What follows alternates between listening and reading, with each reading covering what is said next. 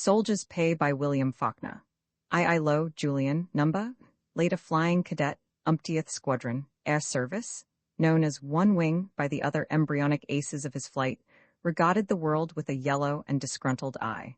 He suffered the same jaundice that many a more-booted one than he did, from flight commanders through generals to the ambrosial single-bod, not to mention that inexplicable beast of the field which the French so beautifully call an aspiring aviator.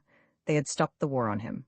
So he sat in a smoldering of disgusted sorrow, not even enjoying his Pullman prerogatives, spinning on his thumb his hat with its accursed white band. "Had your nose in the wind, hey, buddy?" said Yafank, going home and smelling to high heaven of bad whiskey. "Ah, go to hell," he returned sourly, and Yafank doffed his touched hat.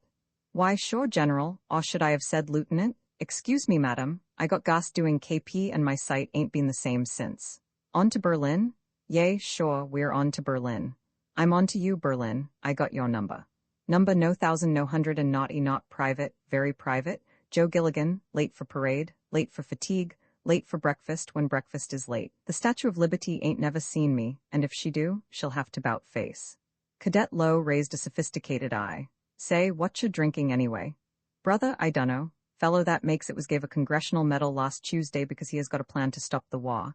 Enlist all the Dutchmen in our army and make 'em drink so much of his stuff a day for 40 days, see? Ruin any war, get the idea? I'll say.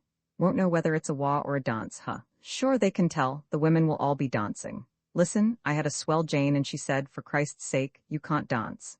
And I said, like hell I can't. And we was dancing and she said, what are you anyways? And I says, what do you want to know for? I can dance as well as any general or major or even a sergeant because I just win 400 in a poker game, and she said, oh, you did? And I said, sure, stick with me, kid, and she said, where is it? Only I wouldn't show it to her, and then this fellow come up to her and said, are you dancing this one?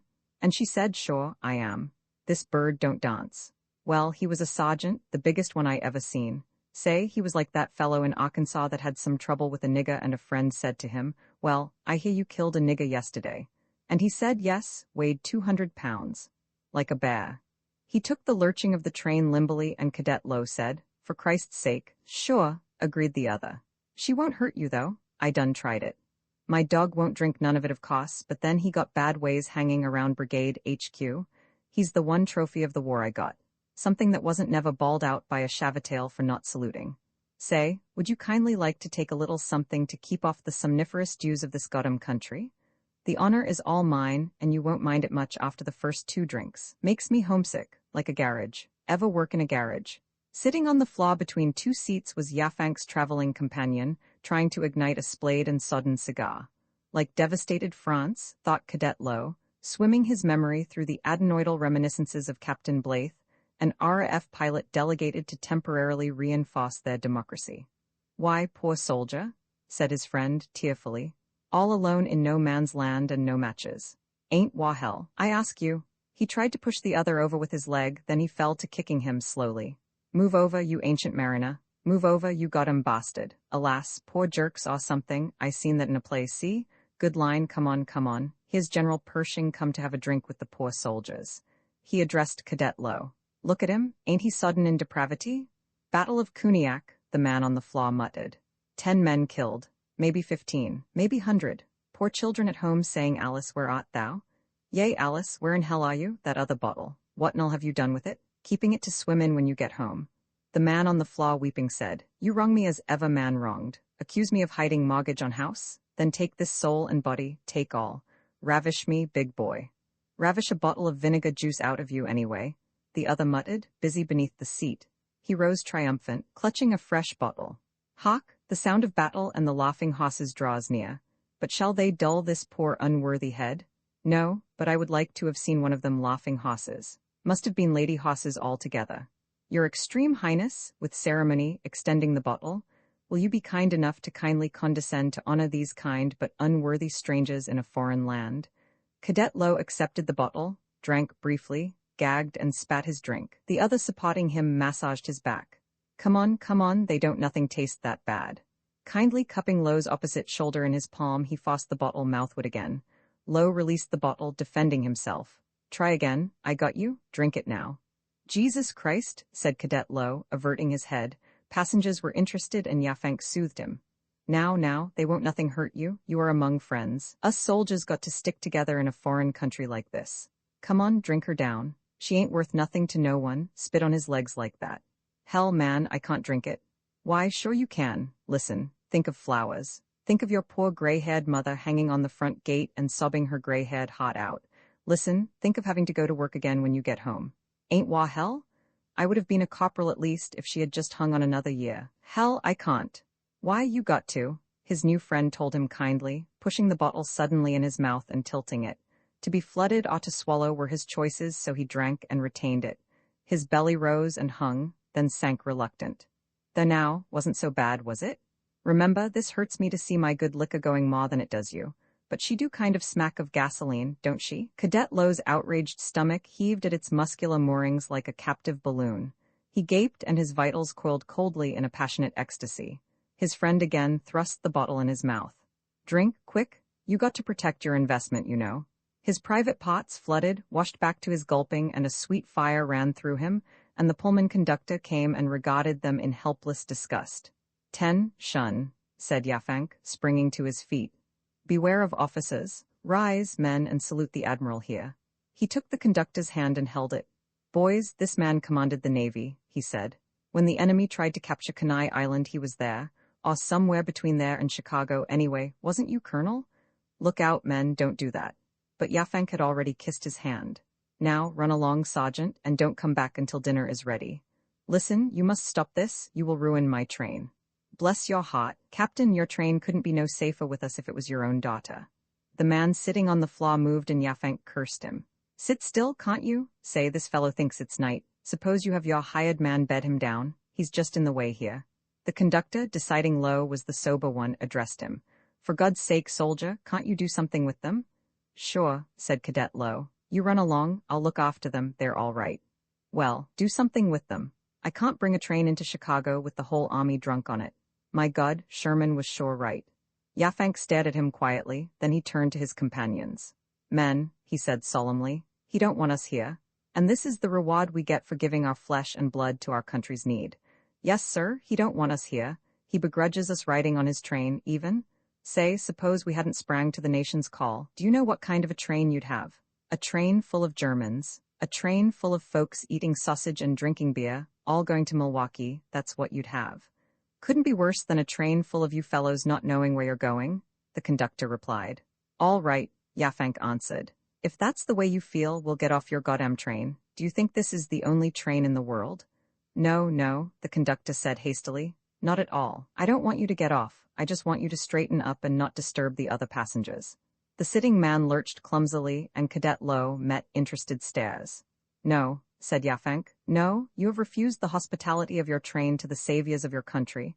We could have expected better treatment than this in Germany, even in Texas. He turned to Lowe. Men, we will get off his train at the next station. Hey, General? My God, repeated the conductor. If we ever have another piece, I don't know what the railroads will do. I thought wa was bad, but my God. Run along, Yafeng told him. Run along. You probably won't stop for us, so I guess we'll have to jump off. Gratitude? Where is gratitude when trains won't stop to let poor soldiers off? I know what it means. They'll fill trains with poor soldiers and run 'em off into the Pacific Ocean. Won't have to feed 'em any more. Poor soldiers? Woodrow, you wouldn't have treated me like this. Hey, what you doing? But the man ignored him, tugging the window up and dragging a cheap paper suitcase across his companion's knees. Before either Lowe or the conductor could raise a hand, he had pushed the suitcase out the window. All out, men? His sodden companion heaved, clawing from the floor. Hey, that was mine, you throwed out. Well, ain't you going to get off with us? We are going to throw 'em all off, and when she slows down, we'll jump ourselves. But you throwed mine off first, the other said. Why, sure, I was saving you the trouble, see? Now don't you feel bad about it? You can throw mine off if you want, and then Pershing here and the Admiral can throw each other's off the same way. You got a bag, ain't you? He asked the conductor. Get yours quick, so we won't have so damn far to walk. Listen, soldiers, said the conductor, and Cadet Lowe, thinking of Elba, thinking of his coiling guts and a slow alcoholic fire in him, remarked the splayed official gold breaking the man's cap. New York swam flatly past, Buffalo was imminent, and sunset. Listen, soldiers, repeated the conductor. I got a son in France, 6th Marines he is. His mother ain't heard from him since October. I'll do anything for you boys, see, but for God's sake act decent. No, replied the man. You have refused us hospitality, so we get off. When does the train stop, or have we got to jump? No, no, you boys sit here. Sit here and behave and you'll be all right. No need to get off. He moved swaying down the aisle and the sodden one removed his devastated cigar. You throwed my suitcase out, he repeated. Yafank took Cadet Lowe's arm. Listen, wouldn't that discourage you? God knows, I'm trying to help the fellow get a start in life, and what do I get? One complaint after another. He addressed his friend again. Why, sure, I throwed your suitcase off. Whatcha want to do? Wait till we get to Buffalo and pay a quota to have it took off for you? But you throwed my suitcase out, said the other again. All right, I did. Whatcha going to do about it? The other pawed himself erect, clinging to the window, and fell heavily over Lowe's feet. For Christ's sake, his companion said, thrusting him into his seat. Whatcha doing? Get off. The man mumbled wetly. Huh? Get off too, he explained, trying to rise again. He got onto his legs and lurching, bumping and sliding about the open window, he thrust his head through it. Cadet Lowe caught him by the brief skirt of his blouse. Here, come back, you damn fool. You can't do that. Why, sure he can, contradicted Yafank. Let him jump off if he wants. He ain't only going to Buffalo anyways. Hell, he'll kill himself. My God, repeated the conductor, returning at a heavy gallop. He leaned across Lowe's shoulder and caught the man's leg. The man, with his head and torso through the window, swayed lax and sodden as a meal sack. Yafank pushed Lowe aside and tried to break the conductor's grip on the other's leg. Let him be. I don't believe he'll jump. But good God, I can't take any chances. Look out, soldier. Pull him back there. Oh, for Christ's sake, let him go, said Lowe, giving up. Sure, the other amended. Let him jump. I'd kind of like to see him do it since he suggested it himself. Besides, he ain't the kind for young fellows like us to associate with. Good riddance. Let's help him off, he added, shoving at the man's lumpy body. The would-be suicide's hat whipped from his head and the wind temporarily clearing his brain, he fought to draw himself in. He had changed his mind. His companion resisted, kindly. Come on. Don't lose your nerve now. G1 and jump. Help? The man shrieked into the vain wind, and help? The conductor chorused, clinging to him, and two alarmed passengers and the potter came to his assistance. They overcame Yafank and drew the now thoroughly alarmed man into the car. The conductor slammed shut the window. Gentlemen, he addressed the two passengers, will you sit here and keep them from putting him out that window? I am going to put them all off as soon as we reach Buffalo. I'd stop the train and do it now, only they'd kill him as soon as they get him alone. Henry, to the potter? Call the train conductor and tell him to wire ahead to Buffalo. We got 2 crazy men on board. Yea, Henry, Yafank amended to the Negro. Tell him to have a band there and 3 bottles of whiskey. If they ain't got a band of their own, tell him to hire one.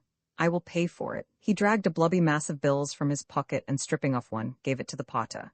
Do you want a band too? He asked Lowe. No, answering himself, no, you don't need none, you can use mine. Run now, he repeated.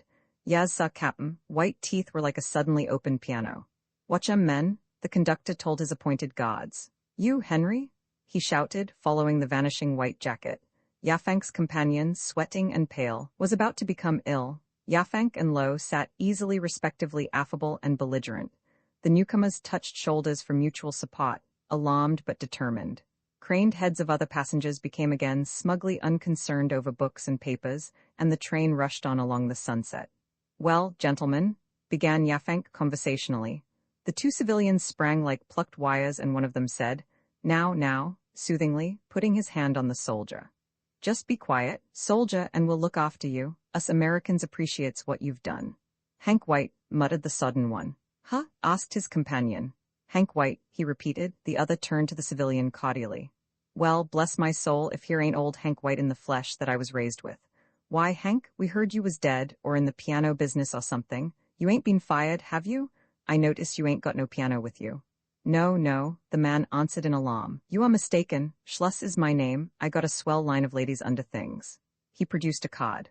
Well, ain't that nice, say? He leaned confidentially toward the other. You don't carry no women's samples with you? No, I was afraid not, but never mind, I will get you one in Buffalo. Not buy you one, of course, just rent you one, you might say, for the time being. Horace, to Cadet Lowe, where's that bottle? Here she is, Major, responded Lowe, taking the bottle from beneath his blouse. Yafank offered it to the 2 civilians. Think of something far away and drink fast, he advised. Why, thanks, said the one called Schluss, tendering the bottle formally to his companion. They stooped cautiously and drank. Yafank and Cadet Lo drank, not stooping. "Be careful, soldiers," warned Schluss. "Sure," said Cadet Lo. They drank again. "Won't the other one take nothing?" asked the heretofore silent one, indicating Yafank's traveling companion. He was hunched awkwardly in the corner. His friend shook him and he slipped limply to the floor. "That's the horror of the demon rum, boys," said Yafank solemnly, and he took another drink. And Cadet Lo took another drink. He tendered the bottle. "No, no," Schluss said with passion. "Not no more right now." "He don't mean that," Yafank said. "He just ain't thought." He and Lo stared at the two civilians. "Give him time, he'll come to hisself." After a while the one called Schluss took the bottle. "That's right," Yafank told Lo confidentially. "For a while I thought he was going to insult the uniform. But you wasn't, was you?" "No, no, they ain't no one respects the uniform like I do. Listen, I would have liked to fought by your side, see? But someone got to look out for business while the boys are gone. Ain't that right?" He appealed to Lo. "I don't know," said Lo with courteous belligerence. "I never had time to work any." Come on," Yafank reprimanded him. "All of us wasn't young enough to be lucky as you." "How was I lucky?" Lo rejoined fiercely. "Well, shut up about it if you wasn't lucky. We got something else to worry about." "Sure," Schluss added quickly. "We all got something to worry about." He tasted the bottle briefly and the other said, "Come on now, drink it." "No, no, thanks, I got a plenty." Yafank's eye was like a snake's. "Take a drink now. Do you want me to call the conductor and tell him you are worrying us to give you whiskey?" The man gave him the bottle quickly. He turned to the other civilian. "What makes him act so funny?" "No, no," said Schluss. "Listen, you soldiers drink if you want. We'll look after you." The silent one added like a brother and Yafank said, "They think we are trying to poison them. They think we are German spies, I guess." "No, no. When I see a uniform, I respect it like it was my mother." "Then come on and drink." Schluss gulped and passed the bottle. His companion drank also and sweat beaded them. "Won't he take nothing?" repeated the silent one, and Yafank regarded the other soldier with compassion. "Alas, poor Hank," he said. "Poor boy's done for, I fear. The end of a long friendship, men." Cadet Lo said sure, seeing two distinct Hanks, and the other continued. "Look at that kind, manly face. Children together we was, picking flowers in the flowery meadows. Him and me made the middleweight mule wipers battalion what she was. Him and me devastated France together. And now look at him. Hank, don't you recognize this weeping voice, this soft hand on your brow? General," he turned to Lo, "will you be kind enough to take charge of the remains? I will deputize these kind strangers to stop at the first harness factory we pass and have a collar suitable for mules made of dogwood with the initials HW in forget-me-nots." Schluss in ready tears tried to put his arm about Yafank's shoulders. There, death ain't only a parting. Brace up, take a little drink, then you'll feel better." "Why, I believe I will," he replied. "You got a kind heart, buddy. Fall in when fire call blows, boys." Schluss mopped his face with a soiled, scented handkerchief, and they drank again. New York, in a rosy glow of alcohol and sunset, streamed past, breaking into Buffalo, and with fervent new fire in them, they remarked the station. Poor Hank now slept peacefully in a spittoon. Cadet Lo and his friend, being cold of stomach, rose and supported their companions. Schluss evinced a disinclination to get off. He said it couldn't possibly be Buffalo, that he had been to Buffalo too many times. Sure, they told him, holding him erect, and the conductor glared at them briefly and vanished. Lo and Yafank got their hats and helped the civilians into the aisle. "I'm certainly glad my boy wasn't old enough to be a soldier," remarked a woman passing them with difficulty, and Lo said to Yafank, "Say, what about him?" "Him?" repeated the other, having attached Schluss to himself. "That one back there." Lo indicated the casual. "Oh, him. You are welcome to him if you want him." "Why, aren't you together?" Outside was the noise and smoke of the station. They saw through the windows hurrying people and porters, and Yafank moving down the aisle answered, "Hell, no, I never seen him before. Let the porters sweep him out or keep him, whichever he likes." They half dragged, half carried the two civilians, and with diabolical cunning, Yafank led the way through the train and dismounted from a day coach. On the platform, Schluss put his arm around the soldier's neck. "Listen, fellows," he said with passion. "Why know name, why got a dress? Listen, I will show you 'Merica 'preciates what you done. All glory ever wave on land and sea. Listen, ain't nothing I got soldier can't have, nothing. And if you wasn't soldiers, I am still for you, 100%. I like you, I swear I like you."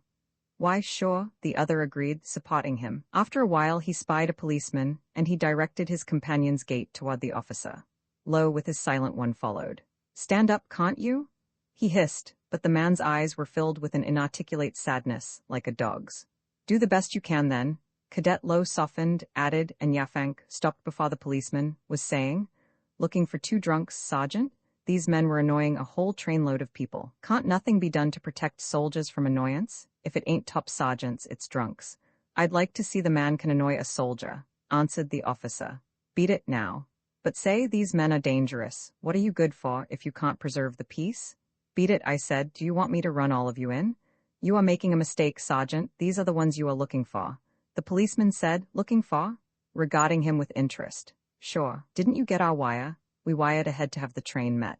"Oh, these are the crazy ones, are they? Was the one they were trying to murder?" "Sure, they are crazy. Do you think a sane man would get himself into this state?" The policeman looked at the 4 of them with a blasé eye. "Gee wan now, you're all drunk. Beat it, or I'll run you in." "All right, take us in. If we got to go to the station to get rid of these crazy ones, we'll have to. Where's the conductor of this train?" "He's with a doctor working on the wounded one." "Say, you men better be careful. Whatcha trying to do, kid me?" Yafank jerked his companion up. "Stand up," he said, shaking the man. "Love you like a brother," the other muttered. "Look at him," he said. "Look at both of them. And there's a man hurt on that train. Are you going to stand here and do nothing?" "I thought you was kidding me. These are the ones, are they?" He raised his whistle and another policeman ran up. "Here they are, Ed. You watch 'em and I'll get aboard and see about that dead man. You soldiers stay here, see?" "Sure, Sergeant," Yafank agreed. The officer ran heavily away and he turned to the civilians. "All right, boys. Here's the bellhops come to carry you out where the parade starts. You go with them and me, and this other officer will go back and get the conductor and the potter.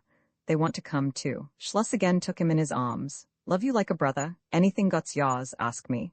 "Sure," he rejoined. "Watch 'em cap, they're crazy as hell. Now you run along with this nice man." "Here," the policeman said, "you two wait here." There came a shout from the train and the conductor's face was a bursting bellowing moon. "Like to wait and see it explode on him?" Yafank murmured. The policeman supporting the 2 men hurried toward the train. "Come on here," he shouted to Yafank and Lowe. As he drew away, Yafank spoke swiftly to Lowe. "Come on, General," he said. "Let's get going. So long, boys. Let's go, kid." The policeman shouted, "Stop there!" But they disregarded him, hurrying down the long shed, leaving the excitement to clot about itself, for all of them. Outside the station in the twilight, the city broke sharply its skyline against the winter evening and lights were shimmering birds on motionless golden wings. Bell notes in arrested flight, ugly everywhere beneath a rumored retreating magic of color. Food for the belly, and winter, though spring was somewhere in the world, from the south blown up like forgotten music. Caught both in the magic of change, they stood feeling the spring in the cold air, as if they had but recently come into a new world, feeling their littleness and believing too that lying in wait for them was something new and strange. They were ashamed of this and silence was unbearable. "Well, buddy," and Yafank slapped Cadet Lowe smartly on the back, "that's one parade we'll sure be AWOL from, huh?" Roman too, who sprang to be his land's defense and has been sorry ever since. Cadet, who can't date a single girl long as Kiwis run the world. Cadet, with food in their bellies and a quart of whiskey snugly under Cadet Lowe's arm, they boarded a train. "Where are we going?" asked Lowe. "This train don't go to San Francisco, do she?" "Listen," said Yafank. "My name is Joe Gilligan. Gilligan, Gillign, Gilligan, Joe, Joe Gilligan. My people captured Minneapolis from the Irish and taken a Dutch name, see? Did you ever know a man named Gilligan give you a bum steer? If you want to go to San Francisco, all right. If you want to go to St. Paul or Omaha, it's all right with me. And more than that, I'll see that you get there. I'll see that you go to all 3 of them if you want. But why in hell do you want to go so damn far as San Francisco?" "I don't," replied Cadet Lowe. "I don't want to go anywhere especially. I like this train here, far as I am concerned. I say, let's fight this war out right here. But you see, my people live in San Francisco. That's why I am going there." "Why, sure," Private Gilligan agreed readily. "Sometimes a man does want to see his family, especially if he don't have to live with them. I ain't criticizing you. I admire you for it, buddy. But say, you can go home any time. What I say is, let's have a look at this glorious nation which we have fought for." "Hell, I can't. My mother has wired me every day since the armistice to fly low and be careful and come home as soon as I am demobilized. I bet she wired the president to have me excused as soon as possible." "Why, sure, of course she did. What can equal a mother's love, except a good drink of whiskey? Where's that bottle? You ain't betrayed a virgin, have you?" "Here she is." Cadet Lowe produced it and Gilligan pressed the bell. "Claude," he told a superior potter, "bring us 2 glasses and a bottle of sarsaparilla or something. We are among gentlemen today and we aim to act like gentlemen. Whatcha want glasses for? Asked Lowe. Bottle was all right yesterday. You got to remember we are getting among strangers now. We don't want to offend no savage customs. Wait until you get to be an experienced traveler and you'll remember these things. 2 glasses, Othello. The potter in his starched jacket became a symbol of self-sufficiency. You can't drink in this car, go to the buffet car. Ah, come on Claude, have a hot. We don't have no drinking in this car, go to the buffet car if you want. He swung himself from seat to seat down the lurching car. Private Gilligan turned to his companion. Well, what do you know about that? Ain't that one hell of a way to treat soldiers? I tell you, General, this is the worst run war I ever seen. Hell, let's drink out of the bottle. No, this thing has got to be a point of honor now. Remember, we got to protect our uniform from insult. You wait here and I'll see the conductor. We bought tickets, hey, buddy? With officers gone and officers' wives having the grand old time of their lives, an overcast sky, and earth dissolving monotonously into a gray mist. Grayly, occasional trees and houses marching through it, and towns like bubbles of ghostly sound beaded on a steel wire. Who's in the guardroom chewing the bars, saying to hell with the government was? Cadet? And here was Gilligan returned, saying, Charles at ease. I might have known he would have gotten another one, thought Cadet Lowe, looking up. He saw a belt and wings, he rose and met a young face with a dreadful scar across his brow. My God, he thought, turning sick. He saluted, and the other peered at him with strained distraction. Gilligan, holding his arm, helped him into the seat. The man turned his puzzled gaze to Gilligan and murmured, Thanks. Lieutenant, said Gilligan, you see here the pride of the nation. General, ring the bell for ice water. The lieutenant here is sick. Cadet Lowe pressed the bell, regarding with a rebirth of that old feud between American enlisted men and officers of all nations the man's insignia and wings and brass, not even wondering what a British officer in his condition could be doing traveling in America. Had I been old enough or lucky enough, this might have been me, he thought jealously. The potter reappeared. No drinking in this car, I told you, he said. Gilligan produced a bill. No, sir, not in this car. Then he saw the third man. He leaned down to him quickly, then glanced suspiciously from Gilligan to Lowe. What you all doing with him? He asked. Oh, he's just a lost foreigner I found back yonder. Now, Ernest? Lost? He ain't lost. He's from Gauja. I'm looking after him. Captain to the officer, is these folks all right? Gilligan and Lowe looked at each other. Christ, I thought he was a foreigner, Gilligan whispered. The man raised his eyes to the potter's anxious face. Yes, he said slowly, they're all right. Does you want to stay here with them, or don't you want me to fix you up in your place? Let him stay here, Gilligan said. He wants a drink. But he ain't got no business drinking, he's sick. Loot, Gilligan said, do you want a drink? Yes, I want a drink, yes. But he oughtn't to have no whiskey, sir. I won't let him have too much, I am going to look after him. Come on now, let's have some glasses, can't we? The potter began again. But he oughtn't? Say, Loot, Gilligan interrupted. Can't you make your friend here get us some glasses to drink from? Glasses? Yea, he don't want to bring us none. Does you want glasses, Cap'n? Yes, bring us some glasses, will you? All right, Cap'n. He stopped again. You going to take care of him, ain't you? He asked Gilligan. Sure. The potter gone. Gilligan regarded his guest with envy. You sure got to be from Georgia to get service on this train. I showed him money, but it never even shook him. Say, General, to Lowe, we better keep the lieutenant with us, huh? Might come in useful. Sure, agreed Lowe. Say, sir, what kind of ships did you use? Oh, for Christ's sake, interrupted Gilligan, let him be. He's been devastating France, now he needs rest. Hey, Loot? Beneath his scarred and tortured brow the man's gaze was puzzled but kindly, and the potter reappeared with glasses and a bottle of ginger ale. He produced a pillow which he placed carefully behind the officer's head, then he got 2 more pillows for the others, forcing them with ruthless kindness to relax. He was deftly officious, including them impartially in his activities, like fate. Private Gilligan, unused to this, became restive. Hey, ease up, George, let me do my own pouring a while. I aim to paw this bottle if you'll give me room. He desisted, saying, Is this all right, Cap'n? Yes, all right, thanks, the officer answered. Then, bring your glass and get a drink. Gilligan solved the bottle and filled the glasses. Ginger ale hissed sweetly and pungently. Up and at 'em, men. The officer took his glass in his left hand, and then Lowe noticed his right hand was drawn and withered. Cheero, he said. Nose down, murmured Lowe. The man looked at him with poised glass. He looked at the hat on Lowe's knee, and that groping, puzzled thing behind his eyes became clear and sharp as with a mental process, and Lowe thought that his lips had asked a question. Yes, sir, cadet, he replied, feeling warmly grateful, feeling again a youthful clean pride in his caw. But the effort had been too much, and again the officer's gaze was puzzled and distracted. Gilligan raised his glass, squinting at it. "Here's to peace," he said. "The first 100 years is the hardest." Here was the potter again, with his own glass. "'Nother nose in the trough," Gilligan complained, helping him. The Negro patted and rearranged the pillow beneath the officer's head. "Excuse me, Cap'n, but can't I get you something for your head?" "No, no, thanks, it's all right." "But you're sick, sir, don't you drink too much?" "I'll be careful." "Sure," Gilligan amended, "we'll watch him. Lemme pull the shade down, keep the light out of your eyes." "No, I don't mind the light, you run along. I'll call if I want anything." With the instinct of his race, the Negro knew that his kindness was becoming untactful, yet he ventured again. "I bet you haven't wired your folks to meet you. Why'n't you lemme wire 'em for you? I can look after you far as I go, but who's going to look after you then?" "No, I'm all right, I tell you. You look after me as far as you go, I'll get along." "All right, but I am going to tell your pa how you are acting some day. You ought to know better than that, Cap'n." He said to Gilligan in low, "You gentlemen call me if he gets sick." "Yes, go on now, damn you. I'll call if I don't feel well." Gilligan looked from his retreating back to the officer in admiration. "Lute, how do you do it?" But the man only turned on them his puzzled gaze. He finished his drink, and while Gilligan renewed them cadet low, like a trailing hound, repeated, "Say, sir, what kind of ships did you use?" The man looked at Lowe kindly, not replying, and Gilligan said, "Hush, let him alone. Don't you see he don't remember himself? Do you reckon you would? With that ska, let the wobby, hey, lieutenant?"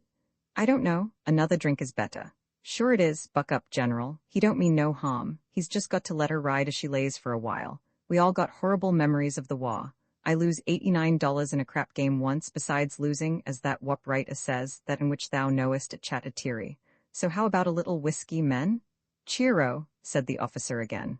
"What do you mean?" "Chateau Thierry," said Lowe, boyish in disappointment, feeling that he had been deliberately ignored by one to whom fate had been kinder than to himself.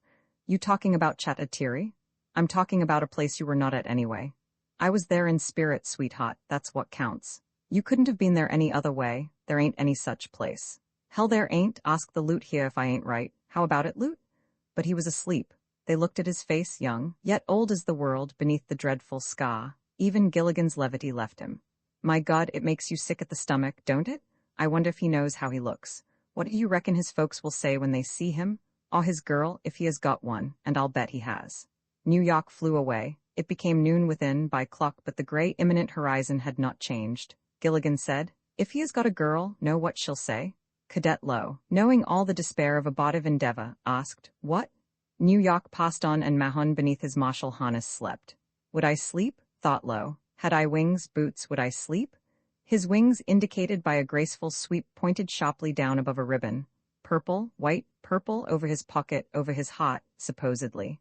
Lowe descried between the pinions of a superimposed crown and 3 letters, then his gaze mounted to the sleeping scarred face. "What?" he repeated. "She'll give him the air, buddy." "Ah, come on, of course she won't."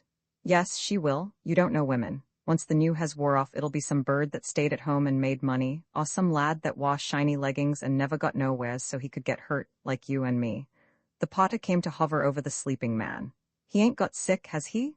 He whispered. They told him no, and the Negro eased the position of the sleeping man's head. "You gentlemen look after him and be sure to call me if he wants anything. He's a sick man." Gilligan and Lowe, looking at the officer, agreed, and the potter lowered the shade. "You want some more ginger ale?" "Yes," said Gilligan, assuming the potter's hushed tone, and the Negro withdrew. The two of them sat in silent comradeship, the comradeship of those whose lives had become pointless through the sheer equivocation of events, of the sorry jade, circumstance. The potter brought ginger ale, and they sat drinking while New York became Ohio. Gilligan, that talkative, unserious one, entered some dream within himself, and Cadet Lowe, young and dreadfully disappointed, knew all the old sorrows of the Jasons of the world who see their vessels sink ere the harbor is left behind. Beneath his scar the officer slept in all the travesty of his wings and leather and brass, and a terrible old woman paused, saying, "Was he wounded?" Gilligan waked from his dream. "Look at his face," he said fretfully. "He fell off of a chair onto an old woman he was talking to and done that." "What insolence," said the woman, glaring at Gilligan. "But can't something be done for him? He looks sick to me." "Yes, ma'am, something can be done for him. What we are doing now, letting him alone." She and Gilligan stared at each other, then she looked at Cadet Lowe, young and belligerent and disappointed. She looked back to Gilligan. She said from the ruthless humanity of money, I shall report you to the conductor. That man is sick and needs attention. All right, ma'am, but you tell the conductor that if he bothers him now, I'll knock his goddamn head off. The old woman glared at Gilligan from beneath a quiet, modish black hat, and a girl's voice said, "Let them alone, Mrs. Henderson. They'll take care of him all right." She was dark. Had Gilligan and Lowe ever seen an Aubrey Beardsley, they would have known that Beardsley would have sickened for her. He had drawn her so often dressed in peacock hues, white and slim, and depraved among meretricious trees and impossible marble fountains. Gilligan rose. "That's right, miss. He is all right sleeping here with us. The potter is looking after him, wondering why he should have to explain to her, and we are taking him home. Just leave him be, and thank you for your interest." "But something ought to be done about it," the old woman repeated futilely. The girl led her away, and the train ran swaying in afternoon. Sure, it was afternoon. Cadet Lowe's wristwatch said so. It might be any state under the sun, but it was afternoon. Afternoon or evening or morning or night, far as the officer was concerned. He slept. "Damned old bitch," Gilligan muttered, careful not to wake him. "Look how you've got his arm," the girl said, returning. She moved his withered hand from his thigh. His hand, too, seeing the scrofulous indication of his bones beneath the blistered skin. "Oh, his poor terrible face," she said, shifting the pillow under his head. "Be quiet, ma'am," Gilligan said. She ignored him. Gilligan, expecting to see him wake, admitted defeat, and she continued, "Is he going far?" "Lives in Georgia," Gilligan said. He and Cadet Lowe, seeing that she was not merely passing their section, rose. Lowe remarking her pallid distinction, her black hair, the red scar of her mouth, her slim dark dress, knew an adolescent envy of the sleeper. She ignored Lowe with a brief glance. How impersonal she was, how self-contained, ignoring them. "He can't get home alone," she stated with conviction. "Are you all going with him?" "Sure," Gilligan assured her. Lowe wished to say something that would leave him fixed in her mind, something to reveal himself to her. But she glanced at the glasses, the bottle that Lowe, feeling a fool yet clasped. "You seem to be getting along pretty well yourselves," she said. "Snake medicine, miss, but won't you have some?" Lowe, envying Gilligan's boldness, his presence of mind, watched her mouth. She looked down the car. "I believe I will if you have another glass." "Why, sure, General, ring the bell." She sat down beside Mahon, and Gilligan and Lowe sat again. She was young, she probably liked dancing, yet at the same time she seemed not young, as if she knew everything. "She is married, and about 25, thought Gilligan. "She is about 19, and she is not in love," Lowe decided. She looked at Lowe. "What's your outfit, soldier?" "Flying cadet," answered Lowe with slow patronage, "air service." She was a kid, she only looked old. "Oh, then of course you are looking after him. He's an aviator too, isn't he?" "Look at his wings," Lowe answered. "British, Royal Air Force, pretty good boys." "Hell," said Gilligan, "he ain't no foreigner. You don't have to be a foreigner to be with the British or French. Look at Loughbury. He was with the French until we come in." The girl looked at him, and Gilligan, who had never heard of Loughbury, said, "Whatever he is, he's all right, with us anyway. Let him be whatever he wants." The girl said, "I am sure he is." The potter appeared. "Captain's all right?" he whispered, remarking her without surprise, as is the custom of his race.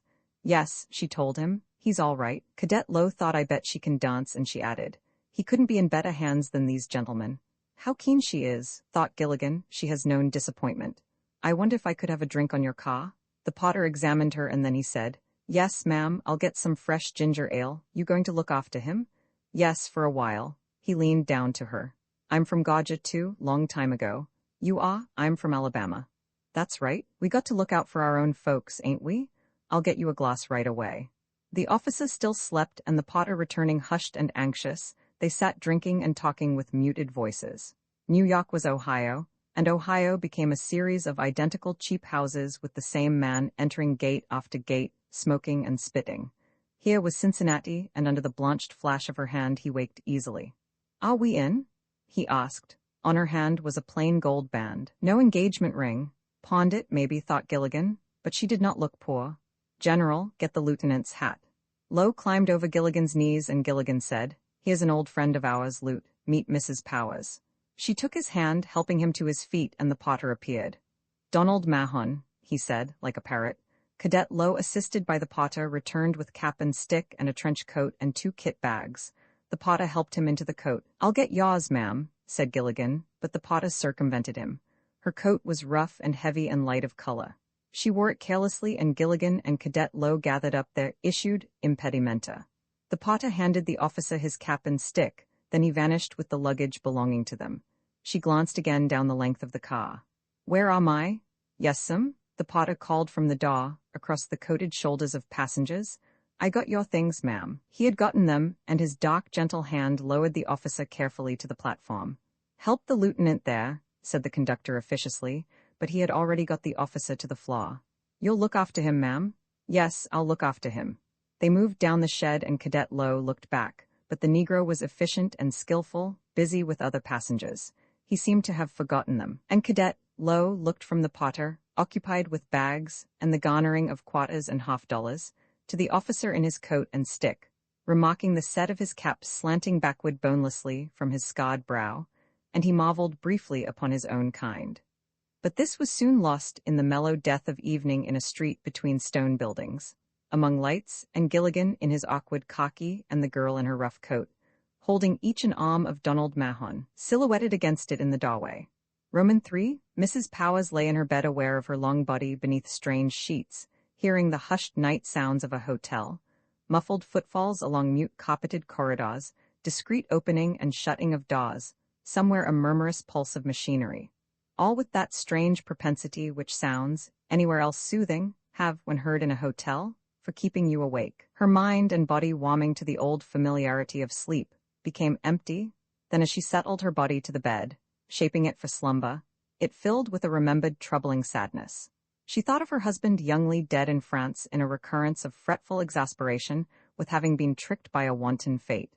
A joke, amusing to no one. Just when she had calmly decided that they had taken advantage of a universal hysteria for the purpose of getting of each other a brief ecstasy. Just when she had decided calmly that they were better quit of each other with nothing to mar the memory of their 3 days together, and had written him so, wishing him luck. She must be notified casually and impersonally that he had been killed in action. So casually, so impersonally, as if Richard Powers, with whom she had spent 3 days, were one man and Richard Powers commanding a platoon in the division were another. And she being young must again know all the terror of parting, of that passionate desire to cling to something concrete in a dark world, in spite of war departments. He had not even got her letter.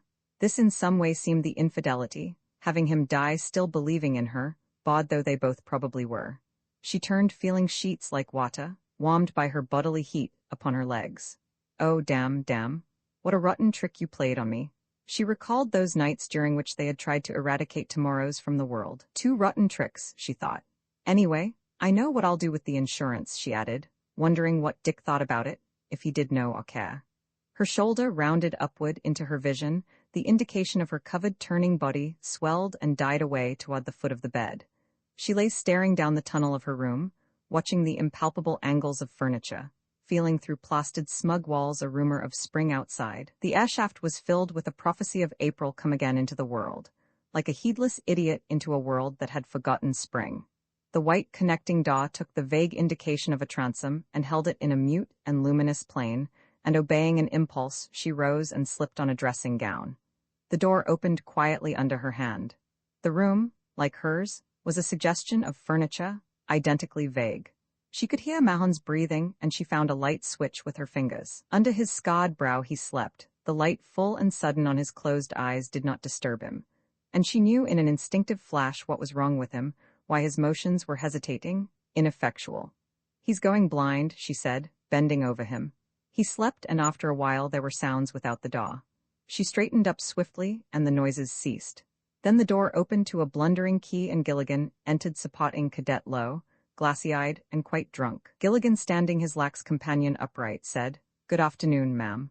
Lowe muttered wetly, and Gilligan continued, "Look at this lonely mariner I got here. Sail on, oh proud and lonely," he told his attached and aimless burden. Cadet Lowe muttered again, not intelligible. His eyes were like 2 oysters. "Huh?" asked Gilligan. "Come on, be a man, speak to the nice lady." Cadet Lowe repeated himself liquidly, and she whispered, "SHHH, be quiet." "Oh," said Gilligan with surprise. "Lute's asleep, huh? What's he want to sleep for this time of day?" Lowe, with quenchless optimism, essayed speech again, and Gilligan, comprehending, said, "That's what you want, is it? Why couldn't you come out like a man and say it? Wants to go to bed for some reason," he explained to Mrs. Powers. "That's where he belongs," she said, and Gilligan with alcoholic care led his companion to the other bed, and with the exaggerated caution of the inebriate, laid him upon it. Lo, drawing his knees upside and turned his back to them, but Gilligan, dragging at his legs, removed his puttees and shoes, taking each shoe in both hands and placing it on a table. She leaned against the foot of Mahon's bed, fitting her long thigh to the hard rail, until he had finished. At last Lo, freed of his shoes, turned sighing to the wall, and she said, "How drunk are you, Joe?" "Not very, ma'am. What's wrong?" "Loot needs something." Mahon slept and Cadet Lo immediately slept. "I want to talk to you, Joe, about him," she added quickly, feeling Gilligan's stare. "Can you listen, or had you rather go to bed and talk it over in the morning?" Gilligan, focusing his eyes, answered, "Why, now suits me. Always oblige a lady." Making her decision suddenly, she said, "Come in my room then." "Sure, lemme get my bottle and I'm your man." She returned to her room while he sought his bottle, and when he joined her, she was sitting on her bed, clasping her knees, wrapped in a blanket. Gilligan drew up a chair. "Joe, do you know he's going blind?" she said abruptly. After a time her face became a human face, and holding it in his vision he said, "I know more than that. He's going to die." "Die?" "Yes, ma'am. If I ever seen death in a man's face, it's in his. Goddamn this world," he burst out suddenly. "SHHH," she whispered.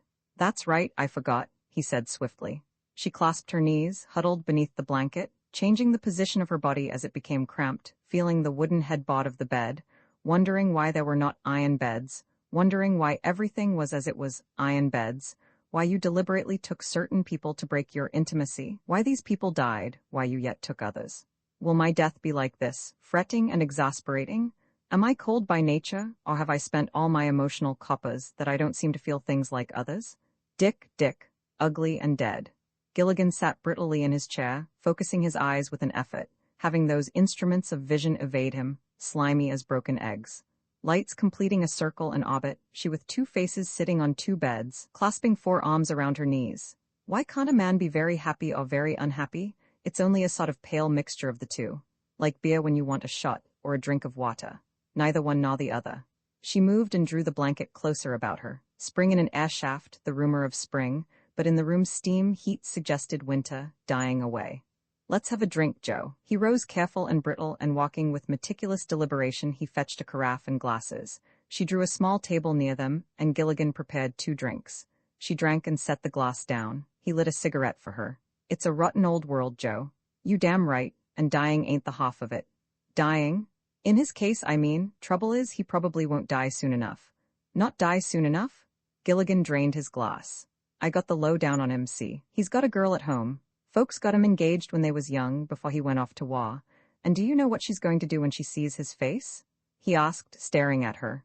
At last her 2 faces became one face, and her hair was black. Her mouth was like a scar. "Oh no, Joe, she wouldn't do that." She sat up. The blanket slipped from her shoulders and she replaced it, watching him intently. Gilligan, breaking the orbit of visible things by an effort of will, said, "Don't you kid yourself. I've seen her picture. And the last letter he had from her." "He didn't show them to you?" she said quickly. "That's all right about that, I seen him." "Joe, you didn't go through his things?" "Hell, ma'am, ain't I and you trying to help him? Suppose I did do something that ain't exactly according to holy hoil. You know damn well that I can help him, if I don't let a whole lot of don'ts stop me. And if I know I'm right, there ain't any don'ts or anything else going to stop me." She looked at him and he hurried on. "I mean, you and I know what to do for him, but if you are always letting a gentleman don't do this and a gentleman don't do that interfere, you can't help him. Do you see? But what makes you so sure she will turn him down?" "Why, I tell you I seen that letter. All the old bunk about knights of the air and the romance of battle, that even the fat crying ones outgrow soon as the excitement is over, and uniforms and being wounded ain't only not stylish no more, but it is troublesome. But aren't you taking a lot for granted, not to have seen her, even? I've seen that photograph. One of them flighty-looking pretty ones with lots of hair. Just the sort would have got herself engaged to him. How do you know it is still on? Perhaps she has forgotten him, and he probably doesn't remember her, you know? That ain't it. If he don't remember her, he's all right. But if he will know his folks, he will want to believe that something in his world ain't turned upside down." They were silent a while, then Gilligan said, "I wish I could have knowed him before. He's the kind of a son I would have liked to have." He finished his drink. "Joe, how old are you?" 32, ma'am." "How did you ever learn so much about us?" she asked with interest, watching him. He grinned briefly. "It ain't knowing, it's just saying things. I think I done it through practice." "By talking so much," he replied with sardonic humor. "I talk so much I got to say the right thing sooner or later. You don't talk much yourself." Not much, she agreed. She moved carelessly and the blanket slipped entirely, exposing her thin nightdress. Raising her arms and twisting her body to replace it, her long shank was revealed, and her turning ankle and her bare foot. Gilligan, without moving, said, "Ma'am, let's get married." She huddled quickly in the blanket again, already knowing a faint disgust with herself. "Bless your heart, Joe, don't you know my name is Mrs.? Sure, and I know, too, you ain't got any husband. I dunno where he is or what you done with him, but you ain't got a husband now. Goodness, I'm beginning to be afraid of you. You know too much. You were right, my husband was killed last year." Gilligan, looking at her, said, "Rotten luck." And she, tasting again a faint, warm sorrow, bowed her head to her arched, clasped knees. Rotten luck. That's exactly what it was, what everything is. Even sorrow is a fake now. She raised her face, her pallid face beneath her black hair, scarred with her mouth. "Joe, that was the only sincere word of condolence I ever had. Come here." Gilligan went to her and she took his hand, holding it against her cheek. Then she removed it, shaking back her hair. "You are a good fellow, Joe. If I felt like marrying anybody now, I'd take you. I'm sorry I played that trick, Joe." "Trick?" repeated Gilligan, gazing upon her black hair. Then he said, noncommittally, "But we haven't decided what to do with that poor boy in there," she said with brisk energy, clasping her blanket. "That's what I wanted to talk to you about. Are you sleepy?" "Not me," he answered. "I don't think I ever want to sleep again." "Neither do I." She moved across the bed, propping her back against the headboard. "Lie down here and let's decide on something." "Sure," agreed Gilligan. "I better take off my shoes first, ruin the hotel's bed." "To hell with the hotel's bed," she told him. "Put your feet on it." Gilligan lay down, shielding his eyes with his hand. After a time she said, "Well, what's to be done?" "We got to get him home first," Gilligan said. "I'll wire his folks tomorrow. His old man is a preacher, see? But it's that damn girl bothers me. He sure ought to be let die in peace. But what else to do I don't know. I know about some things," he explained, "but after all, women can guess and be nearer right than whatever I could decide on. I don't think anyone could do much more than you. I'd put my money on you every time." He moved, shading his eyes again. "I dunno, I am good so far, but then you got to have mon just sense. Say, why don't you come with the general and me?" "I intend to, Joe." Her voice came from beyond his shielding hand. "I think I intended to all the time. She is in love with him, but he only said, 'Good for you, but I knowed you'd do the right thing. All right with your people, is it?' Yes, but what about money?" "Money? Well, for what he might need, you know, he might get sick anywhere." "Lord, I cleaned up in a poker game and I ain't had time to spend it. Money's all right, that ain't any question," he said roughly. "Yes, money's all right. You know I have my husband's insurance." He lay silent, shielding his eyes. His cocky legs marring the bed ended in clumsy shoes. She nursed her knees, huddling in her blanket. After a space she said, "Sleep, Joe?" "It's a funny world, ain't it?" he asked irrelevantly, not moving. "Funny? Sure, soldier dies and leaves you money. And you spend the money helping another soldier die comfortable. Ain't that funny?" "I suppose so. Everything is funny, horribly funny. Anyway, it's nice to have it all fixed," he said after a while. "He'll be glad you are coming along. Dear dead Dick." Mahon under his scar, sleeping. "Dick, my dearest one."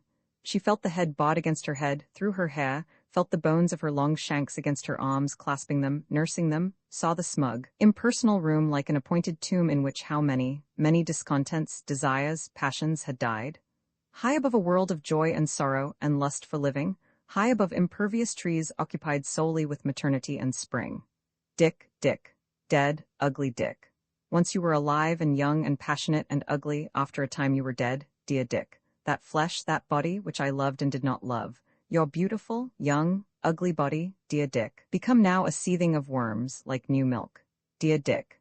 Gilligan, Joseph, late a private, a Democrat by enlistment and numbered like a convict, slept beside her, his boots given him gratis by Democrats of a higher rating among Democrats, innocent and awkward upon a white spread of rented cloth, immaculate and impersonal.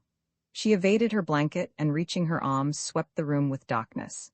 She slipped beneath the covers, settling her cheek on her palm. Gilligan, undisturbed, snored, filling the room with a homely, comforting sound. Dick, dear, ugly dead. Roman 4 in the next room. Cadet Lowe waked from a chaotic dream, opening his eyes and staring with detachment, impersonal as God, at lights burning about him. After a time, he recalled his body, remembering where he was, and by an effort he turned his head. In the other bed, the man slept beneath his terrible face. "I am Julian Lowe. I eat, I digest. Evacuate, I have flown. This man here, sleeping beneath his scar. Where do we touch? Oh God, knowing his own body, his stomach. Raising his hand, he felt his own undamaged brow. No scar there. Near him upon a chair was his hat severed by a white band, upon the table the other man's cap with its cloth crown sloping backward from a bronze-initialed crest. He tasted his sour mouth, knowing his troubled stomach. To have been him, he moaned, just to be him. Let him take this sound body of mine. Let him take it. To have got wings on my breast, to have wings, and to have got his scar too, I would take death tomorrow. Upon a chair, Mahon's tunic evinced above the left breast pocket, wings breaking from an initialed circle beneath a crown, tipping downward in an arrested embroidered sweep, a symbolized desire. To be him, to have gotten wings, but to have got his scar too. Cadet Lowe turned to the wall with passionate disappointment like a gnawing fox at his vitals. Slobbering and moaning, Cadet Lowe too dreamed again, sleeping. Cadet Lowe, waking, remarked Mourning and Gilligan entering the room, dressed. Gilligan, looking at him, said, "How you coming, Ace?" Mahon yet slept beneath his scar, upon a chair his tunic. Above the left pocket, wings swept silkenly, breaking downward above a ribbon. Purple, white, purple. "Oh, God," Lowe groaned. Gilligan, with the assurance of physical well-being, stood in brisk arrested motion. "As you were, fellow. I'm going out and have some breakfast sent up. You stay here until Loot wakes, huh?" Cadet Lowe, tasting his sour mouth, groaned again. Gilligan regarded him. "Oh, you'll stay all right, won't you? I'll be back soon." The door closed after him, and Lowe, thinking of water, rose and took his wavering way across the room to a water pitcher. Carafe, like giraffe or like café, he wondered. The water was good, but lowering the vessel he felt immediately sick. After a while he recaptured the bed. He dozed, forgetting his stomach, and remembering it he dreamed and waked. He could feel his head like a dull inflation, then he could distinguish the foot of his bed, and thinking again of water, he turned on a pillow, and saw another identical bed, and the suave indication of a dressing gown motionless beside it. Leaning over Mahon's scarred supineness, she said, "Don't get up." Lowe said, "I won't," closing his eyes, tasting his mouth, seeing her long slim body against his red eyelids, opening his eyes to light, and her thighs shaped and falling away into an impersonal fabric. With an effort he might have seen her ankles. Her feet will be there, he thought. Unable to accomplish the effort, and behind his closed eyes, he thought of saying something which would leave his mouth on hers. Oh, God, he thought, feeling that no one had been so sick, imagining that she would say, "I love you too. If I had wings and a scar." To hell with officers, he thought, sleeping again, to hell with Kiwis anyway. I wouldn't be a goddamn Kiwi. Rather be a sergeant, rather be a mechanic. Crack up, cadet. Hell yes, why not? War's over. Glad. Oh God, his scar, his wings, last time.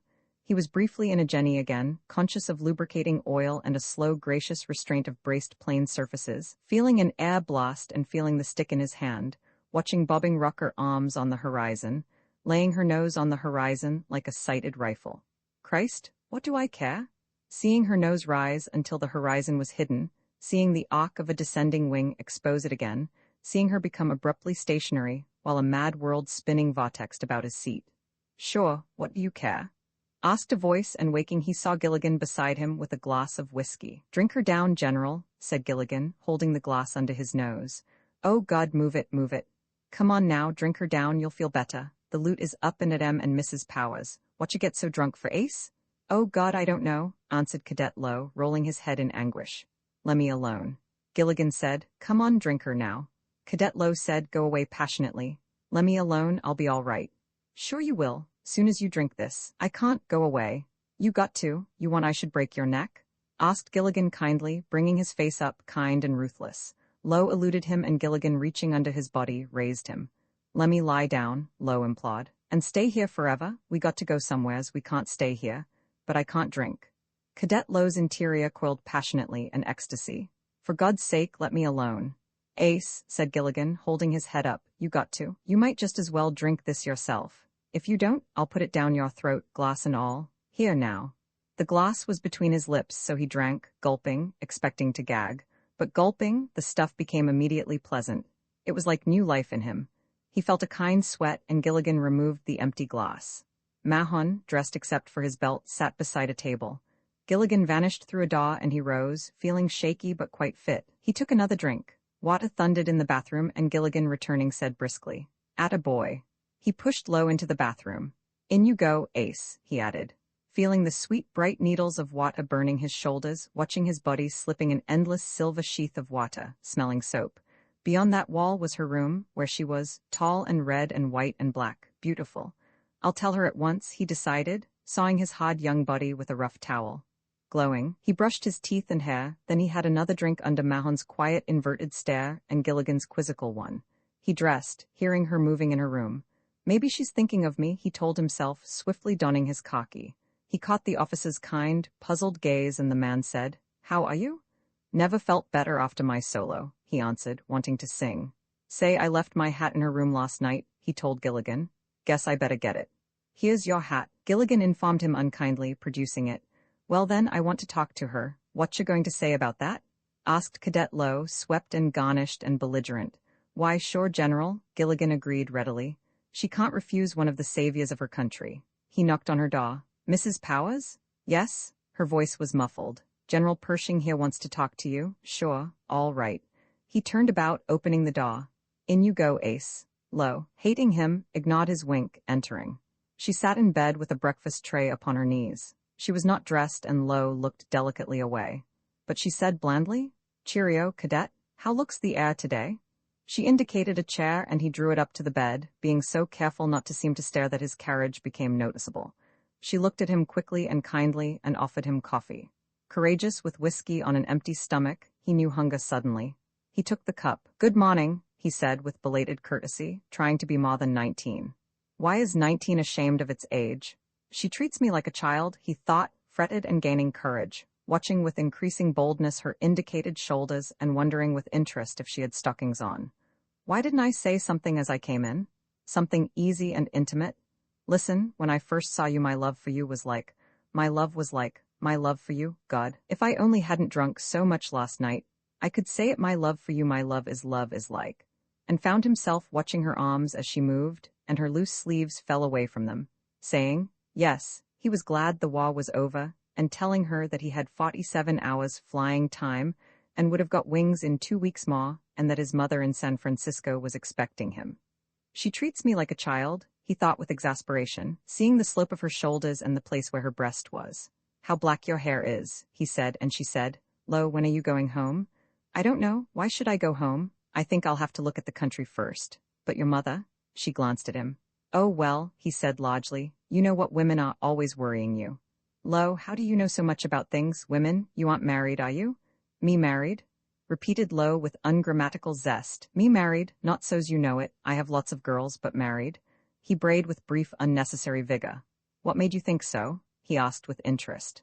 "Oh, I don't know. You look so mature, you see." "Ah, that's flying does that. Look at him in there."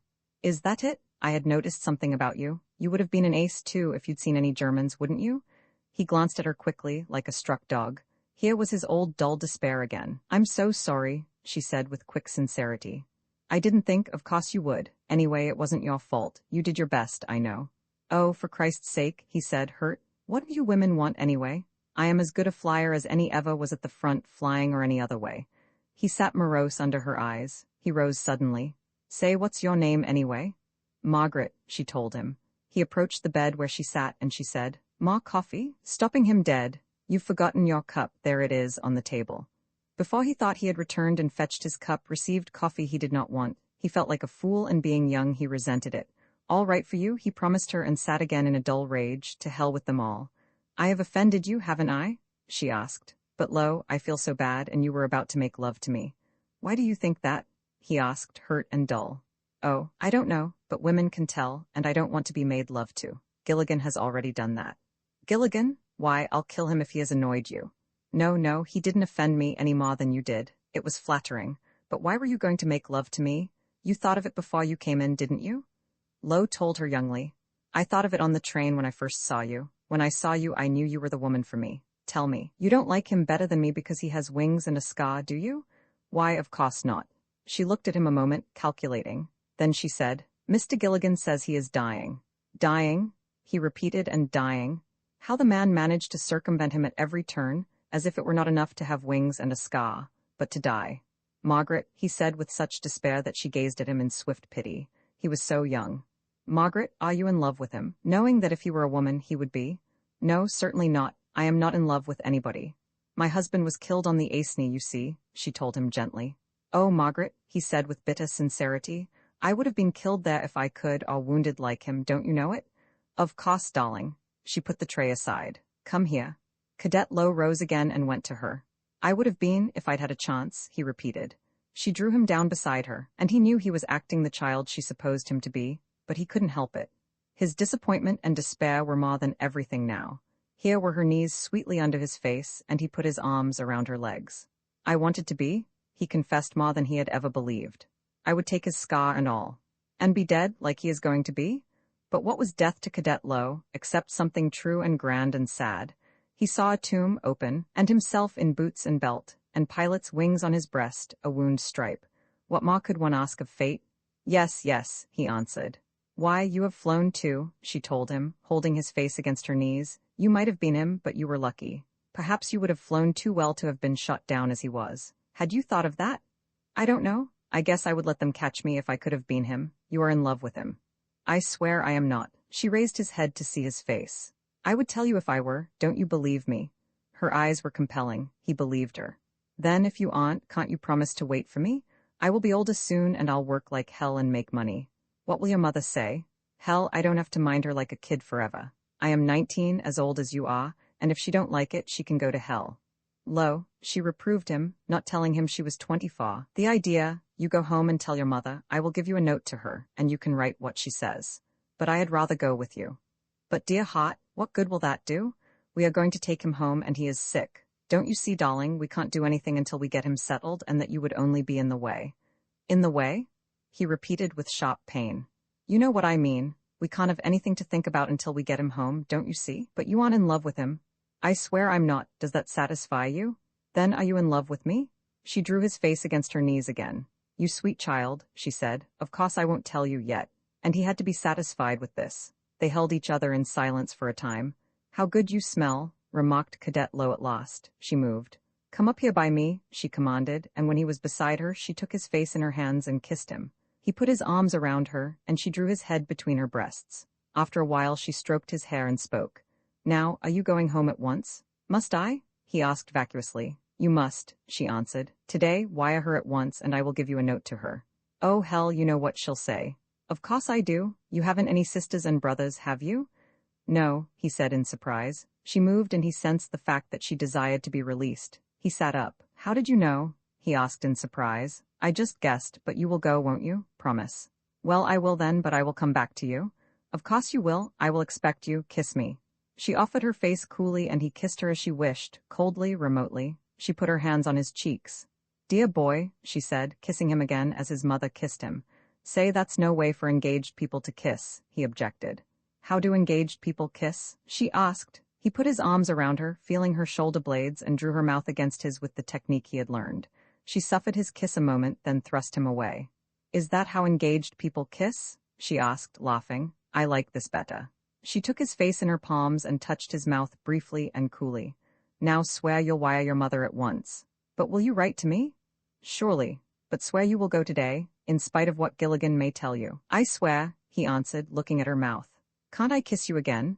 When we are married, she said, and he knew he was being dismissed. Thinking, knowing that she was watching him, he crossed the room with an air, not looking back.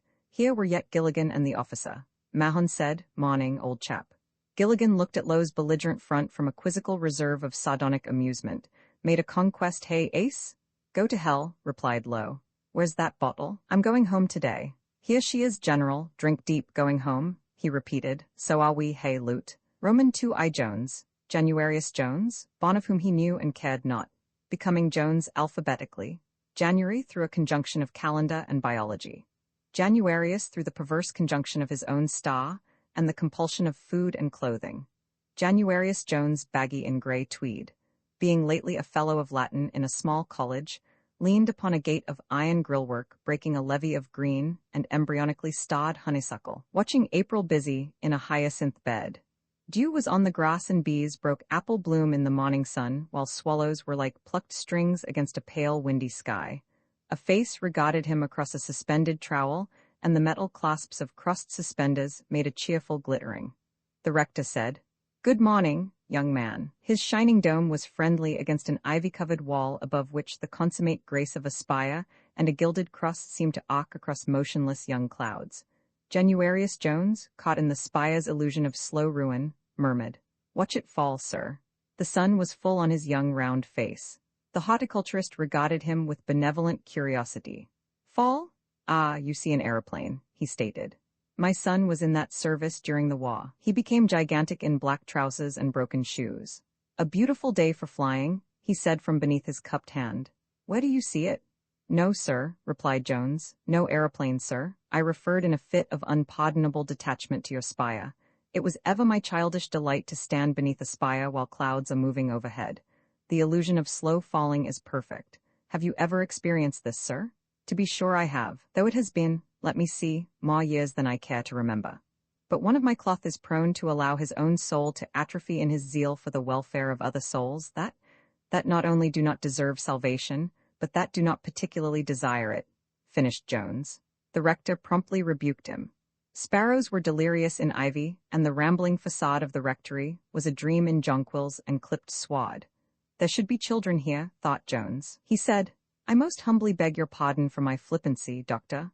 I assure you that I took advantage of the situation without any ulterior motive whatever. I understand that, dear boy. My rebuke was tended in the same spirit.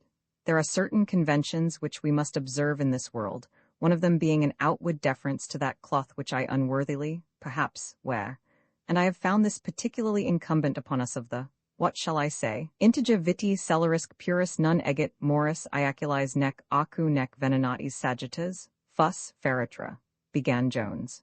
The rector chimed in, "Sive persietis iter istuoses sive facturus per inhospitalem causassum vel qui loc fabuloses lambit hydasps." They concluded in galloping duet, and stood in the ensuing silence regarding each other with genial enthusiasm. "But come, come," cried the rector. His eyes were pleasant. "Shall I let the stranger languish without my gates?" The grilled iron swung open, and his earthy hand was heavy on Jones' shoulder. "Come, let us try the spire." The grass was good. A myriad bees vacillated between clover and apple bloom and clover, and from the Gothic mass of the church the spire rose, a prayer imperishable in bronze, immaculate in its illusion of slow ruin across motionless young clouds. "My one sincere parishioner," murmured the divine. Sunlight was a windy golden plume about his bald head, and Januarius Jones' face was a round mirror before which fauns and nymphs might have wantoned when the world was young. "Parishioner, did I say? It is more than that. It is by such as this that man may approach nearest to God, and how few will believe this, how few, how few?" He stared unblinking into the sun-filled sky. Drowned in his eyes was a despair long since grown cool and quiet. "That is very true, sir. But we of this age believe that he who may be approached informally, without the intercession of an office-boy of some sort, is not worth the approaching. We purchase our salvation as we do our real estate. Our God," continued Jones, "need not be compassionate, he need not be very intelligent, but he must have dignity." The rector raised his great dirty hand. "No, no, you do them injustice. But who has ever found justice in youth? Or any of those tiresome virtues with which we cuddle and cradle our hardening arteries and souls? Only the aging need conventions and laws to aggregate to themselves some of the beauty of this world. Without laws, the young would reave us of it as corsairs of old combed the blue seas." The rector was silent a while. The intermittent shadows of young leaves were bird cries, made visible, and sparrows in ivy, were flecks of sunlight become vocal. The rector continued, "Had I the arranging of this world, I should establish a certain point, say at about the age of 30, upon reaching which a man would be automatically relegated to a plane where his mind would no longer be troubled with the futile recollection of temptations he had resisted and of beauty he had failed to garner to himself. It is jealousy, I think, which makes us wish to prevent young people doing the things we had not the courage or the opportunity ourselves to accomplish once, and have not the power to do now." Jones, wondering what temptations he had ever resisted, and then recalling the women he might have seduced and hadn't, said, "And then what? What would the people who have been unlucky enough to reach 30 do? On this plane, there would be no troubling physical things such as sunlight and space and birds in the trees, but only unimportant things such as physical comfort, eating and sleeping and procreation. What more could you want?" thought Jones. Here was a swell place. A man could very well spend all his time eating and sleeping and procreating, Jones believed. He rather wished the rector or anyone who could imagine a world consisting solely of food and sleep and women had had the creating of things, and that he, Jones, could be forever 31 years of age. The rector, though, seemed to hold different opinions. What would they do to pass the time?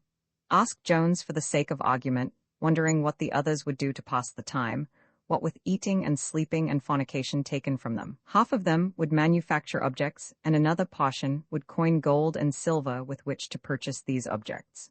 Of course, there would be storage places for the coins and objects, thus providing employment for some of the people. Others naturally would have to till the soil. But how would you finally dispose of the coins and objects? After a while, you would have a single vast museum and a bank, both filled with useless and unnecessary things. And that is already the curse of our civilization, things, possessions, to which we are slaves, which require us to either labor honestly at least 8 hours a day, or do something illegal so as to keep them painted or dressed in the latest mode, or filled with whiskey or gasoline. Quite true.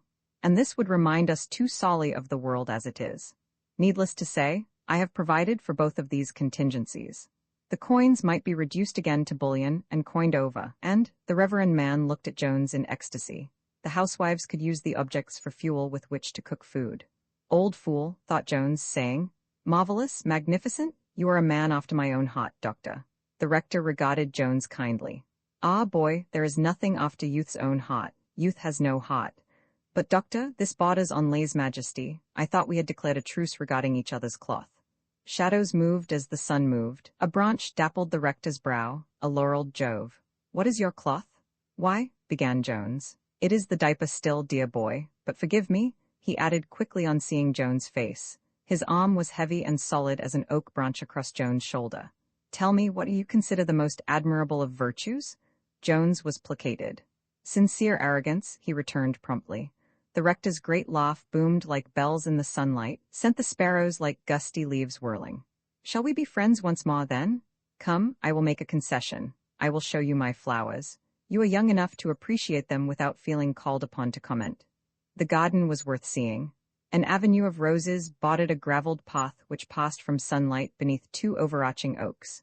Beyond the oaks, against a wall of poplars in a restless formal row, were columns of a Greek temple, yet the poplars themselves in slim, vague green were poised and vain as girls in a frieze. Against a privet hedge would soon be lilies like nuns in a cloister, and blue hyacinths swung soundless bells, dreaming of Lesbos. Upon a lattice wall wisteria would soon burn in slow, inverted lilac flame, and following it, they came lastly upon a single rose bush. The branches were huge and knotted with age, heavy and dark as a bronze pedestal, crowned with pale impermanent gold. The divine's hands lingered upon it with soft passion. "Now this," he said, "is my son and my daughter, the wife of my bosom and the bread of my belly. It is my right hand and my left hand. Many is the night I have stood beside it here after having moved the wrappings too soon, burning newspapers to keep the frost out. Once, I recall, I was in a neighboring town attending a conference. The weather, it was March, had been most auspicious, and I had removed the covering. The tips were already swelling. Ah, my boy, no young man ever awaited the coming of his mistress with more impatience than do I await the first bloom on this bush. Who was the old pagan who kept his Byzantine goblet at his bedside and slowly wore away the rim, kissing it? There is an analogy. But what was I saying? Ah, yes. So I left the bush uncovered against my better judgment and repaired to the conference. The weather continued perfect until the last day. Then the weather reports predicted a change. The bishop was to be present. I ascertained that I could not reach home by rail and return in time. At last, I engaged a livery man to drive me home. The sky was becoming overcast. It was already turning colder. And then, 3 miles from home, we came upon a stream and found the bridge gone. After some shouting, we attracted the attention of a man plowing across the stream, and he came over to us in a skiff. I engaged my driver to await me, was ferried across, walked home and covered my rows, walked back to the stream and returned in time. And that night, the rector beamed upon Januarius Jones. Snow fell. Jones fatly supine on gracious grass, his eyes closed against the sun, stuffing his pipe. This rose has almost made history. You have had the bush for some time, have you not? One does become attached to things one has long known. Januarius Jones was not particularly interested in flowers. I have a better reason than that. In this bush is imprisoned a pot of my youth, as wine is imprisoned in a wine jar, but with this difference, my wine jar always renews itself. Oh, remarked Jones, despairing, There is a story here then. Yes, dear boy, rather a long story, but you are not comfortable lying there. Whoever is completely comfortable, Jones rushed into the breach, unless he be asleep. It is the fatigue caused by man's inevitable contact with the earth which bears him, be he sitting, standing, or lying, which keeps his mind in a continual fret over futilities. If a single man, could be freed for a moment from the forces of gravity, concentrating his weight upon that point of his body which touches the earth, what would he not do? He would be a god, the lord of life, causing the high gods to tremble on their thrones. He would thunder at the very gates of infinity like a mailed knight. As it is, he must ever have behind his mind a dull wonder how anything composed of fire and air and water and omnipotence in equal parts can be so damn hard. That is true. Man cannot remain in one position long enough to really think. But about the rose bush, regard the buzzard, interrupted Jones with enthusiasm, fighting for time, supported by air alone. What dignity, what singleness of purpose. What cares he whether or not Smith is governor? What cares he that the sovereign people annually commission comparative strangers about whom nothing is known save that they have no inclination toward perspiration, to meddle with impunity in the affairs of the sovereign people? But, my dear boy, this borders on anarchism. Anarchism? Surely, the hand of Providence with money-changing blisters. That is anarchism. At least you admit the hand of Providence. I don't know, do I? Jones, his hat over his eyes and his pipe projecting beneath, heaved a box of matches from his jacket. He extracted one and scraped it on the box. It failed, and he threw it weakly into a clump of violets. He tried another. He tried another. Turn it around, murmured the rector. He did so, and the match flared. How do you find the hand of Providence here? He puffed around his pipe stem. The rector gathered the dead matches from the clump of violets. In this way, it enables man to rise and till the soil so that he might eat. Would he, do you think, rise and labor if he could remain comfortably supine over long? Even that part of the body which the Creator designed for sitting on serves him only a short time, then it rebels, then it, too, gets his sullen bones up and hails them along. And there is no help for him save in sleep. But he cannot sleep for more than a possible third of his time, Jones pointed out. And soon it will not even be a third of his time. The race is weakening, degenerating. We cannot stand nearly as much sleep as our comparatively recent, geologically speaking of course, forefathers could, not even as much as our more primitive contemporaries can. For we, the self-styled civilized peoples, are now exercised over our minds and our arteries, instead of our stomachs and sex, as were our progenitors and some of our uncompelled contemporaries. Uncompelled? Socially, of course. Doe believes that Doe and Smith should and must do this or that because Smith believes that Smith and Doe should and must do this or that. Ah, yes. The divine again lifted his kind, unblinking eyes straight into the sun. Dew was off the grass and jonquils and narcissi were beginning to look drowsy, like girls after a ball. It is drawing toward noon. Let us go in. I can offer you refreshment and lunch if you are not engaged. Jones rose. No, thank you 1,000 times, but I shan't trouble you. The rector was haughty.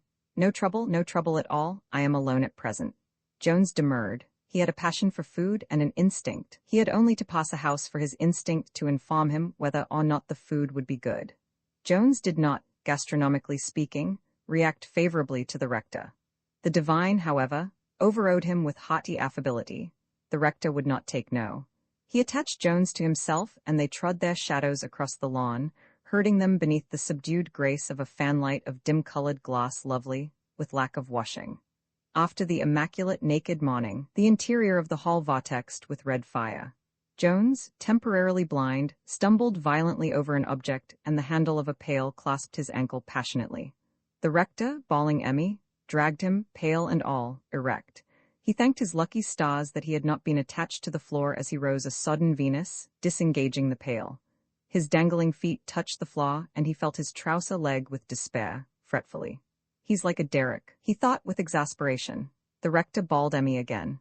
There was an alarmed response from the depths of the house, and one in gingham brushed them.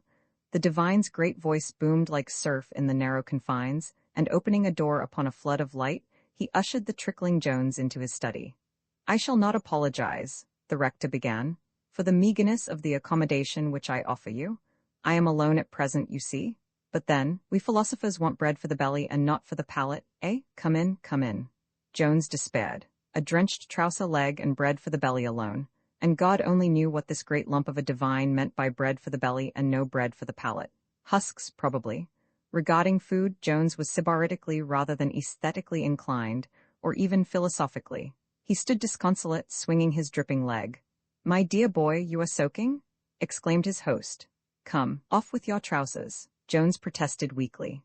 "Emmy," roared the rector again. "All right, Uncle Joe, soon's I get this water up." "Never mind the water right now. Run to my room and fetch me a pair of trousers." "But the rug will be ruined?" "Not irreparably, I hope. We'll take the risk. Fetch me the trousers. Now, dear boy, off with them.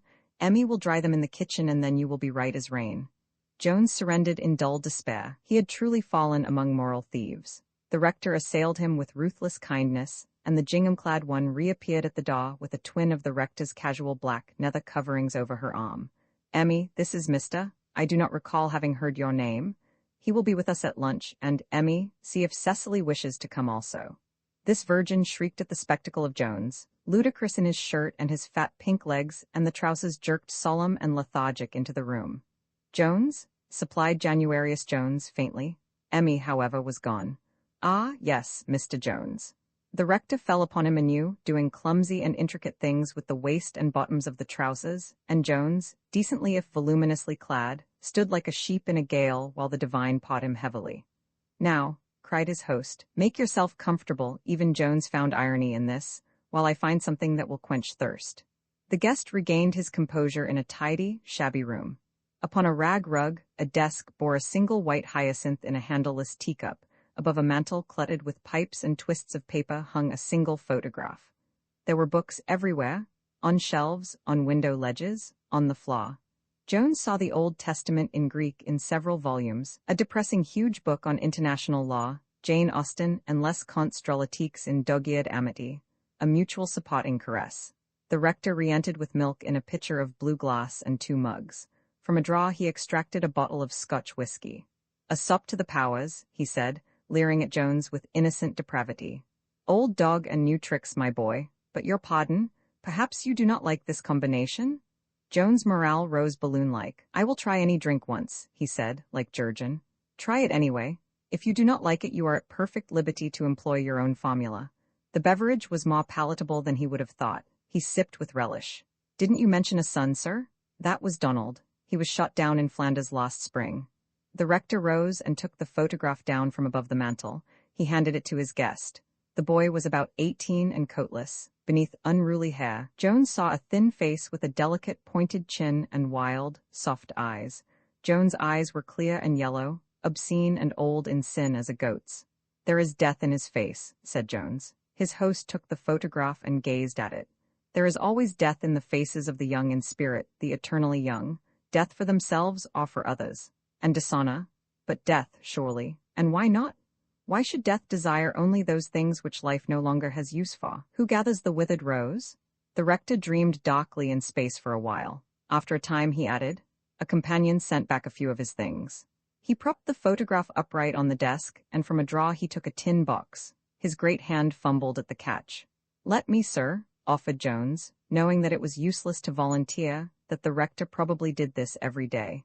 But the lid yielded as he spoke, and the divine spread on the desk the sorry contents: a woman's chemise, a cheap paper-covered Shropshire lad, a mummied hyacinth bulb. The rector picked up the bulb and it crumbled to dust in his hand. "Tut, tut, how careless of me!" he ejaculated, sweeping the dust carefully into an envelope. "I have often deplored the size of my hands. They should have been given to someone who could use them for something other than thumbing books or grubbing in flower beds." Donald's hands, on the contrary, were quite small, like his mother's. He was quite deft with his hands. What a surgeon he would have made. He placed the things upon the desk, before the propped photograph like a ritual, and propping his face in his earthy hands, he took his ruined dream of his son into himself as one inhales tobacco smoke. Truly, there is life and death and dishonor in his face. Had you noticed, Emmy? Years ago, about the time this picture was made. But that is an old story. Even Emmy has probably forgotten it. You will notice that he has neither coat nor cravat. How often has he appeared after his mother had seen him decently arrayed, on the street, in church, at formal gatherings, carrying hat, coat, and collar in his hands? How often have I heard him say, because it is too hot. Education, in the bookish sense, he had not. The schooling he got was because he wanted to go. The reading he did was because he wanted to read. Least of all did I teach him fortitude. What is fortitude? Emotional atrophy, gangrene. He raised his face and looked at Jones. What do you think, was I right? Or should I have made my son conform to a type? Conform that face to a type, so Emmy has already been dishonored once anyway. How could you? I owe that dishonored one a grudge too. Could you put a fawn into formal clothes? The rector sighed. Ah, Mr. Jones, who can say? He slowly replaced the things in the tin box and sat clasping the box between his hands. As I grow older, Mr. Jones, I become more firmly convinced that we learn scarcely anything as we go through this world, and that we learn nothing whatever which can ever help us or be of any particular benefit to us, even. However? He sighed again, heavily. Roman 2 Emmy, the dishonored virgin, appeared, saying, What do you want for dinner, Uncle Joe? Ice cream or strawberry shortcake? Blushing, she avoided Jones' eye. The rector looked at his guest, yearning. What would you like, Mr. Jones? But I know how young people are about ice cream. Would you prefer ice cream? But Jones was a tactful man in his generation, and knowing about food himself, he had an uncanny skill in anticipating other people's reactions to food. If it is the same to you, doctor, let it be shortcake. Shortcake, Emmy, the rector instructed with passion. Emmy withdrew. Do you know, he continued with apologetic gratitude, do you know, when a man becomes old, when instead of using his stomach uses him, as his other physical compulsions become weaker and decline, his predilections toward the food he likes obtrude themselves. Not at all, sir, Jones assured him. I personally prefer a warm dessert to an ice. Then you must return when there are peaches. I will give you a peach cobbler with butter and cream, but my stomach has attained a sad ascendancy over me. Why shouldn't it, sir? Years reave us of sexual compulsions. Why shouldn't they fill the interval with compulsions of food? The rector regarded him kindly and piercingly. You are becoming specious. Man's life need not be always filled with compulsions of either sex or food, need it? But here came quick tapping feet down the uncarpeted hall, and she entered, saying, Good morning, Uncle Joe, in her throaty voice, crossing the room with graceful effusion, not seeing Jones at once. Then she remarked him and paused like a bird in mid-flight, briefly. Jones rose, and under his eyes she walked mincing and graceful, theatrical with body consciousness to the desk. She bent sweetly as a young tree, and the divine kissed her cheek. Jones Goat's eyes immersed her in yellow contemplation. Good morning, Cecily. The rector rose. I had expected you earlier, on such a day as this. But young girls must have their beauty sleep regardless of weather. He ended with elephantine joviality. This is Mr. Jones, Cecily. Miss Saunders, Mr. Jones. Jones bowed with obese incipient grace as she faced him, but at her expression of hushed, delicate amazement he knew panic. Then he remembered the rector's cursed trousers, and he felt his neck and ears slowly burn, knowing that not only was he ridiculous-looking, but that she supposed he wore such things habitually. She was speechless, and Jones damned the haughty, oblivious rector slowly and completely. Curse the man. One moment it was Emmy and no trousers at all, next moment an attractive stranger and nether coverings like a tired balloon. The rector was saying bland as fate, I had expected you earlier. I had decided to let you take some hyacinths. Uncle Joe, how wonderful. Her voice was rough, like a tangle of golden wires. She dragged her fascinated gaze from Jones, and hating them both, Jones felt perspiration under his hair. Why didn't I come sooner? But I am always doing the wrong thing, as Mr. Jones will know from my not coming in time to get hyacinths. She looked at him again, as she might at a strange beast. Jones' confusion became anger, and he found his tongue. Yes, it is too bad you didn't come earlier. You would have seen me more interestingly gotten up than this even. Emmy seemed to think so, at least. I beg your pardon? She said. The rector regarded him with puzzled affability. Then he understood. Ah, yes, Mr. Jones suffered a slight accident and was forced to don a garment of mine. Thanks for saying was forced, Jones said viciously. Yes, I stumbled over that pail of water the doctor keeps just inside the front door, doubtless for the purpose of making his parishioners be sure they really require help from heaven, on their second visit. He explained, Greek-like, giving his dignity its death stroke with his own hand. You, I suppose, are accustomed to it and can avoid it. She looked from Jones' suffused angry face to the rector's kind, puzzled one, and screamed with laughter. Forgive me, she pleaded, sobering as quickly. I simply couldn't help it, Mr. Jones. You'll forgive me, won't you? Certainly. Even Emmy enjoyed it. Doctor, Emmy cannot have been so badly outraged after all. To suffer such shock from seeing a man's bear. She covered up this gaucherie, losing most of the speech in her own words. So you showed Mr. Jones your flowers? Mr. Jones should be quite flattered. That is quite a concession for Uncle Joe to make, she said smoothly, turning to the divine, graceful and insincere as a French sonnet. Is Mr. Jones famous, then? You haven't told me you knew famous men. The rector boomed his laugh. Well, Mr. Jones, you seem to have concealed something from me. Not as much as I would have liked to, Jones thought. I didn't know I was entertaining a celebrity. Jones' essential laziness of temper regained its ascendancy, and he answered civilly, Neither did I, sir. Ah, don't try to hide your light, Mr. Jones. Women know these things. They see through us at once. Uncle Joe, she cautioned swiftly at this unfortunate remark, watching Jones, but Jones was safe now. No, I don't agree with you. If they saw through us, they would never marry us. She was grateful, and her glance showed a faint interest. What color are her eyes? Oh, that's what Mr. Jones is, an authority on women. Jones' vanity swelled, and the rector, saying, Pardon me, fetched a chair from the hall. She leaned her thigh against the desk, and her eyes, are they gray or blue or green, met his yellow, unabashed stare. She lowered her gaze, and he remarked her pretty, self-conscious mouth. This is going to be easy, he thought. The rector placed the chair for her, and she sat, and when the rector had taken his desk chair again, Jones resumed his own seat. How long her legs are, he thought, seeing her frail white dress shaped to her short torso. She felt his bold examination and looked up. So Mr. Jones is married, she remarked. She did something to her eyes, and it seemed to Jones that she had touched him with her hands. I've got your number, he thought vulgarly. He replied, No, what makes you think so? The rector, filling his pipe, regarded them kindly. Oh, I misunderstood then. That isn't why you thought so. No, it's because you like married men, he told her boldly. Do I? Without interest. It seemed to Jones that he could see her interest ebb away from him, could feel it cool. Don't you? You ought to know. I? Asked Jones. How should I know? Aren't you an authority on women? She replied with sweet ingenuousness. Speechless, he could have strangled her. The divine applauded. Checkmate, Mr. Jones. Just let me catch her eye again, he vowed, but she would not look at him. He sat silent, and under his seething gaze she took the photograph from the desk and held it quietly for a time. Then she replaced it, and reaching across the desktop, she laid her hand on the rector's. Miss Saunders was engaged to my son, the divine explained to Jones. Yes, said Jones, watching her profile, waiting for her to look at him again. Emmy, that unfortunate virgin, appeared at the door.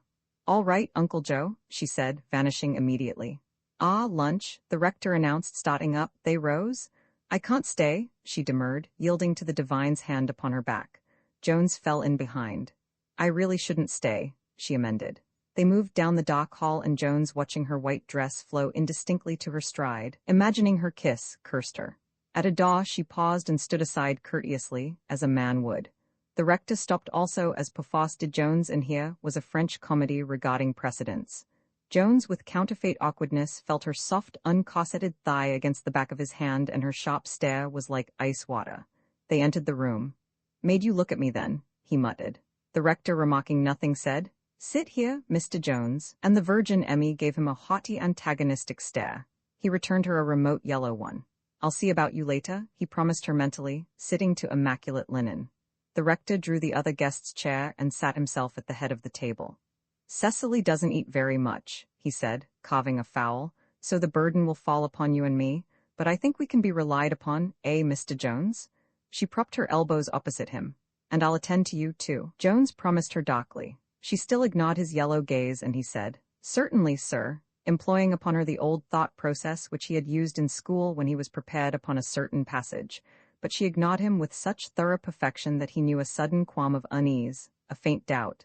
I wonder if I am wrong? He pondered. I'll find out, he decided suddenly. You were saying, sir, still watching her oblivious, shallow face, as Miss Saunders so charmingly came in, that I am too specious, but one must always generalize about fornication. Only after, Mr. Jones? The rector exclaimed heavily. The fornication is committed should one talk about it at all, and then only to generalize, to become, in your words, specious. He who kisses and tells is not very much of a fellow, is he? Mr. Jones, the rector remonstrated. Mr. Jones, she echoed. What a terrible man you are, really, Uncle Joe, Jones interrupted viciously. As far as the kiss itself goes, women do not particularly care who does the kissing. All they are interested in is the kiss itself. Mr. Jones? She repeated, staring at him, then looking quickly away. She shuddered. Come, come, sir, there are ladies present. The rector achieved his aphorism. Jones pushed his plate from him. Emmy's raw and formless hand removed it, and here was a warm golden brow crowned with strawberries. "Damn I look at her," he swore, and so he did. Her gaze was remote and impersonal, green and cool as sea water, and Jones turned his eyes first. She turned to the rector, talking smoothly about flowers. He was politely ignored, and he moodily engaged his spoon as Emmy appeared again. Emmy emanated a thin hostility, and staring from Jones to the girl she said, "Lady to see you." "Uncle Joe." The rector poised his spoon. "Who is it, Emmy?" "I dunno, I never saw her before. She's waiting in the study." "Has she had lunch? Ask her in here. She knows I am watching her." Jones knew exasperation and a puerile lust.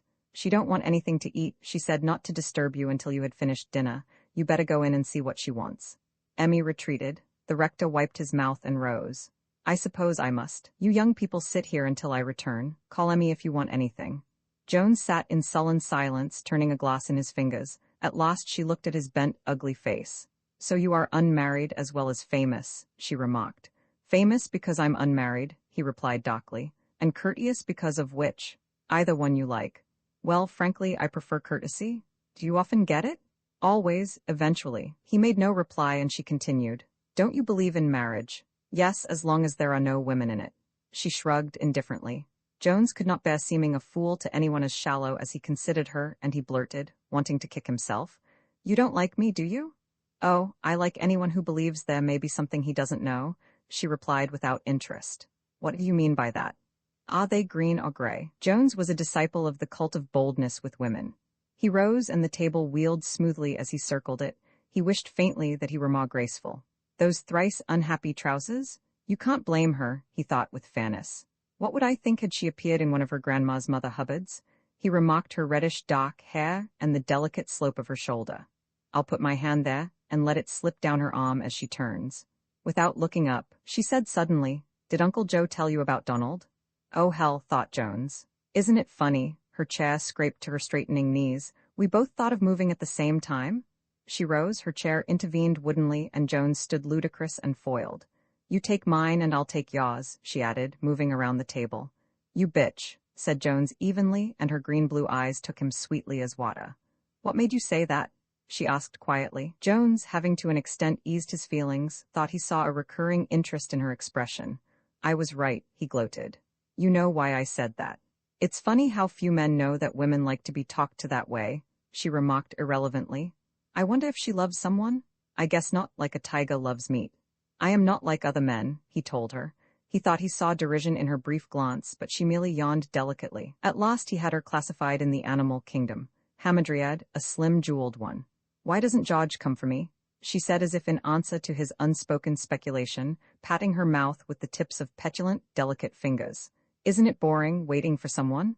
"Yes. Who is George, may I ask?" "Certainly you may ask." "Well, who is he?" "I don't like her type, anyway." "I had gathered that you were pining for the late lamented." "The late lamented? That fox-faced Henry or Oswald or something." "Oh, Donald, do you mean Donald?" "Surely. Let him be Donald, then." She regarded him impersonally. "I can't even make her angry," he thought fretfully. "Do you know, you are impossible." "All right, so I am," he answered with anger. "But then I wasn't engaged to Donald, and George is not calling for me. What makes you so angry? Because I won't let you put your hands on me?" "My dear woman, if I had wanted to put my hands on you, I would have done it." "Yes." Her rising inflection was a polite, maddening derision. "Certainly, don't you believe it?" His own voice gave him courage. "I don't know, but what good would it do to you?" "No good at all. That's the reason I don't want to." Her green eyes took him again. Spassoled silver on a buffet shadowed heavily under a high fanlight of colored glass identical with the one above the entrance. Her fragile white dress across the table from him. He could imagine her long, subtle legs like Atalanta's reft of running. "Why do you tell yourself lies?" she asked with interest. "Same reason you do." "I? Surely, you intend to kiss me, and yet you are going to all this damn trouble about it." "Do you know," she remarked with speculation, "I believe I hate you." "I don't doubt it. I know damn well I hate you." She moved in her chair, sloping the light now across her shoulders, releasing him and becoming completely another person. "Let's go to the study, shall we?" "All right." Uncle Joe should be done with his caller by now. He rose and they faced each other across the broken meal. She did not rise. "Well," she said. "After you, ma'am," he replied with mock deference. "I have changed my mind. I think I'll wait here and talk to Emmy if you don't object." "Why Emmy?" "Why not Emmy?" Ah, I see. You can feel fairly safe with Emmy. She probably won't want to put her hands on you. That's it, isn't it? She glanced briefly at him. What you really mean is that you will stay if I am going out of the room, don't you? Suit yourself. She became oblivious of him, breaking a biscuit upon a plate and dripping water upon it from a glass. Jones moved fatly in his borrowed trousers, circling the table again. As he approached, she turned slightly in her chair, extending her hand. He felt its slim bones in his fat, moist palm, its nervous, ineffectual flesh. Not good for anything. Useless, but beautiful with lack of character. Beautiful hand. Its very fragility stopped him like a stone barrier. Oh, Emmy, she called sweetly. Come here, darling. I have something to show you. Emmy regarded them balefully from the door, and Jones said quickly, Will you fetch me my trousers, Miss Emmy? Emmy glanced from one to the other, ignoring the girl's mute plea. Oh ho. Emmy has fish of her own to fry, thought Jones. Emmy vanished, and he put his hands on the girl's shoulders. Now what will you do? Call the Reverend? She looked at him across her shoulder from beyond an inaccessible barrier. His anger grew, and his hands wantonly crushed her dress. Don't ruin my clothes, please, she said icily. Here, if you must. She raised her face, and Jones felt shame, but his boyish vanity would not let him stop now. Her face, a prettiness of shallow, characterless planes, blurred into his. Her mouth was motionless and impersonal, unresisting and cool. Her face from a blur became again a prettiness of characterless shallowness, icy and remote. And Jones, ashamed of himself and angry with her therefore, said with heavy irony, Thanks.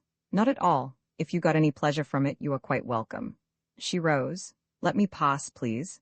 He stood awkwardly aside. Her frigid, polite indifference was unbearable. What a fool he had been. He had ruined everything. Miss Saunders, he blurted. Forgive me. I don't usually act that way, I swear I don't. She spoke over her shoulder. You don't have to, I suppose. I imagine you are usually quite successful with us. I am very sorry, but I don't blame you. One hates to convict oneself of stupidity. After a while, hearing no further sound of movement, he looked up. She was like a flower stalk or a young tree relaxed against the table. There was something so fragile, so impermanent, since robustness and strength were unnecessary.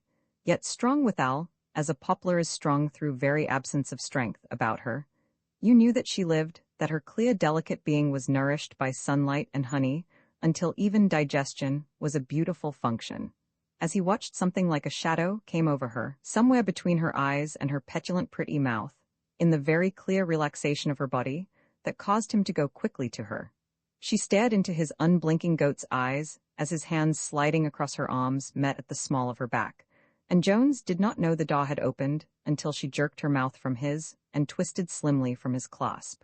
The rector loomed in the door, staring into the room as if he did not recognize it.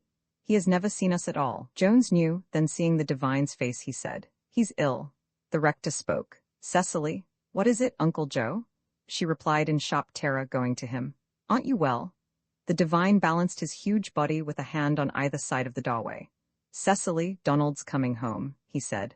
Roman 3, there was that subtle effluvia of antagonism found inevitably in a room where two young, pretty women are, and they sat examining each other with narrow care. Mrs. Powers, temporarily engaged in an unself-conscious accomplishment and being among strangers as well, was rather oblivious of it. But Cecily, never having been engaged in an unself-conscious action of any kind and being among people whom she knew, examined the other closely with that attribute women have for gaining correct instinctive impressions of another's character, clothes, morals, etc. Jones' yellow stare took the newcomer at intervals, returning, however, always to Cecily, who ignored him. The rector tramped heavily back and forth. Sick, he boomed. Sick, but we'll cure him. Get him home here with good food and rest and attention, and we'll have him well in a week. Cecily? Oh, Uncle Joe, I can't believe it yet that he is really safe. She rose as the rector passed her chair and sort of undulated into his arms like a slim wave. It was beautiful. Here's the medicine for him, Mrs. Powers, he said with heavy gallantry, embracing Cecily, speaking over her head toward the contemplative pallor of the other woman's quiet, watching face. There, don't cry, he added, kissing her. The audience watched this, Mrs. Powers with speculative, detached interest and Jones with morose speculation. It's because I am so happy, for you, dear Uncle Joe, she answered. She turned graceful as a flower stalk against the rector's black bulk. And we owe it all to Mrs. Powers, she continued in her slightly rough voice, like a tangle of golden wires. She was so kind to bring him back to us. Her glance swept past Jones and flickered like a knife toward the other woman. Damn little fool thinks I have tried to vamp him, Mrs. Powers thought. Cecily moved toward her with studied impulse. May I kiss you? Do you mind? It was like kissing a silken smooth steel blade, and Mrs. Powers said brutally. Not at all. I'd have done the same for anyone sick as he is, nigger all white. And you would too, she added with satisfying malice. Yes, it was so sweet of you, Cecily repeated, coolly noncommittal, exposing a slim leg from the arm of the caller's chair. Jones, statically remote, watched the comedy. Nonsense, the rector interposed.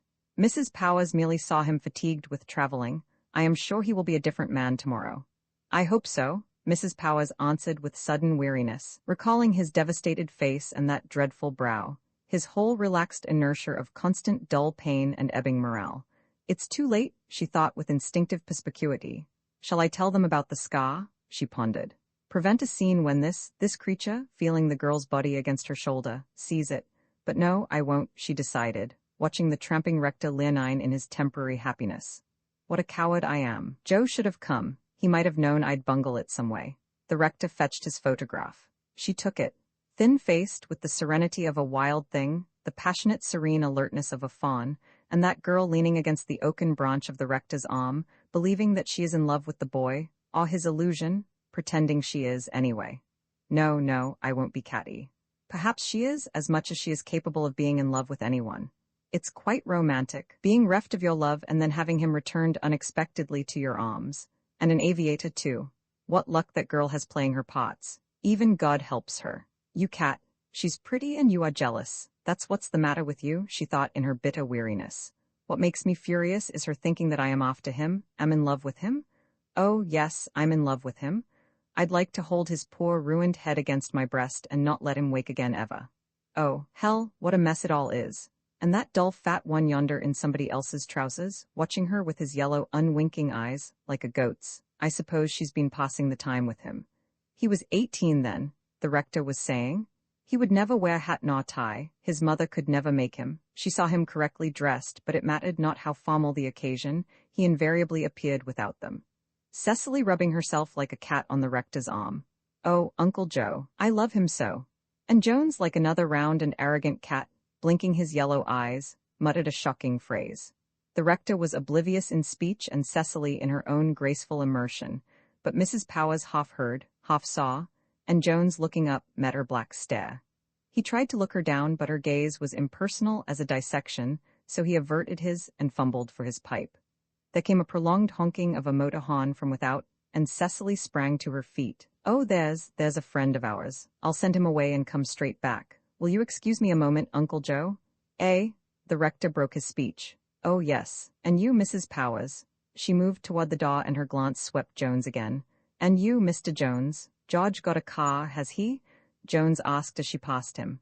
Bet you don't come back. She gave him her cool stare, and from beyond the study door, she heard the rector's voice resume the story again, of Donald, of course. And now I'm engaged again, she thought complacently, enjoying George's face in anticipation when she would tell him. And that long black woman has been making love to him, or he to her. I guess it's that from what I know of Donald. Oh, well, that's how men are, I guess. Perhaps he'll want to take us both. She tripped down the steps into the sunlight. The sunlight caressed her with joy, as though she were a daughter of sunlight. How would I like to have a husband and wife, too, I wonder? Or 2 husbands? I wonder if I want to get married at all. I guess it's worth trying once. I'd like to see that horrible fat one's face if he could hear me say that, she thought. Wonder why I let him kiss me? Ugh. George leaned from his car, watching her restricted swaying stride with faint lust. Come on, he called. She did not increase her gait at all. He swung the door open, not bothering to dismount himself. My God, what took you so long? He asked plaintively. Damph, I thought you were coming at all. I'm not, she told him, laying her hand on the door. Her white dress in the no-winning sun was unbearable to the eye, sloped to her pliant fragility. Beyond her, across the lawn, was another pliant gesture, though this was only a tree, a poplar. Huh? Not coming. My fiancé is arriving today. Aw hell, get in. Donald's coming today, she repeated, watching him. His face was ludicrous, blank as a plate, then shocked to slow amazement. Why, he's dead, he said vacuously. But he isn't dead, she told him sweetly. A lady friend he's traveling with came on ahead and told us. Uncle Joe's like a balloon. Ah, come on. Cecily, you're kidding me. I swear I'm not, I'm telling you the God's truth. His smooth, empty face hung before her like a handsome moon, empty as a promise, then it filled with an expression of a sot. Hell, you got a date with me tonight. What you going to do about that? What can I do? Donald will be here by then. Then it's all off with us? She gazed at him, then looked quickly away. Funny how only an outsider had been able to bring home to her the significance of Donald's imminence, his return.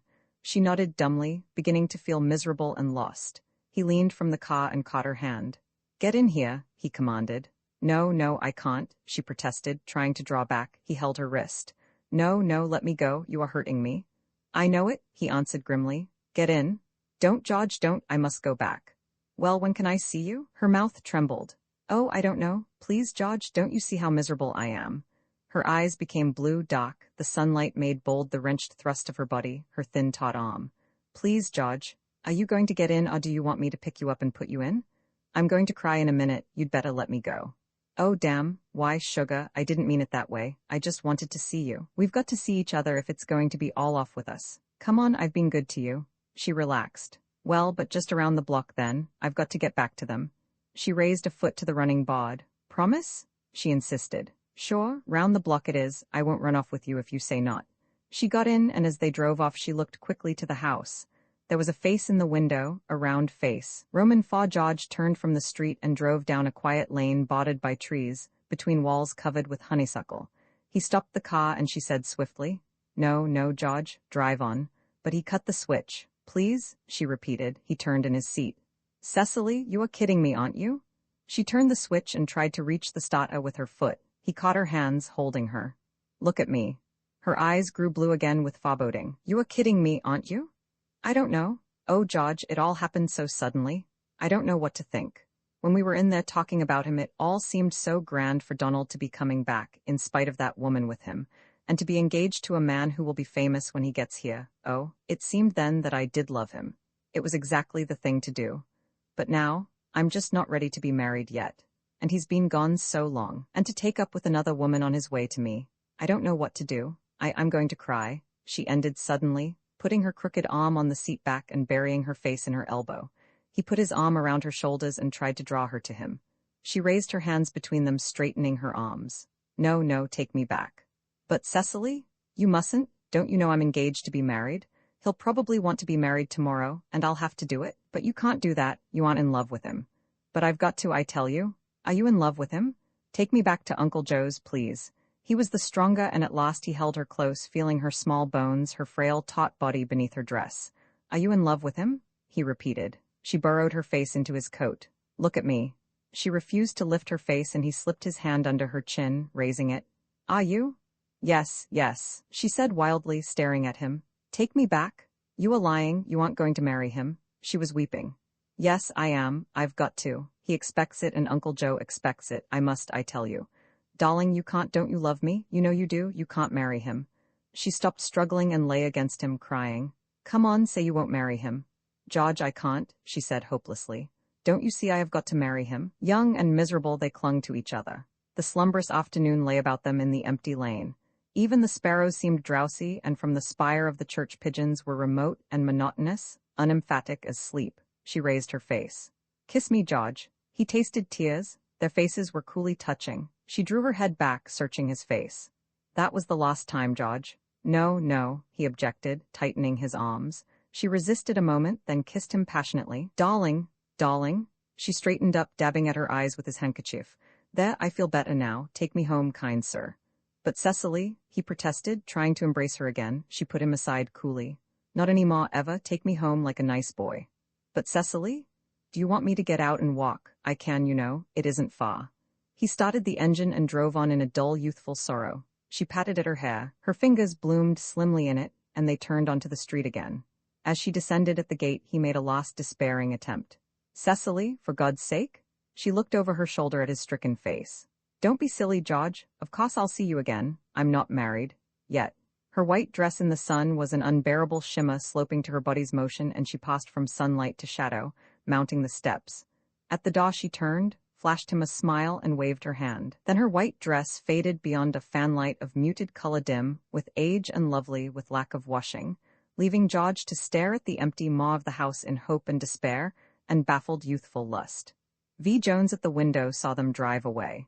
His round face was enigmatic as a god's, his clear, obscene eyes showed no emotion. "You are good, you are," he thought in grudging, unillusioned admiration.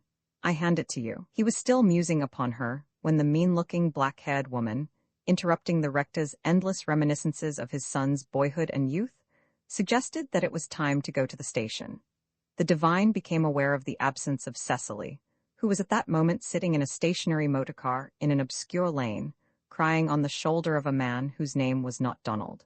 Jones, the only one who had remarked the manner of her going, was for some reason he could not have named safely noncommittal. The rector stated fretfully that Cecily, who was at that moment kissing a man whose name was not Donald, should not have gone away at that time. But the other woman, "I bet she's mean as hell," thought Jones, interrupted again, saying that it was better so. "But she should have gone to the station to meet him," the rector stated with displeasure. "No, no, remember, he is sick. The less excitement the better for him. Besides, it is better for them to meet privately." "Ah, yes, quite right, quite right. Trust a woman in these things, Mr. Jones. And for that reason perhaps you had better wait also, don't you think?" "By all means, sir. I will wait and tell Miss Saunders why you went without her. She will doubtless be anxious to know." After the cab had called for them and gone, Jones, still standing, stuffed his pipe with moody viciousness. He wandered aimlessly about the room, staring out the windows in turn, puffing his pipe, then pausing to push a dead match beneath a rug with his toe. He crossed deliberately to the rector's desk. He drew and closed 2 drawers before finding the right one. The bottle was squat and black and tilted, took the light pleasantly. He replaced it, wiping his mouth on the back of his hand. And just in time, too, for her rapid brittle steps crossed the veranda, and he heard a motorcar retreating. The daw framed her fragile surprise. She remarked, "Oh, where are the others? What's the matter? Have a puncture?" Jones counted nastily. Her eyes flew like birds, and he continued, "The others? They went to the station, the railroad station, you know, where the trains come in. The parson's son or something is coming home this afternoon. Fine news, isn't it? But won't you come in?" She entered hesitant, watching him. "Oh, come on in, sister, I won't hurt you. But why didn't they wait for me?" "They thought you didn't want to go, I suppose. Hadn't you left that impression?" In the silence of the house was a clock like a measured respiration, and Emmy was faintly audible somewhere. These sounds reassured her, and she entered a few steps. "You saw me go. Didn't you tell them where I was?" "Told them you went to the bathroom." She looked at him curiously, knowing in some way that he was not lying. "Why did you do that?" "It was your business where you were going, not mine. If you wanted them to know, you should have told them yourself." She sat alertly. "You're a funny sort of a man, aren't you?" Jones moved casually, in no particular direction. "How funny?" She rose. "Oh, I don't know exactly. You don't like me, and yet you told a lie for me." "Hell, you don't think I mind telling a lie, do you?" she said with speculation. "I wouldn't put anything past you, if you thought you could get any fun out of it." Watching his eyes, she moved toward the door. The trousers hampered him, but despite them his agility was amazing. But she was alert, and her studied grace lent her muscular control and swiftness, and so it was a bland, rubbed panel of wood that he touched. Her dress whipped from sight, he heard a key and her muffled laugh, derisive. "Damn your soul," he spoke in a quiet, toneless emotion. "Open the door." The wood was bland and inscrutable, baffling, holding up to him in its polished depths the fat white blur of his own face. Holding his breath, he heard nothing beyond it save a clock somewhere. "Open the door," he repeated, but there was no sound. Has she gone away, or not? He wondered, straining his ears, bending to the bulky tweeded narcissus of himself in the polished wood. He thought of the windows, and walking quietly he crossed the room, finding immovable gauze wire. He returned to the center of the room without trying to muffle his steps and stood in a mounting anger, cursing her slowly. Then he saw the door handle move. He sprang to it. "Open the door, you little slut, or I'll kick your screens out." The lock clicked and he jerked the door open upon Emmy, his trousers over her arm, meeting him with her frightened, antagonistic eyes. "Where?" began Jones, and Cecily stepped from the shadows, curtsying like a derisive flower. "Checkmate, Mr. Jones." Jones paraphrased the rector in a reedy falsetto. "Do you know?" "Yes," said Cecily quickly, taking Emmy's arm, "but tell us on the veranda." She led the way and Jones followed in reluctant admiration. She and the baleful, speechless Emmy preceding him sat arm in arm in a potch swing while afternoon sought interstices in soon-to-be lilac wisteria. Afternoon flowed and ebbed upon them as they swung, and their respective silk and cotton shins took and released sunlight in running plains. "Sit down, Mr. Jones," she continued, gushing. "Do tell us about yourself. We are so interested, aren't we, Emmy dear?" Emmy was watchful and inarticulate like an animal. Emmy, dear Mr. Jones, has missed all of your conversation and admiring you, as we all do. We simply cannot help it, Mr. Jones. She is naturally anxious to make up for it. Jones cupped a match in his palms, and there were two little flames in his eyes, leaping and sinking to pinpoints. You are silent, Mr. Jones? Emmy and I both would like to hear some more of what you have learned about us from your extensive amateur career. Don't we, Emmy darling? No, I won't spoil it for you, Jones replied heavily. You are on the verge of getting some first-hand information of your own. As for Miss Emmy, I'll teach her sometime later in private. Emmy continued to watch him with fierce dumb distrust. Cecily said, at first hand? Aren't you being married tomorrow? You can learn from Oswald. He should certainly be able to tell you, traveling as he seems to with a sparring partner. Got caught at last, didn't you? She shivered. She looked so delicate, so needing to be cared for that Jones, becoming masculine and sentimental, felt again like a cloddish brute. He lit his pipe again, and Emmy, convicting herself of the power of speech, said, Yonder they come. A cab had drawn up to the gate, and Cecily sprang to her feet and ran along the porch to the steps. Jones and Emmy rose, and Emmy vanished somewhere as 4 people descended from the cab. So that's him, thought Jones ungrammatically, following Cecily, watching her as she stood poised on the top step like a bird, her hand to her breast. Trust her? He looked again at the party coming through the gate, the rector looming above them all. There was something changed about the divine. Age seemed to have suddenly overtaken him, unresisted, coming upon him like a highwayman. He's sure sick, Jones told himself. The woman, that Mrs. Something or other, left the party and hastened ahead. She mounted the steps to Cecily. Come, darling, she said, taking the girl's arm. Come inside. He is not well and the light hurts his eyes. Come in and meet him there, hadn't you rather? No, no, here, I have waited so long for him. The other woman was kind but obdurate, and she led the girl into the house. Cecily, reluctant, with reverted head, cried, Uncle Joe, his face, is he sick? The divine's face was gray and slack as dirty snow. At the steps he stumbled slightly, and Jones sprang forward, taking his arm. Thanks, buddy, said the third man, in a private's uniform, whose hand was beneath Mahon's elbow. They mounted the steps and, crossing the porch, passed under the fanlight, into the dark hall. Take your cap, Lute, murmured the enlisted man. The other removed it and handed it to him. They heard swift tapping feet crossing a room, and the study door opened, letting a flood of light fall upon them, and Cecily cried, Donald, Donald, she says your face is her, ooh-oh? She ended, screaming as she saw him. The light passing through her fine hair gave her a halo, and lent her frail dress a fainting nimbus about her crumpling body, like a stricken poplar. Mrs. Powers, moving quickly, caught her, but not before her head had struck the door jamb. Roman 3 I Mrs. Saunders said, You come away now, let your sister alone. Young Robert Saunders fretted but optimistic, joining again that old battle between parent and child, hopeful in the face of invariable past defeat. But can't I ask her a civil question? I just want to know what is Scar L. Come now, come with Mamma. But I just want to know what is SC, Robert. But Mamma, he essayed again, despairing. His mother pushed him firmly doorward. Run down to the garden and tell your father to come here. Run, now. He left the room in exasperation. His mamma would have been shocked could she have read his thoughts. It wasn't her especially. They're all alike, he guessed largely, as has many a man before him, and as many will after him. He wasn't going to hurt the old frayed cat. Cecily, freed of her clothing, lay crushed and pathetic between cool linen, surrounded by a mingled scent of cologne and ammonia, her fragile face coiffed in a towel. Her mother drew a chair to the side of the bed and examined her daughter's pretty shallow face, the sweep of her lashes upon her white cheek, her arms paralleling the shape of her body beneath the covers, her delicate blue-veined wrists and her long slender hands relaxed and palm upward beside her. Then young Robert Saunders, without knowing it, had his revenge. Darling, what did his face look like? Cecily shuddered, turning her head on the pillow. Ooh, don't, Mamma, I can't bear to think of it. But I just want to ask you a civil question. There, we won't talk about it until you feel better. Not ever. If I have to see him again, I'll just die. I can't bear it.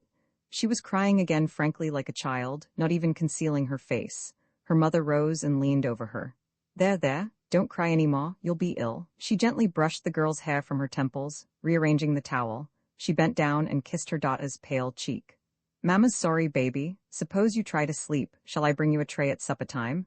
No, I couldn't eat. Just let me lie here alone and I'll feel better. The older woman lingered, still curious. I just want to ask her a civil question. The telephone rang, and with a last, ineffectual pat at the pillow, she withdrew. Lifting the receiver, she remarked her husband, closing the garden gate behind him. Yes, Mrs. Saunders. Oh, George? Quite well, thank you. How are you? No, I am afraid not. What? Yes, but she's not feeling well. Later, perhaps. Not tonight. Call her tomorrow. Yes, yes, quite well, thank you. Goodbye. She passed through the cool, darkened hall, and onto the veranda, letting her tightly corseted figure sink, creaking into a rocking chair, as her husband, carrying a sprig of mint and his hat, mounted the steps. Here was Cecily in the masculine, and gone to flesh. The same slightly shallow good looks, and somewhere an indicated laxness of moral fiber. He had once been precise and dapper, but now he was clad slovenly in careless, uncreased gray and earthy shoes. His hair still curled youthfully upon his head, and he had Cecily's eyes. He was a Catholic, which was almost as sinful as being a Republican. His fellow townsmen, while envying his social and financial position in the community, yet looked askance at him because he and his family made periodical trips to Atlanta to attend church. "Tobe?" he bellowed, taking a chair near his wife. "Well, Robert," she began with zest, "Donald Mahon came home today. Government sent his body back, did they?" "No, he came back himself. He got off the train this afternoon." "Eh? Why, he's dead." "But he isn't dead. Cecily was there and saw him. A strange, fat young man brought her home in a cab, completely collapsed. She said something about a scar on him. She fainted, poor child. I made her go to bed at once. I never did find who that strange young man was," she ended fretfully. Tobe in a white jacket appeared with a bowl of ice, sugar, water, and a decanter. Mr. Saunders sat staring at his wife. "Well, I'll be damned," he said at last, and again, "I'll be damned." His wife rocked complacent over her news. After a while, Mr. Saunders, breaking his trance, stirred.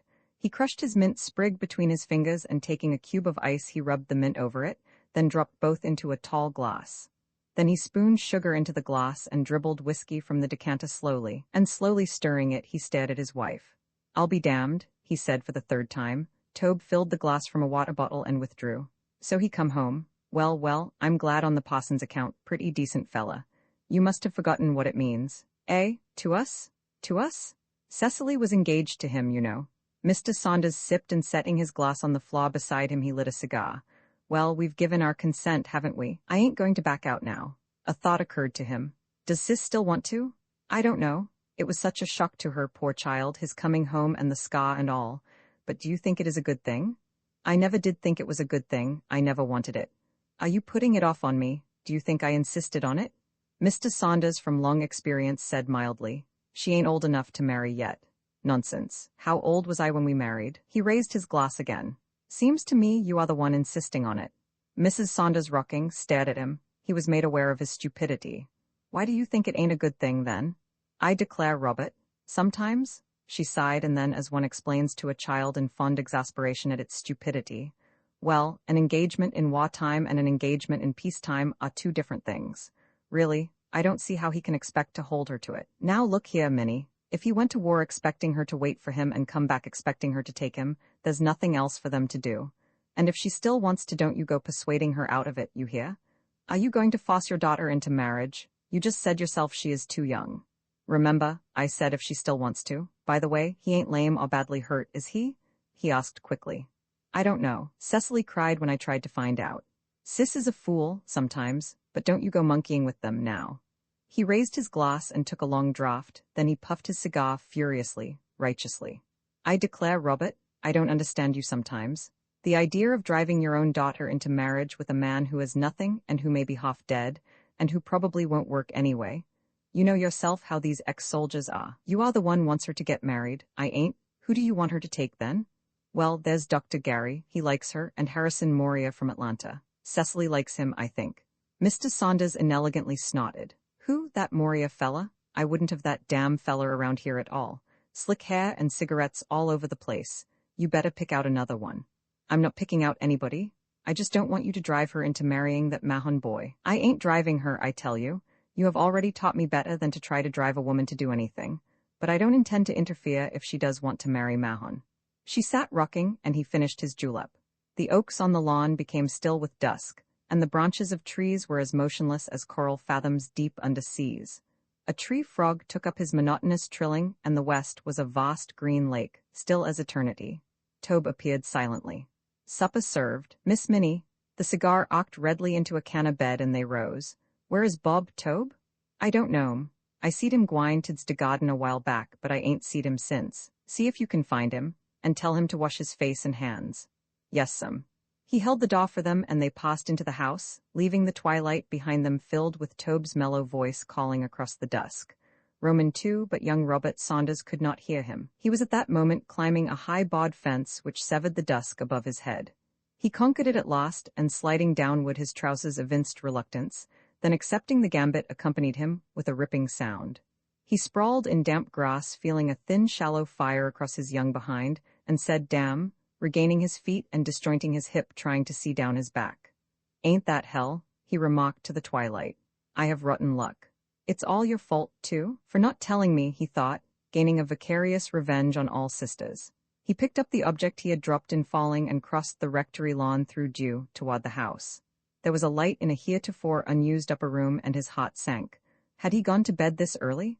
Then he saw silhouetted feet on the balustrade of the porch and the red eye of a cigarette. He sighed with relief. That must be him. He mounted the steps, saying, Hi, Donald. Hi, Colonel, answered the one sitting there. Approaching, he discerned soldier clothes. That's him. Now I'll see, he thought exultantly, snapping on a flashlight and throwing its beam full on the man's face. Aw, shucks, he was becoming thoroughly discouraged. Did anyone ever have such luck? There must be a cabal against him. You ain't got no scar, he stated with dejection. You ain't even Donald, are you? You guessed it, bub, I ain't even Donald. But say, how about turning that searchlight some other way? He snapped off the light in weary disillusion. He burst out. They won't tell me nothing. I just want to know what his ska looks like, but they won't tell me nothing about it. Say, has he gone to bed? Yes, he's gone to bed. This ain't a good time to see his ska. How about tomorrow morning? Hopefully. Could I see it then? I dunno, better wait till then. Listen, he suggested with inspiration. I tell you what, tomorrow about 8 when I am going to school you kind of get him to look out of the window and I'll be passing and I'll see it. I asked Sis, but she wouldn't tell me nothing. Who is Sis, bub? She's just my sister. Gosh, she's mean. If I'd seen his scar I'd 'a told her now, wouldn't I? You bet. What's your sister's name? Name's Cecily Saunders, like mine only mine's Robert Saunders. You'll do that, won't you? Oh, Cecily. Sure, you leave it to me. Colonel. He sighed with relief, yet still lingered. Say, how many soldiers has he got here? About 1.5, bub. 1.5, are they live ones? Well, practically. How can you have 1.5 soldiers if they are live ones? Ask the War Department, they know how to do it. He pondered briefly. Gee, I wish we could get some soldiers at our house. Do you reckon we could? Why, I expect you could. Could? How? He asked eagerly. Ask your sister. She can tell you. Aw, she won't tell me. Sure she will, you ask her. Well, I'll try, he agreed without hope, yet still optimistic. Well, I guess I better be going. They might be kind of anxious about me, he explained, descending the steps. Goodbye, mister, he added politely. So long, Colonel. I'll see his ska tomorrow, he thought with elation. I wonder if Sis does know how to get us a soldier? She don't know much, but maybe she does know that. But girls don't never know nothing, so I ain't going to count on it. Anyway, I'll see his ska tomorrow. Tobe's white jacket, looming around the corner of the house, gleamed dully in the young night, and as young Robert mounted the steps toward the yellow rectangle of the front door, Tobe's voice said, Why'n't you come on to yo supper? Yo mama gwine tear yo hair and my hair both out if you late like this. She say for you to clean up before you goes to de dinner room. I done drawed you some nice water in de bathroom. Run long now, I tell him you hear. He paused only to call through his sister's door. I'm going to see it tomorrow. Ya. Then, soaped and hungry, he clattered into the dining room, accomplishing an intricate field maneuver lest his damaged rear be exposed. He ignored his mother's cold stare. Robert Saunders, where have you been? Mamma, there's a soldier there says we can get one too. One what? Asked his father through his cigar smoke. A soldier. Soldier? Yes, sir, that one says so. That one what? That soldier where Donald is. He says we can get a soldier too. How get one? He wouldn't tell me, but he says that Sis knows how to get us one. Mr. and Mrs. Saunders looked at each other above young Robert's oblivious head as he bent over his plate spooning food into himself. Roman 3 on board the Frisco Limited, Missouri, April 2, 1919. Dear Margaret, I wonder if you miss me like I miss you. Well, I never had much fun in St. Louis. I was there only a half a day. This is just a short note to remind you of waiting for me. It's too bad I had to leave you so soon after. I will see my mother and attend to a few business matters, and I will come back pretty soon. I will work like hell for you, Margaret. This is just a short note to remind you of waiting for me. This damn train rucks, so I cannot write anyway. Well, give my regards to Gilligan. Tell him not to break his arm crooking it until I get back. I will love you always. With love, Julian. What is that child's name, Joe? Mrs. Powers, in one of her straight dark dresses, stood on the porch in the sun. The morning breeze was in her hair, beneath her clothing like water, carrying sun with it. Pigeons about the church spire leaned upon it like silver and slanting splashes of soft paint.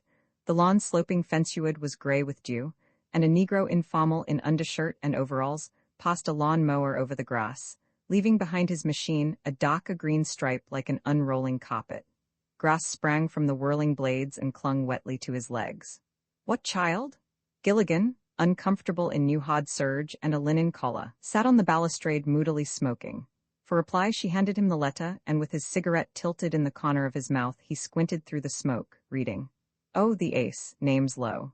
Of course, Lowe. I tried several times after he left us, but I never could recall it. Gilligan returned the letter to her. Funny kid, ain't he? So you scorned my affections and taken his, huh? Her windy dress molded her longly. Let's go to the garden so I can have a cigarette. You could have it here. The padre wouldn't mind, I bet. I'm sure he wouldn't. I am considering his parishioners. What would they think to see a dark, strange woman smoking a cigarette on the rectory porch at 8 o'clock in the morning? They'll think you are one of them French what do you call M's the loot brought back with him. Your good name won't be worth nothing after these folks get through with it. My good name is your trouble, not mine, Joe. My trouble? How you mean? Men are the ones who worry about our good names because they gave them to us, but we have other things to bother about ourselves. What you mean by a good name is like a dress that's too flimsy to wear comfortably. Come on, let's go to the garden. You know you don't mean that, Gilligan told her. She smiled faintly, not turning her face to him. Come on, she repeated, descending the steps. They left a delirium of sparrows and the sweet smell of fresh grass behind them, and were in a gravelled path between rose bushes. The path ran on beneath 2 formal arching oaks. Lesser roses rambling upon a wall paralleled them, and Gilligan, following her long stride, trod brittle and careful. Whenever he was among flowers, he always felt as if he had entered a room full of women. He was always conscious of his body, of his walk, feeling as though he trod in sand, so he believed that he really did not like flowers.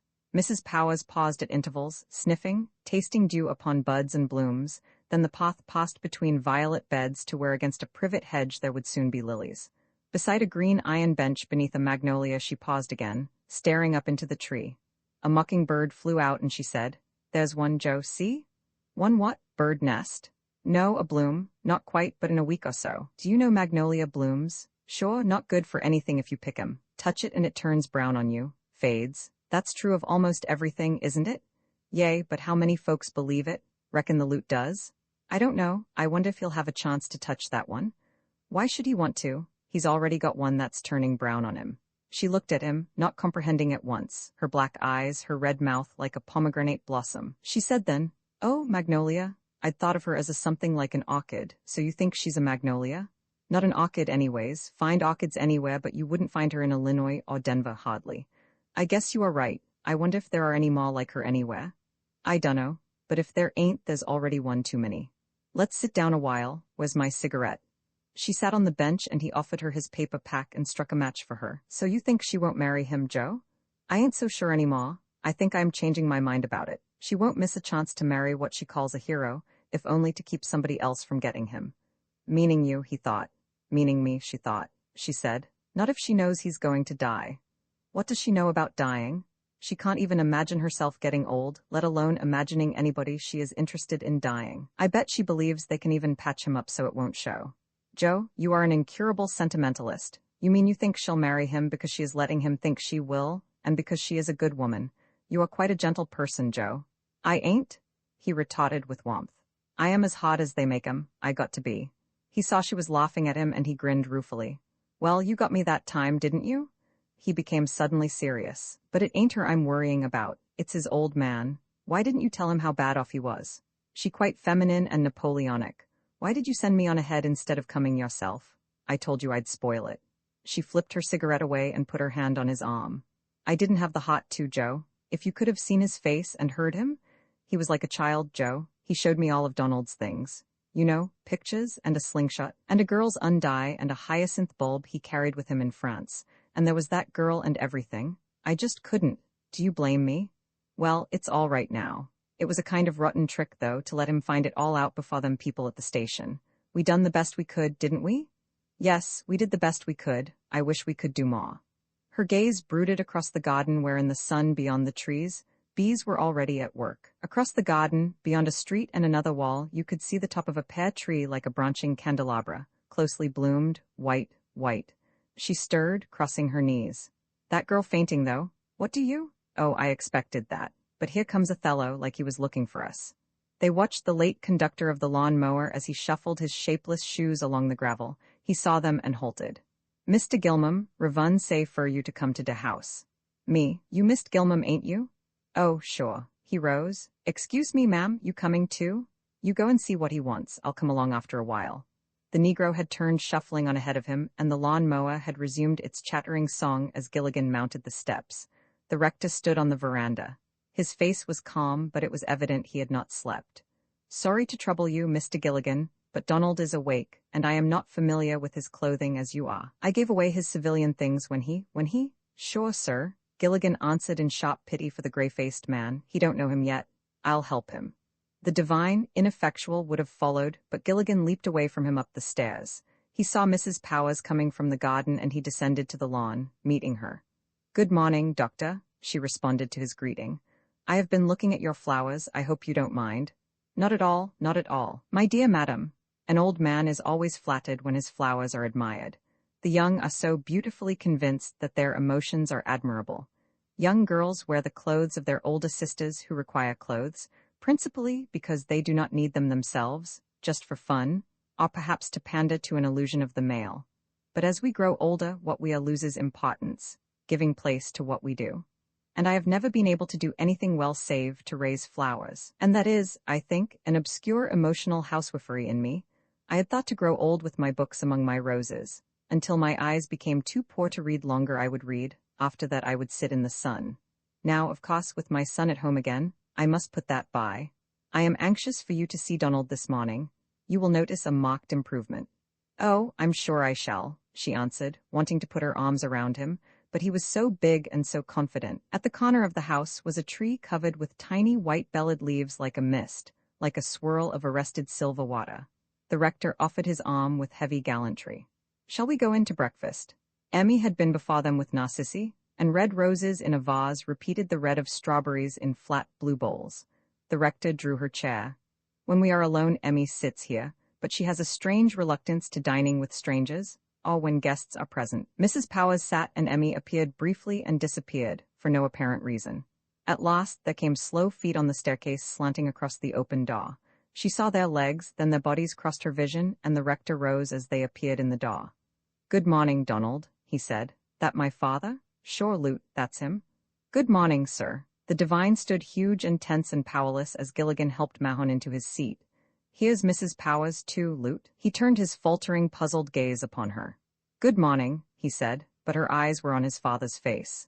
She lowered her gaze to her plate, feeling hot moisture against her lids. What have I done? She thought, what have I done? She tried to eat but could not, watching Mahon, awkward with his left hand, peering into his plate, eating scarcely anything, and Gilligan's healthy employment of knife and fork, and the rector tasting nothing, watching his son's every move with grey despair. Emmy appeared again with fresh dishes. Averting her face, she set the dishes down awkwardly, and was about to flee precipitately when the rector, looking up, stopped her. She turned in stiff, self-conscious fright, hanging her head.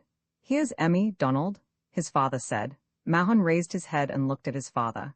Then his puzzled gaze touched Gilligan's face and returned to his plate, and his hand rose slowly to his mouth. Emmy stood for a space, and her black eyes became wide and the blood drained from her face slowly.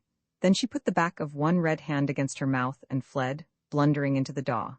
I can't stand this. Mrs. Powers rose unnoticed save by Gilligan and followed Emmy.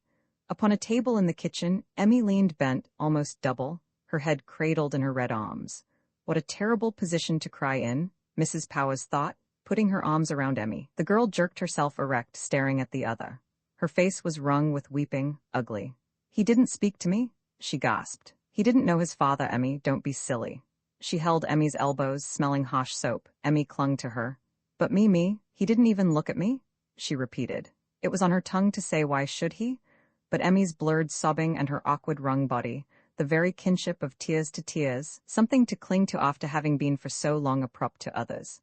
Outside the window was a trellised morning glory vine with a sparrow in it, and clinging to Emmy, holding each other in a recurrent mutual sorrow, she tasted warm salt in her throat. Damn, damn, damn, she said amid her own racking infrequent tears. Roman 4 in front of the post office, the rector was the center of an interested circle when Mr. Saunders saw him. The gathering was representative, embracing the professions with a liberal leavening of those inevitable casuals, cravatless, overalled or unoveralled, who seemed to suffer no compulsions whatever, which anything from a captured still to a Negro with an epileptic fit or a mouth organ attracts to itself like atoms to a magnet, in any small southern town, or northern town, or western town, probably. Yes, yes, quite a surprise, the rector was saying. I had no intimation of it, none whatever, until a friend with whom he was traveling, he is not yet fully recovered, you see, preceded him in order to inform me. One of them airy plain fellas. S what I say, if the Lord had intended folks to fly around in the air he'd a give 'em wings. Well, he's been clustered to the Lord and you'll ever git. This out a kindly curious fringe made way for Mr. Saunders. Clustin' that feller'll ever git anyway. Guffaws. This speaker was probably a Baptist. Mr. Saunders extended his hand. Well, doctor, we are mighty glad to hear the good news. Ah, good morning, good morning. The rector took the proffered hand in his huge paw. Yes, quite a surprise, I was hoping to see you. How is Cecily this morning? He asked in a lower tone, but there was no need, no lack of privacy. There was a general movement into the post office. The mail was in and the window had opened, and even those who expected no mail, who had received no mail in months, must need answer one of the most enduring compulsions of the American nation. The rector's news had become stale in the face of the possibility of a stamped personal communication of some kind, of any kind. Charlestown, like numberless other towns throughout the South, had been built around a circle of tethered horses and mules. In the middle of the square was the cot-house, a simple utilitarian edifice of brick and 16 beautiful Ionic columns stained with generations of casual tobacco.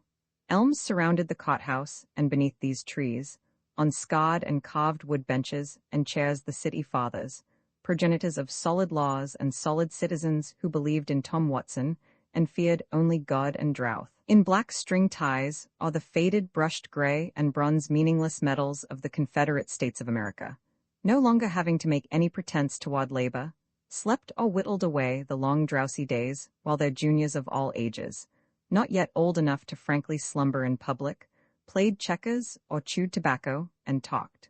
A lawyer, a drug clock, and two nondescripts tossed iron discs back and forth between two holes in the ground, and above all brooded early April sweetly pregnant with noon.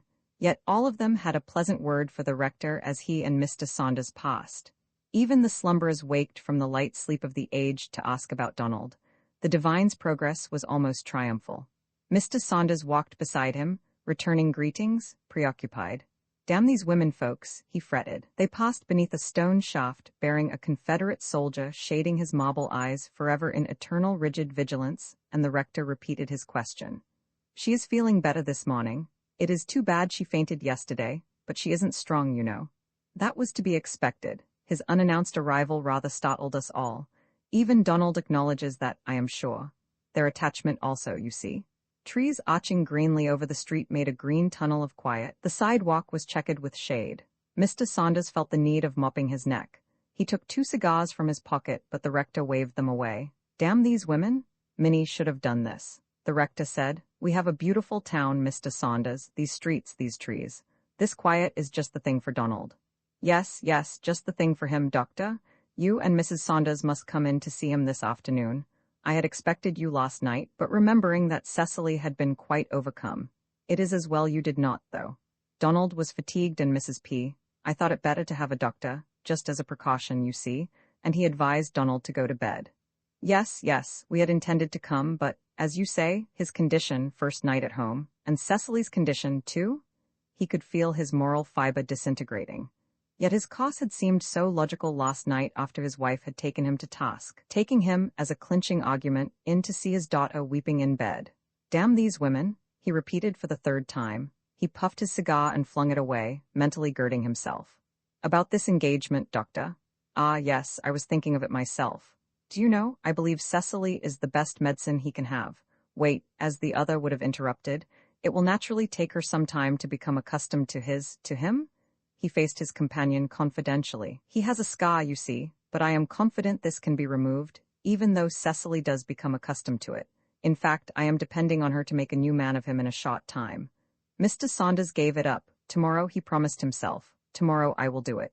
He is naturally a bit confused now. The divine continued, but care and attention, and above all, Cecily, will remedy that.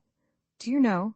He turned his kind gaze on Mr. Saunders again. Do you know, he didn't even know me at first when I went into his room this morning.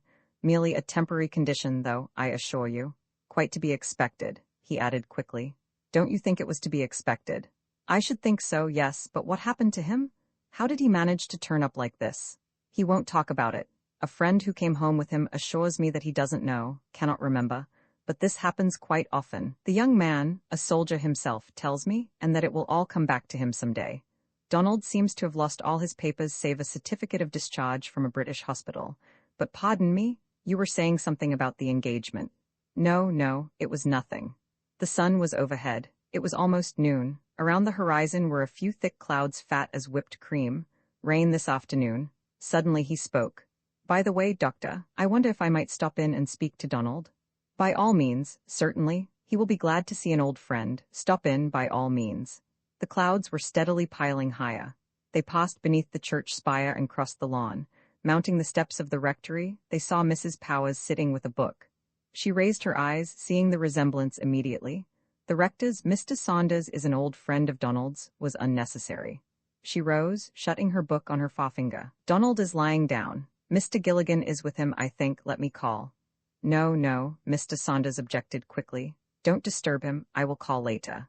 After you have come out of your way to speak to him, he will be disappointed if you don't go up. You are an old friend, you know. You said Mr. Saunders is an old friend of Donald's, didn't you, Doctor?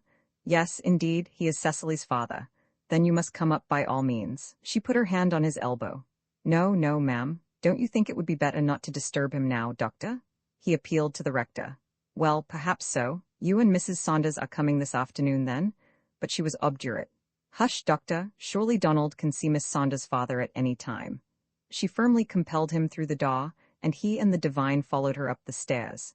To her knock, Gilligan's voice replied, and she opened the door. Here is Cecily's father to see Donald, Joe, she said, standing aside. The door opened and flooded the narrow passage with light. Closing, it reft the passage of light again, and moving through a walled twilight, she descended the stairs again slowly. The lawn-mower was long since stilled, and beneath a tree she could see the recumbent farm, and one propped knee of its languid conductor lapped in slumber. Along the street passed slowly the hourly quota of Negro children who, seeming to have no arbitrary hours, seemingly free of all compulsions of time or higher learning, went to and from school at any hour of a possible lighted 8, carrying lunch pails of ex-molasses and lard tins. Some of them also carried books. The lunch was usually eaten on the way to school, which was conducted by a fattish Negro in a lawn tie and an alpaca coat who could take a given line from any book from the telephone directory down and soon have the entire present personnel chanting it off to him, like Vachel Lindsay. Then they were off for the day. The clouds had piled higher and thicker, taking a lavender tinge, making bits of sky laked among them more blue. The air was becoming sultry, oppressive, and the church spire had lost perspective until now it seemed but 2 dimensions of metal and cardboard. The leaves hung lifeless and sad, as if life were being recalled from them before it was fully given, leaving only the ghosts of young leaves. As she lingered near the door, she could hear Emmy clashing dishes in the dining room, and at last she heard that for which she waited. Expect you and Mrs. Saunders this afternoon, then? The rector was saying as they appeared. Yes, the caller answered with detachment. His eyes met Mrs. Powers. How like her he is, she thought, and her heart sank. Have I blundered again? She examined his face fleetingly and sighed with relief. How do you think he looks, Mr. Saunders? She asked. Fine, considering his long trip, fine. The rector said happily.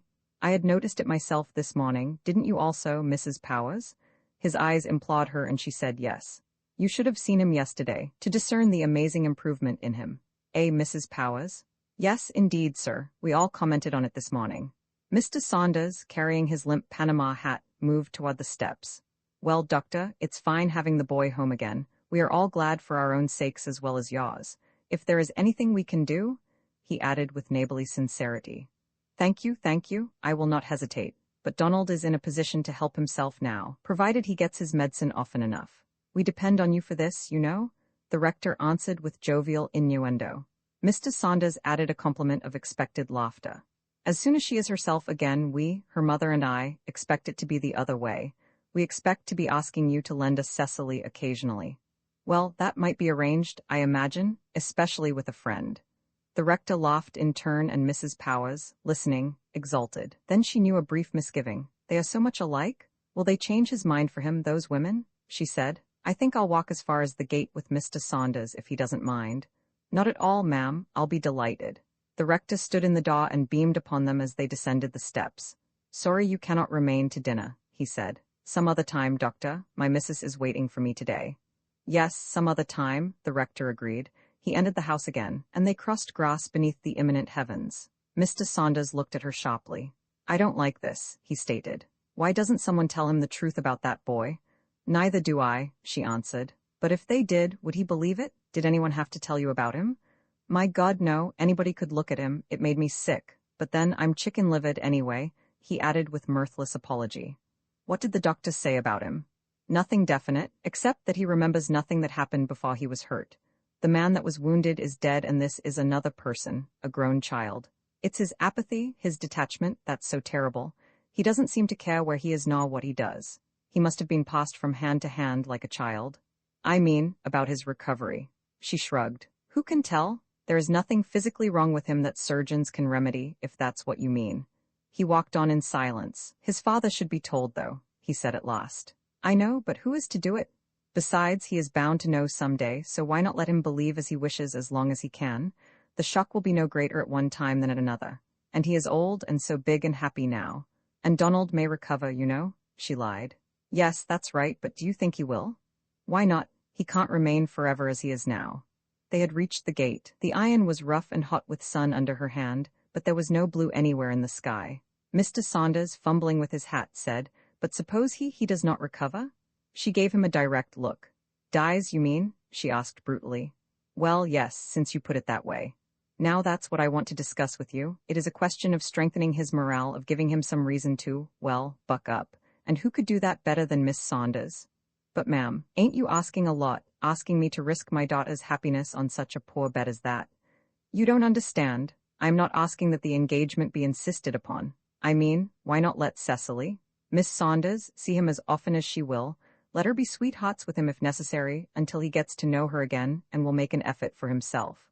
Time enough then to talk of engagements. Think, Mr. Saunders, suppose he were your son. That wouldn't be very much to ask of a friend, would it? He looked at her again in admiration keenly. You've got a level head on your shoulders, young lady. So what I'm to do is to prevail on her to come and see him, is it? You must do more than that. You must see that she does come, that she acts just as she acted toward him before. She gripped his arm. You must not let her mother dissuade her. You must not.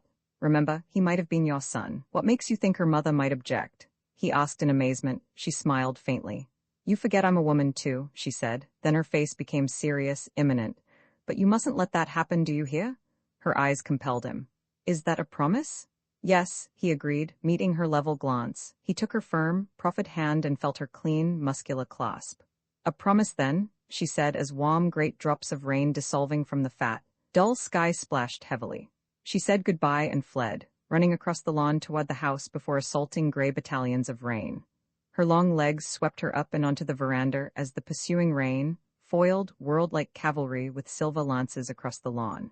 Mr. Saunders, casting an uneasy look at the dissolving sky, let himself out the gate and here, returning from school, was his son, saying, Did you see his scar, Daddy? Did you see his scar? The man stared at this troublesome small miniature of himself, and then he knelt suddenly, taking his son into his arms, holding him close. You seen his scar? Young Robert Saunders accused, trying to release himself as the rain galloped over them, through the trees. Emmy's eyes were black and shallow as a toy animal's, and her hair was a sunburned shock of no particular color. There was something wild in Emmy's face. You knew that she outran, outfought, outclimbed her brothers. You could imagine her developing like a small but sturdy greenness on a dunghill. Not a flower. But not dung, either. Her father was a house painter, with the house painter's inevitable penchant for alcohol, and he used to beat his wife. She, fortunately, failed to survive the birth of Emmy's fourth brother, whereupon her father desisted from the bottle long enough to woo and wed an angular shrew, who, serving as an instrument of retribution, beat him soundly with stove wood in her lighter moments. "Don't never marry a woman, Emmy," her father, maudlin and affectionate, advised her. "If I had it to do all over again, I'd take a man every time." "I won't never marry nobody," Emmy had promised herself passionately, especially after Donald had gone to war and her laboriously worded letters to him had gone unanswered. "And now he don't even know me," she thought dully. "I won't never marry nobody," she repeated, putting dinner on the table. "I think I'll just die," she said, staring through a streaming window into the rain, watching the gusty rain surge by like a gray yet silver ship crossing her vision, nursing a final plate between her hands. She broke her reverie, and putting the plate on the table, she went and stood without the study door, where they were sitting watching the streaming window panes, hearing the gray rain like a million little feet across the roof and in the trees. "All right, Uncle Joe," she said, fleeing kitchenward.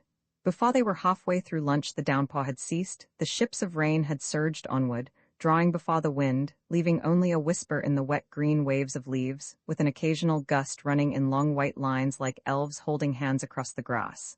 But Emmy did not appear with dessert. "Emmy," called the rector again. Mrs. Powers rose. "I'll go see," she said. The kitchen was empty. "Emmy," she called quietly. There was no reply, and she was on the point of leaving when an impulse bade her look behind the open door. She swung it away from the wall, and Emmy stared at her dumbly. "Emmy, what is it?"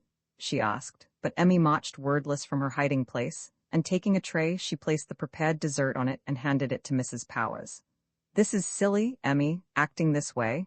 You must give him time to get used to us again." But Emmy only looked at her from beyond the frontiers of her inarticulate despair, and the other woman carried the tray into the table. "Emmy's not feeling well," she explained. "I am afraid Emmy works too hard," the rector said. "She was always a hard worker, don't you remember, Donald?" Mahon raised his puzzled gaze to his father's face. "Emmy?" he repeated. "Don't you remember Emmy?" "Yes, sir," he repeated tonelessly. Roman 7, the window panes had cleared, though it yet rained. She sat after the men had left the table, and at last Emmy peered through the door, then entered. She rose, and together the two of them cleared the table, over Emmy's mild protest, and carried the broken meal to the kitchen. Mrs. Powers turned back her sleeves briskly. "No, lemme do it," Emmy objected. "You'll spoil your dress. It's an old one, no matter if I do. It don't look old to me, I think it's right pretty, but this is my work. You go on and lemme do it." "I know, but I've got to do something or I'll go wild. Don't you worry about this dress, I don't. You are rich, you don't have to, I guess," Emmy answered coldly, examining the dress. "Do you like it?" Emmy made no reply. "I think clothes of this sort suit people of your and my type, don't you?" "I dunno, I never thought about it," splashing water in the sink. "I tell you what," said Mrs. Powers, watching Emmy's firm, sturdy back. "I have a new dress up in my trunk that doesn't suit me for some reason. When we get through, suppose you come up with me and we'll try it on you. I can sew a little, and we can make it fit you exactly. What about it?" Emmy thawed imperceptibly. "What use would I have for it? I don't go anywhere, and I got clothes good enough to wash and sweep and cook in." "I know, but it's always well to have some dress-up things. I will lend you stockings and things to go with it, and a hat, too." Emmy slid dishes into hot water and steam rose about her reddened arms. "Where's your husband?" she asked irrelevantly. "He was killed in the war, Emmy." "Oh," she said, then, after a while, "and you so young, too." She gave Mrs. Powers a quick, kind glance, sisters in sorrow. "My Donald was killed, too." Mrs. Powers rose quickly. "Where's a cup towel? Let's get done so we can try that dress." Emmy drew her hands from the water and dried them on her apron. "Wait, let me get an apron for you, too." A bedraggled sparrow eyed her from the limp, glistening morning glory vine, and Emmy dropped the apron over her head and knotted the cords at the back. Steam rose again about Emmy's forearms, wreathing her head, and the china was warm and smooth and sensuous to the touch. Glass gleamed under Mrs. Powers' toweling, and a dull parade of silver took the light mutely. Hushing it as like two priestesses, they repeated the orisons of clothes. As they passed the study door, they saw the rector and his son gazing quietly into a rain-perplexed tree, and Gilligan sprawled on his back upon a battered divan, smoking and reading. Roman 8 Emmy, outfitted from head to heel, thanked her awkwardly. "How good the rain smells." Mrs. Powers interrupted her. "Sit down a while, won't you?" Emmy, admiring her finery, came suddenly from out her Cinderella dream. "I can't," I got some mending to do. I nearly clean forgot it. Bring your mending in here then, so we can talk. I haven't had a woman to talk to in months, it seems like. Bring it in here and let me help you. Emmy said, flattered. Why do you want to do my work? I told you if I don't have something to do I'll be a crazy woman in 2 days. Please, Emmy, as a favor, won't you? All right, let me get it. She gathered up her garments and leaving the room she returned with a heaped basket. They sat on either side of it. His poor huge socks. Mrs. Powers raised her encased hand. Like chair covers, aren't they? Emmy laughed happily above her needle, and beneath swooning gusts of rain across the roof, the pile of neatly folded and mended garments grew steadily. Emmy, Mrs. Powers said after a time, what was Donald like before? You knew him a long time, didn't you? Emmy's needle continued its mute, tiny flashing, and after a while, Mrs. Powers leaned across the basket and putting her hand under Emmy's chin, raised her bent face. Emmy twisted her head aside and bent again over her needle. Mrs. Powers rose and drew the shades, darkening the room against the rain-combed afternoon. Emmy continued to peer blindly at her darning until the other woman took it from her hand. Then she raised her head and stared at her new friend with beast-like, unresisting hopelessness. Mrs. Powers took Emmy's arms and drew her erect. Come, Emmy, she said, feeling the bones in Emmy's hard, muscular arms. Mrs. Powers knew that lacking a bed, any reclining intimacy was conducive to confidence, so she drew Emmy down beside her in an ancient obese armchair. And with heedless rain filling the room with hushed, monotonous sound, Emmy told her brief story. We was in school together. When he was there at all, he never came, mostly. They couldn't make him. He'd just go off into the country by himself and not come back for 2 or 3 days. And nights, too. It was one night when he... Her voice died away and Mrs. Powers said, When he what, Emmy? Aren't you going too fast? Sometimes he used to walk home from school with me. He wouldn't never have a hat or a coat and his face was like, it was like he ought to live in the woods. You know, not like he ought to went to school or had to dress up. And so you never did know when you'd see him. He'd come in school at almost any time and folks would see him way out in the country at night. Sometimes he'd sleep in folks' houses in the country, and sometimes niggers would find him asleep in sand ditches. Everybody knew him. And then one night? How old were you then? I was 16 and he was 19, and then one night? But you are going too fast. Tell me about you and him before that. Did you like him? I liked him better than anybody. When we was both younger, we dammed up a place in a creek and built a swimming hole, and we used to go in every day. And then we'd lie in an old blanket we had and sleep until time to get up and go home. And in summer, we was together nearly all the time. Then one day he'd just disappear, and nobody wouldn't know where he was. And then he'd be outside our house some morning, calling me. The trouble was that I always lied to Pappy where I had been, and I hated that. Donald always told his father. He never lied about nothing he ever did, but he was braver than me, I reckon. And then, when I was 14, Pappy found out about how I liked Donald, and so he took me out of school and kept me at home all the time. So I didn't hardly ever get to see Donald. Pappy made me promise I wouldn't go around with him anymore. He had come for me once or twice, and I told him I couldn't go, and then one day he came and Pappy was at home. Pappy ran out to the gate and told him not to come fooling around there no more, but Donald stood right up to him. Not acting bad, but just like Pappy was a fly or something. And so Pappy come in the house mad and said he wasn't going to have any such goings-on with his girls, and he hit me and then he was sorry and cried. He was drunk, you see, and made me swear I wouldn't never see Donald again, and I had to. But I thought of how much fun we used to have, and I wanted to die. And so I didn't see Donald for a long time. Then folks said he was going to marry her. I knew Donald didn't care much about me. He never cared about anybody. But when I heard that he was going to marry her. Anyway, I didn't sleep much at night, and so I'd sit on the porch after I'd undressed lots of times, thinking about him and watching the moon getting bigger every night. And then one night, when the moon was almost full and you could see like day almost, I saw somebody walk up to our gate and stop there. And I knew it was Donald, and he knew I was there because he said, "Come here, Emmy." And I went to him.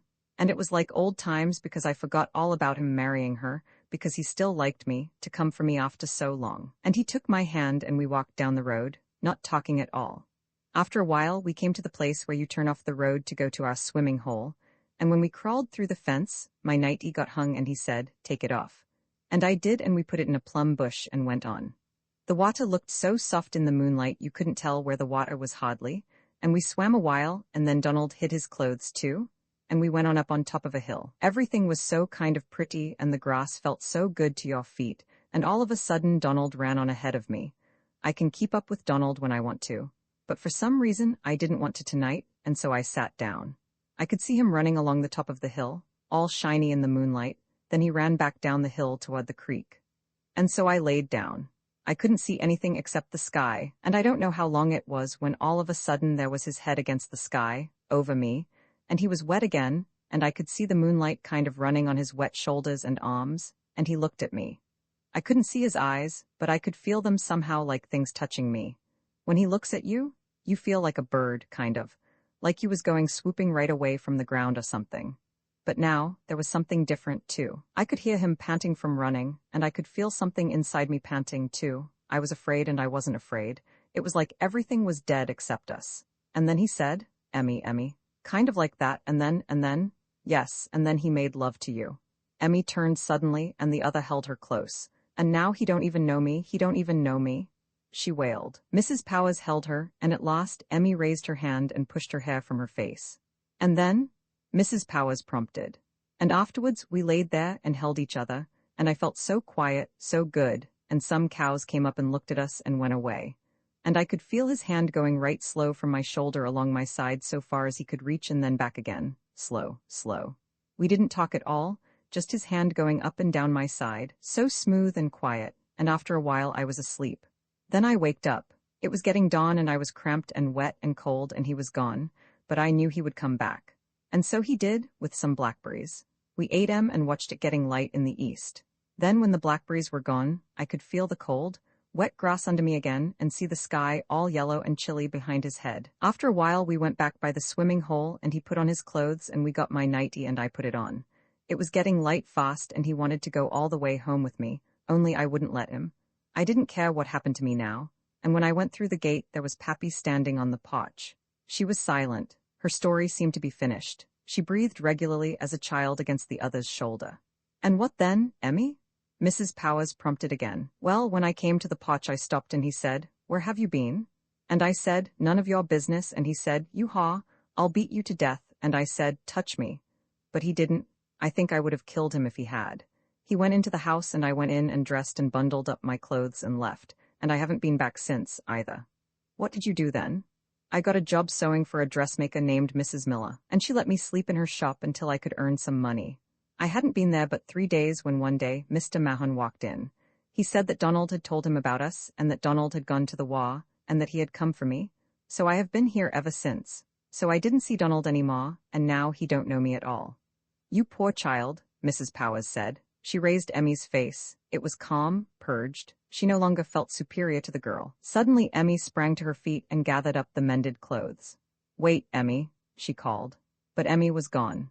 She lit a cigarette and sat smoking slowly in her great, dim room with its heterogeneous collection of furniture. After a while she rose to draw the curtains. The rain had ceased and long lances of sunlight piercing the washed immaculate air struck sparks amid the dripping trees. She crushed out her cigarette, and descending the stairs, she saw a strange retreating back, and the rector, turning from the door, said hopelessly, staring at her, "He doesn't give us much hope for Donald's sight. But he's only a general practitioner. We'll get a specialist from Atlanta," she encouraged him, touching his sleeve. And here was Miss Cecily Saunders tapping her delicate way up the fast-drying path between the fresh-sparkled grass. Roman 9 Cecily sat in her room in pale satin knickers and a thin, orange-colored sweater, with her slim legs elevated to the arm of another chair, reading a book. Her father, opening the door without knocking, stared at her in silent disapproval. She met his gaze for a time, then lowered her legs. "Do nice girls sit around half-naked like this?" he asked coldly. She laid her book aside and rose. "Maybe I'm not a nice girl," she answered flippantly. He watched her as she enveloped her narrow body in a flimsy diaphanous robe. "I suppose you consider that an improvement, do you?" "You shouldn't come in my room without knocking, Daddy," she told him fretfully. "No more I will, if that's the way you sit in it." He knew he was creating an unfortunate atmosphere in which to say what he wished, but he felt compelled to continue. "Can you imagine your mother sitting in her room half undressed like this?" "I hadn't thought about it." She leaned against the mantel, combatively respectful. "But I can if she wanted to." He sat down. "I want to talk to you, sis." His tone was changed and she sank on to the foot of the bed, curling her legs under her, regarding him hostilely. "How clumsy I am," he thought, clearing his throat. "It's about young Mahon." She looked at him. I saw him this noon, you know. She was forcing him to do all the talking.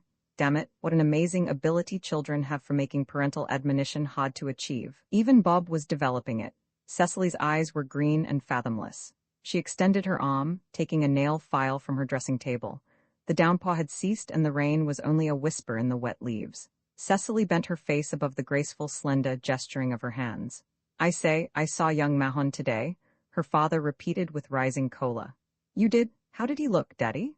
Her tone was so soft, so innocent that he sighed with relief. He glanced at her sharply, but her face was lowered sweetly and demurely. He could see only her hair filled with warm reddish lights and the shallow plane of her cheek and her soft, unemphatic chin. That boy's in bad shape, sis. His poor father, she commiserated above her busy hands. It is so hard on him, isn't it? His father doesn't know. She looked quickly up and her eyes became gray and darker still. He saw that she didn't know either. Doesn't know? She repeated. How can he help seeing that scar? Her face blanched and her hand touched her breast delicately. Do you mean? No, he said hastily. I mean his father thinks that his father doesn't think. I mean his father forgets that his journey has tired him, you see, he finished awkwardly. He continued swiftly. That's what I wanted to talk to you about. About being engaged to him? How can I with that scar, how can I? No, not engaged to him. If you don't want to be, we won't think about the engagement at all now. But just keep on seeing him until he gets well, you see. But Daddy, I can't, I just can't. Why, sis? Oh, his face, I can't bear it any more. Her own face was wrung with the recollection of a past anguish. Don't you see I can't? I would if I could. But you'll get used to it, and I expect a good doctor can patch him up and hide it. Doctors can do anything these days. Why, sis, you are the one who can do more for him right now than any doctor. She lowered her head to her arms folded upon the footrail of the bed and her father stood beside her, putting his arm about her slim, nervous body. Can't you do that much, sis? Just drop in and see him occasionally? I just can't, she moaned. I just can't. Well then, I guess you can't see that far boy anymore either. She raised her head quickly and her body became taut beneath his arm. Who says I can't? I say so, sis, he replied gently and firmly. Her eyes became blue with anger, almost black. You can't prevent it? You know you can't. She thrust herself back against his arm, trying to evade it. He held her and she twisted her head aside, straining from him. Look at me, he said quietly, putting his other hand under her cheek. She resisted, he felt her warm breath on his hand, but he forced her face around. Her eyes blazed at him. If you can't occasionally see the man you are engaged to, and a sick man to boot, I'm damned if I'll have you running around with anybody else. There were red prints of his fingers on her cheek, and her eyes slowly filled. You are hurting me, she said, and feeling her soft, vague chin in his palm and her fragile body against his arm, he knew a sudden access of contrition. He picked her up bodily and sat again in a chair, holding her on his lap.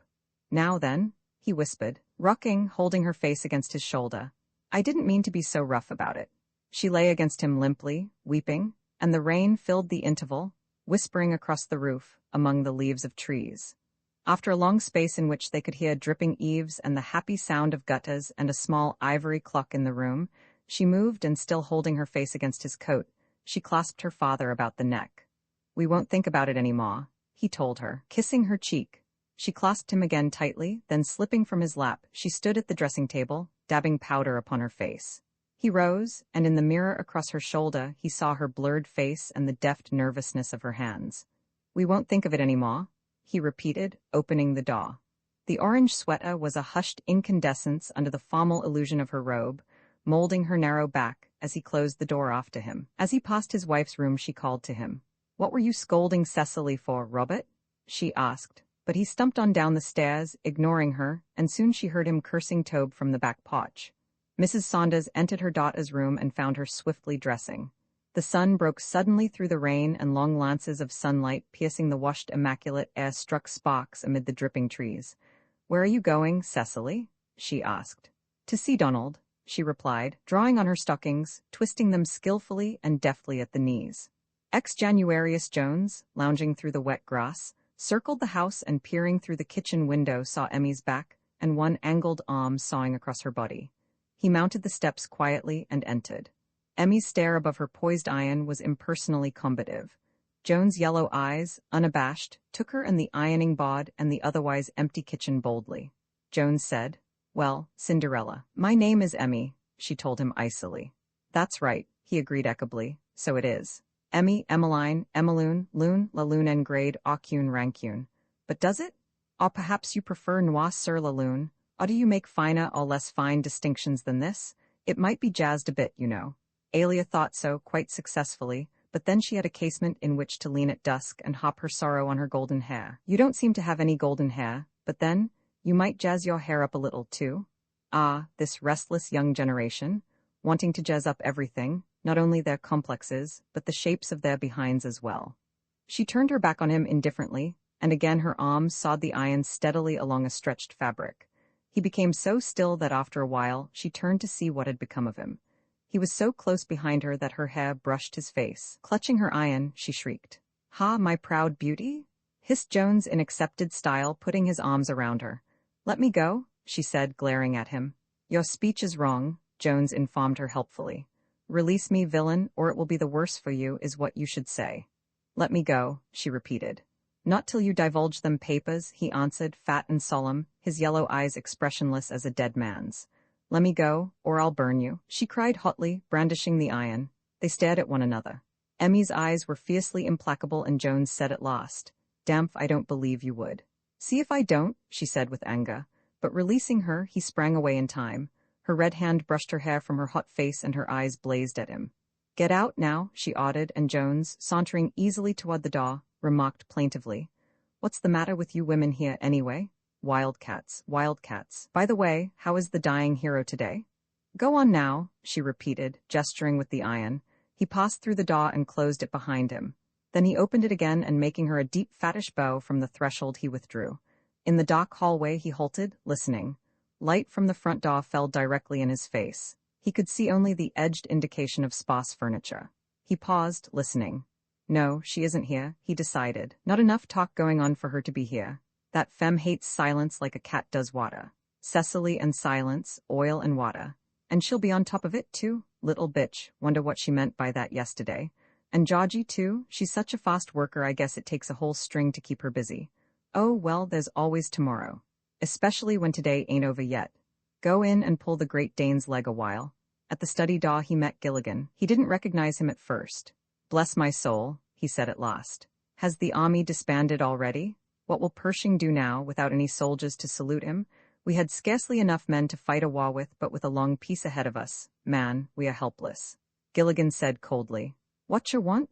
"Why, nothing, thank you so much. I merely came to call upon our young friend in the kitchen, and to incidentally inquire after Mercury's brother." "Whose brother?" "Young Mr. Mahon, in a manner of speaking, then." "Doctor's with him?" Gilligan replied curtly. "You can't go in now." He turned on his heel. "Not at all," murmured Jones, after the others departing back. "Not at all, my dear fellow." Yawning, he strolled up the hall. He stood in the entrance, speculative, filling his pipe. He yawned again openly. At his right was an open door, and he entered a stuffily formal room. Here was a convenient window ledge on which to put spent matches, and sitting beside it, he elevated his feet to another chair. The room was depressingly hung with glum portraits of someone's forebears, between which the principal strain of kinship appeared to be some sort of stomach trouble. Or perhaps they were portraits of the ancient mariner at different ages before he wore out his albatross.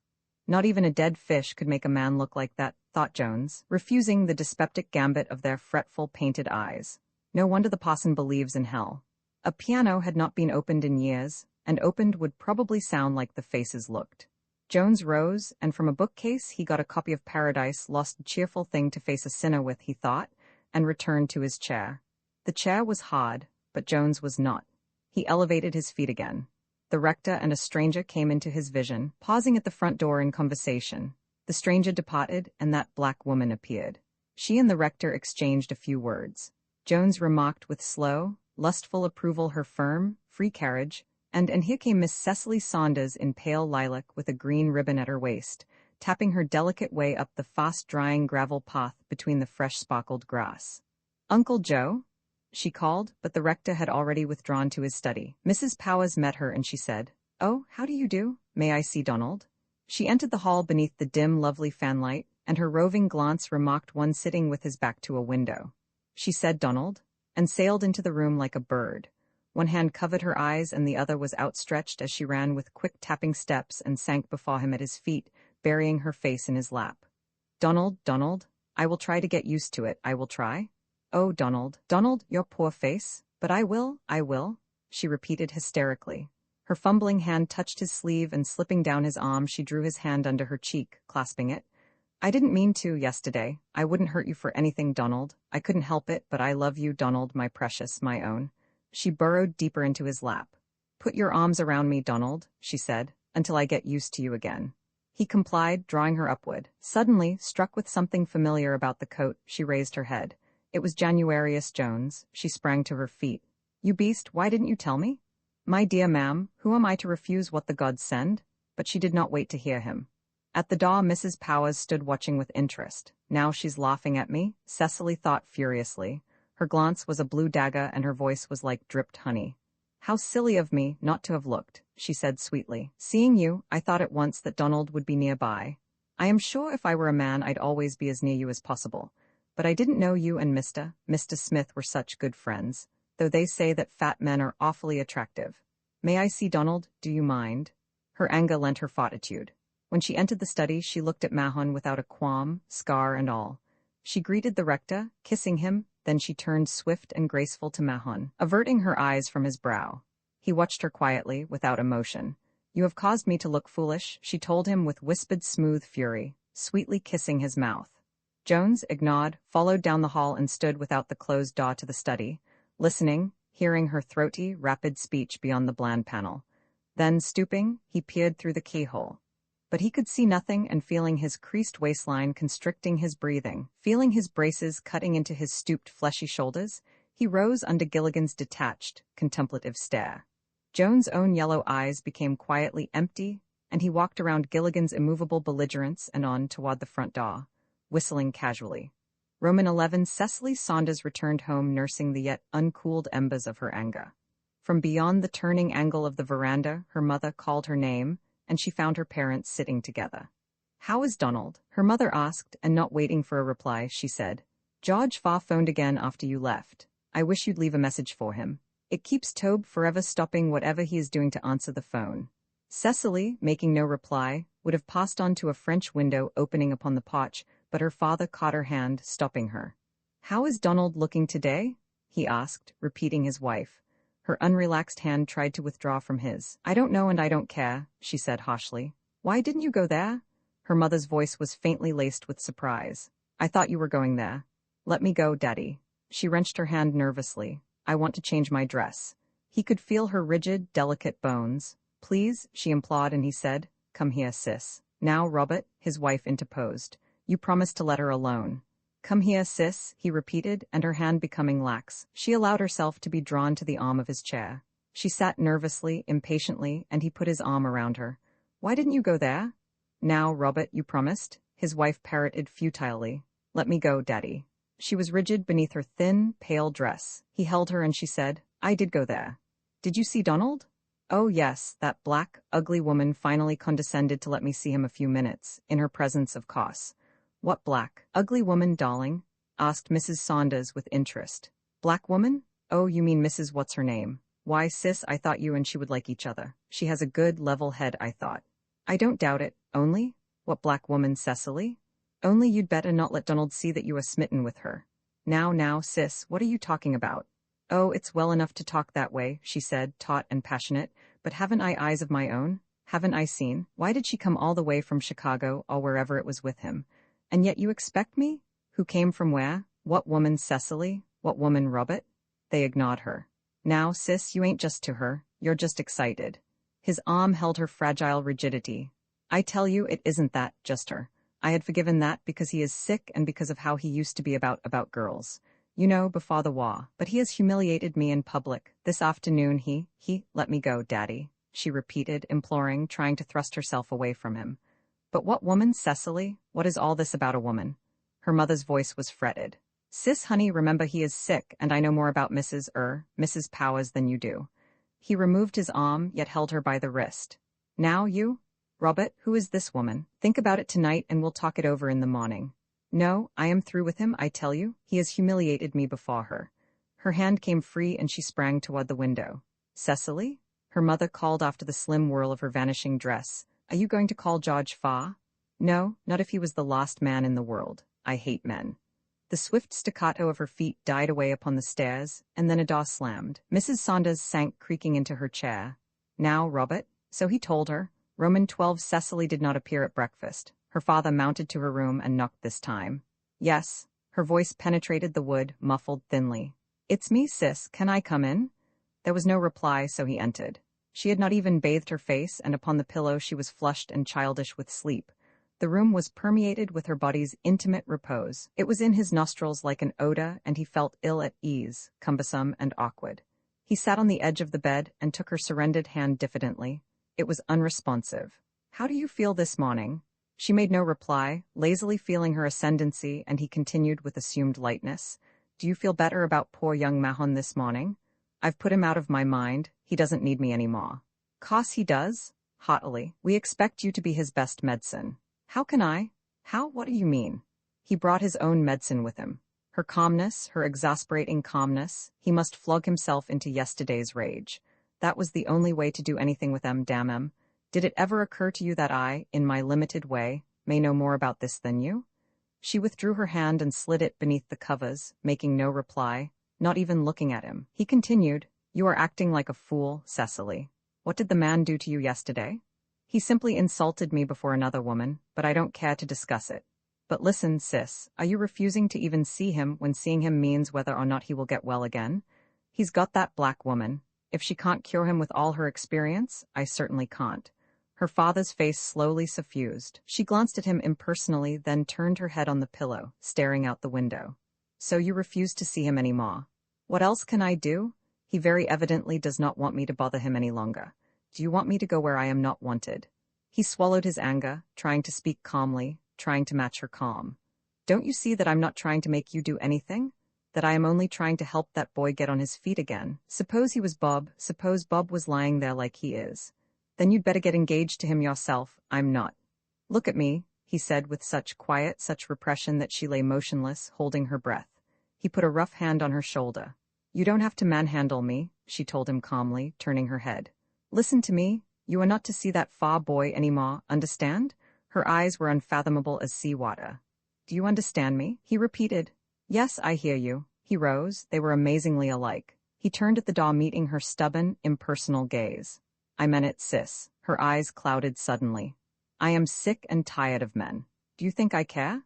The door closed behind him, and she lay staring at its inscrutable, painted surface, running her fingers lightly over her breasts, across her belly, drawing concentric circles upon her body beneath the covers, wondering how it would feel to have a baby, hating that inevitable time when she'd have to have one, blurring her slim epicenity, blurring her body with pain. Roman 13, Miss Cecily Saunders, in pale blue linen, entered a neighbor's house, gushing, paying a morning call.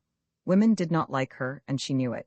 Yet she had a way with them, a way of charming them temporarily with her conventional perfection, insincere though she might be. Her tact and her graceful deference were such that they discussed her disparagingly only behind her back. None of them could long resist her. She always seemed to enjoy other people's gossip. It was not until later you found that she had gossiped none herself. And this, indeed, requires tact. She chatted briefly while her hostess potted among tubbed flowers, then asking and receiving permission, she entered the house to use the telephone. Roman 14 Mr. George Farr, lurking casually within the cot-house portals, saw her unmistakable approaching figure far down the shady street, remarking her quick, nervous stride. He gloated, fondling her in his eyes with a slow sensuality. That's the way to treat 'em, make 'em come to you? Forgetting that he had phoned her vainly 5 times in 30 hours, but her surprise was so perfect, her greeting so impersonal, that he began to doubt his own ears. My God, he said, I thought I'd never get you on the phone. Yes, she paused, creating an unpleasant illusion of arrested haste. Been sick? Yes, sort of. Well, moving on, I'm awfully glad to have seen you. Call me again sometime when I'm in, won't you? But say, Cecily. She paused again and looked at him over her shoulder with courteous patience. Yes, where are you going? Oh, I'm running errands today, buying some things for Mama. Goodbye. She moved again, her blue linen shaping delicate and crisp to her stride. A Negro driving a wagon passed between them, interminable as time. He thought the wagon would never pass, so he darted around it to overtake her. Be careful, she said quickly. Daddy's downtown today. I am not supposed to see you any more. My folks are down on you. Why? He asked in startled vacuity. I don't know. Perhaps they have heard of your running around with women and they think you will ruin me. That's it, probably. Flattered, he said. Aw, come on. They walked beneath awnings. Wagons tethered to slumbering mules and horses were motionless in the square. They were lapped, surrounded, submerged by the frank odor of unwashed Negroes, most of whom wore at least one ex-garment of the Army OD. And their slow, unemphatic voices and careless, ready laughter, which has also somehow beneath it something elemental and sorrowful and unresisting, lay drowsily upon the noon. At the corner was a drug store in each window of which was an identical globe, containing liquids once red and green, respectively, but faded now to a weak similar brown by the suns of many summers. She stayed him with her hand. You mustn't come any further, George, please. Oh, come on, Cecily. No, no, goodbye. Her slim hand stopped him dead in his tracks. Come in and have a Coca-Cola. No, I can't. I have so many things to do. I'm sorry. Well, after you get through then, he suggested as a last resort. I can't tell. But if you want to, you can wait here for me and I'll come back if I have time. If you want to, you know. All right, I'll wait here for you. Please come, Cecily. I can't promise. Goodbye. He was forced to watch her retreating from him, mincing and graceful, diminishing. Hell, she won't come, he told himself, but he daren't leave for fear she might. He watched her as long as he could see her, watching her head among other heads, sometimes seeing her whole body, delicate and unmistakable. He lit a cigarette and lounged into the drugstore. After a while, the clock on the cot-house struck 12, and he threw away his 5th cigarette. God damn her, she won't have another chance to stand me up, he swore. Cursing her, he felt better and pushed open the screen door. He sprang suddenly back into the store and stepped swiftly out of sight, and the soda clock, glassy-haired and white-jacketed, said, "Whatcha dodging?" with interest. She passed, walking and talking gaily with a young married man who clocked in a department store. She looked in as they passed without seeing him. He waited, wrung and bitter with anger and jealousy, until he knew she had turned the corner. Then he swung the door outward furiously. He cursed her again, blindly, and someone behind him saying, Miss George, monotonously drew up beside him. He whirled upon a Negro boy. What in hell you want? He snapped. Let affur you, replied the Negro equably, shaming him with better breeding. He took it and gave the boy a coin. It was written on a scrap of wrapping paper, and it read, Come tonight after they have gone to bed. I may not get out, but come if you want to. He read and reread it. He stared at her spidery, nervous script until the words themselves ceased to mean anything to his mind. He was sick with relief. Everything, the ancient, slumbering cot-house, the elms, the hitched somnolent horses and mules, the stolid coagulation of Negroes and the slow unemphases of their talk and laughter, all seemed some way different, lovely and beautiful under the indolent noon. He drew a long breath. Roman 4. Mr. George Faw considered himself quite a man.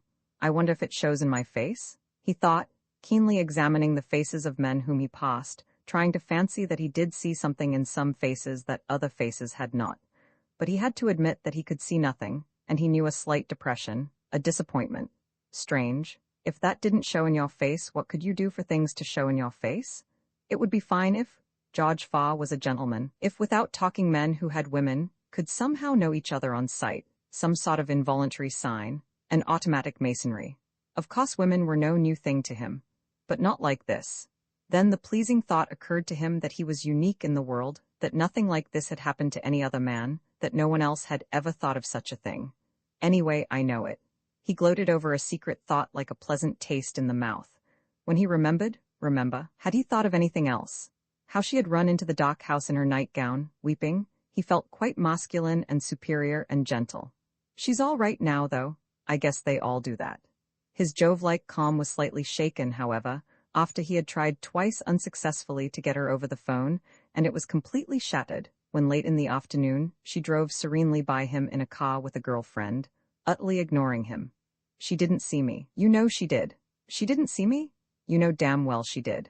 By nightfall he was on the verge of his possible, mild, unemphatic insanity. Then this cooled away as the sun cooled from the sky. He felt nothing, yet like an unattached ghost he felt compelled to linger around the corner which she would pass if she did come downtown. Suddenly he knew terror. What if I were to see her with another man? It would be worse than death, he knew, trying to make himself leave, to hide somewhere like a wounded beast. But his body would not go. He saw her time after time, and when it turned out to be someone else he did not know what he felt. And so when she did turn the corner, he did not believe his eyes at first. It was her brother that he first recognized. Then he saw her, and all his life went into his eyes, leaving his body, but an awkward, ugly gesture in unquicked clay. He could not have said how long it was that he was unconscious of the stone base of the monument on which he sat, while she and her brother moved slowly and implacably across his vision. Then his life flowed completely, emptying his eyes and filling his body again, giving him dominion over his arms and legs, and temporarily sightless he sprang after her. "Hi, George," young Robert greeted him casually as an equal. "Goin' to the show?" She looked at him swiftly, delicately, with terror and something like loathing. "Cecily," he said. Her eyes were dark, black, and she averted her head and hurried on. "Cecily," he implored, touching her arm. At his touch she shuddered, shrinking from him. Don't touch me," she said piteously. Her face was blanched, colorless, and he stood watching her frail dress flowing to the fragile articulation of her body as she and her brother passed on, leaving him. And he, too, partook of her pain and terror, not knowing what it was. Roman II Donald Mahon's homecoming, poor fellow, was hardly a 9 days' wonder even. Curious, kindly neighbors came in, men who stood or sat jovially respectable, cheerful. Solid businessmen interested in the war only as a byproduct of the rise and fall of Mr. Wilson, and interested in that only as a matter of dollars and cents, while their wives chatted about clothes to each other across Mahon's scarred, oblivious brow. A few of the rector's more casual acquaintances democratically uncravated, hushing their tobacco into a bulged cheek, diffidently but firmly refusing to surrender their hats. Girls that he had known, had danced with or courted of summer nights, come now to look once upon his face, and then quickly aside in hushed nausea, not coming any more unless his face happened to be hidden on the first visit, upon which they finally found opportunity to see it in. Boys come to go away fretted because he wouldn't tell any war stories, all this going on about him, while Gilligan, his glum majordomo, handled them all with impartial discouraging efficiency. "Beat it, now," he repeated to young Robert Saunders, who with sundry contemporaries to whom he had promised something good in the way of damaged soldiers, had called. "He's going to marry my sister? I'd like to know why I can't see him." Young Robert protested. He was in the uncomfortable position of one who has inveigled his friends into a gold mine and then cannot produce the mine. They jeered at him, and he justified his position hotly, appealing to Gilligan. "Gwan now, beat it, show's over.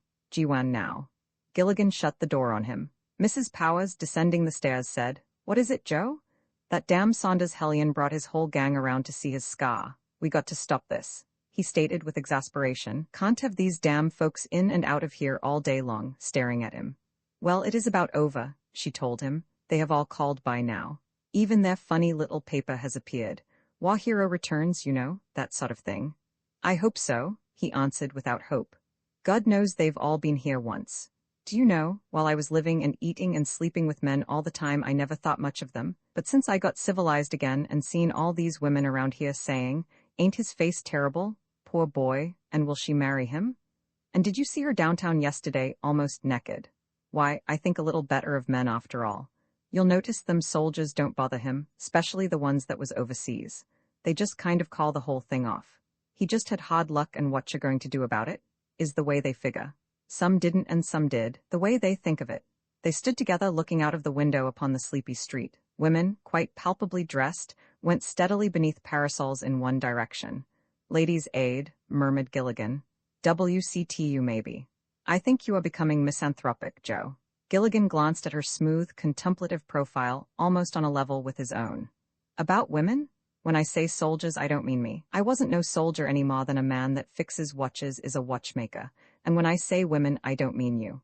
She put her arm over his shoulder. It was firm, latent in strength, comforting. He knew that he could embrace her in the same way, that if he wished she would kiss him, frankly and firmly, that her eyelids would never veil her eyes at the touch of his mouth. What man is for her? He wondered, knowing that after all no man was for her, knowing that she would go through with all physical intimacies, that she would undress to a lover, with this same impersonal efficiency. He should be a gladiator or a statesman or a victorious general, someone hard and ruthless who would expect nothing from her, of whom she would expect nothing. Like two gods exchanging golden baubles. And I am no gladiator nor statesman nor general, I am nothing. Perhaps that's why I want so much from her. He put his arm over her shoulders. Niggers and mules. Afternoon lay in a coma in the street, like a woman recently loved. Quiet and warm. Nothing now that the lover has gone away. Leaves were like a green liquid arrested in mid-flow, flattened and spread, Leaves were as though cut with scissors from green paper and pasted flat on the afternoon. Someone dreamed them and then forgot his dream. Niggers and mules. Monotonous wagons drawn by long-eared beasts crawled past. Negroes humped with sleep, portentous upon each wagon, and in the wagon bed itself sat other Negroes upon chairs. A pagan catafalque under the afternoon. Rigid, as though carved in Egypt 10,000 years ago. Slow dust rising veiled their passing, like time. The necks of mules limber as rubber hose swayed their heads from side to side, looking behind them always. But the mules were asleep also. Catch me sleep, he kill me, but I got mule blood in me. When he sleep, I sleep. When he wake, I wake. In the study where Donald sat, his father wrote steadily on tomorrow's sermon. The afternoon slept without. The town war hero returns. His face the way that girl goes on with that far boy. Young Robert Saunders, I just want to see his scar. Cecily, and now I'm not a good woman anymore. Oh well, it had to be some time, I guess. George Fa, yes, she was a virgin, but if she won't see me, it means somebody else. Her body in another's arms. Why must you? Why must you? What do you want? Tell me, I will do anything, anything. Margaret Powers, can nothing at all move me again, nothing to desire, nothing to stir me to move me save pity? Gilligan, Margaret, tell me what you want, I will do it. Tell me, Margaret. The rector wrote, the Lord is my shepherd, I shall not want. Donald Mahon, knowing time as only something which was taking from him a world he did not particularly mind losing, stared out a window into green and motionless leaves. A motionless blur. The afternoon dreamed on towards sunset. Niggers and mules. At last, Gilligan broke the silence. That old fat one is going to send her car to take him riding. Mrs. Powers made no reply. Roman 3 San Francisco, Cal. April 5, 1919. Dear Margaret. Well, I am at home again. I got here this afternoon. As soon as I got away from Mother, I am sitting down to write to you. Home seems pretty good after you have been doing a pretty risky thing like lots of them cracked up at. It's boring all these girls how they go on over a flying man, if you ever experienced it, isn't it?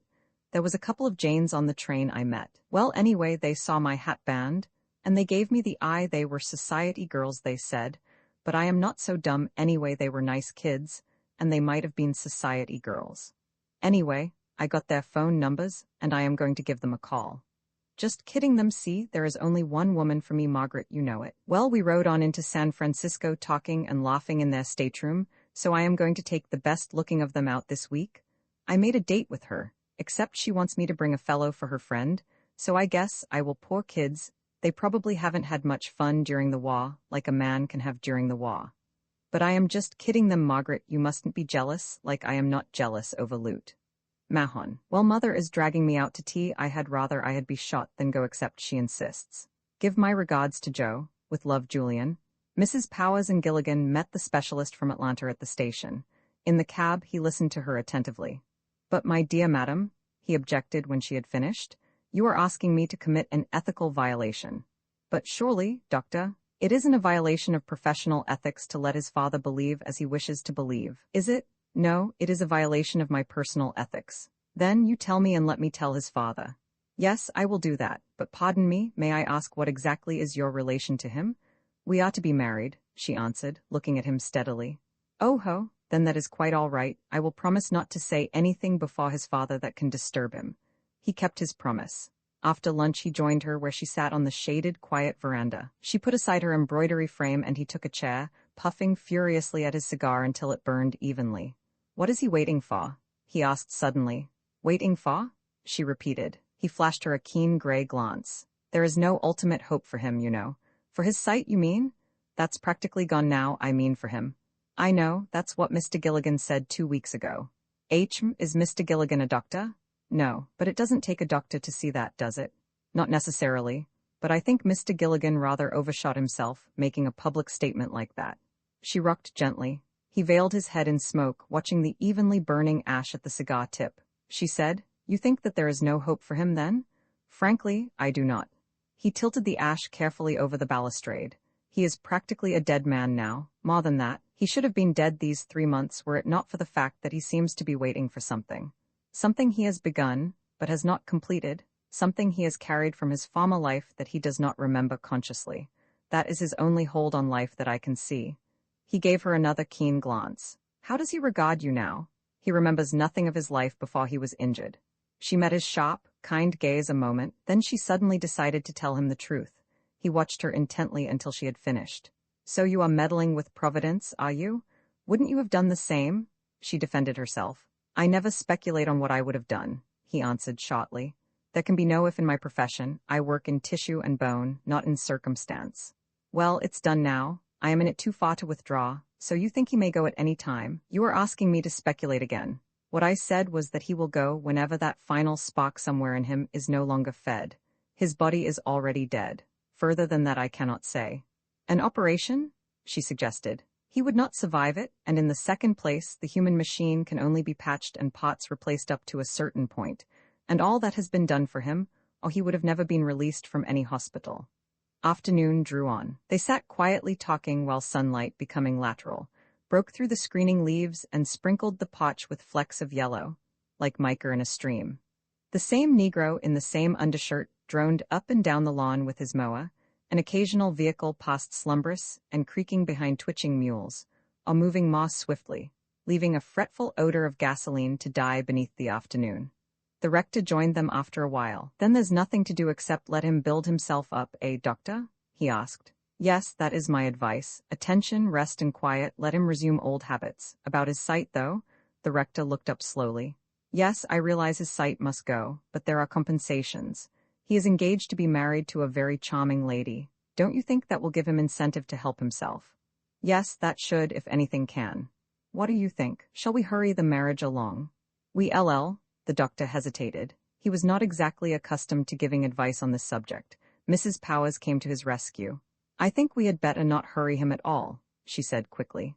Let him accustom himself leisurely, you see. Don't you think so, Dr. Baird? Yes, Reverend, you let Mrs. Powers here advise you about that. I have every confidence in her judgment. You let her take charge of this thing. Women are always more capable than we are, you know. That's quite true. We are already under measureless obligations to Mrs. Powers. Nonsense, I have almost adopted Donald myself. The cab came at last and Gilligan appeared with the doctor's things. They rose and Mrs. Powers slipped her arm through the rector's. She squeezed his arm and released him. As she and Gilligan, flanking the doctor, descended the steps, the rector said again, timidly, You are sure, doctor, that there is nothing to be done immediately? We are naturally anxious, you know, he ended apologetically. No, the doctor replied testily. He can help himself more than we can help him. The rector stood watching until the cab turned the corner. Looking back, she could see him in the door staring after them. Then they turned a corner. As the train drew into the station, the doctor said, taking her hand, You've let yourself in for something that is going to be unpleasant, young lady. She gave him a straight glance in return. I'll take the risk, she said, shaking his hand firmly. Well, goodbye then, and good luck. Goodbye, sir, she answered, and thank you.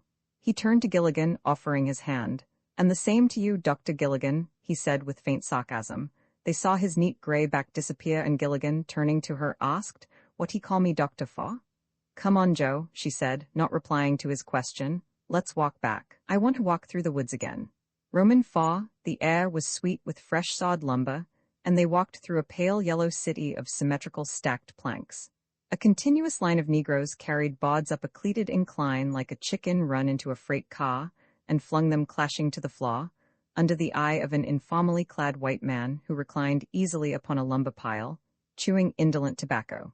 He watched them with interest as they passed, following the faint wagon road. They crossed grass-grown steel rails, and trees obscured the lumber yard.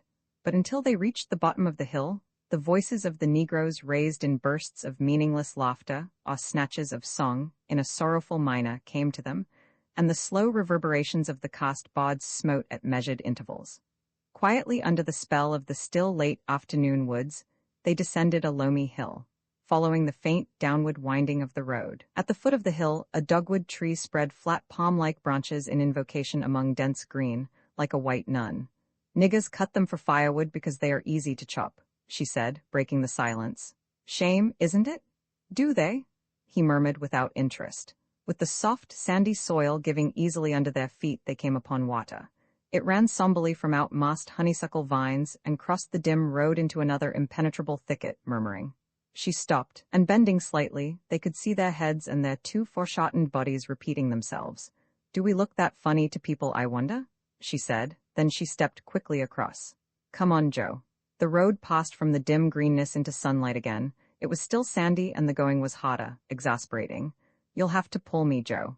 She took his arm, feeling her heels sink and slip treacherously at each step. Her unevenly distributed weight made his own progress more difficult, and he disengaged his arm and put his hand against her back. That's better, she said, leaning against his firm hand. The road circled the foot of a hill, and trees descending the hill were halted by the curving road's green canyon, as though waiting to step across when they had passed. Sun was in the trees like an arrested lateral rain, and ahead where circling. The green track of the stream approached the road again. They heard young voices and a sound of water. They walked slowly through the shifting sand, and the voices beyond a screen of thick leaves became louder. She squeezed his arm for silence, and they left the road and potted leaves cautiously upon glinted, disturbed water, taking and giving the sun in a flashing barter of gold for gold, dazzling the eyes. Two wet matted heads spread opening fans of water like muskrats, and on a limb, balanced precariously to dive, stood a third swimmer. His body was the color of old paper, beautiful as a young animal's. They stepped into view and Gilligan said, "Hi, Colonel." The diver took one quick, terrified look, and releasing his hold he fell like a stone into the water. The other two, shocked and motionless, stared at the intruders. Then when the diver reappeared above the surface, they whooped at him in merciless derision. He swam like an eel across the pool and took refuge beneath the overhanging bank, out of sight. His companions still squalled at him in inarticulate mirth. She raised her voice above the din. "Come on, Joe, we've spoiled their fun." They left the noise behind and again in the road, she remarked. "We shouldn't have done that. Poor boy, they'll tease him to death now. What makes men so silly, Joe?" "Damn if I know, but they sure are. Do you know who that was?" "No, who was it?" "Her brother." "Her, young Saunders?" "Oh, was it? Poor boy, I'm sorry I shocked him." And well she might have been. Could she have seen his malevolent face watching her retreating figure as he swiftly donned his clothes? "I'll fix you?" He swore, almost crying. The road wound through a depression between two small ridges. The sun was yet in the tops of trees, and here were cedars unsunned and solemn, a green, quiet nave. A thrush sang, and they stopped as one, listening to its far notes, watching the fading patches of sun on the top of the ridge. "Let's sit down and have a cigarette," she suggested. She lowered herself easily, and he sat beside her as young Robert Saunders, panting up the hill behind them, saw them and fell flat, creeping as near as he dared. Gilligan, reclining on his elbow, watched her pallid face. Her head was lowered, and she dug in the earth with a stick. Her unconscious profile was in relief against a dark cedar, and she said, feeling his eyes on her, "Joe, we have got to do something about that girl. We can't expect Dr. Mahon to take sickness as an excuse much longer. I hoped her father would make her come, but they are so much alike." "What you want to do? Want me to go and drag her up by the hair?" "I expect that would be the best way, after all." Her twig broke, and casting it aside she searched for another one. "Sure it would, if you got to fool with her kind at all. Unluckily, though, this is a civilized age and you can't do that." "So-called," muttered Gilligan. He sucked at his cigarette, then watched the spun white arc of its flight. The thrush sang again, filling the interval liquidly, and young Robert, thinking, "Is it Sis they're talking about?" felt fire on his leg and brushed from it an ant almost half an inch long. "Drag her by the hair, huh?" he muttered. "I'd like to see him." "Oh, but he stings," rubbing his leg, which did not help it any. "What are we going to do, Joe? Tell me, you know about people." Gilligan shifted his weight, and his corrugated elbow tingled under his other hand. "We've been thinking of them ever since we met. Let's think about you and me for a while," he said roughly. She looked at him quickly. Her black hair and her mouth like a pomegranate blossom. Her eyes were black, and they became quite gentle as she said, "Please, Joe." "Oh, I ain't going to propose. I just want you to talk to me about yourself for a while." "What do you want me to tell you?" "Nothing you don't want to. Just quit thinking about the loot for a while. Just talk to me." "So you are surprised to find a woman doing something without some obvious material end in view, aren't you?" He was silent, nursing his knees, staring between them at the ground. "Joe, you think I'm in love with him, don't you?" "You-ha, stealing cis fella." Young Robert Saunders squirming nearer, taking sand into his bosom. "Don't you, Joe?" "I don't know," he replied sullenly, and she asked, "What kind of women have you known, Joe?" "The wrong kind, I guess. Leastways none of 'em ever made me lose a night's sleep until I saw you." "It isn't me that made you lose a night's sleep. I just happened to be the first woman you ever knew doing something you thought only a man would do. You had nice, fixed ideas about women and I upset them. Wasn't that it?" She looked at his averted face, at his reliable, homely face. "Are they going to talk all night?" thought young Robert Saunders. Hunger was in his belly and he was gritty and uncomfortable with sand. The sun was almost down. Only the tips of trees were yet dipped in fading light, and where they sat the shadow became a violet substance in which the thrush sang and then fell still. "Margaret," said Gilligan at last, "were you in love with your husband?" Her face in the dusk was a smooth pallor, and after a while, "I don't know, Joe. I don't think I was. You see, I lived in a small town, and I had got kind of sick lazing around home all morning, and dressing up just to walk downtown in the afternoon, and spending the evenings messing around with men. So after we got in the war, I persuaded some friends of my mother's to get me a position in New York. Then I got into the Red Cross, you know, helping in canteens, dancing with those poor country boys on leave, lost as sheep, trying to have a good time, and nothing in the world is harder to do in New York. And one night Dick, my husband, came in. I didn't notice him at first, but after we had danced together and I saw he was, well, impressed, I asked him about himself. He was in an officers' training camp. Then I started getting letters from him, and at last he wrote that he would be in New York until he sailed. I had got in the habit of Dick by that time, and when I saw him again, all spick and span, and soldiers saluting him, I thought he was grand. You remember how it was then? Everybody excited and hysterical, like a big circus.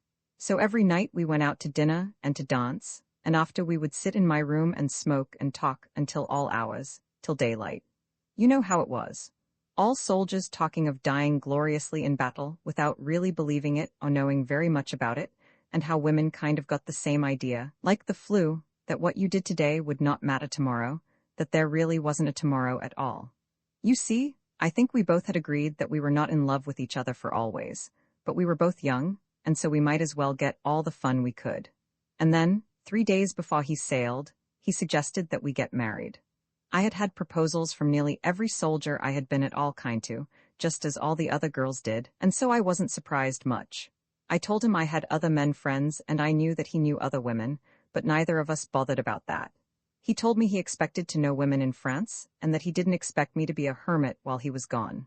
And so we met the next morning, and got married, and I went to work.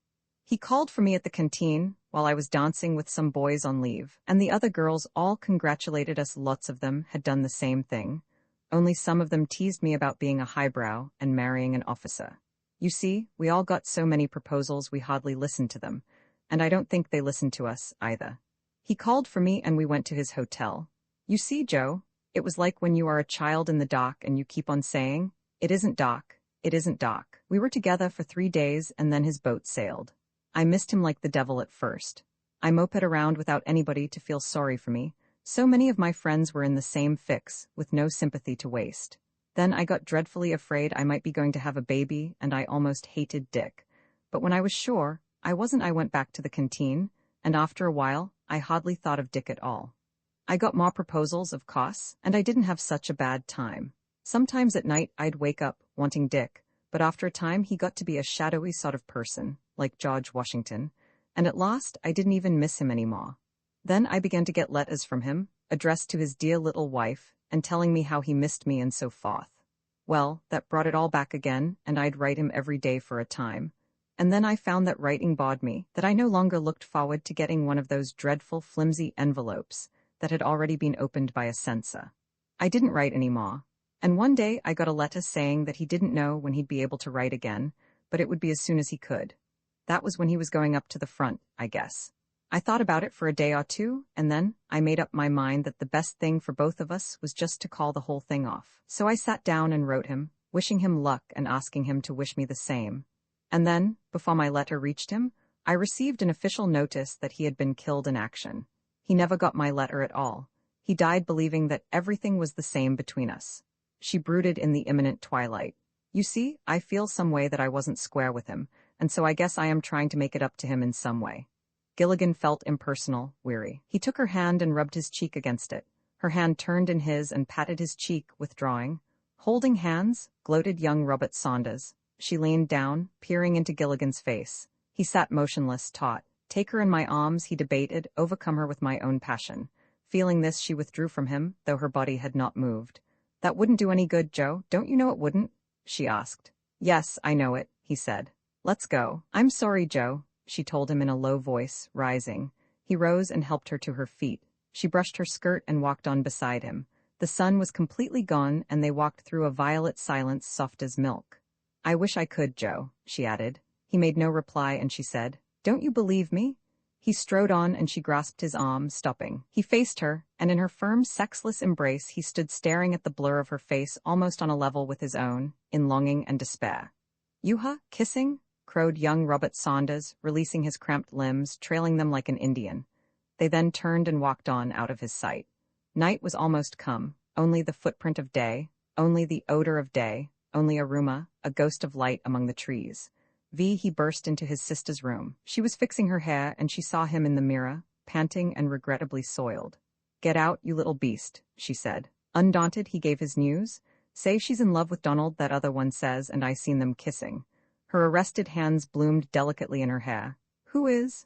"That other lady at Donald's house. Saw her kissing Donald." "Naw, kissing that soldier fella that ain't got no scar." "Did she say she was in love with Donald?" She turned, trying to grasp her brother's arm. "Naw, but that soldier said she is, and she never said nothing. So I guess she is, don't you?" "The cat, I'll fix her." "That's right," he commended.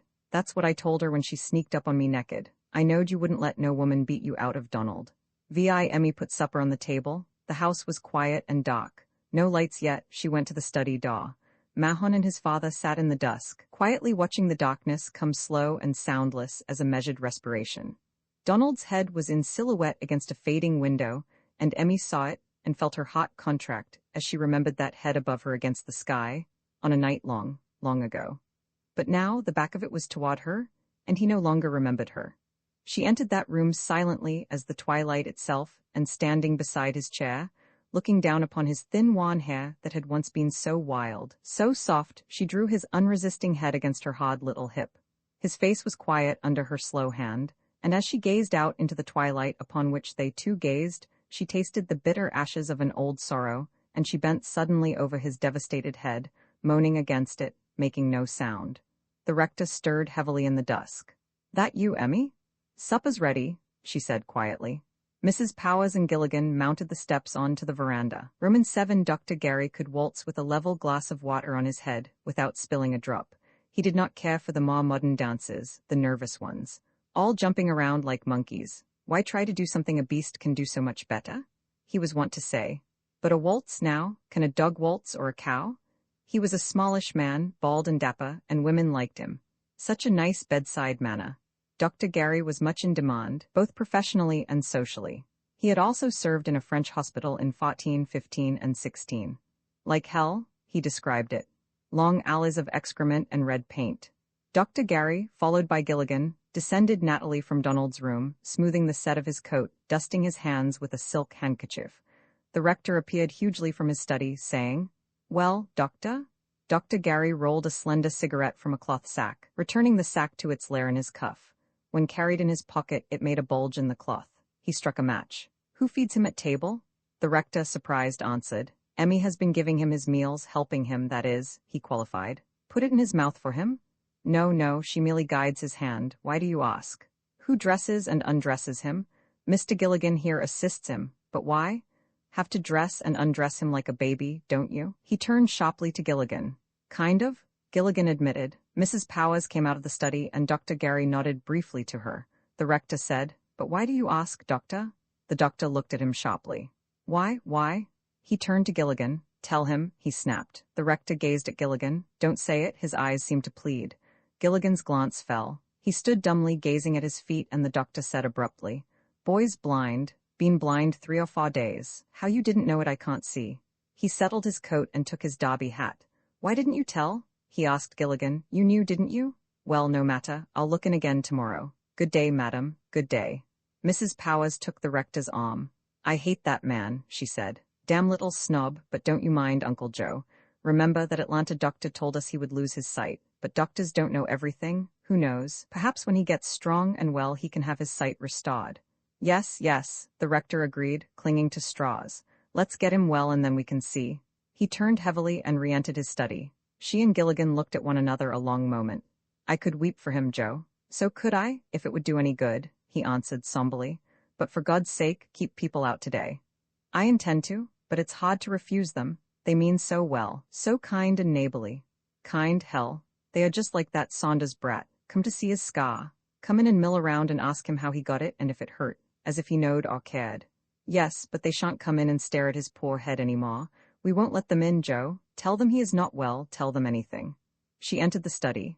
The rector sat in his desk, a pen poised above an immaculate sheet, but he was not writing. His face was propped on one great fist and his gaze brooded darkly upon the opposite wall. She stood beside him, then she touched him. He started like a goaded beast before he recognized her. This had to come, you know, she told him quietly. Yes, yes, I have expected it. We all have we not? Yes, we all have, she agreed. Poor Cecily, I was just thinking of her. It will be a blow to her, I am afraid, but she really cares for Donald, thank God. Her affection for him is quite pretty. You have noticed it, haven't you? Yes, yes. It's too bad she is not strong enough to come every day, but she is quite delicate, as you know, don't you? Yes, yes, I'm sure she will come when she can. So am I. Thank God there is one thing which has not failed him. His hands were clasped loosely upon the paper before him. Oh, you are writing a sermon and I have interrupted you? I didn't know, she apologized, withdrawing. Not at all. Don't go, I can do this later. No, you do it now. I will go and sit with Donald. Mr. Gilligan is going to fix a chair for him on the lawn today. It is so nice out. Yes, yes, I will finish my sermon and join you. From the door she looked back, but he was not writing. His face was propped on one great fist and his gaze brooded darkly upon the opposite wall. Mahon sat in a deck chair. He wore blue glasses and a soft, limp hat concealed his brow. He liked to be read to, though no one could tell whether or not the words meant anything to him. Perhaps it was the sound of the voice that he liked. This time it was Gibbon's History of Rome, and Gilligan wallowed atrociously among polysyllabic words when Mrs. Powers joined them. He had brought a chair for her, and she sat, neither hearing nor not hearing, letting Gilligan's droning voice soothe her as it did Mahon. The leaves above her head stirred faintly, agitated upon the ineffable sky, dappling her dress with shadow. Clover was again thrusting above the recently mown grass, and bees broke it. Bees were humming golden arrows tipped or untipped with honey, and from the church spire pigeons were remote and unemphatic as sleep. A noise aroused her, and Gilligan ceased reading. Mahon sat motionless, hopeless as time, as across the grass came an old Negro woman, followed by a strapping young Negro in a private's uniform. They came straight toward the sitting group, and the woman's voice rose upon the slumbrous afternoon. "Hush yo moof, Loosh," she was saying. "It'll be a po' day in de mornin' when my baby don't want to see his ol' Cowline. Donald, Miss Donald, honey, here Callie come ter you, honey. Here yo mammy come ter you." She completed the last steps in a shuffling lope. Gilligan rose, intercepting her. "Hold up, auntie, he's asleep. Don't bother him." "Naw, sah, he don't want to sleep when his own folks comes ter see him." Her voice rose again, and Donald moved in his chair. "What I tell you? He wake, look at him. Miss Donald, honey?" Gilligan held her withered arm while she strained like a leashed hound. "Bless de Lord, done sont you back ter yo mammy. Yes, Jesus, every day I prayed and de Lord heard me." She turned to Gilligan. "Let me go, please, sah." "Let her go, Joe," Mrs. Powers seconded, and Gilligan released her. She knelt beside Donald's chair, putting her hands on his face. Loosh stood diffidently in the background. "Donald, baby, look at me. Don't you know who dis is? Dis yo Callie what used ter put you ter bed, honey. Look here at me. Lawd, de white folks done ruint you, but na mine. Yo mammy gwine look after her baby. You, Loosh?" Still kneeling, she turned and called to her grandson. "Come up here and speak ter Miss Donald. Here wah he can see you. Donald, honey, here dis triflin' nigga talking ter you. Look at him, in dem soldier clothes." Loosh took 2 paces and came smartly to attention, saluting. "If de lieutenant please, Corporal Nelson glad to see, Corporal Nelson glad to see de lieutenant looking so well. Don't you stand da wavin' yo arm at yo Miss Donald, nigga boy.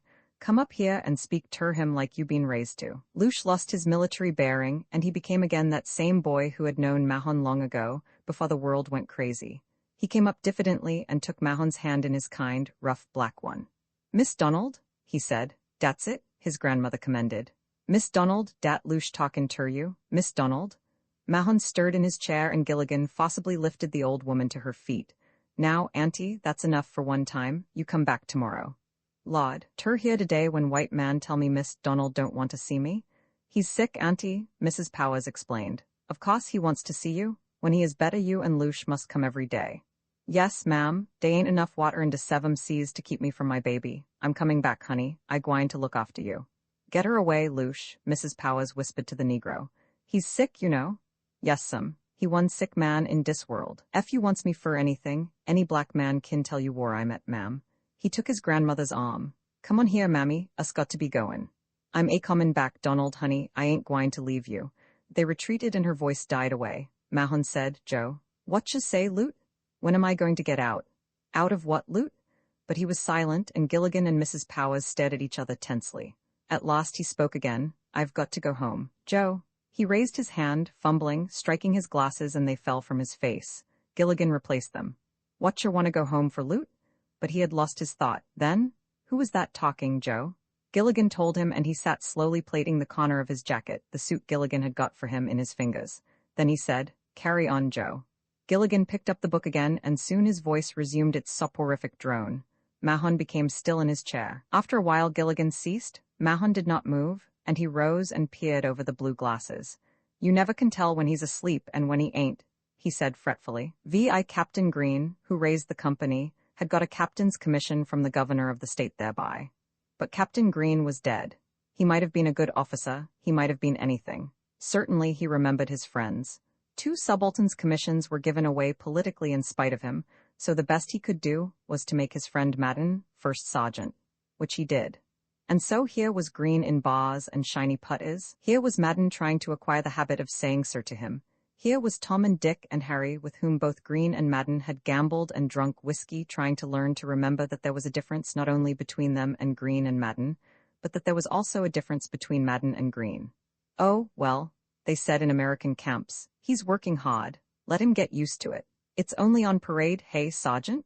Sure, Sergeant Madden replied. The colonel is giving us hell about our appearance. Can't we do better than this? But at Brest, what in hell does he think he is? Pershing? They asked Sergeant Madden. Come on, snap into it. If I hear another word from a man he goes before the captain. Sergeant Madden had also changed. In wartime one lives in today. Yesterday is gone and tomorrow may never come. Wait till we get into action, they told each other. We'll kill the son of a bitch. Not Madden, asked one horrified. They only looked at him. For Christ's sake, remarked one at last. But fate, using the War Department as an instrument, circumvented them. When Sergeant Madden reported to his present captain and his old friend, he found Green alone. Sit down, damn it, Green told him. Nobody's coming in. I know what you're going to say. I am moving anyhow, should get my papers tonight. Wait, as Madden would have interrupted. If I want to hold my commission, I have got to work. These goddamn training camps turn out officers trained, but I wasn't. And so I am going to school for a while. Christ, at my age, I wish to God somebody else had gotten up this damn outfit. Do you know where I would like to be now? Out yonder with them, calling somebody else a son of a bitch as they are calling me now. Do you think I get any fun out of this? Ah, hell, let him talk. What do you expect? Nothing. Only I had to promise the mother of every goddamn one of them that I'd look out for him and not let him get hurt. And now there's not a bastard one wouldn't shoot me in the back if he got a chance. But what do you expect from them? What do you want? This is no picnic, you know. They sat silent across a table from each other. Their faces were ridged and sharp, cavernous in the unshadowed glare of light, while they sat thinking of home, of quiet elm-shaded streets along which wagons creaked and crawled through the dusty day, and along which girls and boys walked in the evening to and from the picture show, or to sip sweet chilled liquids in drug stores, of peace and quiet and all homely things, of a time when there was no war. They thought of young days not so far behind them, of the faint unease of complete physical satisfaction, of youth and lust like icing on a cake, making the cake sweeter. Outside was Brittany and mud, an equivocal city, temporary and twice foreign, lust in a foreign tongue. Tomorrow we die. At last Captain Green said diffidently, You are all right. Hell yes, they wanted to reduce me at one time, but I am all right now. Green opened his mouth twice like a fish, and Madden said quickly, I'll look after them, don't you worry.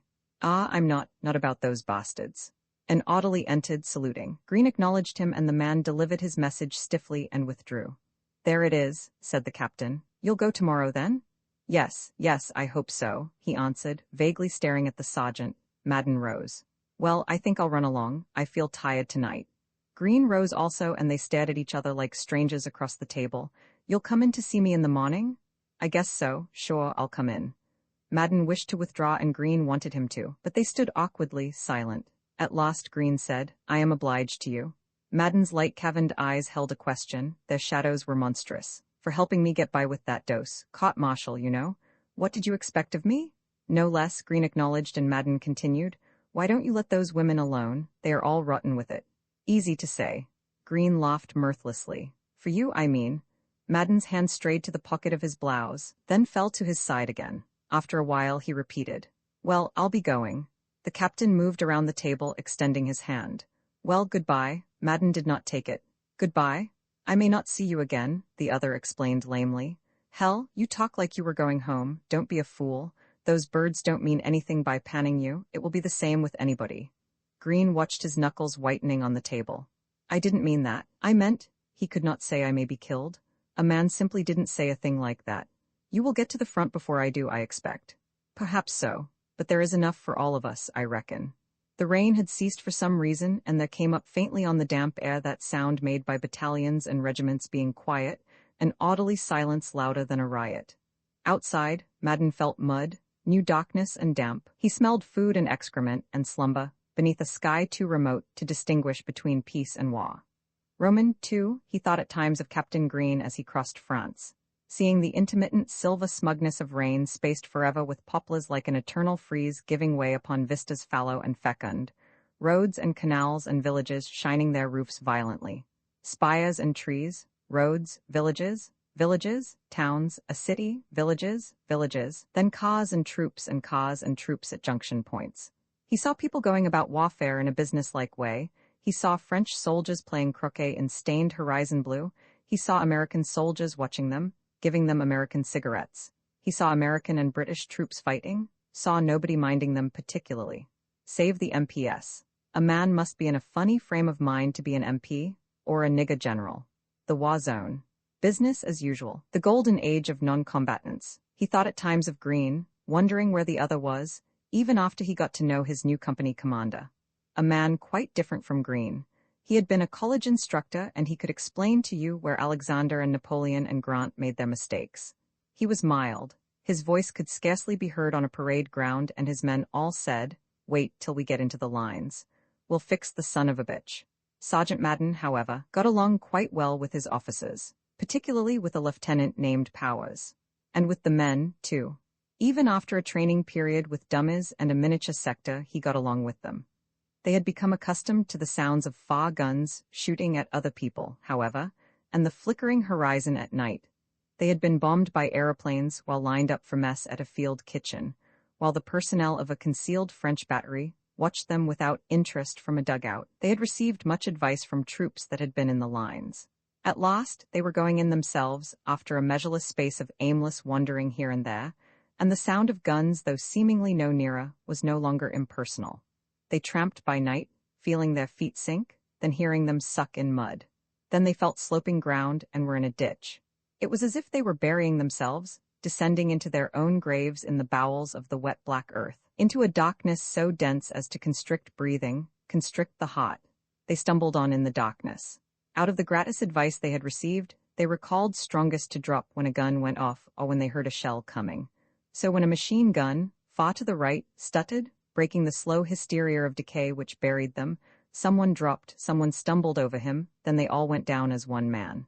The officer cursed them, noncoms kicked them erect again. Then while they stood huddled in the dock, smelling death, the lieutenant ran back along the line, making them a brief bit of speech. "Who in hell told you to lie down? The only guns within 2 miles of you are those things in your hands there. Feel this? This thing here, slapping the rifles, this is a gun. Sergeants, if another man drops, tramp him right into the mud and leave him." They plowed on, panting and cursing in whispers. Suddenly they were among men, and a veteran of 4 days, sensing that a fluvier of men new to battle, said, "Why, look at the soldiers come to fight in the war." Silence there. A non-com's voice, and a sergeant came jumping along saying, "Where is your officer?" Men going out brushed them, passing on in the pitch-wet darkness, and a voice whispered wickedly, "Look out for gas." The word gas passed from mouth to mouth, and authority raged them into silence again. But the mischief had been done. Gas, bullets and death and damnation. But gas. It looked like mist, they had been told. First thing you know you are in it, and then, good night. Silence broken by muddy movements of unrest and breathing. Eastward the sky paled impalpably, more like a death than a birth of anything, and they peered out in front of them, seeing nothing. There seemed to be no war here at all, though to the right of them a rumorous guttural of guns rose and fell thickly and heavily on the weary dawn. Powers, the officer, had passed from man to man. No one must fire. There was a patrol out there somewhere in the darkness. Dawn grew gray and slow. After a while the earth took a vague form and someone seeing a lesser darkness screamed, "Gas?" Powers and Madden sprang among them as they fought blindly, fumbling and tearing at their gas masks, trampling each other, but they were powerless. The lieutenant laid about him with his fists, trying to make himself heard, and the man who had given the alarm whirled suddenly on the fire step, his head and shoulders sharp against the sorrowful dawn. "You got us killed," he shrieked, shooting the officer in the face at point-blank range. Roman 3 Sergeant Madden thought of Green again on a later day, as he ran over broken ground at Cantigny saying, "Come on, you bastards. Do you want to live forever?" He forgot Green temporarily as he lay beside a boy who had sold him shoes back home, in a shell hole too small for them, feeling his exposed leg whipped by a gale as a tufted branch is whipped by a storm. After a while night came and the gale passed away, and the man beside him died. While in hospital, he saw Captain Green's name in a published casualty list. He also discovered in hospital that he had lost his photograph. He asked hospital orderlies and nurses about it, but no one recalled having seen it among his effects. It was just as well, though. She had in the meantime married a lieutenant on the staff of a college ROTC unit. Roman 4, Mrs. Burney's black was neat and completely airproof. She did not believe in air save as a necessary adjunct to breathing. Mr. Burney, a morose, silent man, whose occupation was that of languidly sawing boards and then mildly nailing them together again, took all his ideas from his wife, so he believed this too. She toiled, neat as a pin, along the street, both fretted with and grateful to the heat because of her rheumatism, making a call. When she thought of her destination, of her changed status in the town, above her dull and quenchless sorrow, she knew a faint pride. The stroke of fate which robbed her likewise made of her an aristocrat. The Mrs. Worthingtons, the Mrs. Saunderses, all spoke to her now as one of them, as if she, too, rode in a car and bought a half-dozen new dresses a year. Her boy had done this for her, his absence accomplishing that which his presence had never done, could never do. Her black gown drank heat and held it in solution about her. Her cotton umbrella became only a delusion. How hot for April, she thought, seeing cars containing pliant women's bodies in cool, thin cloth passing her. Other women walking in delicate, gay shades nodded to her bent small rotundity, greeting her pleasantly. Her flat, common-sense shoes carried her steadily and proudly on. She turned a corner, and the sun through maples was directly in her face. She lowered her umbrella to it, and remarking after a while a broken drain, and feeling an arching thrust of poorly laid concrete, she slanted her umbrella back. Pigeons in the spire were coolly remote from the heat, unemphatic as sleep, and she passed through an iron gate, following a gravelled path. The rambling facade of the rectory dreamed in the afternoon above a lawn broken by geranium beds and a group of chairs beneath a tree. She crossed grass and the rector rose, huge as a rock, black and shapeless, greeting her. "Oh, the poor man, how bad he looks. And so old we are for this to happen to us. He was not any good, but he was my son. And now Mrs. Worthington and Mrs. Saunders and Mrs. Waddle speak to me, stop in to chat about this, and that while there is my Dewey dead. They hadn't no sons, and now his son come back and mine didn't, and how gray his face, poor man." She panted with heat, like a dog, feeling pain in her bones, and she hobbled horribly across to the grouped figures. It was because the sun was in her eyes that she couldn't see, sun going down beyond a lattice wall covered with wisteria. Pigeons crooned liquid gutturals from the spire, slanting like smears of paint, and the rector was saying, "This is Mrs. Powers, Mrs. Burney, a friend of Donald's. Donald, here is Mrs. Burney. You remember Mrs. Burney, she is Dewey's mother, you remember." Mrs. Burney took a proffered chair blindly. Her dress held heat, her umbrella tripped her bonelessly, then bonelessly avoided her. The rector closed it, and Mrs. Powers settled her in the chair. She rubbed at her eyes with a black-botted cotton handkerchief. Donald Mahon waked to voices. Mrs. Powers was saying, "How good of you to come. All Donald's old friends have been so nice to him, especially the ones who had sons in the war. They know, don't they? Oh, the poor man, and your scarred face. Madden didn't tell me your face was scarred, Donald. Pigeons like slow sleep, afternoon passing away, dying. Mrs. Burney in her tight, hot black, the rector, huge and black and shapeless, Mrs. Burney with an unhealed sorrow, Mrs. Powers, Dick. How young, how terribly young. Tomorrow must never come. Kiss me through my hair. Dick, my body flowing away from me, dividing. How ugly men are naked. Don't leave me. No, we don't love each other. We don't. Hold me close. My body's intimacy is broken, unseeing. Thank God my body cannot see. Your body is so ugly, Dick, dear Dick. Your bones, your mouth hard and shaped as bone, rigid. My body flows away, you cannot hold it. Why do you sleep, Dick? My body flows on and on, you cannot hold it, for yours is so ugly, dear Dick. You may not hear from me for some time, I will write when I can. Donald Mahon, hearing voices, moved in his chair. He felt substance he could not see, heard what did not move him at all. Carry on, Joe. The afternoon dreamed on, unbroken. A Negro, informal in an undershirt, restrained his lawn mower, and stood beneath a tree, talking to a woman across the fence. Mrs. Burney in her rigid, unbearable black. Mrs. Worthington speaks to me, but Dewey is dead. Oh, the poor man, his grey face. My boy is dead, but his boy has come home with a woman. What is she doing here? Mrs. Mitchell says that Saunders' girl is engaged to him. She is downtown yesterday, almost naked. With the sun on her. She wiped her eyes again under inevitable spring. Donald Mahon, hearing voices. Carry on, Joe. I come to see how your boy is getting along, what with everything. Dewey, my boy. I miss you like the devil, Dick. Someone to sleep with? I don't know. Oh, Dick, you left no mark on me, nothing. Kiss me through my hair, Dick, with all your ugly body, and let's don't ever see each other again, ever. No, we won't, dear, ugly Dick. Yes, that was Donald. He is dead. He is much better, thank you. Give him a few weeks' rest, and he will be well again. I am so glad, she answered, pitying him, envying him. My son died, a hero. Mrs. Worthington, Mrs. Saunders chat with me about nothing at all. Poor boy, don't he remember his friends at all? Yes. This was Donald, my son. Donald, don't you remember Mrs. Burney? She is Dewey's mother, you know.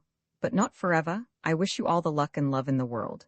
Wish me luck, dear Dick. Donald Mahon, hearing voices. Carry on, Joe. The way that girl goes on with men, she thought exultantly. Dewey may be dead, but thank God he ain't engaged to her. Your boy is home, he'll be married soon and everything. So nice for you, so nice. There, the rector said, touching her shoulder kindly. You must come often to see him. Yes, I will come often, she replied through her black-botted cotton handkerchief. It's so nice he come home safe and well. Some didn't. Dewey. The sun flamed slowly across the wisteria, seeking interstices. She would see Mrs. Worthington downtown now, probably. Mrs. Worthington would ask her how she was, how her husband was. My rheumatism, but I am old. Yes, when we get old. You are old, too, she would think with comfortable malice, older than me. Old, too old for things like this to happen to us. He was so good to me, so big and strong, brave. She rose and someone handed her the cotton umbrella. Yes, I will come again to see him. Poor boy, poor man, his face, so gray. The lawn mower chatted slowly, reluctantly breaking the evening. Mrs. Burney, disturbing bees, crossed grass blindly. Someone passed her at the gate and remarking an arching thrust of poorly laid concrete and a broken drain, she slanted her umbrella backward, shielding her neat, black-clad, airproof back. Sucking silver sound of pigeons slanting to and from the spire like smears of soft paint on a cloudless sky. The sun lengthened the shadow of the wisteria-covered wall, immersing the grouped chairs in cool shadow. Waiting for sunset. Dick, my love, that I did not love, Dick. Your ugly body breaking into mine like a burglar, my body flowing away, washing away all trace of yours. Kiss and forget me, remember me only to wish me luck, dear, ugly, dead Dick. This was my son, Donald, he is dead. Gilligan, crossing the lawn, said, Who was that? Mrs. Burney, the rector told him. Her son was killed, you've probably heard of him downtown. Yea, I've heard of him. He was the one under indictment for stealing 50 pounds of sugar and they let him go to enlist, wasn't he? There were stories. The rector's voice died away.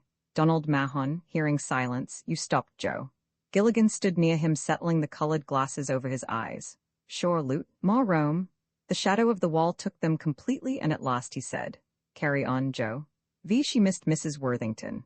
She saw the old woman drive smoothly away from Price's in her car, alone in the back seat. The Negro driver's head was round as a cannonball, and Mrs. Burney watched it draw away, smelling gasoline. The shadow of the cot house was like thin tobacco smoke filling one side of the square, and standing in the door of a stall she saw an acquaintance, a friend of her son's. He had been in Dewey's company, an officer or something, but he hadn't got killed, not him. Trust them generals and things. No, I won't feel like this. He done the best he could. It ain't his fault if he wasn't brave enough to get killed like Dewey was. They are all jealous of Dewey anyway, won't talk about him except that he done what was right. Done what was right? Didn't I know he would? Dewey, so young he was, so big and brave, until that green man took him off and got him killed. She felt sorry for the man, felt kindly toward him, pitying him. She stopped beside him. Yes, ma'am, he was all right. Yes, the other boys were all right. But then you wasn't killed, she explained. All soldiers wasn't like Dewey, so brave, foolhardy, almost. I always told him not to let that green get him, get him. Yes, yes, he agreed, looking at her meticulous, bent neatness. He was all right. He didn't want for nothing. No, no, he was all right, he assured her. Sunset was almost come. Sparrows in a final delirium in the dusty elms, the lost wagons going slowly countryward. Men don't know, she said bitterly. You probably never done for him what you could, that Mr. Green, I always misdoubted him. He is dead, too, you know, he reminded her. I won't be unjust to him. You was a officer or something. Seems like you'd have took better care of a boy you knowed. We did all we could for him, he told her patiently. The square, empty of wagons, was quiet. Women went slowly in the lost of the sun, meeting husbands going home to supper. She felt her rheumatism maw, now that the air was getting cooler, and she became restive in her fretful black. Well, you seen his grave, you say? You are sure he was all right? So big and strong he was, so good to her. Yes, yes, he was all right. Madden watched her bent, neat rotundity going down the street among shadows, beneath metallic awnings. The shadow of the cot house had taken half the town like a silent victorious army, not firing a shot. The sparrows completed a final dusty delirium and went away across evening into morning, retracing months, a year. Someone on a fire step had shouted gas, and the officer leaped among them striking, imploring. Then he saw the officer's face in red and bitter relief, as the man on the fire step, sharp against the sorrowful dawn, turned screaming, "You have got us killed," and shot him in the face at point-blank range. VI San Francisco, Cal, April 14, 1919. Dear Margaret, I got your letter and I intended to answering it sooner, but I have been busy running around. Yes, she was not a bad kid. She has shown me a good time. No, she is not so good looking, but she takes a good photo. She wants to go in the movies. And a director told her she photographs better than any girl he has seen. She has a car and she is a swell dancer, but of course I just like to play around with her. She is too young for me to really care for. No, I have not gone to work yet. This girl goes to the U, and she is talking about me going there next year, so I may go there next year. Well, there is no news. I have done a little flying, but mostly dancing and running around. I have got to go out on a party now, or I would write Ma. Next time give my regards to everybody I know. Your sincere friend Julian Low. Roman 7. Mahon liked music, so Mrs. Worthington sent her car for them. Mrs. Worthington lived in a large, beautiful old house which her husband, conveniently dead, had bequeathed, with a colorless male cousin who had false teeth and no occupation that anyone knew of, to her. The male cousin's articulation was bad. He had been struck in the mouth with an axe in a dice game in Cuba during the Spanish-American War. Perhaps this was why he did nothing. Mrs. Worthington ate too much and suffered from gout and a flouted will. So her church connection was rather trying to the minister and his flock. But she had money, that panacea for all ills of the flesh and spirit. She believed in rights for women, as long as women would let her dictate what was right for them. One usually ignored the male relation, but sometimes one pitied him. But she sent her car for them, and with Mrs. Powers and Mahon in the rear, and Gilligan beside the Negro driver, they rolled smoothly beneath elms, seeing stars in a clear sky, smelling growing things, hearing a rhythmic thumping soon to become music. Roman 8. This, the spring of 1919, was the day of the boy, of him who had been too young for soldiering. For 2 years he had had a dry time of it. Of course, girls had used him during the scarcity of men, but always in such a detached, impersonal manner, like committing fornication with a beautiful woman who chews gum steadily all the while. Oh, uniform, oh, vanity. They had used him, but when a uniform showed up, he got the air. Up to that time, uniforms could all walk. They were not only fashionable and romantic, but they were also quite keen on spending what money they had, and they were also going too far away and too immediately to tell on you. Of course, it was silly that some uniforms had to salute others, but it was nice, too. Especially if the uniform you had caught happened to be a salutee. And heaven only knows how much damage among feminine hearts a set of pilot's wings was capable of. And the shows, beautiful, pure girls, American, in afternoon or evening gowns, doubtless under brigade orders, caught in deserted fire trenches by Prussian, huzzas on passes signed by Belasco, in parade uniform. Courtesans in Paris frocks demoralizing brigade staffs, having subalterns with arrow collar profiles and creased breech, whom the generals all think may be German spies, and handsome old generals, whom the subalterns all think may be German spies, glaring at each other across her languid body, while corporal comedians entertain the beautiful-limbed and otherwise idle Red Cross nurses, American. The French women present are either Marquises, Ahas, or German spies, sometimes both, sometimes all three. The Marquises may be told immediately because they all wear sabots, having given their shoes with the rest of their clothing to the French army, retaining only a pair of 40-carat diamond earrings. Their sons are all aviators who have been out on a patrol since the previous Tuesday, causing the Marquises to be a trifle distrait. The regular Haws patronize them, while the German spies make love to the generals. A courtesan, doubtless also under brigade orders, later saves the sector by sex appeal after gunpowder had failed, and the whole thing is wound up with a sort of garden party near a papier-mâché dugout in which the army sits in 60-pound packs, all three smoking cigarettes, while the Prussian Guard gnashes its teeth at them from an adjacent cardboard trench.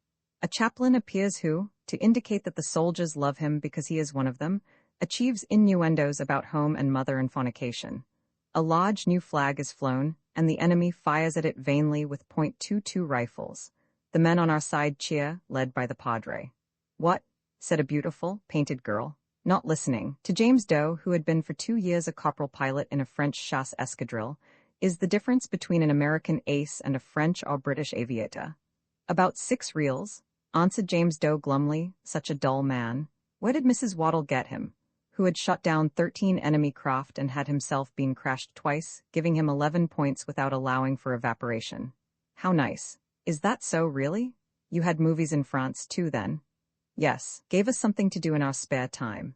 Yes, she agreed, offering him her oblivious profile.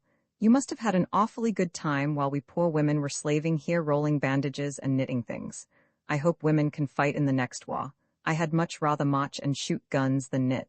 Do you think they will let women fight in the next war? She asked, watching a young man dancing, limber as a worm. I expect they'll have to. James Doe shifted his artificial leg, nursing his festering arm between the bones of which a trace of bullet had passed. If they want to have another one. Yes.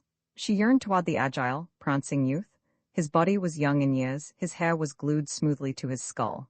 His face, under a layer of powder, was shaved and pallid, sophisticated, and he and his blonde and briefly skirted partner slid and poised and drifted like a dream. The Negro cornetist stayed his sweating crew, and the assault arrested withdrew, leaving the walls of silence peopled by the unconquered defenders of talk. Boys of both sexes swayed arm in arm, taking sliding, tripping steps, waiting for the music, and the agile youth, lounging immaculately, said, "Have this dance?" She said, "Hell low," sweetly drawling. "Have you met Mr. Doe? Mr. Rivers, Mr. Doe. Mr. Doe is a visitor in town." Mr. Rivers patronized Mr. Doe easily and repeated, "Dance the next?" Mr. Rivers had had a year at Princeton. "I'm sorry, Mr. Doe doesn't dance," answered Miss Cecily Saunders faultlessly. Mr. Rivers, well-bred, with all the benefits of a year at a cultural center, mooned his blank face at her. "Aw, come on, you aren't going to sit out all evening, are you? What did you come here for?" No, later, perhaps. I want to talk to Mr. Doe." "You hadn't thought of that, had you?" He stared at her quietly and emptily. At last he mumbled, "Sorry," and lounged away. "Really," began Mr. Doe, "not on my account, you know. If you want to dance, oh, I have to see those infants all the time. Really, it is quite a relief to meet someone who knows more than dancing and dancing. But tell me about yourself. Do you like Charlestown? I can see that you are accustomed to larger cities, but don't you find something charming about these small towns?" Mr. Rivers roved his eye, seeing 2 girls watching him in poised invitation, but he moved on toward a group of men standing and sitting near the steps, managing in some way to create the illusion of being both participants and spectators at the same time. They were all of a kind. There was a kinship like an odor among them, a belligerent self-effacement. Wallflowers. Good to talk to the hostess and dance with the duds. But even the talkative hostess had given them up now. 1 or 2 of them, bolder than the rest, but disseminating that same faint identical odor, stood beside girls, waiting for the music to start again, but the majority of them herded near the steps, touching each other as if for mutual protection. Mr. Rivers heard phrases in bad French and he joined them, aware of his own fitted dinner jacket revealing his matchless linen. "May I see you a minute, madame?" The man quietly smoking detached himself from the group. He was not big, yet there was something big and calm about him, a sense of competent inertia after activity. "Yes," he said. "Do me a favor, will you?" Yes. The man repeated courteously noncommittal. There's a man here who can't dance, that nephew of Mrs. Waddles that was hurt in the war. Cecily, I mean Miss Saunders, has been with him all evening. She wants to dance. The other watched him with calm intentness, and Mr. Rivers suddenly lost his superior air. To tell the truth, I want to dance with her. Would you mind sitting with him a while? I'd be awfully obliged to you if you would. Does Miss Saunders want to dance? Sure she does. She said so. The other's gaze was so penetrating that he felt moisture and drew his handkerchief, wiping his powdered brow lightly, not to disarrange his hair. God damn it, he burst out. You soldiers think you own things, don't you? Columns, imitation Doric, supported a remote small balcony, high and obscure. Couples strolled in, awaiting the music, talk and laughter and movement distorted by a lax transparency of curtains inside the house.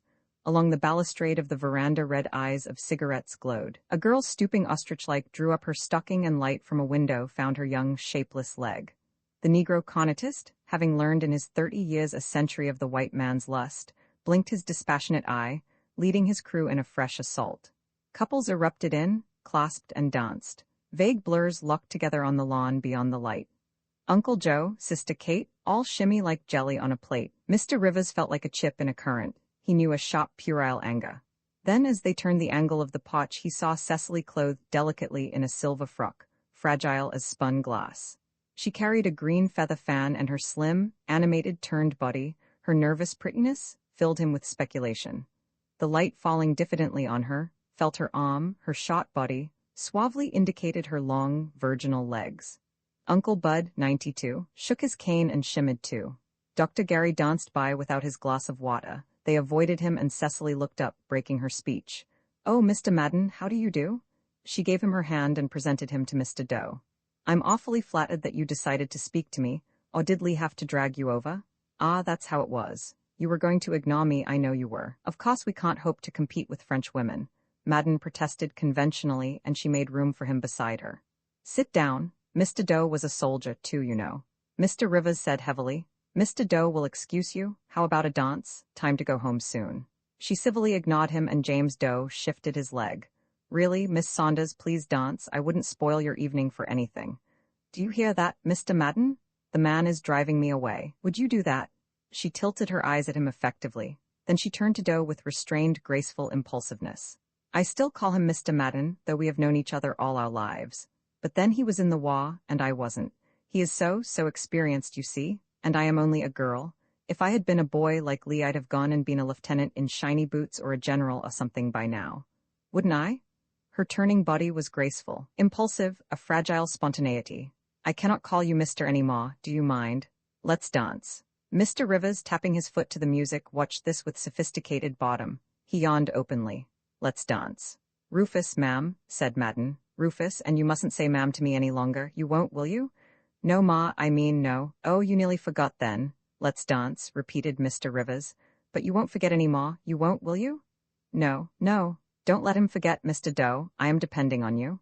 Good, but you go and dance with Mr. Smith here. She rose. He is sending me away, she stated with mock humility. Then she shrugged narrowly, nervously.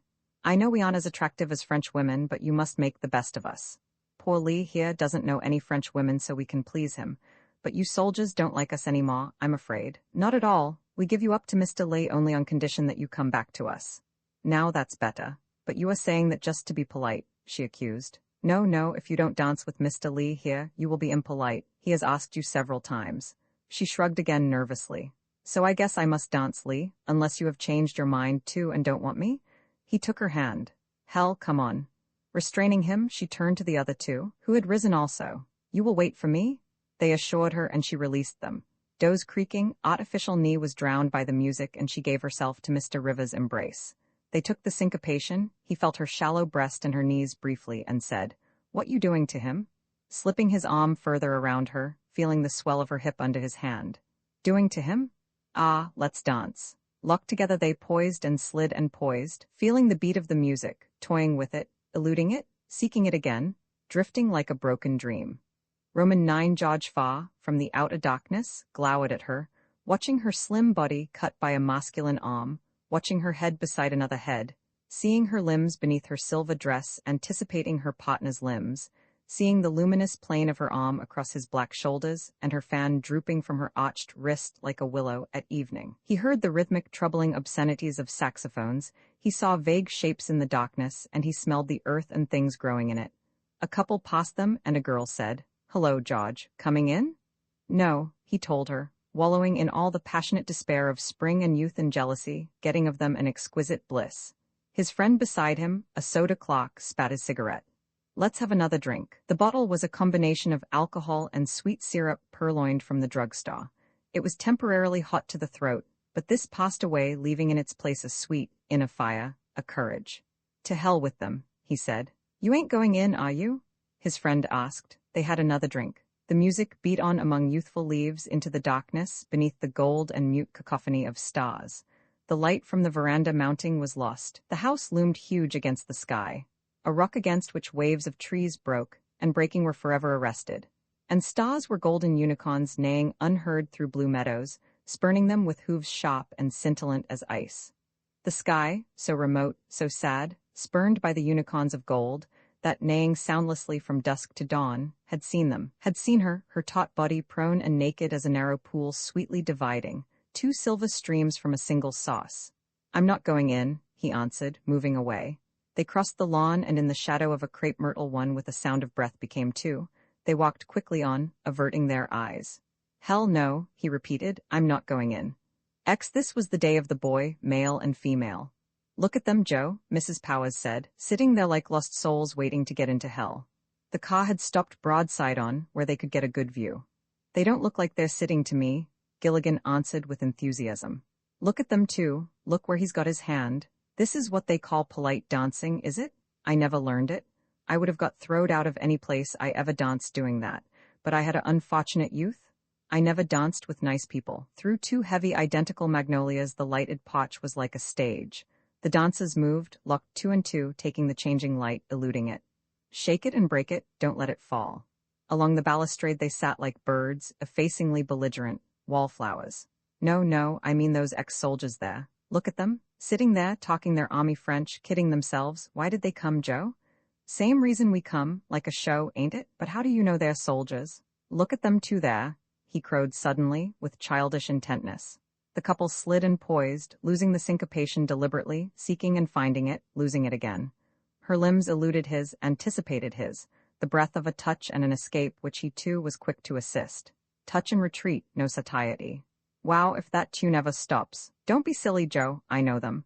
I have seen their sot at the canteen too often, acting just that way. Poor kind dull boys going to war, and because they were going girls were nice to them. But now there is no war for them to go to, and look how the girls treat them." "What was you saying?"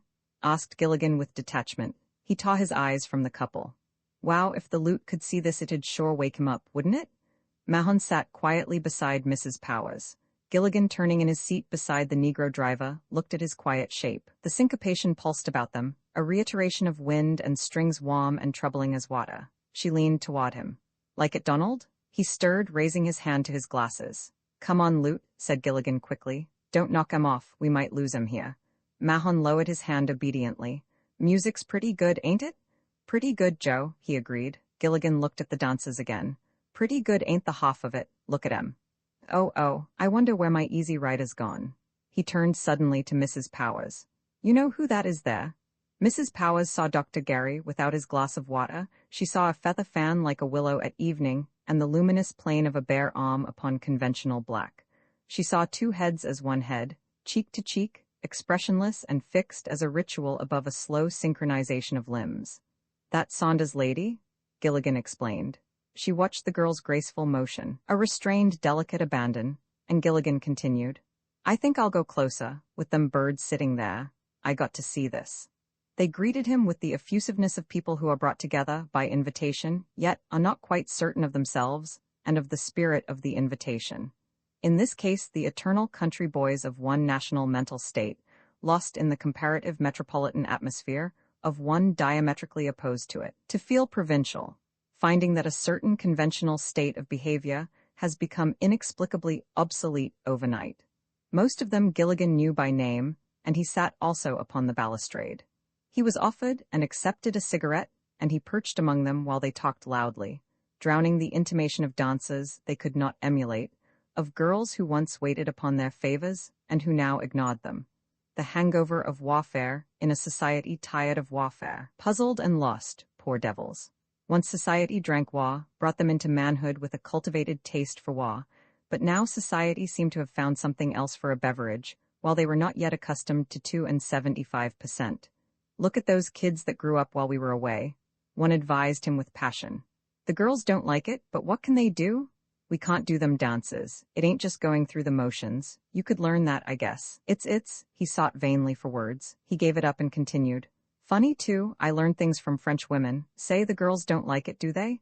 They haven't changed that much, you know. Nah, they don't like it, Gilligan answered. Look at them, too. Sure they don't like it. These are nice girls. They will be the mothers of the next generation. Of course they don't like it. Somebody sure does, though, Gilligan replied. Dr. Gary passed, dancing smoothly, efficiently, quite decorous, yet enjoying himself. His partner was young and briefly skirted. You could see that she danced with him because it was the thing to dance with Dr. Gary. No one knew exactly why.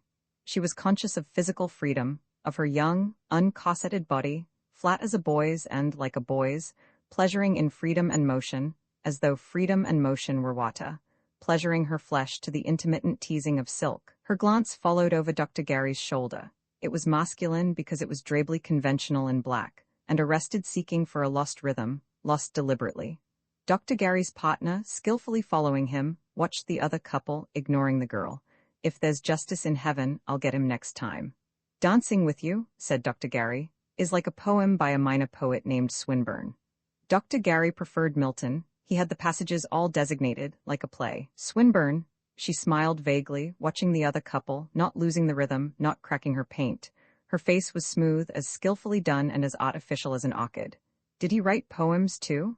Is he thinking of Ella Wilcox or Irene Castle? He is a grand dancer, takes a good dancer to get along with Cecily. I think Kipling is awfully cute, don't you? What a funny dress Cecily has on.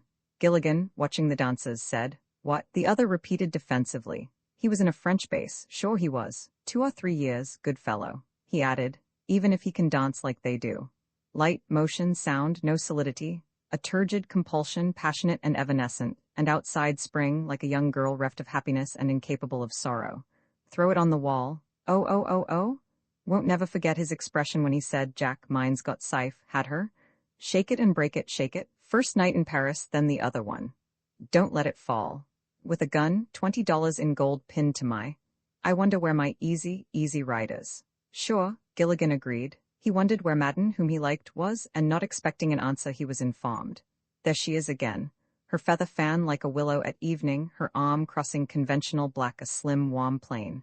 Jove would have said how virginal her legs are, but Gilligan, not being Jove, said, for Christ's sake, wishing Donald Mahon were her partner, or failing this, being glad he couldn't see her. The music stopped. The dancers stood waiting its renewal. The hostess talking interminably appeared, and as before a plague people scattered before her passage. Gilligan caught, submerged beneath waves of talk, suffered her, watching couples pass from the veranda onto the vague lawn. How soft their bodies look, their little backs and hips, he thought, saying, yes ma'am or no ma'am. At last he walked away and left her talking, and in a swing he saw Madden and a stranger. This is Mr. Doe, Madden said, greeting him. How's Mahon? Gilligan shook hands. He's outside there now with Mrs. Powers. He is. Mahon was with the British, he explained to his companion. Aviation. He betrayed a faint interest. RAF? I guess so, Gilligan replied. We brought him over to hear the music a while. Brought him? Got his in the head, don't remember much. Madden informed the other. Did you say Mrs. Powers is with him? He asked Gilligan. Yea, she came, why not come out and speak to her? Madden looked at his companion. Doe shifted his cock leg. I think not, he said. I'll wait for you. Madden rose. Come on, Gilligan said. She'll be glad to see you. She ain't a bad sot, as Madden can tell you. No, I'll wait here, thanks, but come back, will you? Madden read his unexpressed thought. She's dancing now. I'll be back before then. They left him lighting a cigarette. The Negro conatist had restrained his men and removed them temporarily, and the potch was deserted save for the group sitting on the balustrade. These, the hostess, with a renaissance of optimism, had run to earth and captured. Gilligan and Madden crossed grass, leaving lights behind. Mrs. Powers, you remember Mr. Madden? Gilligan informed her formally. He was not big, yet there was something big and calm about him, a sense of competent inertia after activity. Madden saw her colorless face against the canopied darkness of the car, her black eyes and her mouth like a scar. Beside her Mahon sat motionless and remote, waiting for music which you could not tell whether or not he heard. "Good evening, ma'am," Madden said, enveloping her firm, slow hand, remembering a figure sharp against the sky screaming, "You got us killed," and firing point-blank into another man's face, red and bitter, in a relief of transient flame against a sorrowful dawn. Roman 11 Jones, challenging the competition, danced with her twice, once for 6 feet and then for 9 feet. She could not dance with the muscular facility of some of the other girls. Perhaps this was the reason she was in such demand. Dancing with the more skilled ones was too much like dancing with agile boys. Anyway, men all seemed to want to dance with her, to touch her. Jones, foiled for the second time, became yellowly speculative. Tactical then, watching his chance, he cut in upon glued hair and a dinner coat. The man raised his empty ironed face fretfully, but Jones skillfully cut her out of the prancing herd and into the angle made by the corner of the balustrade. Here only his back could be assailed. He knew his advantage was but temporary, so he spoke quickly. "Friend of yours here tonight." Her feather fan drew softly across his neck. He sought her knee with his, and she eluded him with efficiency, trying vainly to maneuver from the corner. One desiring to cut and importuned him from behind, and she said with exasperation, "Do you dance, Mr. Jones? They have a good floor here. Suppose we try it." "Your friend Donald dances. Ask him for one," he told her, feeling her shallow breast and her nervous efforts to evade him. One importuned him from behind, and she raised her pretty, unpretty face. Her hair was soft and fine, carelessly caught about her head, and her painted mouth was purple in this light.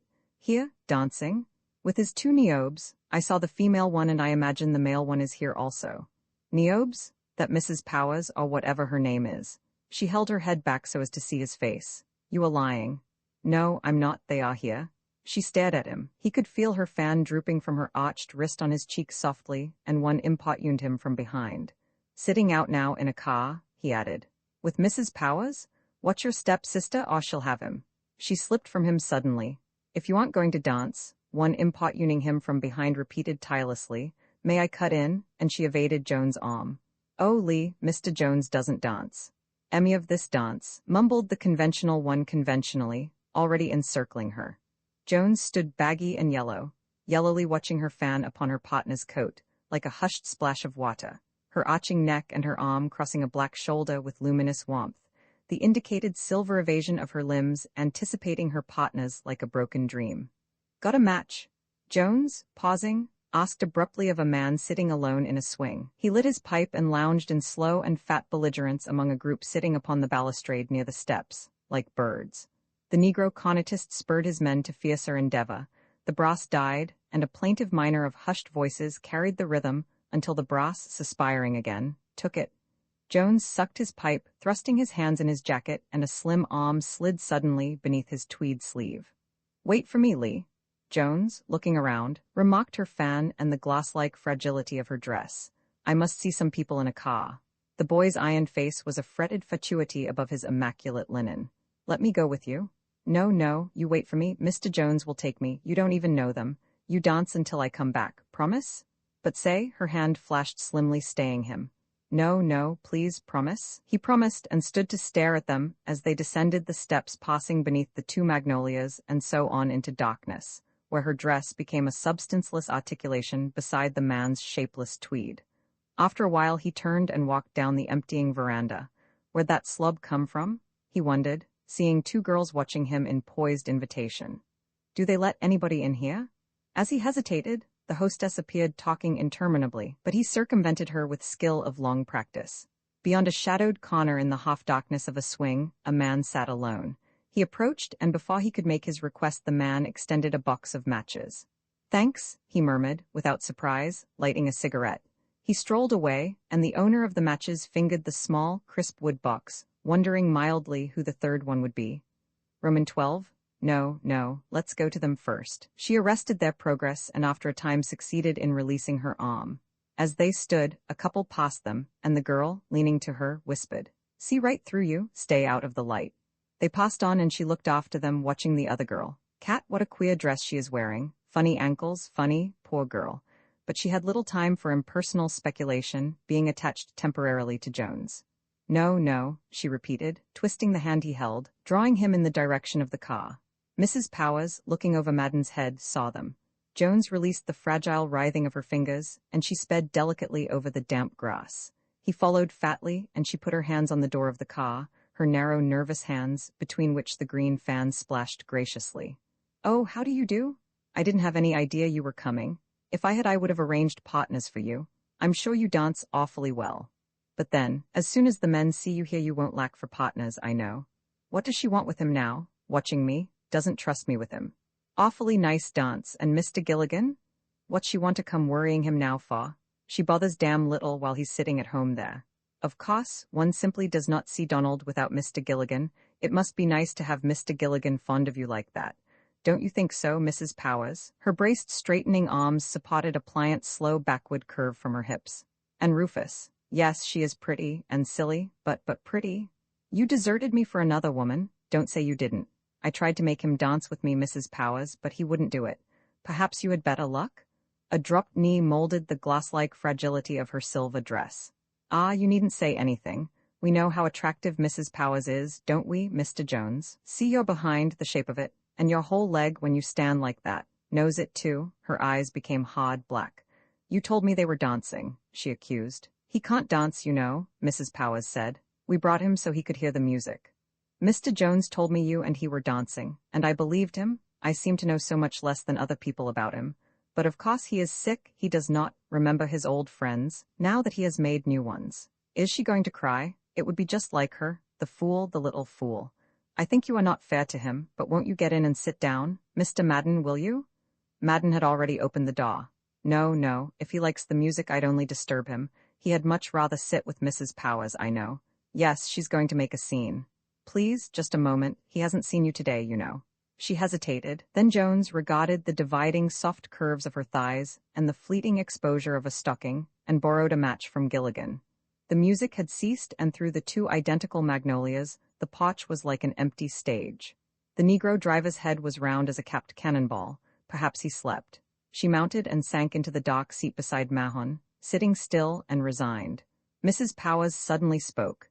"Do you dance, Mr. Madden?" "Yes, a little," he admitted. She descended from the car and, turning, met Cecily's startled, shallow face. "I'll leave you to visit with Donald while I have a dance or two with Mr. Madden, shall I?" She took Madden's arm. "Don't you want to come in too, Joe?" "I guess not," Gilligan answered. "Competition'll be too strong for me.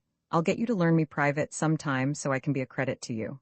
Cecily, in exasperation, saw the other woman stealing part of her audience, but here were still Jones and Gilligan.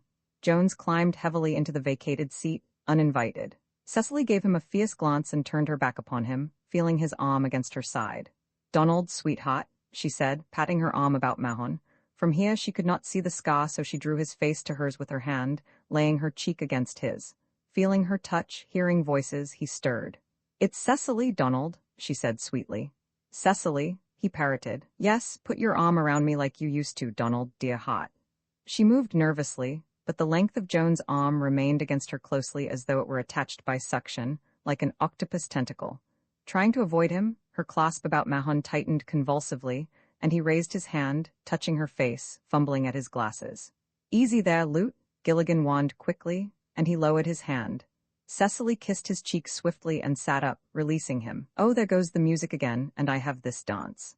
She stood up in the car, looking about. One lounging immaculately, smoking, strolled past.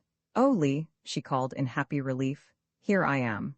She opened the door and sprang out as the conventional one approached. Jones descended fatly, baggily, and stood dragging his jacket across his thick, heavy hips, staring yellowly at Mr. Rivers.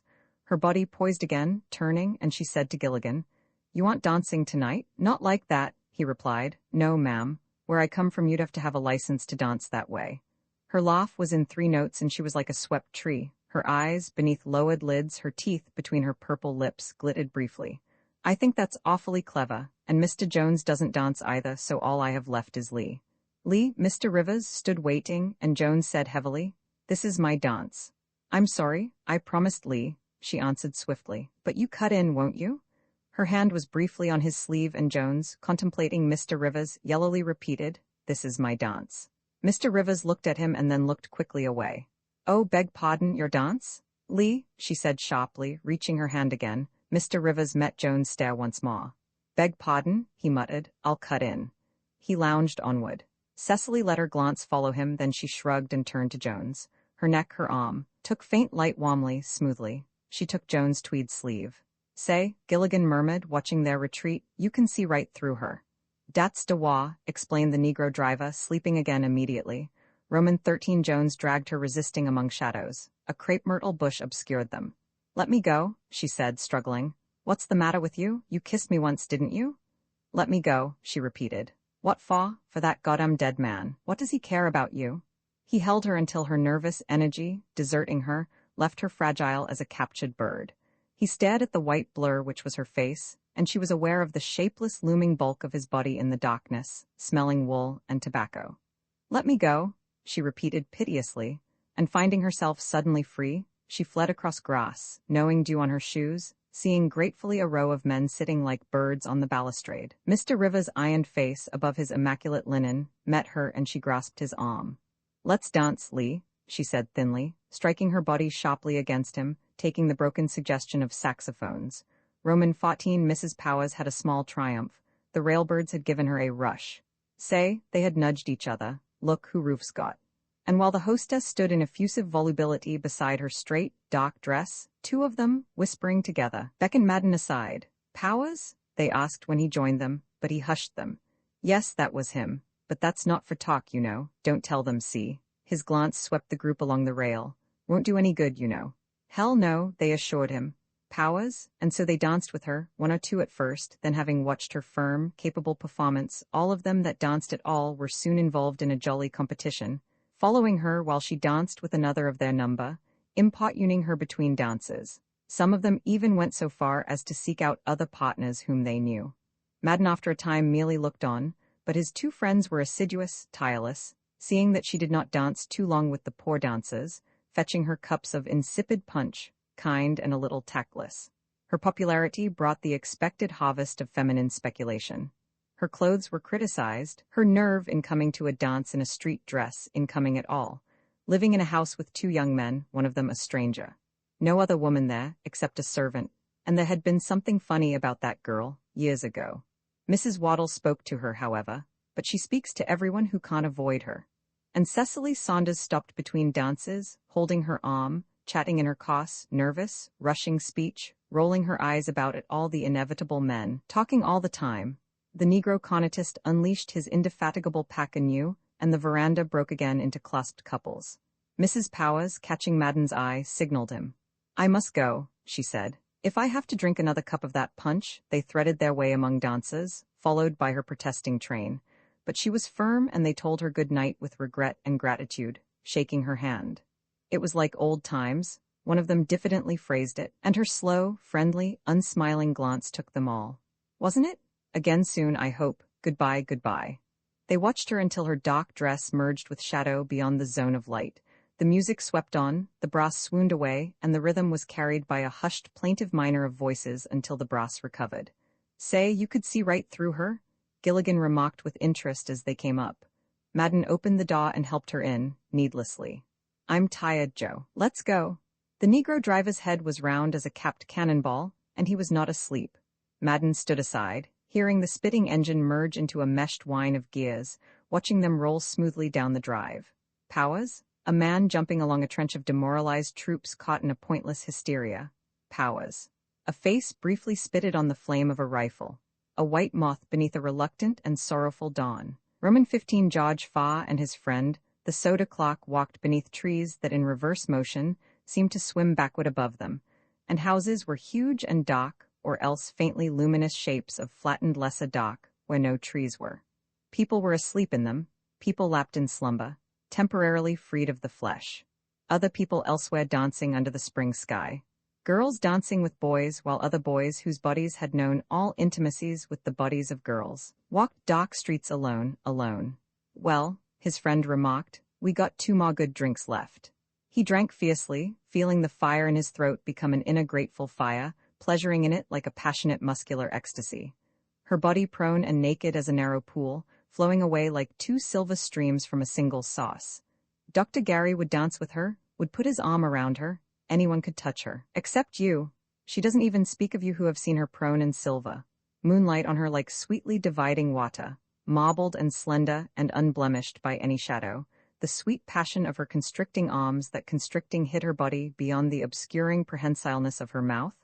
Oh God, oh God. Say, what just say we go back to the Star and mix another bottle? He did not answer, and his friend repeated the suggestion.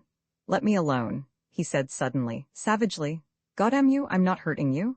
The other answered with justifiable heat. They stopped at a corner where another street stretched away beneath trees into obscurity in uncomfortable intimacy. I'm sorry, I'm a fool. I'm sorry I flew out at you who are not at all to blame. He turned heavily. Well, I guess I'll go in. Don't feel so good tonight. See you in the morning. His friend accepted the unspoken apology. Sure, see you tomorrow. The other's coatless figure faded, and after a while his footsteps died away. And George Farr had the town, the earth, the world to himself and his sorrow. Music came faint as a troubling rumor beneath the spring night, sweetened by distance, a longing knowing no ease. Oh God, VI at last George Farr gave up trying to see her. He had phoned vainly and time after time. At last the telephone became the end in place of the means.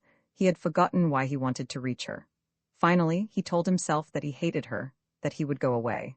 Finally, he was going to as much pains to avoid her as he had been to see her. So he slunk about the streets like a criminal, avoiding her, feeling his very heart stop when he did occasionally see her unmistakable body from a distance. And at night he lay sleepless and writhing to think of her, then to rise and don a few garments and walk past her darkened house, gazing in slow misery at the room in which he knew she lay, soft and warm, in intimate slumber, then to return to home and bed, to dream of her brokenly. When her note came at last, he knew relief, sharp and bitter as the pain had been. When he took the square white paper from the post office, when he saw her nervous, spidery script sprawled thinly across it, he felt something like a shocking, silent concussion at the base of his brain. I won't go, he told himself, knowing that he would, and he reread it, wondering if he could bear to see her, if he could speak to her, touch her again. He was ahead of the appointed time, sitting hidden from view at a turn of the stairs ascending to the balcony. The stairs were enclosed by a solid wood balustrade, and from the foot of the steps the long tunnel of the drugstore swept toward light and the entrance. A tunnel filled with the mingled scents of carbolic and sweet syrups, a medicated, a synthetic purity. He saw her as she entered the door, and, rising, he saw her pause on seeing him, then, as in a dream, silhouetted against the door, with light toying with her white dress, giving it a shallow nimbus, she came tap-tapping on her high heels toward him. He sat back trembling and heard her mount the steps. He saw her dress, and feeling his breath catch, he raised his eyes to her face as without pausing she sank into his arms like a settling bird. Cecily, oh Cecily, he said brokenly, taking her kiss. He withdrew his mouth. You damn near killed me. She drew his face quickly back to hers, murmuring against his cheek. He held her close and they sat so for a long time. At last he whispered, You'll ruin your dress sitting here. But she only shook her head, clinging to him. Finally she sat up. Is this my drink? She asked, picking up one of the glossed, sweetish liquids beside him. She put the other glass in his hand and he closed his fingers about it, still looking at her. Now we'll have to get married, he said fatuously. Yes, sipping her drink. Well, won't we? He asked in surprise. You've got it backward, now we don't have to get married. She gave him a quick glance, and seeing his face, she laughed. Her occasional coarseness, so out of keeping with her innate and utter delicacy, always shocked him. But then George Farr, like most men, was by nature a prude. He eyed her with disapproval, silent. She set her glass down and leaned her breast against him. George? He thawed, putting his arm about her, but she refused her mouth. She thrust herself away from him and he, feeling that he had conquered, released her. But aren't you going to marry me?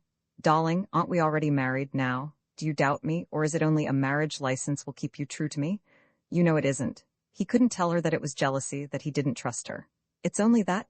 Only what? Only that if you won't marry me, you don't love me. She moved from him, her eyes became dark blue. Can you say that? She looked away, and her movement was half shiver, half shrug. I might have known it, though. Well, I've been a fool, I guess. You were just passing the time with me then? Cecily? Trying to take her in his arms again, she evaded him and rose. I don't blame you. I suppose that's what any man would have done in your place. That's all men ever want of me anyway. So it might as well have been you as anyone. Only I'm sorry you didn't tell me before, sooner, George. I thought you were different. She gave him her narrow back. How little, how helpless she is, and I have hurt her, he thought, in shop pain, rising and putting his arm about her, careless of who might see. Don't, she whispered quickly, turning. Her eyes were quite green again. Someone will see, sit down. Not till you take that back. Sit down, please, George, please. Take that back, then. Her eyes were dark again, and he read terror in her face, and he released her, sitting down again. Promise me not ever to do that again. He promised dully, and she sat beside him. She slid her hand into his, and he looked up. Why do you treat me like this? Like what? He asked. Saying I don't love you? What other proof do you want? What other proof can I give? What do you consider proof? Tell me, I'll try to do it. She looked at him in delicate humility. I'm sorry, forgive me, he said abjectly. I've already forgiven you, it's forgetting it I can't promise. I don't doubt you, George, or I couldn't have. Her voice died away and she clutched his hand convulsively, releasing it. She rose. I must go. He caught her hand, it was unresponsive. May I see you this afternoon? Oh no, I can't come back this afternoon, I have some sewing to do. Oh, come on, put it off. Don't treat me again like you did. I nearly went crazy, I swear I did. Sweetheart, I can't, I simply can't. Don't you know I want to see you as badly as you want to see me, that I would come if I could. Let me come down there then. I believe you are crazy, she told him, with contemplation. Don't you know I'm not supposed to see you at all? Then I'm coming tonight. Hush, she whispered quickly, descending the steps. But I am, he repeated stubbornly. She looked hurriedly about the stall, and her heart turned to water. Here, sitting at a table in the alcove made by the ascending stairs, was that fat man, with a half-empty glass before him. She knew dreadful terror, and as she stared at his round, bent head, all her blood drained from her icy heart. She put her hand on the railing, lest she fall. Then this gave way to anger. The man was a nemesis. Every time she had seen him since that first day at luncheon with Uncle Joe, he had flouted her, had injured her with diabolic ingenuity. And now, if he had heard, George had risen, following her, but at her frantic gesture, her terror-stricken face, he retreated again. Then she changed her expression as readily as you would a hat. She descended the steps. Good morning, Mr. Jones. Jones looked up with his customary phlegmatic calm, then he rose, lazily courteous. She watched him narrowly with the terror-sharpened cunning of an animal, but his face and manner told nothing. Good morning, Miss Saunders. You have the morning Coca-Cola habit too, I see. Why didn't you come up and join me? I am still cursing myself for missing that pleasure. You see, I didn't know you were alone. His yellow, bodiless stare was as impersonal as the jaws of yellowish liquid in the windows, and her heart sank. I didn't see nor hear you come in, or I would have called to you. He was non-committal. Thank you. The misfortune is mine, however. She said suddenly. I wonder if you will do me a favor. I have 1,000 million things to do this morning. Will you go with me and help me remember them? Do you mind? Her eyes held a desperate coquetry. Joan's eyes were fathomless, slowly yellow. I'll be delighted. Finish your drink, then. George Faw's good-looking face, wrung and jealous, peered down at them. She made no sign, yet there was such pitiful terror in her whole attitude that even George's dull and jealous intelligence took her meaning. His face sank again from view. Jones said, Let the drink go. I don't know why I keep on trying the things. Make myself think I have a highball, perhaps. She laughed in 3 notes. You can't expect to satisfy tastes like that in this town. In Atlanta now? Yes, you can do lots of things in Atlanta you can't do here. She laughed again, flatteringly, and they moved up the antiseptic tunnel of the drugstore toward the entrance. She would laugh in such a way as to lend the most innocent remark a double entendre. You immediately accepted the fact that you had said something clever, without recalling what it was at all. Joan's yellow idol's stare remarked her buddy's articulation, her pretty, nervous face, while George Faw, in a sick, dull rage, watched them in silhouette, flatly. Then they reassumed depth, and she, fragile as a Tanagra, and he, slouching and shapeless and tweeded, disappeared. Roman 2 said young Robert Saunders, Are you a soldier, too?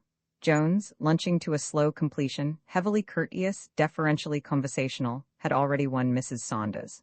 Of Mr. Saunders he was not so sure, nor did he care. Finding that the guest knew practically nothing about money or crops or politics, Mr. Saunders soon let him be to gossip trivially with Mrs. Saunders. Cecily was perfect, pleasantly tactful, letting him talk. Young Robert, though, was bent on a seduction of his own. Say, he repeated for the 3rd time, watching Joan's every move with admiration, was you a soldier, too? Were Robert, corrected his mother. Yes'm, was you a soldier in the war? Robert, let Mr. Jones alone now. Sure, old fellow, Jones answered. I fought some. Oh, did you? asked Mrs. Saunders. How interesting, she commented without interest. Then, I suppose you never happened to run across Donald Mahon in France, did you? No, I had very little time in which to meet people, you see, replied Jones with gravity, who had never seen the Statue of Liberty, even from behind. What did you do? Asked young Robert, indefatigable. I suppose so. Mrs. Saunders sighed with repletion and rang a bell. The war was so big, shall we go? Jones drew her chair and young Robert repeated tirelessly. What did you do in the war? Did you kill folks? The older people passed on to the veranda. Cecily, with a gesture of her head, indicated a door and Jones entered, followed by young Robert, still importunate. The scent of Mr. Saunders' cigar wafted down the hall and into the room where they sat, and young Robert, refraining his litany, caught Jones' yellow, fathomless eye like a snake's, and young Robert's spine new and abrupt. Faint chill. Watching Jones cautiously, he moved nearer his sister. Run along, Bobby, don't you see that real soldiers never like to talk about themselves? He was nothing loath. He suddenly desired to be in the warm sun. This room had got cold. Still watching Jones, he sidled past him to the door. Well, he remarked, I guess I'll be going. What did you do to him? She asked when he had gone. Nothing. Why? You scared him some way. Didn't you see how he watched you? No, I didn't notice it. He filled his pipe slowly. I suppose not, but then you frighten lots of people, don't you? Not as many as you'd think. Lots of them I'd like to frighten can take care of themselves too well. Yes, but why frighten them? Sometimes that's the only way to get what you want from people. Oh, they have a name for that, haven't they? Blackmail, isn't it? I don't know, is it? She shrugged with assumed indifference. Why do you ask me about it? His yellow stare became unbearable and she looked away. How quiet it is outside under the spell of noon. Trees shaded the house, the room was dark and cool. Furniture was slow, unemphatic gleams of Lessa Dock, and young Robert Saunders, at the age of 65, was framed and indistinct above the mantel, her grandfather. She wished for George. He should be here to help her. But what could he do? She reconsidered with that vast tolerance of their men, which women must gain by giving their bodies, else how do they continue to live with them? That the conquering male is after all no better than a clumsy, tactless child. She examined Jones with desperate speculation. If he were not so fat, like a worm. She repeated, Why do you ask me? I don't know. You have never been frightened by anyone, have you? She watched him, not replying. Perhaps that's because you have never done anything to be afraid of. She sat on a divan, her hands palm up on either side, watching him. He rose suddenly, and she as suddenly shed her careless laxness, becoming defensive, watchful. But he only scratched a match on the iron grate screen. He sucked it into his pipe bowl while she watched the fleshy concavity of his cheeks and the golden pulsations of the flame in his eyes. He pushed the match through the screen and resumed his seat, but she did not relax. When are you to be married? He asked suddenly. Married? Yes, isn't it all arranged? She felt slow blood in her throat and wrists in her palms. Her blood seemed to mock away an interval that would never pass. Jones, watching the light in her fine hair, lazy and yellow as an idol, Jones released her at last. He expects it, you know. Her blood liquefied again and became cold. She could feel the skin all over her body. She said, What makes you think he does? He is too sick to expect anything now. You said Donald expects it. My dear girl, I said. He could see a nimbus of light in her hair and the shape of her, but her face he could not see. He rose. She did not move as he sat beside her. The divan sank luxuriously beneath his weight, sensuously enfolding him. She did not move, her hand lay palm up between them, but he ignored it. Why don't you ask me how much I heard? Heard? When? Her whole attitude expressed ingenuous interest. He knew that in her examination of his face there was calm speculation and probably contempt. He considered moving beyond her so that she must face the light and leave his own face in shadow. The light in her hair, caressing the shape of her cheek. Her hand between them, naked and palm upward, grew to be a monstrous size. It was the symbol of her body. His hand a masculine body for hers to curl inside. Browning, is it? Seeing noon become afternoon, becoming gold and slightly wearied among leaves like the limp hands of women. Her hand was a frail, impersonal barrier, restraining him. You attach a lot of importance to a kiss, don't you? She asked at length. He shaped her unresponsive hand to his and she continued lightly. That's funny in you. Why in me? You've had lots of girls crazy about you, haven't you? What makes you think that? I don't know, the way you, everything about you. She could never decide exactly about him. The feminine predominated so in him, and the rest of him was feline. A woman with a man's body and a cat's nature. I expect you are right. You are an authority regarding your own species yourself. He released her hand, saying, "Excuse me," and lit his pipe again. Her hand remained lax, impersonal between them. It might have been a handkerchief. He pushed the dead match through the screen and said, "What makes you think I attach so much importance to a kiss?" Light in her hair was the thumbed rim of a silver coin. The divan embraced her quietly, and light quietly followed the long slope of her limbs. A wind came among leaves without the window, stroking them together. Noon was past. "I mean, you think that whenever a woman kisses a man or tells him something, that she means something by it. She does mean something by it. Of course it never is what the poor devil thinks she means, but she means something. Then you certainly don't blame the woman if the man chooses to think she meant something she didn't at all mean, do you? Why not?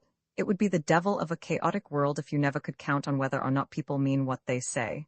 You knew damn well what I meant when you let me kiss you that day. But I don't know that you meant anything, any more than I did." "You are the one who, like hell you didn't," Jones interrupted roughly. "You knew what I meant by it."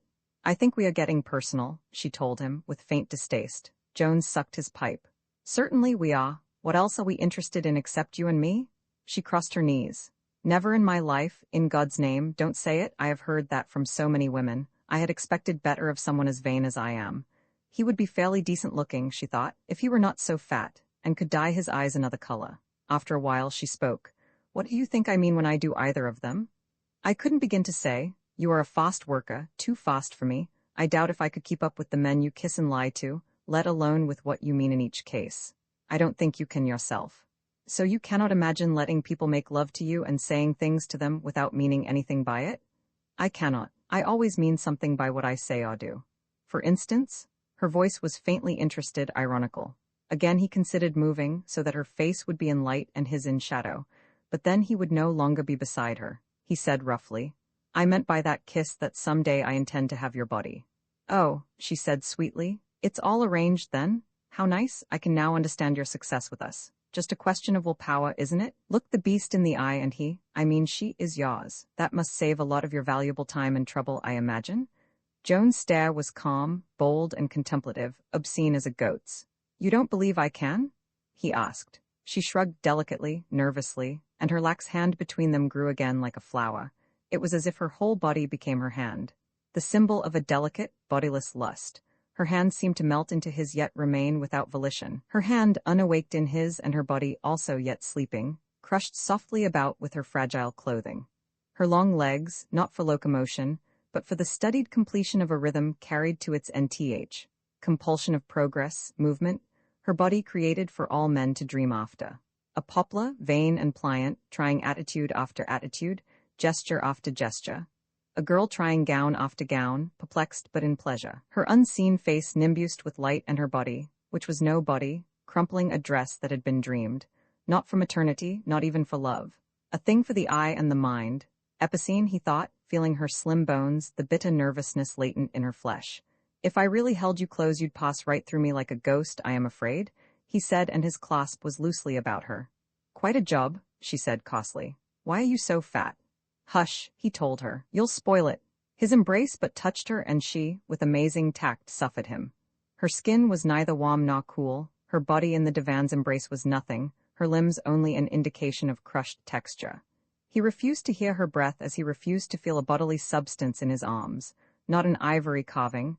This would have body, rigidity, not an animal that eats and digests. This is the heart's desire purged of flesh. "Be quiet," he told himself as much as her. "Don't spoil it." The trumpets in his blood, the symphony of living, died away.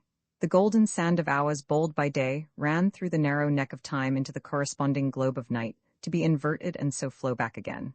Jones felt the slow, black sand of time mocking life away. "Hush," he said. "Don't spoil it." The sentries in her blood lay down, but they lay down near the ramparts with their arms in their hands, waiting the alarm, the inevitable stand-to, and they sat clasped in the vaguely gleamed twilight of the room, Jones a fat Mirandolar in a chaste platonic nympholepsy, a religio-sentimental Augie in grey tweed, shaping an insincere, fleeting articulation of damp clay to an old, imperishable desire, building himself a papier-mâché virgin, and Cecily Saunders wondering what, how much, he had heard, frightened and determined. What manner of man was this? She thought alertly, wanting George to be there and put an end to this situation, how she did not know, wondering if the fact of his absence were significant. Outside the window, leaves stirred and cried soundlessly. Noon was past, and under the bold pale sky, trees and grass, hills and valleys, somewhere the sea, regretted him, with relief. No, no, he thought with awakened despair, don't spoil it. But she had moved and her hair brushed his face. Hair, anyone has hair. To hold it. But it was hair, and here was a body in his arms, fragile and delicate it might be, but still a body, a woman. Something to answer the call of his flesh, to retreat, pausing, touching him tentatively, teasing and retreating, yet still answering the call of his flesh. Impalpable and dominating. He removed his arm. You little fool, don't you know you had me? Her position had not changed. The divan embraced her in its impersonal clasp, light like the thumbed rim of a coin about her indistinct face, her long legs crushed to her dress. Her hand, relaxed, lay slim and lax between them, but he ignored it. Tell me what you heard, she said. He rose. Goodbye, he said. Thanks for lunch or dinner or whatever you call it. Dinner, she told him. We are common people. She rose also and stupidly leaned her hip against the arm of a chair. His yellow eyes washed over her, warm and clear as urine, and he said, God damn you. She sat down again, leaning back into the corner of the divan, and as he sat beside her, seemingly without moving, she came to him. Tell me what you heard. He embraced her, silent and morose. She moved slightly, and he knew that she was offering her mouth. How do you prefer a proposal? He asked. How? Yes, what form do you like it in? You have had 2 or 3 in the last few days, haven't you? Are you proposing? That was my humble intention. Sorry, I'm dull. That was why I asked for information. So when you can't get your women any other way, you marry them then? Damn it, do you think all a man wants of you is your body? She was silent, and he continued. I'm not going to tell on you, you know. Her tense body, her silence, was a question. What I heard, I mean. Do you think I care? You have told me yourself that women say one thing and mean another, so I don't have to worry about what you heard. You said so yourself. Her body became a direct challenge, yet she had not moved. Didn't you? Don't do that, he said sharply. What makes you so beautiful and disturbing and so goddamn dull?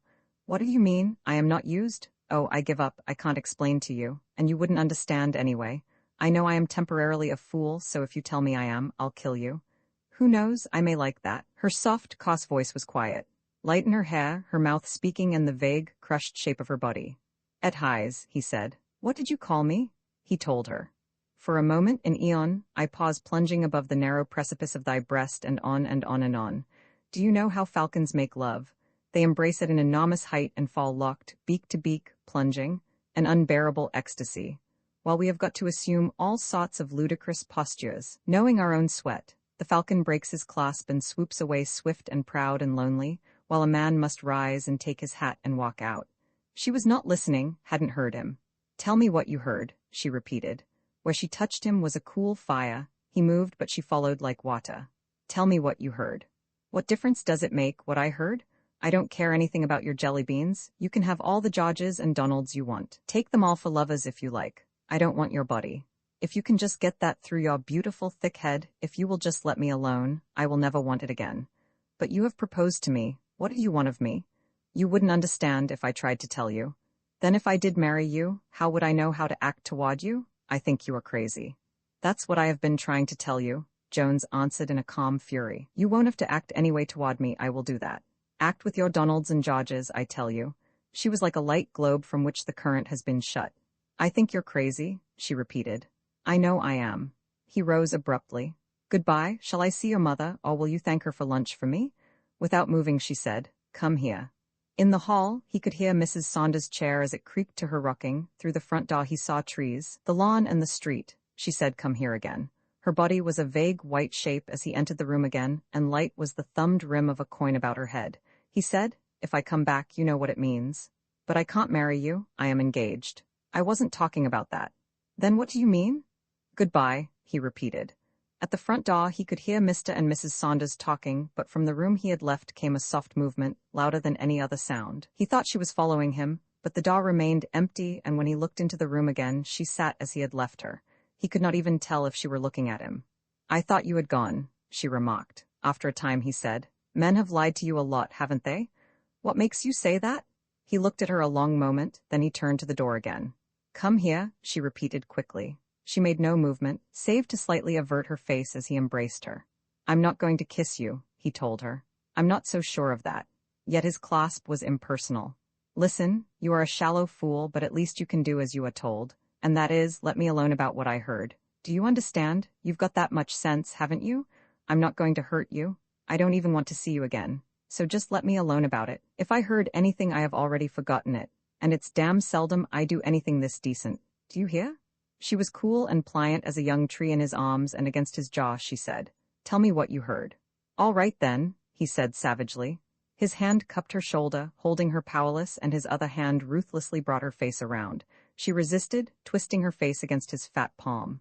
No, no, tell me first. He dragged her face up brutally, and she said in a smothered whisper, You are hurting me? I don't give a damn. That might go with George, but not with me. He saw her eyes go dark, saw the red print of his fingers on her cheek and chin. He held her face where the light could fall on it, examining it with sybaritish anticipation. She exclaimed quickly, staring at him. Here comes Daddy. Stop. But it was Mrs. Saunders in the door, and Jones was calm, circumspect, lazy and remote as an idol. Why, it's quite cool in here, isn't it? But so dark. How do you keep awake? Said Mrs. Saunders, entering. I nearly went to sleep several times on the porch, but the glare is so bad on the porch. Robert went off to school without his hat. I don't know what he will do.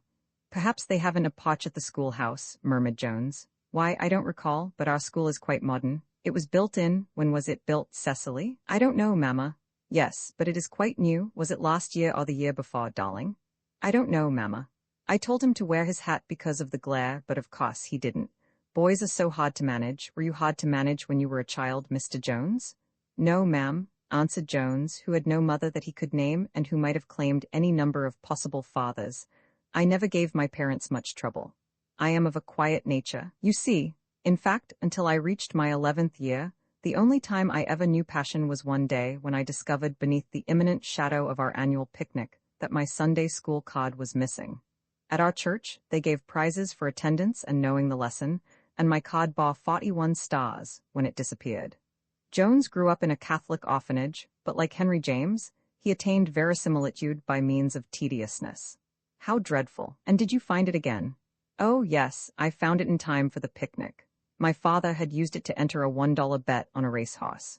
When I went to my father's place of business to prevail on him to return home, as was my custom, just as I passed through the swinging doors, one of his business associates there was saying, Whose card is this? I recognized my 41 stars immediately, and claimed it, collecting $22, by the way. Since then I have been a firm believer in Christianity. How interesting, Mrs. Saunders commented without having heard him. I wish Robert liked Sunday school as much as that. Perhaps he would at 22 to 1. Pardon me, she said. Cecily rose and Mrs. Saunders said, Darling, if Mr. Jones is going, perhaps you had better lie down. You look tired. Don't you think she looks tired, Mr. Jones? Yes, indeed, I had just commented on it. Now, Mamma, said Cecily. Thank you for lunch. Jones moved doorward and Mrs. Saunders replied conventionally, wondering why he did not try to reduce. But perhaps he is trying, she added with belated tolerance. Cecily followed him. Do come again, she told him, staring at his face. How much did you hear? She whispered with fierce desperation. You must tell me. Jones bowed fatly to Mrs. Saunders and again bathed the girl in his fathomless, yellow stare. She stood beside him in the door and the afternoon fell full upon her slender fragility. Jones said, I am coming tonight. She whispered, What? And he repeated, You heard that. Her mouth shaped the words against her blanched face. You heard that? I say that. Blood came beneath her skin again and her eyes became opaque, cloudy. No, you aren't, she told him. He looked at her calmly, and her knuckles whitened on his sleeve. Please, she said with utter sincerity. He made no answer and she added, Suppose I tell Daddy?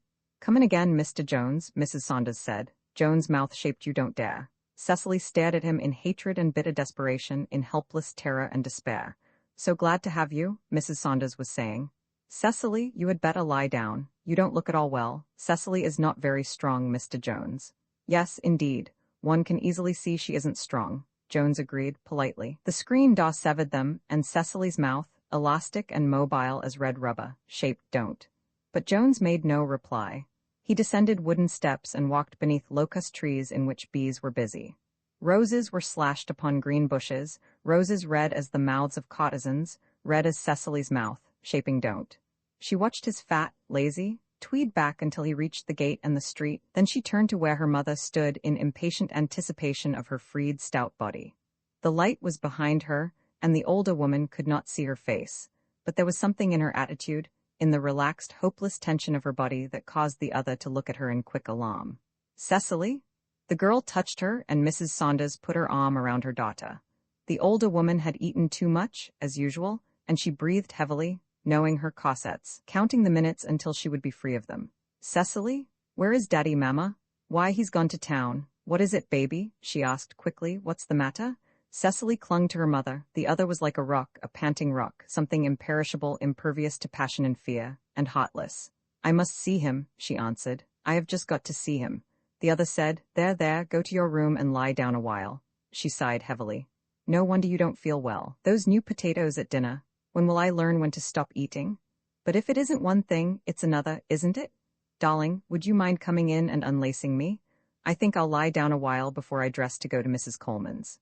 "Yes, Mamma, of course," she answered, wanting her father, George anyone, to help her. Roman 3 George Farr, lurking along a street, climbed a fence swiftly when the exodus from the picture show came along. Despite himself, he simply could not act as though he were out for a casual stroll, but must drift aimlessly and noticeably back and forth along the street with a sort of skulking frankness. He was too nervous to go somewhere else and time his return. He was too nervous to conceal himself and stay there. So he gave up and became frankly skulking, climbing a fence smartly when the exodus from the picture show began. 9:30 people sat on porches rocking and talking in low tones, enjoying the warmth of April. People passing beneath dark trees along the street, old and young, men and women, making comfortable, unintelligible sounds, like cattle going to barn and bed. Tiny red eyes passed along at mouth height, and burning tobacco lingered behind, sweet and pungent. Spitting arc lights at street corners revealed the passers-by, temporarily dogging them with elastic shadows. Cars passed under the lights, and he recognized friends, young men, and the inevitable girls with whom they were going, coiffed or bobbed hair and slim young hands fluttering forever about it, keeping it in place. The cars passed on into darkness, into another light, into darkness again. 10 o'clock dew on the grass, dew on small, unpickable roses, making them sweeter, giving them an odor. Otherwise they had no odor, except that of youth and growth, as young girls have no particular attributes, save the kinship of youth and growth. Dew on the grass assumed a faint luminousness, as if it had stolen light from day and the moisture of night were releasing it, giving it back to the world again. Tree frogs shrilled in the trees, insects droned in the grass. Tree frogs are poison, Negroes had told him. If they spit on you, you'll die. When he moved, they fell silent, getting ready to spit. Perhaps, when he became still again, they released the liquid flute-like monotony swelling in their throats, filling the night with the imminence of summer. Spring, like a girl loosing her girdle. People passed in belated ones and twos.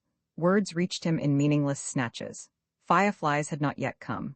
10:30 rocking blurs on the verandas of houses rose and went indoors, entering rooms, and lights went off here and there, beyond smoothly descending shades. George Farr stole across a deserted lawn to a magnolia tree. Beneath it, fumbling in a darkness so inky that the rest of the world seemed quite visible in comparison, he found a water tap. Water gushed, filling his incautious shoe, and a mockingbird flew darkly and suddenly out. He drank, wetting his dry, hot mouth, and returned to his post. When he was still again, the frogs and insects teased at silence gently, not to break it completely. As the small, odorless roses unfolded under the dew, their scent grew as though they, too, were growing, doubling in size. 11 o'clock, solemnly the clock on the cot-house, staring its far-bland faces across the town, like a kind and sleepless god, dropped 11 measured golden bells of sound. Silence carried them away, silence and dark that, passing along the street like a watchman, snatched scraps of light from windows, palming them as a pickpocket palms snatched handkerchiefs. A belated car passed swiftly. Nice girls must be home by 11. The street, the town, the world, was empty for him. He lay on his back in a slow consciousness of relaxing muscles, feeling his back and thighs and legs luxuriously. It became so quiet that he dared to smoke, though being careful not to expose the match unduly. Then he lay down again, stretching, feeling the gracious earth through his clothing. After a while, his cigarette burned down and he spun it from 2 fingers and sickled his knee until he could reach his ankle, scratching. Life of some sort was also down his back, or it felt like it, which was the same thing. He writhed his back against the earth and the irritation ceased. It must be 11:30 by now. He waited for what he judged to be 5 minutes, then he held his watch this way and that, trying to read it. But it only tantalized him. He could have sworn to almost any hour or minute you could name, so he cupped another cautious match. It was 11:14. Hell, he lay back again, cradling his head in his clasped arms. From this position, the sky became a flat plane, flat as the brass-studded lid of a dark blue box. Then, as he watched, it assumed depth again. It was as if he lay on the bottom of the sea while seaweed, clotting blackly, lifted surfacewood unshaken by any current, motionless. It was as if he lay on his stomach, staring downward into water into which his Gauguin's hair, clotting blackly, hung motionless. 11:30. He had lost his body. He could not feel it at all. It was as though vision were a bodiless eye suspended in dark blue space, an eye without thought, regarding without surprise an antic world where wanton stars galloped neighing like unicorns in blue meadows. After a while, the eye, having nothing in or by which to close itself, ceased to see, and he waked, thinking that he was being tortured, that his arms were being crushed and wrung from his body. He dreamed that he had screamed, and finding that to move his arms was an agony equaled only by that of letting them stay where they were, he rolled writhing, chewing his lip. His whole blood took fire. The pain became a swooning ecstasy that swooned away. Yet they still felt like somebody else's arms, even after the pain had gone. He could not even take out his watch. He was afraid he would not be able to climb the fence. But he achieved this, knowing it was midnight, because the street lamps had been turned off, and in the personal imminent desertion of the street he slunk, feeling, though there was none to see him, more like a criminal than ever, now that his enterprise was really underway. He walked on trying to bolster his moral courage, trying not to look like a sneaking nigger, but in spite of him, it seemed that every dark, quiet house stared at him, watching him with blank and lightless eyes, making his back itch after he had passed. But what if they do see me? What am I doing, that anyone should not do? Walking along a deserted street after midnight, that's all. But this did not stop the prickling of hair on the back of his neck. His gait faltered, not quite stopping altogether. Near the trunk of a tree, he discerned movement, a thicker darkness. His first impulse was to turn back, then he cursed himself for an excitable fool. Suppose it were someone. He had as much right to the street as the other had, if the other were concealing himself. He strode on no longer skulking, feeling on the contrary quite righteous. As he passed the tree, the thicker darkness shifted slowly. Whoever it was did not wish to be seen. The other evidently feared him more than he did the other, so he passed on boldly. He looked back once or twice, but saw nothing. Her house was dark, but remembering the shadow behind the tree, and for the sake of general precaution, he passed steadily on. After a block or so he halted, straining his ears. Nothing save the peaceful, unemphatic sounds of night. He crossed the street and stopped again, listening. Nothing. Frogs and crickets, and that was all. He walked in the grass beside the pavement, stealing quiet as a shadow to the corner of her lawn. He climbed the fence and, crouching, stole along beside a hedge until he was opposite the house, where he stopped again. The house was still, unlighted, bulking huge and square in slumber, and he sped swiftly from the shadow of the hedge to the shadow of the veranda at the place where a French window gave upon it. He sat down in a flower bed, leaning his back against the wall.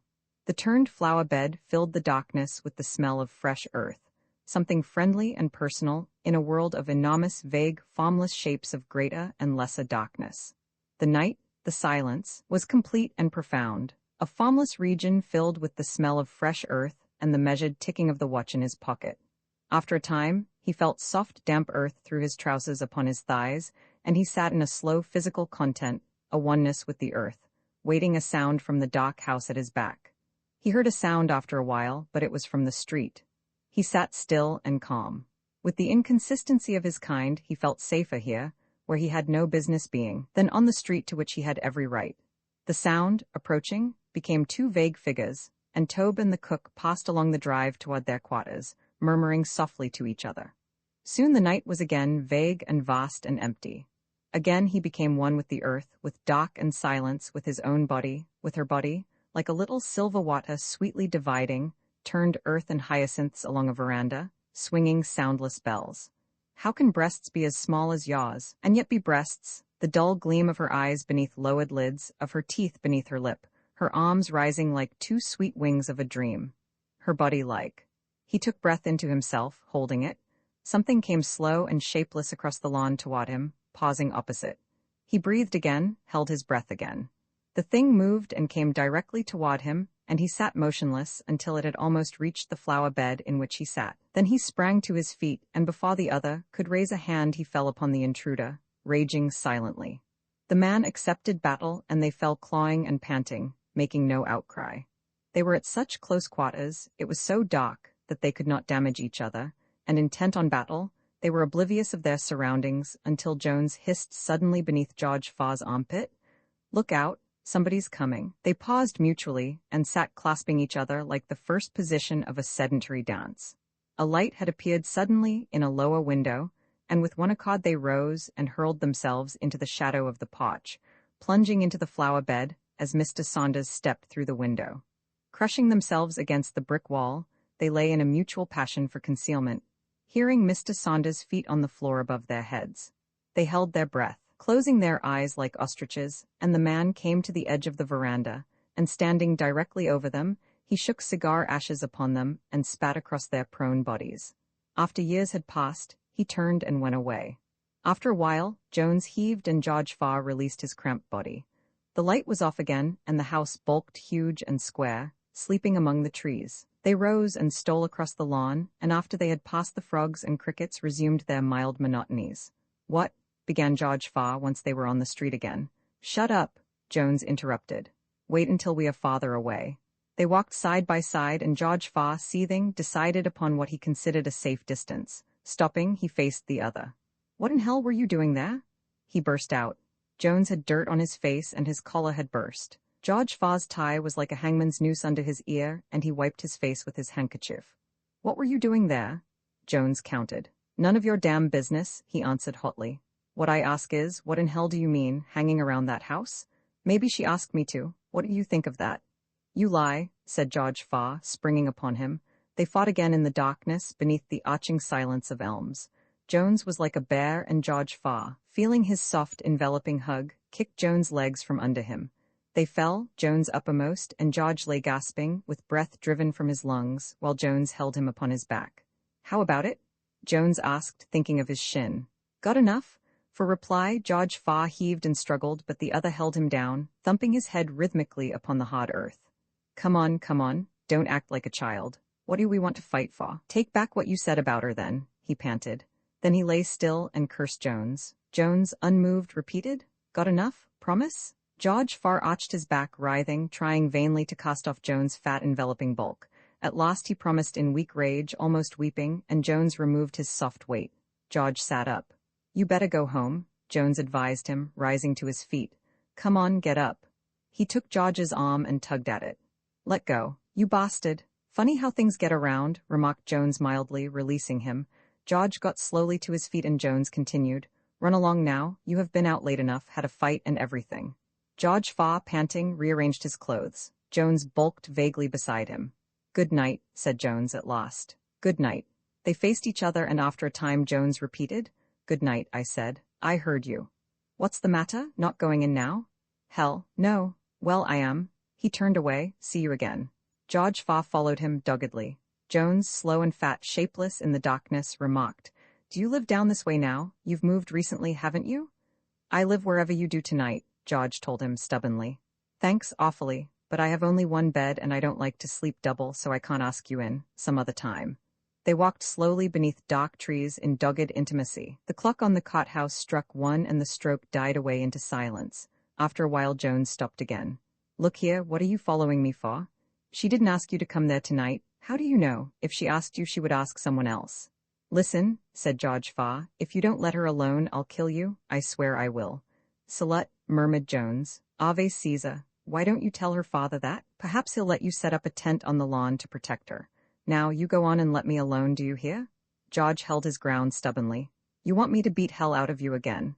Jones suggested. "Try it," George whispered with dry passion. Jones said, "Well, we've both wasted this night anyway. It's too late now. I'll kill you. She never told you to come at all. You just followed me. I saw you behind that tree. You let her alone, do you hear? In God's name, man, don't you see that all I want now is sleep? Let's go home, for heaven's sake." "You swear you are going home?" Yes, I swear. Good night." George Farr watched the other's shapeless, fading figure. Soon it became but a thicker shadow among shadows. Then he turned homeward himself in cooled anger and bitter disappointment and desire. That blundering idiot had interfered this time, perhaps he would interfere every time. Or perhaps she would change her mind, perhaps, since he had failed her tonight. Even fate envied him this happiness, this unbearable happiness, he thought bitterly. Beneath trees arching the quiet sky, spring loosing her girdle languorous, her body, like a narrow pool, sweetly. I thought I had lost you, I found you again, and now he paused, sharply struck by a thought, an intuition. He turned and sped swiftly back. He stood near a tree at the corner of the lawn, and after a short time he saw something moving shapeless and slow across the faint grass, along a hedge.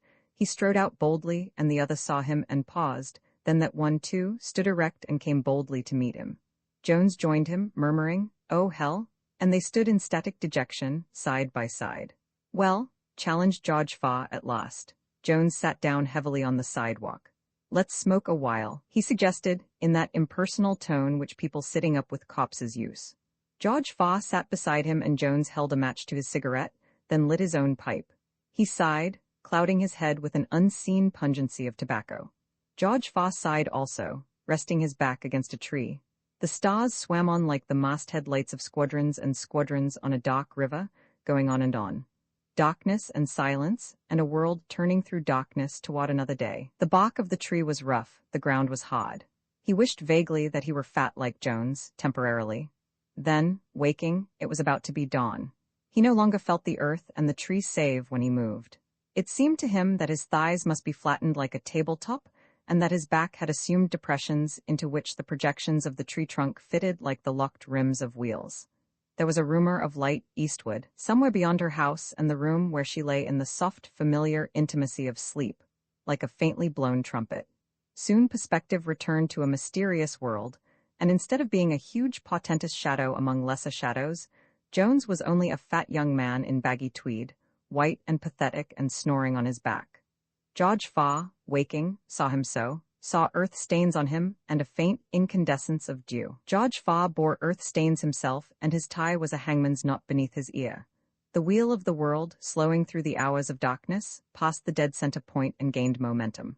After a while Jones opened his eyes, groaning. He rose stiffly, stretching and spitting, yawning. "Good time to go in, I think," he said. George Faw, tasting his own sour mouth, moved and felt little pains like tiny red ants running over him. He, too, rose and they stood side by side. They yawned again. Jones turned fatly, limping a little. "Good night," he said. "Good night." The east grew yellow, then red, and day had really come into the world, breaking the slumber of sparrows. Roman Faw, but Cecily Saunders was not asleep. Lying on her back in her bed, in her dark room, she, too, heard the hushed sounds of night, smelled the sweet scents of spring and dark and growing things. The earth, watching the wheel of the world, the terrible calm, inevitability of life, turning through the hours of darkness, passing its dead center point and turning faster, drawing the waters of dawn up from the hushed cistern of the east, breaking the slumber of sparrows. May I see him?" she pleaded hysterically. "May I? Oh, may I, please?" Mrs. Powers, seeing her face, said, "Why, child, what is it, darling?" Alone, please, may I? Of course, what? Thank you. She sped down the hall and crossed the study like a bird. Donald, it's Cecily, sweetheart, Cecily. Don't you know Cecily?" "Cecily," he repeated mildly. Then she stopped his mouth with hers, clinging to him. "I will marry you, I will. Donald, look at me, but you cannot see me, can you? But I will marry you today, any time. Cecily will marry you, Donald. You cannot see me, can you, Donald? Cecily, he repeated. "Oh, your poor face, your blind, scarred face. But I will marry you. They said I wouldn't, that I mustn't, but yes, Donald, my dear love." Mrs. Powers, following her, raised her to her feet, removing her arms. "You might hurt him, you know," she said. Roman 7I, Joe. "Whatcha say, Loot?" "I'm going to get married, Joe." "Sure you are, Loot, someday," tapping himself on the chest. "What's that, Joe?" "I say, good luck, you got a fine girl." "Cecily, Joe?" "Hello, she'll get used to my face." "You're damn right, your face is all right. But easy there, don't knock 'em off, a taboy," as the other lowered his fumbling hand. "What do I have to wear 'em for, Joe? Get married as well without 'em, can't I?" "I'll be damned if I know why they make you wear 'em. I'll ask Margaret. Here, lemme have 'em," he said, suddenly removing the glasses. "Damn shame making you keep 'em on. How's that? Better? Carry on, Joe." Roman 2, San Francisco, Cal, April 24, 1919. "Margaret, dearest, I miss you so much. If I could only see each other and talk to each other. I sit in my room and I think you are the only woman for me. Girls are not like you, they are so young and dumb, you can't trust them. I hope you are lonely for me like I am, just to know you are sweetheart. When I kissed you that day, I know you are the only woman for me, Margaret. You cannot trust them. I told her he's just kidding her, he won't get her a job in the movies. So I sit in my room and outside life goes on, just the same though, we are 1,000 miles apart wanting to see you like hell. I think of how happy we will be. I haven't told my mother yet, because we have been waiting, we ought to tell her I think if you think so. And she will invite you out here, and we can be together all day riding and swimming and dancing and talking to each other. If I can arrange business affairs, I will come for you soon as I can. It is hell without you, I miss you, and I love you like hell. J. Roman 3. It had rained the night before, but this morning was soft as a breeze. Birds across the lawn, parabolic from tree to tree, mocked him as he passed, lounging and slovenly in his careless, unpressed tweeds, and a tree near the corner of the veranda, turning upward its ceaseless white-bellied leaves, was a swirling silver veil stood on end, a fountain arrested forever, carven water. He saw that black woman in the garden among roses, blowing smoke upon them from her pursed mouth, bending and sniffing above them, and he joined her with slow anticipated malice, mentally stripping her straight, dark, unemphatic dress downward from her straight back over her firm, quiet thighs. Hearing his feet on the gravel, she looked over her shoulder without surprise. Her poised cigarette balanced on its tip a wavering plume of vapor, and Jones said, "I have come to weep with you." She met his stare, saying nothing. Her other hand blanched upon a solid mosaic of red and green. Her repose absorbed all motion from her immediate atmosphere, so that the plume of her cigarette became rigid as a pencil, flowering its tip into nothingness. "I mean your hard luck, losing your intended," he explained. She raised her cigarette and expelled smoke. He lounged nearer, his expensive jacket, which had evidently had no attention since he bought it, sagging to the thrust of his heavy hands, shaping his fat thighs. His eyes were bold and lazy, clear as a goat's. She got of him an impression of aped intelligence imposed on an innate viciousness, the cat that walks by himself. "Who are your people, Mr. Jones?" she asked after a while. "I am the world's little brother. I probably have a bar sinister in my scutcheon. In spite of me, my libido seems to be a complex regarding decency." "What does that mean?" she wondered. "What is your escutcheon then?" "One newspaper-wrapped bundle couchant and rampant, one doorstep stone, on a field noir and damned Freud. Device, quond manger ig? Oh, a foundling." She smoked again. "I believe that is the term. It is too bad we are contemporary. You might have found the thing yourself. I would not have thrown you down." "Thrown me down? You can never tell just exactly how dead these soldiers are, can you? You think you have him, and then the devil reveals as much idiocy as a normal, sane person, doesn't he?" She skillfully pinched the coal from her cigarette end and flipped the stub in a white, twinkling arc, grinding the coal under her toe. If that was an implied compliment, only fools imply compliments. The wise man comes right out with it, point blank. Imply criticism, unless the criticized is not within earshot. It seems to me that is a rather precarious doctrine for one who is, if you will pardon me, not exactly a combative sort. Combative? Well, a fighting man then. I can't imagine you lasting very long in an encounter with, say, Mr. Gilligan. Does that imply that you have taken Mr. Gilligan as a protector? No more than it implies that I expect compliments from you. For all your intelligence, you seem to have acquired next to no skill with women." Jones, remote and yellowly unfathomable, stared at her mouth. For instance, Miss Saunders," she said, wickedly.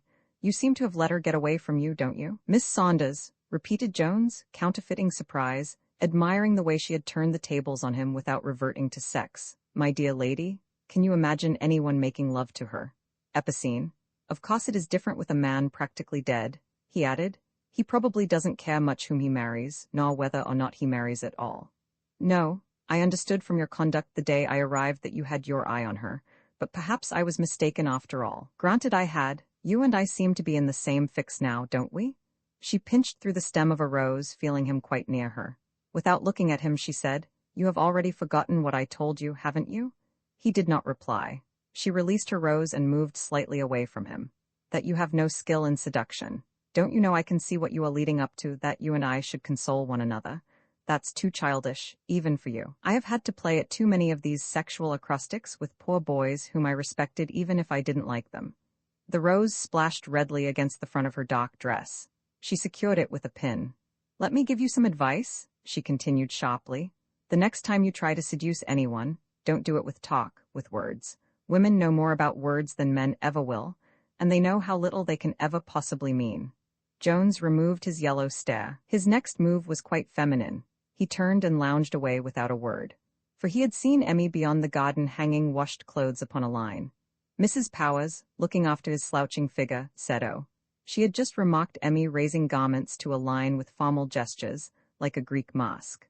She watched Jones approach Emmy, saw Emmy, when she heard his step, poise a half-raised cloth in a formal arrested gesture, turning her head across her reverted body. Damn the beast, Mrs. Powers thought, wondering whether or not to follow and interfere. But what good would it do? He'll only come back later. And playing Cerberus to Emmy, she removed her gaze and saw Gilligan approaching. He blurted, damn that girl. Do you know what I think? I think she... What girl?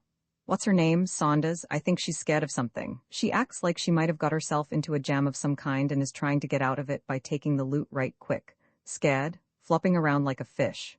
Why don't you like her, Joe? You don't want her to marry him. No, it ain't that. It just frets me to see her change her mind every 20 minutes. He offered her a cigarette which she refused and lit one himself.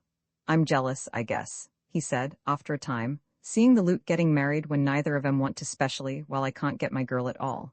What, Joe, you married? He looked at her steadily. Don't talk like that, you know what I mean. Oh Lord, twice in 1 hour. His gaze was so steady, so serious that she looked quickly away.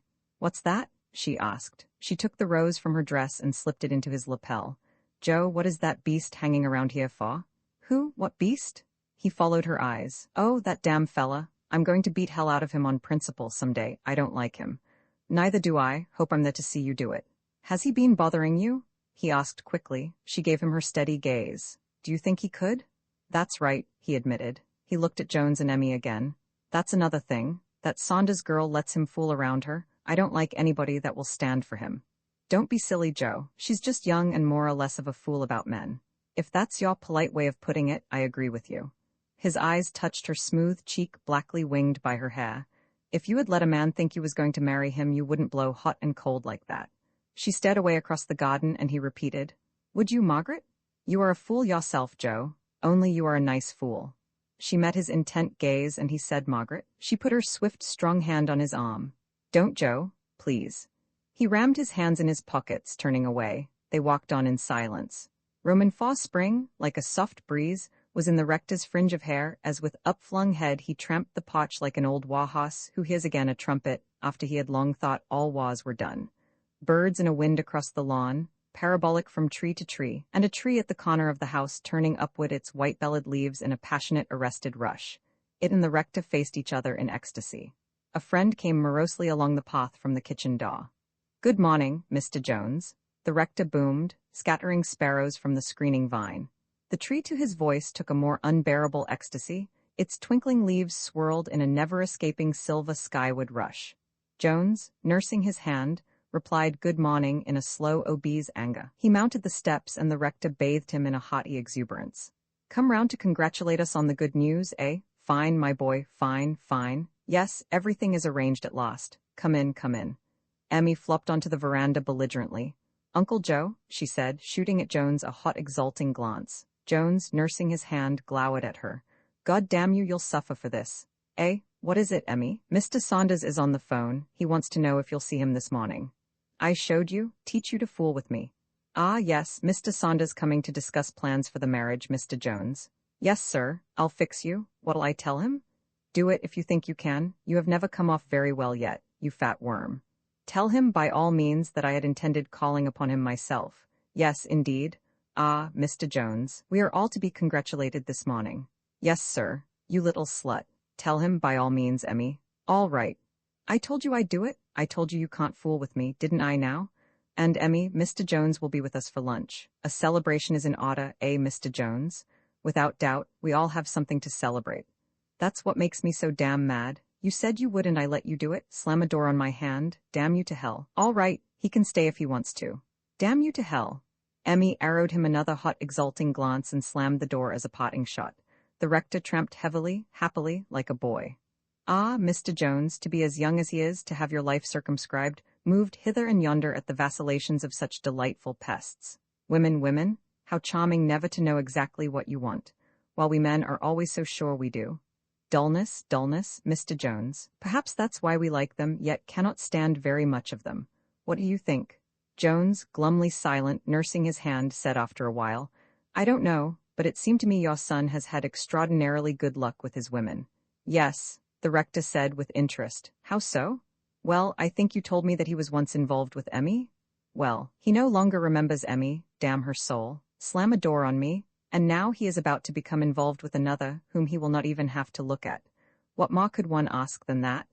The rector looked at him keenly and kindly a moment. You have retained several of your youthful characteristics, Mr. Jones. What do you mean? Asked Jones, with defensive belligerence.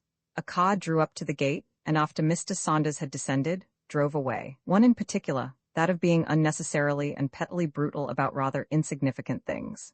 Ah, he added, looking up. Here is Mr. Saunders. Excuse me, will you? You will probably find Mrs. Powers and Mr. Gilligan in the garden, he said, over his shoulder, greeting his caller. Jones, in a vindictive rage, saw them shake hands. They ignored him, and he lounged viciously past them seeking his pipe. It eluded him, and he cursed it slowly, beating at his various pockets. I had intended calling upon you today.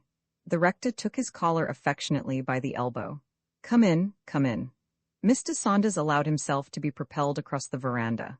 Murmuring a conventional response, the rector herded him haughtily beneath the fanlight, down the dark hall and into the study, without noticing the caller's air of uncomfortable reserve. He moved a chair for the guest, and took his own seat at the desk. Through the window he could see a shallow section of the tree that, unseen but suggested, swirled upward in an ecstasy of never-escaping silver-bellied leaves. The rector's swiveled chair protested, tilting. Ah, yes, you smoke cigars, I recall. Matches at your elbow. Mr. Saunders rolled his cigar slowly in his fingers. At last he made up his mind and lit it. Well, the young people have taken things out of our hands, eh? The rector spoke around his pipe stem. I will say now that I have long desired it, and frankly I have expected it, though I would not have insisted, knowing Donald's condition. But as Cecily herself desires it. Yes, yes, agreed Mr. Saunders slowly. The rector did not notice. You, I know, have been a staunch advocate of it all along. Mrs. Powers repeated your conversation to me. Yes, that's right. And do you know, I look for this marriage to be better than a medicine for him. Not my own idea, he added, in swift explanation. Frankly, I was skeptical, but Mrs. Powers and Joe, Mr. Gilligan, advanced it first, and the surgeon from Atlanta convinced us all. He assured us that Cecily could do as much if not more for him than anyone. These were his very words, if I recall correctly. And now, since she desires it so much, since you and her mother support her. Do you know, he slapped his collar upon the shoulder, do you know, were I a betting man I would wager that we will not know the boy in a year's time. Mr. Saunders had trouble getting his cigar to burn properly. He bit the end from it savagely, then wreathing his head in smoke he blurted. Mrs. Saunders seems to have a few doubts yet. He fanned the smoke away and saw the rector's huge face gone grey and quiet. Not objections, exactly, you understand? He added, hurriedly, apologetically. Damn the woman, why couldn't she have come herself instead of sending him? The divine made a clicking sound. This is bad, I had not expected this. Oh, I am sure we can convince her, you and I, especially with Sis on our side. He had forgotten his own scruples, forgotten that he did not want his daughter to marry anyone. This is bad, the rector repeated, hopelessly. She will not refuse her consent, Mr. Saunders lied hastily. It is only that she is not convinced as to its soundness, considering due Cecily's youth, you see, he finished with inspiration.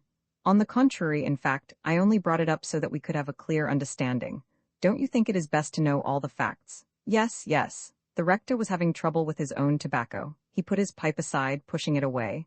He rose and tramped heavily along the wan path in the rug. I am sorry, said Mr. Saunders. This was Donald, my son. He is dead.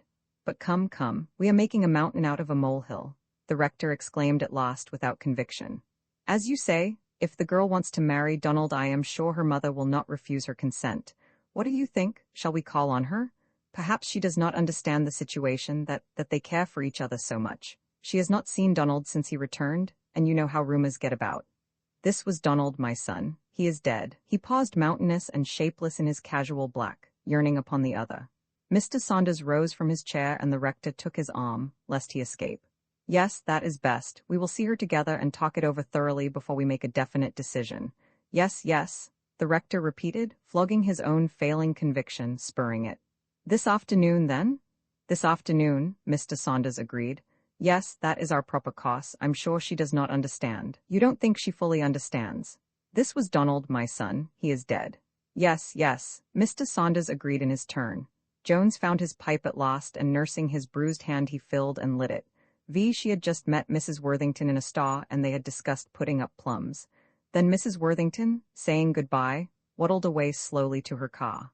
The Negro driver helped her in with efficient detachment and shut the door. I'm sprier than her, thought Mrs. Burney exultantly, watching the other's gouty, painful movement. Spite if she's rich and got a car, she added, feeling better through malice, suppressing her own bone aches, walking sprier than the rich one. Spite if she's got money. And here approaching was that strange woman staying at Parson Mahon's, the one that come here with him and that other man, getting herself talked about, and right, the one everybody expected to marry him, and that he had throwed down for that boy-chasing Saunders girl. Well, she remarked with comfortable curiosity, peering up into the white, calm face of the tall dock woman in her dock dress with its immaculate cuffs and collar. I hear you are going to have a marriage up at your house. That's so nice for Donald. He's quite sweet on her, ain't he? Yes, they were engaged for a long time, you know. Yes, they was, but folks never thought she'd wait for him, let alone take him sick and scratched up like he is. She's had lots of chances since. Folks think lots of things that aren't true, Mrs. Powers reminded her, but Mrs. Burney was intent on her own words. Yes, she's had lots of chances. But then Donald has too, ain't he? She asked cunningly. I don't know, you see, I haven't known him very long. Oh, you ain't? Folks all thought you and him was old friends like. Mrs. Powers looked down at her neat, cramped figure in its airproof black without replying. Mrs. Burney sighed. Well, marriages is nice, my boy never married. Like's not he would by now. Girls was all crazy about him, only he went to war so young. Her peering, salacious curiosity suddenly left her. You heard about my boy? She asked with yearning. Yes, they told me Dr. Mahon did. He was a good soldier, wasn't he? Yes, and them folks got him killed with just a lot of men around, nobody to do nothing for him. Seems like they might have took him into a house where women folks could have eased him. Them others come back spry and bragging much as you please. Trust them offices and things not to get hurt. Her washed blue eyes brooded across the quiet square. After a time she said, You never lost no one you loved in the war, did you? No, Mrs. Powers answered, gently. I never thought so. The other stated fretfully. You don't look like it, so tall and pretty. But then, most didn't. He was so young, she explained, so brave. She fumbled with her umbrella. Then she said briskly, Mahon's boy come back anyway, that's something, especially as he's taking a bride. She became curious again, obscene. He's all right, ain't he? All right? I mean for marriage. He ain't, it's just, I mean a man ain't no right to palm himself off on a woman if he ain't. Good morning, said Mrs. Powers curtly, leaving her cramped and neat in her meticulous airproof black, holding her cotton umbrella like a flag stubborn, refusing to surrender. Vi, you fool, you idiot, marrying a blind man, a man with nothing, practically dead. He is not, he is not.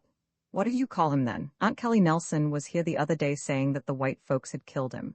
You know nigger talk doesn't mean anything. They probably wouldn't let her worry him, so she says he? Nonsense. Aunt Callie has raised more children than I can count. If she says he is sick, he is sick. I don't care, I am going to marry him. Mrs. Saunders sighed creakingly. Cecily stood before her, flushed and obstinate.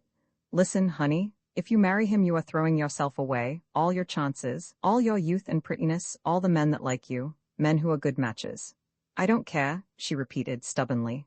Think, there are so many you can have for the taking, so much you can have. A big wedding in Atlanta with all your friends for bridesmaids, clothes, a wedding trip. And then to throw yourself away. After your father and I have done so much for you. I don't care, I am going to marry him. But why do you love him? Yes, yes. That Scott too? Cecily's face blanched as she stared at her mother. Her eyes became dark and she raised her hand delicately. Mrs. Saunders took her hand and drew her resisting onto her lap. Cecily protested tautly, but her mother held her, drawing her head down to her shoulder, smoothing her hair. I'm sorry, baby, I didn't mean to say that, but tell me what it is.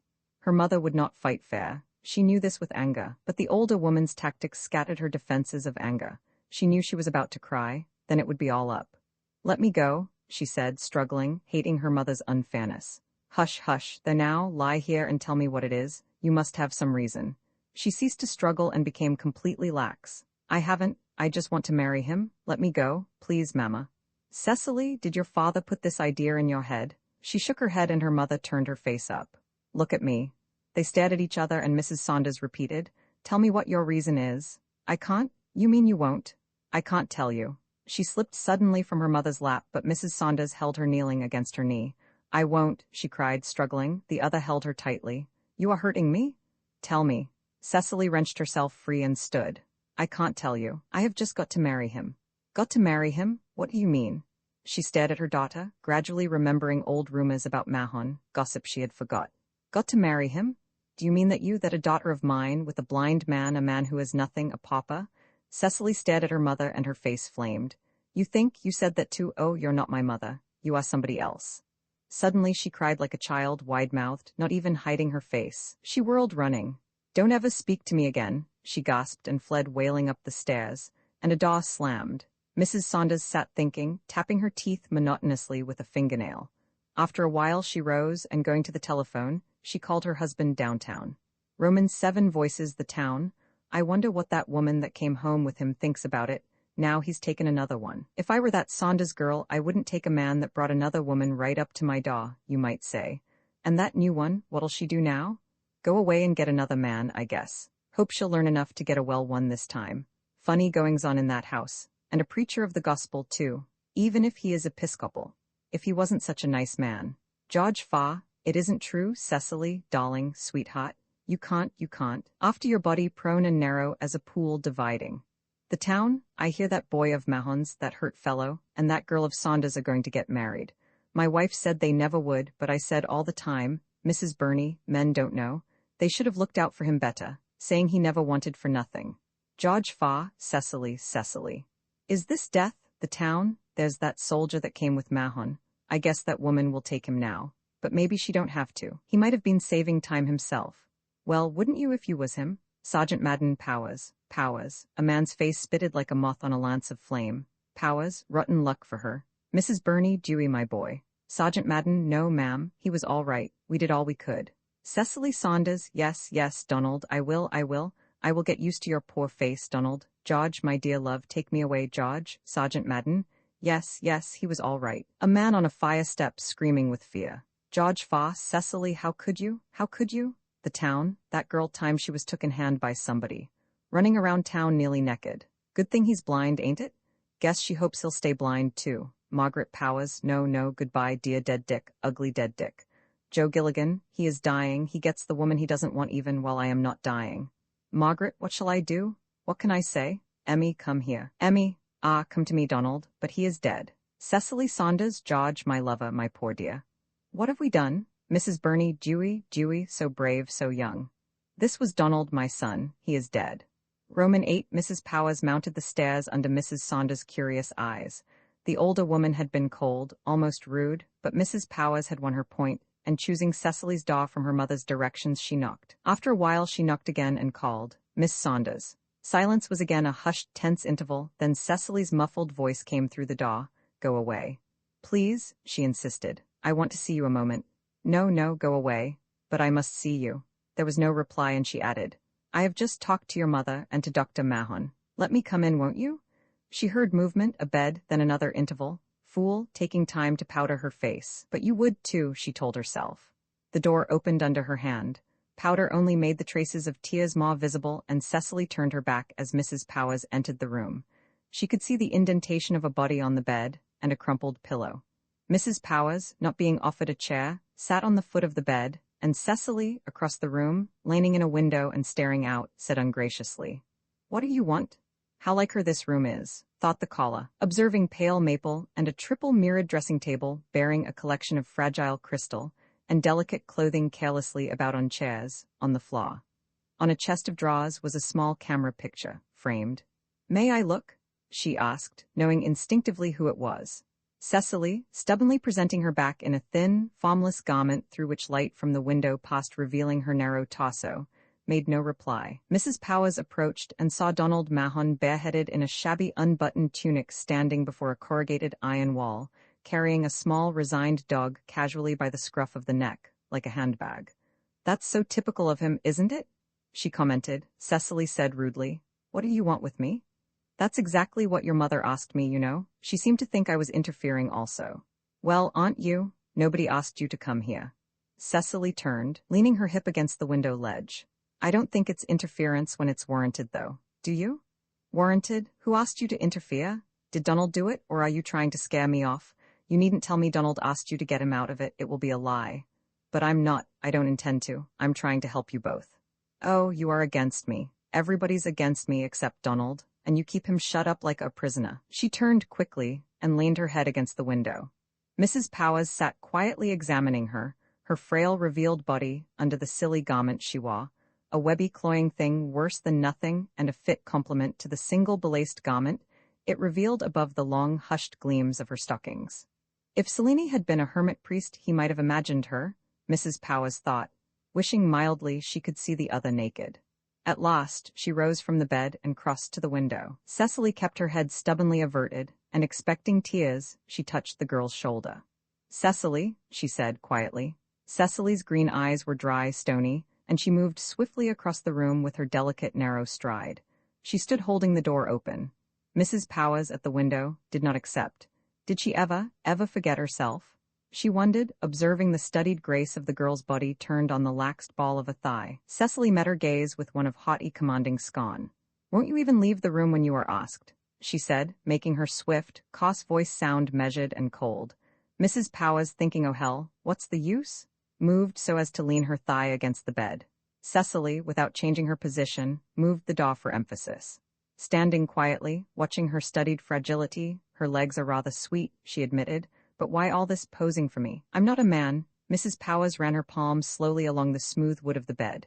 Suddenly the other slammed the door and returned to the window. Mrs. Powers followed. Cecily, why can't we talk about it sensibly? The girl made no reply, ignoring her, crumpling the curtain in her fingers. Miss Saunders? Why can't you let me alone? Cecily flared suddenly, flaming out at her. I don't want to talk to you about it. Why do you come to me? Her eyes darkened. They were no longer hard. If you want him, take him then. You have every chance you could want, keeping him shut up there so that even I can't see him. But I don't want him. I am trying to straighten things out for him. Don't you know that if I had wanted him, I would have married him before I brought him home? You tried it and couldn't. That's why you didn't. Oh, don't say it wasn't. She rushed on as the other would have spoken. I saw it that first day, that you were after him, and if you aren't, why do you keep on staying here? You know that's a lie, Mrs. Powers replied calmly. Then what makes you so interested in him if you aren't in love with him? This is hopeless. She put her hand on the other's arm. Cecily shrank quickly away and she returned to lean again against the bed. She said, your mother is against this and Donald's father expects it, but what chance will you have against your mother? Against yourself. I certainly don't need any advice from you. Cecily turned her head. Her haughtiness, her anger, were gone and in their place was a thin, hopeless despair. Even her voice, her whole attitude had changed. Don't you see how miserable I am? She said pitifully. I didn't mean to be rude to you, but I don't know what to do. I don't know. I am in such trouble. Something terrible has happened to me. Please? Mrs. Powers, seeing her face, went to her quickly, putting her arm about the girl's narrow shoulders. Cecily avoided her. Please, please go. Tell me what it is. No, I can't. Please. They paused, listening. Footsteps approaching, stopped beyond the door. A knock and her father's voice called her name. Yes, Dr. Mahon is downstairs. Can you come down? The two women stared at each other. Come, Mrs. Powers said. Cecily's eyes went dark again and she whispered. No, trembling. Sis, her father repeated. Say yes, Mrs. Powers whispered. Yes, Daddy, I'm coming. All right. The footsteps retreated and Mrs. Powers drew Cecily toward the door. The girl resisted. I can't go like this, she said hysterically. Yes, you can. It's all right. Come. Mrs. Saunders, sitting militant, formal and erect upon her chair, was saying as they entered, May I ask what this woman has to do with it? Her husband chewed a cigar. Light falling upon the rector's face held it like a gray bitten mask. Cecily ran to him. Uncle Joe? She cried. Cecily? Her mother said sharply. What do you mean coming down like that? The rector rose, huge and black, embracing her. Uncle Joe? She repeated, clinging to him. Now, Robert, Mrs. Saunders began, but the rector interrupted her. Cecily, he said, raising her face. She twisted her chin and hid her face against his coat. Robert, said Mrs. Saunders. The rector spoke grayly. Cecily, we have talked it over together, and we think your mother and father. She moved in her silly, revealing garment. Daddy? She exclaimed, staring at her father. He would not meet her gaze, but sat slowly twisting his cigar. The rector continued, We think that you will only, they say that Donald is going to die, Cecily. He finished. Lithe as a sapling, she thrust herself backward against his arm, bending to see his face, staring at him. "Oh, Uncle Joe, have you gone back on me, too?" she cried, passionately. Roman 9 George Fa had been quite drunk for a week. His friend, the drug clock, thought that he was going crazy. He had become a local landmark, a tradition. Even the town's soaks began to look upon him with respect, calling him by his given name, swearing undying devotion to him. In the intervals of belligerent or rollicking or maudlin inebriation, he knew periods of devastating despair like a monstrous bliss, like that of a caged animal, of a man being slowly tortured to death, a minor monotony of pain. As a rule, though, he managed to stay fairly drunk. Her narrow body sweetly dividing naked, "Have another drink. I'll kill you if you keep on fooling around her. My girl, her narrow, 'nother drink, oh God, sweetly dividing for another, have drink, what hell I care, oh God, oh God, oh God, oh God." Though nice people no longer spoke to him on the streets, he was, after a fashion, cared for and protected by casual acquaintances and friends both black and white, as in the way of small towns particularly and of the inferior classes anywhere. He sat glassy-eyed among fried smells, among noises, at an oilcloth-covered table. "Clou, hover Blair Sums, Clo, ver Blair Sums," sang a nasal voice terribly, the melody ticked off at spaced intervals by a small monotonous sound, like a clock bomb going off. Like this, Clo tick, ver, tick, rra, tick, tick, bl, tick, rrs, tick, sss, tick, tick, zzz. Beside him sat 2 of his new companions, quarreling, spitting, holding hands and weeping over the cracked interminability of the phonograph record. "Clo, vera blah sums," it repeated with saccharine passion. When it ran down, they repaired to a filthy alley behind the filthier kitchen to drink of George Fa's whiskey. Then they returned and played the record through again, clutching hands while frank tears slid down their otherwise unwashed cheeks. "Clu wuva blah sums." Truly vice is a dull and decorous thing. No life in the world is as hard, requiring so much sheer physical and moral strength as the so-called primrose path. Being good is much less trouble. Clo, ver blah sums. After a while, his attention was called to the fact that someone had been annoying him for some time. Focusing his eyes, he at last recognized the proprietor in an apron on which he must have dried his dishes for weeks. "What an ly want?" he asked, with feeble liquid belligerence, and the man finally explained to him that he was wanted on the telephone in a neighboring drugstore. He rose, pulling himself together. "Clu, hu wuva blah sums." After a few years he languished from a telephone mouthpiece, holding himself erect, watching without interest a light globe over the prescription desk describing slow concentric circles. "George?" There was something in the unknown voice speaking his name, such anguish, as to almost shock him sober. "George. This George, hello? George, it's Cecily, Cecily." Drunkenness left him like a retreating wave. He could feel his heart stop, then surge, deafening him, blinding him with his own blood. "George, do you hear me? Ah, George, to have been drunk now. Cecily, oh Cecily. Yes, yes," gripping the instrument as though this would keep her against escape. "Yes, Cecily, Cecily, it's George. Come to me now, at once." "Yes, yes, now? Come, George, darling, hurry, hurry." "Yes," he cried again. "Hello, hello?" The line made no response. He waited, but it was dead. His heart pounded and pounded, hotly. He could taste his own hot, bitter blood in his throat. "Cecily, oh, Cecily." He plunged down the length of the store, and while a middle-aged clock filling a prescription poised his bottle to watch in dull amazement, George Fa tore his shirt open at the throat and thrust his whole head beneath a gushing water tap in a frenzy of activity. "Cecily, oh, Cecily." He seemed so old, so tired as he sat at the head of the table toying with his food, as if the very fiber of him had lost all resilience. Gilligan ate with his usual informal appetite, and Donald and Emmy sat side by side so that Emmy could help him. Emmy enjoyed mothering him, now that she could never have him again for a lover. She objected with passionate ardor when Mrs. Powers offered to relieve her. The Donald she had known was dead. This one was but a sorry substitute, but Emmy was going to make the best of it, as women will. She had even got accustomed to taking her food after it had cooled. Mrs. Powers sat watching them. Emmy's shock of no particular color hair was near his wan head in intent devotion. Her labor-worried hand seemed to have an eye of its own, so quick, so tender it was to anticipate him and guide his hand with the food she had prepared for him. Mrs. Powers wondered which Donald Emmy loved the more, wondering if she had not perhaps forgotten the former one completely save as a symbol of sorrow. Then the amazing logical thought occurred to her that here was the woman for Donald to marry. Of course it was. Why had no one thought of that before? Then she told herself that no one had done very much thinking during the whole affair, that it had got on without any particular drain on any intelligence. Why did we take it for granted that he must marry Cecily and no other? Yet we all accepted it as an arbitrary fact, and off we went with our eyes closed and our mouths open, like hounds in full cry. But would Emmy take him? Wouldn't she be so frightened at the prospect that she'd be too self-conscious with him afterward to care for him as skillfully as she does now? Wouldn't it cause her to confuse in her mind to his detriment two separate Donalds, a lover and an invalid? I wonder what Joe will think about it. She looked at Emmy impersonal as omnipotence, helping Donald with effacing skill, seeming to envelop him, yet never touching him. Anyway, I'll ask her, she thought, sipping her tea. Night was come. Tree frogs, remembering last night's rain, resumed their monotonous molding of liquid beads of sound. Grass blades and leaves losing shapes of solidity gained shapes of sound. The still suspire of earth, of the ground preparing for slumber. Flowers by day, spikes of bloom, became with night spikes of scent. The silver tree at the corner of the house hushed its never-still, never-escaping ecstasy. Already toads hopped along concrete pavements, drinking prisoned heat through their dragging bellies. Suddenly, the rector started from his dream. Tut, tut, we are making mountains from molehills as usual. If she wants to marry Donald, I am sure her people will not withhold their consent always. Why should they object to their daughter marrying him? Do you know?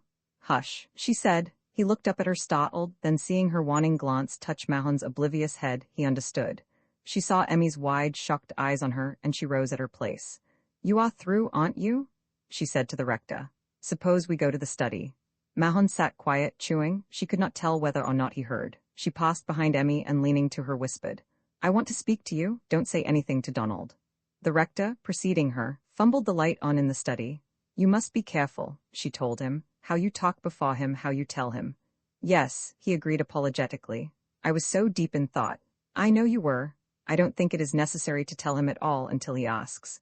And that will never be. She loves Donald. She will not let her people prevent her marrying him. I am not customarily in favor of such a procedure as instigating a young woman to marry against her parents' wishes, but in this case.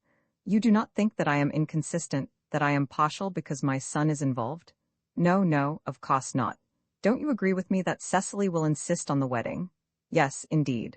What else could she say? Gilligan and Mahon had gone and Emmy was clearing the table when she returned. Emmy whirled upon her. She ain't going to take him. What was Uncle Joe saying? Her people don't like the idea, that's all. She hasn't refused, but I think we had better stop it now, Emmy. She has changed her mind so often nobody can tell what she'll do. Emmy turned back to the table, lowering her head, scraping a plate.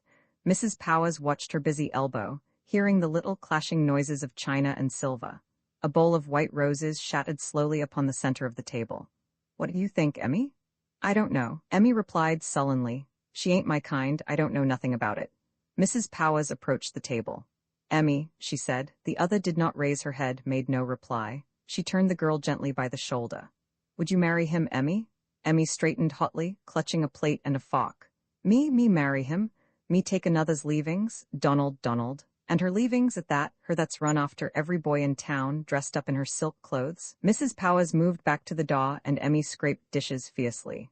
This plate became blurred. She blinked and saw something splash on it. She shan't see me cry? She whispered passionately, bending her head lower, waiting for Mrs. Powers to ask her again.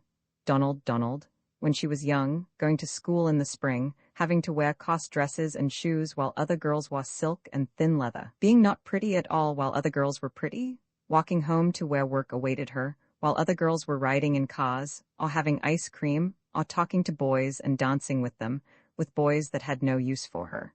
Sometimes he would step out beside her, so still, so quick, all of a sudden, and she didn't mind not having silk. And when they swam and fished and roamed the woods together, she forgot she wasn't pretty, even. Because he was beautiful, with his body all brown and quick, so still, making her feel beautiful too. And when he said, "Come here, Emmy," she went to him, and wet grass and dew under her, and over her his head with the whole sky for a crown, and the moon running on them like water that wasn't wet and that you couldn't feel. Marry him? Yes, let him be sick, she would cure him. Let him be a Donald that had forgotten her, she had not forgotten. She could remember enough for both of them. Yes, she cried, soundlessly, stacking dishes, waiting for Mrs. Powers to ask her again. Her red hands were blind, tears splashed fatly on her wrists. Yes, yes, trying to think it so loudly that the other must hear. She shan't see me cry, she whispered again, but the other woman only stood in the door watching her busy back. So she gathered up the dishes slowly, there being no reason to linger any longer. Keeping her head averted, she carried the dishes to the pantry door, slowly, waiting for the other to speak again. But the other woman said nothing and Emmy left the room, her pride forbidding her to let the other see her tears. Roman 11, the study was dark when she passed, but she could see the rector's head in dim silhouette against the more spacious darkness outside the window. She passed slowly onto the veranda. Leaning her quiet, tall body against a column in the darkness beyond the fan of light from the door, she listened to the hushed myriad life of night things, to the slow voices of people passing unseen along an unseen street, watching the hurried, staring twin eyes of motorcars like restless insects. A car slowing, drew up to the corner, and after a while a dark figure came along the pale gravel of the path, hurried yet diffident. It paused and screamed delicately in mid-path, then it sped on toward the steps, where it stopped again, and Mrs. Powers stepped forward from beside her post. "Oh," gasped Miss Cecily Saunders, starting, lifting her hand slimly against her dark dress. "Mrs. Powers? Yes, come in, won't you?" Cecily ran with nervous grace up the steps. "It was a frog," she explained between her quick respirations. "I nearly stepped Doug." She shuddered, a slim, muted flame hushed darkly in dark clothing. "Is Uncle Joe here? May I?" Her voice died away diffidently. "He is in the study," Mrs. Powers answered. "What has happened to her?" she thought. Cecily stood so that the light from the hall fell full on her. There was in her face a thin, nervous despair, a hopeless recklessness, and she stared at the other woman's shadowed face for a long moment. Then she said, thank you," suddenly, hysterically, and ran quickly into the house. Mrs. Powers looked after her, then following, saw her dark dress. "She is going away," Mrs. Powers thought with conviction. Cecily flew on ahead like a slim, dark bird into the unlighted study. "Uncle Joe," she said, poised, touching either side of the door frame. The rector's chair creaked suddenly. "Eh?" he said, and the girl sailed across the room like a bat, dark in the darkness, sinking at his feet, clutching his knees. He tried to raise her, but she clung to his legs the tighter, burrowing her head into his lap. "Uncle Joe, forgive me, forgive me?" Yes, I knew you would come to us," I told them. No, you have always been so good, so sweet to me that I couldn't." She clutched him again fiercely. "Cecily, what is it? Now, you mustn't cry about it. Come now, what is it?" Knowing a sharp premonition, he raised her face, trying to see it, but it was only a formless, soft blur warmly in his hands. "Say you forgive me first, dear Uncle Joe. Won't you? Say it. If you won't forgive me, I don't know what'll become of me." His hands slipping downward felt her delicate, tense shoulders, and he said, "Of course, I forgive you." "Thank you. Oh, thank you. You are so kind." She caught his hand, holding it against her mouth. "What is it, Cecily?" he asked, quietly, trying to soothe her. She raised her head. "I am going away." "Then you aren't going to marry Donald?" She lowered her head to his knees again, clutching his hand in her long, nervous fingers, holding it against her face. I cannot. I am not a good woman any more, dear Uncle Joe. Forgive me. He withdrew his hand, and she let herself be raised to her feet, feeling his arms, his huge, kind body. There, patting her back with his gentle, heavy hand. "Don't cry." "I must go," she said at last, moving slimly and darkly against his bulk. He released her. She clutched his hand again sharply, letting it go. "Goodbye," she whispered, and fled swift and dark as a bird, gracefully to a delicate tapping of heels as she had come. She passed Mrs. Powers on the porch without seeing her and sped down the steps. The other woman watched her slim, dark figure until it disappeared. After an interval, the car that had stopped at the corner of the garden flashed on its lights and drove away. Mrs. Powers, pressing the light switch, entered the study. The rector stared at her as she approached the desk, quiet and hopeless. "Cecily has broken the engagement, Margaret, so the wedding is off." "Nonsense," she told him sharply, touching him with her firm hand. "I'm going to marry him myself. I intended to all the time. Didn't you suspect? Roman 12, San Francisco, Cal. April 25, 1919. Darling Margaret, I told Mother last night, and of course she thinks we are too young, but I explained to her how times have changed since the war, how the war makes you older than they used to. I see fellows my age that did not serve specially flying, which is an education in itself, and they seem like kids to me, because at last I have found the woman I want, and my kid days are over. After knowing so many women to found you so far away, when I did not expect it. Mother says for me to go in business and make money, if I expect a woman to marry me, so I am going to start in tomorrow. I have got the place already, so it will not be long till I see you and take you in my arms at last and always. How can I tell you how much I love you? You are so different from them. Loving you has already made me a serious man realizing responsibilities. They are all so silly compared with you talking of jazz and going someplace where all the time I have been invited on parties, but I refuse because I rather sit in my room thinking of you putting my thoughts down on paper. Let them have their silly fun. I think of you always, and if it did not make you so unhappy, I want you to think of me always. But don't I would not make you unhappy at all, my own dearest. So think of me and remember I love you only, and will love you only, will love you always. Forever yours, Julian. Roman 13, the Baptist minister, a young dervish in a white lawn tie, being most available, came and did his duty and went away. He was young and fearfully conscientious and kind-hearted, upright and passionately desirous of doing good, so much so that he was a bore. But he had soldiered after a fashion, and he liked and respected Dr. Mahon, refusing to believe that simply because Dr. Mahon was Episcopal he was going to hell as soon as he died. He wished them luck and fled busily away, answering his own obscure compulsions. They watched his busy, energetic backside until he was out of sight. Then Gilligan silently helped Mahon down the steps and across the lawn to his favorite seat beneath the tree. The new Mrs. Mahon walked silently beside them. Silence was her wont, but not Gilligan's, yet he had spoken no word to her. Walking near him, she put out her hand and touched his arm. He turned to her a face so bleak, so reft that she knew a sharp revulsion, a sickness with everything. Dick, how well you got out of this mess." She looked quickly away, across the garden, beyond the spire where pigeons crooned the afternoon away, unemphatic as sleep, biting her lips. Married, and she had never felt so alone. Gilligan settled Mahon in his chair with his impersonal, half-reckless care. Mahon said, "Well, Joe, I'm married at last." "Yes," answered Gilligan. His careless spontaneity was gone. Even Mahon noticed it in his dim, oblivious way. "I say, Joe." "What is it, Lute?" Mahon was silent, and his wife took her customary chair, leaning back and staring up into the tree. He said at last, "Carry on, Joe." "Not now, Lute. I don't feel so many. Think I'll take a walk," he answered. Feeling Mrs. Mahon's eyes on him, he met her gaze harshly, combatively. "Joe," she said quietly, bitterly.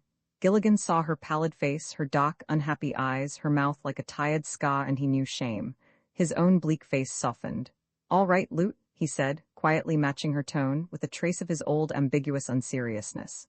"What'll it be? Bust up a few more minor empires, huh?"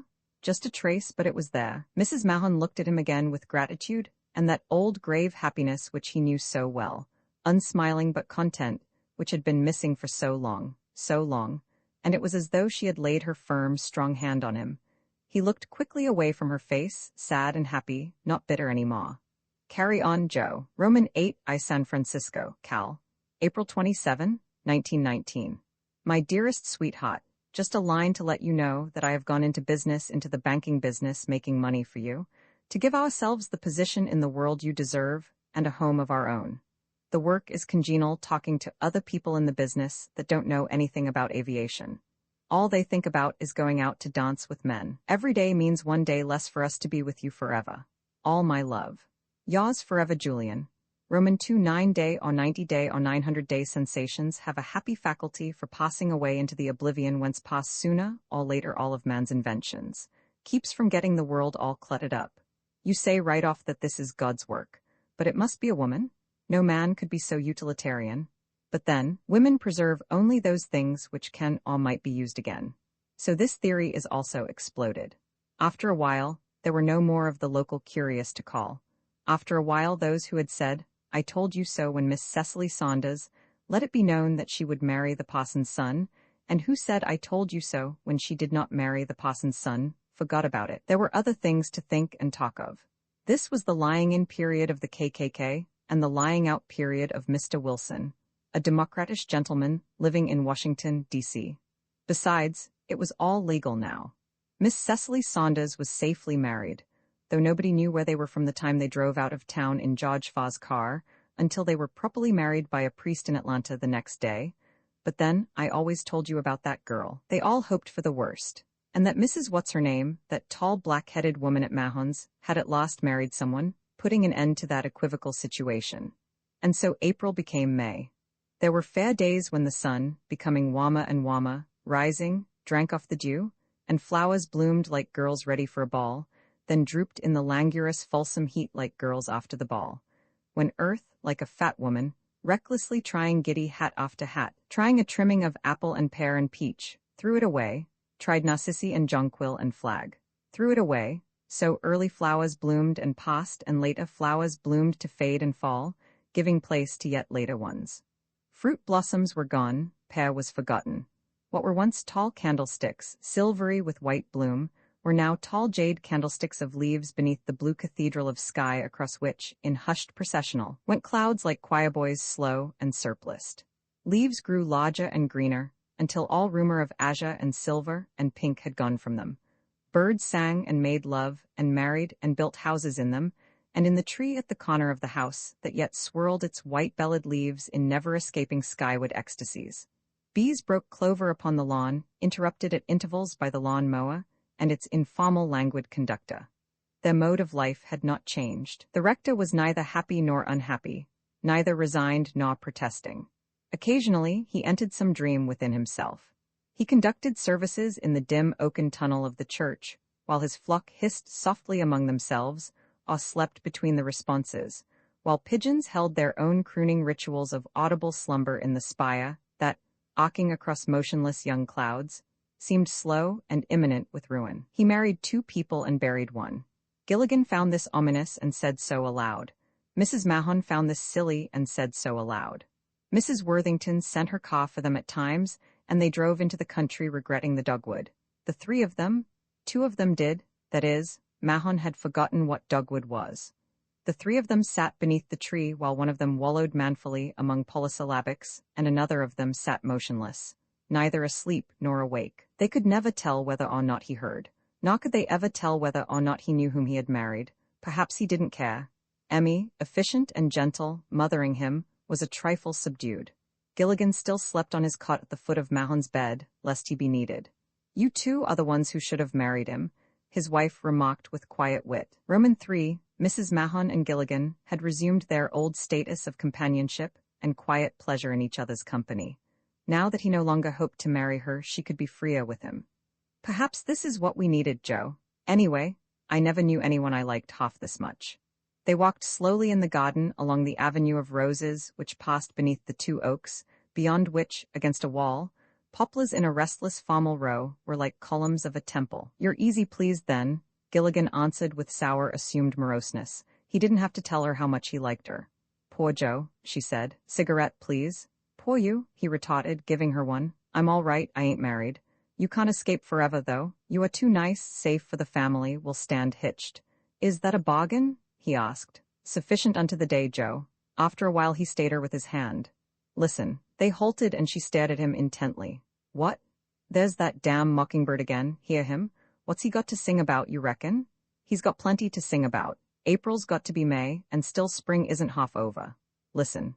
Roman for Emmy had become an obsession with Januarius Jones, such an obsession that it had got completely out of the realm of sex into that of mathematics, like a paranoia.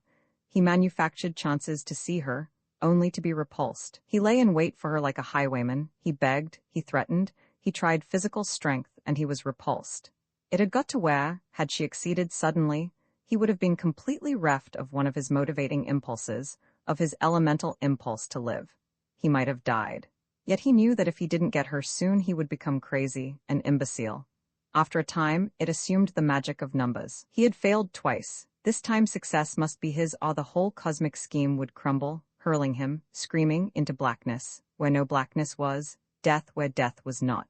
Januarius Jones, by nature and inclination a Turk, was also becoming an Oriental. He felt that his number must come. The fact that it would not was making an idiot of him. He dreamed of her at night, he mistook other women for her, other voices for hers. He hung skulking about the rectory at all hours, too wrought up to come in where he might have to converse sanely with sane people. Sometimes the rector, tramping huge and oblivious in his dream, flushed him in out-of-the-way corners of concealment, flushed him without surprise. "Ah, Mr. Jones," he would say, starting like a goaded elephant, "good morning."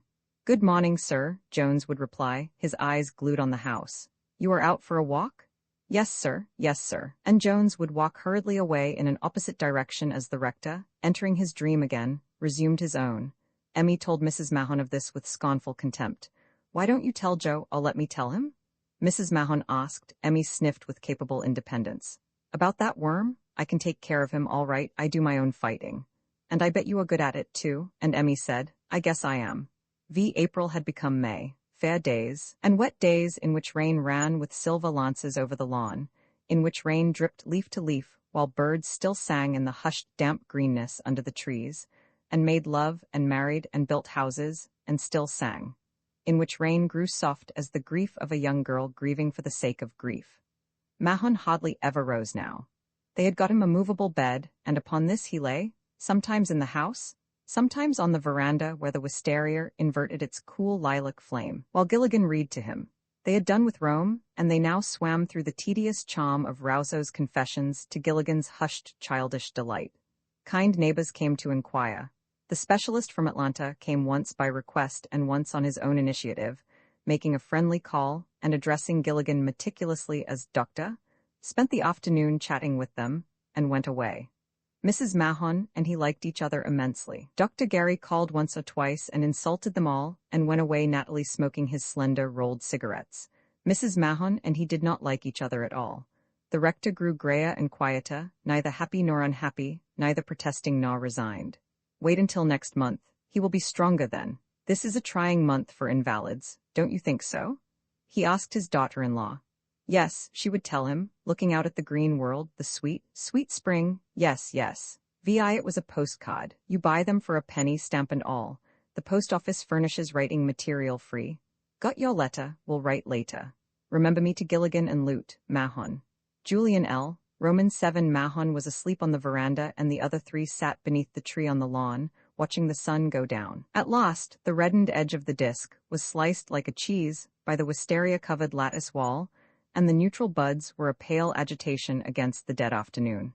Soon the evening star would be there above the poplar tip, perplexing it, immaculate and ineffable, and the poplar was vain as a girl darkly in an arrested passionate ecstasy. Half of the moon was a coin broken palely near the zenith, and at the end of the lawn the first fireflies were like lazily blown sparks from cool fires. A Negro woman passing crooned a religious song, mellow and passionless and sad. They sat talking quietly. The grass was becoming gray with dew, and she felt dew on her thin shoes. Suddenly, Emmy came around the corner of the house running and darted up the steps and through the entrance, swift in the dusk. What in the world? Began Mrs. Mahon. Then they saw Jones, like a fat satyr, leaping after her, hopelessly distanced. When he saw them, he slowed immediately and lounged up to them slovenly as ever. His yellow eyes were calmly opaque, but she could see the heave of his breathing. Convulsed with laughter, she at last found her voice. Good evening, Mr. Jones. Say, said Gilligan with interest, what was you? Hush, Joe, Mrs. Mahon told him. Jones' eyes, clear and yellow, obscene and old and sin as a goat's, roved between them. Good evening, Mr. Jones. The rector became abruptly aware of his presence. Walking again, eh? Running, Gilligan corrected, and the rector repeated, eh? Looking from Jones to Gilligan, Mrs. Mahon indicated a chair. Sit down, Mr. Jones, you must be rather fatigued, I imagine. Jones stared toward the house, tore his eyes away, and sat down. The canvas sagged under him, and he rose and spun his chair so as to face the dreaming facade of the rectory. He sat again. Say, Gilligan asked him, what was you doing anyway? Jones eyed him briefly, heavily. Running, he snapped, turning his eyes again to the dock house. Running? The divine repeated. I know, I seen that much from here. What was you running for? I asked. Reducing, perhaps, Mrs. Mahon remarked with quiet malice. Jones turned his yellow stare upon her. Twilight was gathering swiftly. He was a fat and shapeless mass palely tweeded. Reducing, yes, but not to marriage. I wouldn't be so sure of that if I were you, she told him. A courtship like that will soon reduce you to anything, almost. Yea, Gilligan amended, if that's the only way you got to get a wife, you'd better pick out another one besides Emmy. You'll be a shadow time you catch her. That is, he added, if you aim to do your courting on foot. What's this? The rector asked. Perhaps Mr. Jones was merely preparing to write a poem. Living it first, you know, Mrs. Mahon offered. Jones looked at her sharply. Atalanta, she suggested in the dusk. Atlanta? Repeated Gilligan. What? Try an apple next time, Mr. Jones, she advised. Or a handful of salt, Mr. Jones, added Gilligan in a thin falsetto, then in his natural voice. But what's Atlanta got to? Or a cherry, Mr. Gilligan, said Jones viciously. But then, I am not God, you know. Shut your mouth, fellow, Gilligan told him roughly. What's this? The rector repeated. Jones turned to him heavily explanatory. It means, sir, that Mr. Gilligan is under the impression that his wit is of as much importance to me as my actions are to him. Not me, denied Gilligan with warmth. You and me don't have the same thoughts about anything, fellow. Why shouldn't they be? The rector asked. It is but natural to believe that one's actions and thoughts are as important to others as they are to oneself, is it not? Gilligan gave this his entire attention. It was getting above his head, beyond his depth. But Jones was something tangible, and he had already chosen Jones for his own. Naturally, agreed Jones with patronage. There is a kinship between the human instruments of all action and thought and emotion. Napoleon thought that his actions were important, Swift thought his emotions were important, Savonarola thought his beliefs were important, and they were, but we are discussing Mr. Gilligan. Say, began Gilligan. Very apt, Mr. Jones, murmured Mrs. Mahon above the suggested triangle of her cuffs and collar. A soldier, a priest, and a dyspeptic. Say, Gilligan repeated, who's Swift, anyway? I kind of got bogged up back there. Mr. Jones is, according to his own statement, you are Napoleon, Joe. Him, not quite swift enough to get himself a girl, though. The way he was gaining on Emmy, you ought to have a bicycle, he suggested. There's your answer, Mr. Jones, the rector told him. Jones looked toward Gilligan's fading figure in disgust, like that of a swordsman who has been disarmed by a peasant with a pitchfork. That's what association with the clergy does for you, he said crassly. What is it? Gilligan asked. What did I say wrong? Mrs. Mahon leaned over and squeezed his arm. You didn't say anything wrong, Joe. You were grand. Jones glowered sullenly in the dusk. By the way, he said suddenly, how is your husband today? Just the same, thank you. Stands wedded life as well as can be expected, does he? She ignored this. Gilligan watched him in leashed anticipation. He continued, That's too bad. You had expected great things from marriage, hadn't you? Sort of a miraculous rejuvenation. Shut up, fellow, Gilligan told him. Whatcha mean, anyway? Nothing, Mr. Galahad, nothing at all. I merely made a civil inquiry. Shows that when a man marries, his troubles continue, doesn't it? Then you oughtn't to have no worries about your troubles, Gilligan told him savagely. What? I mean, if you don't have no better luck than you have twice that I know of.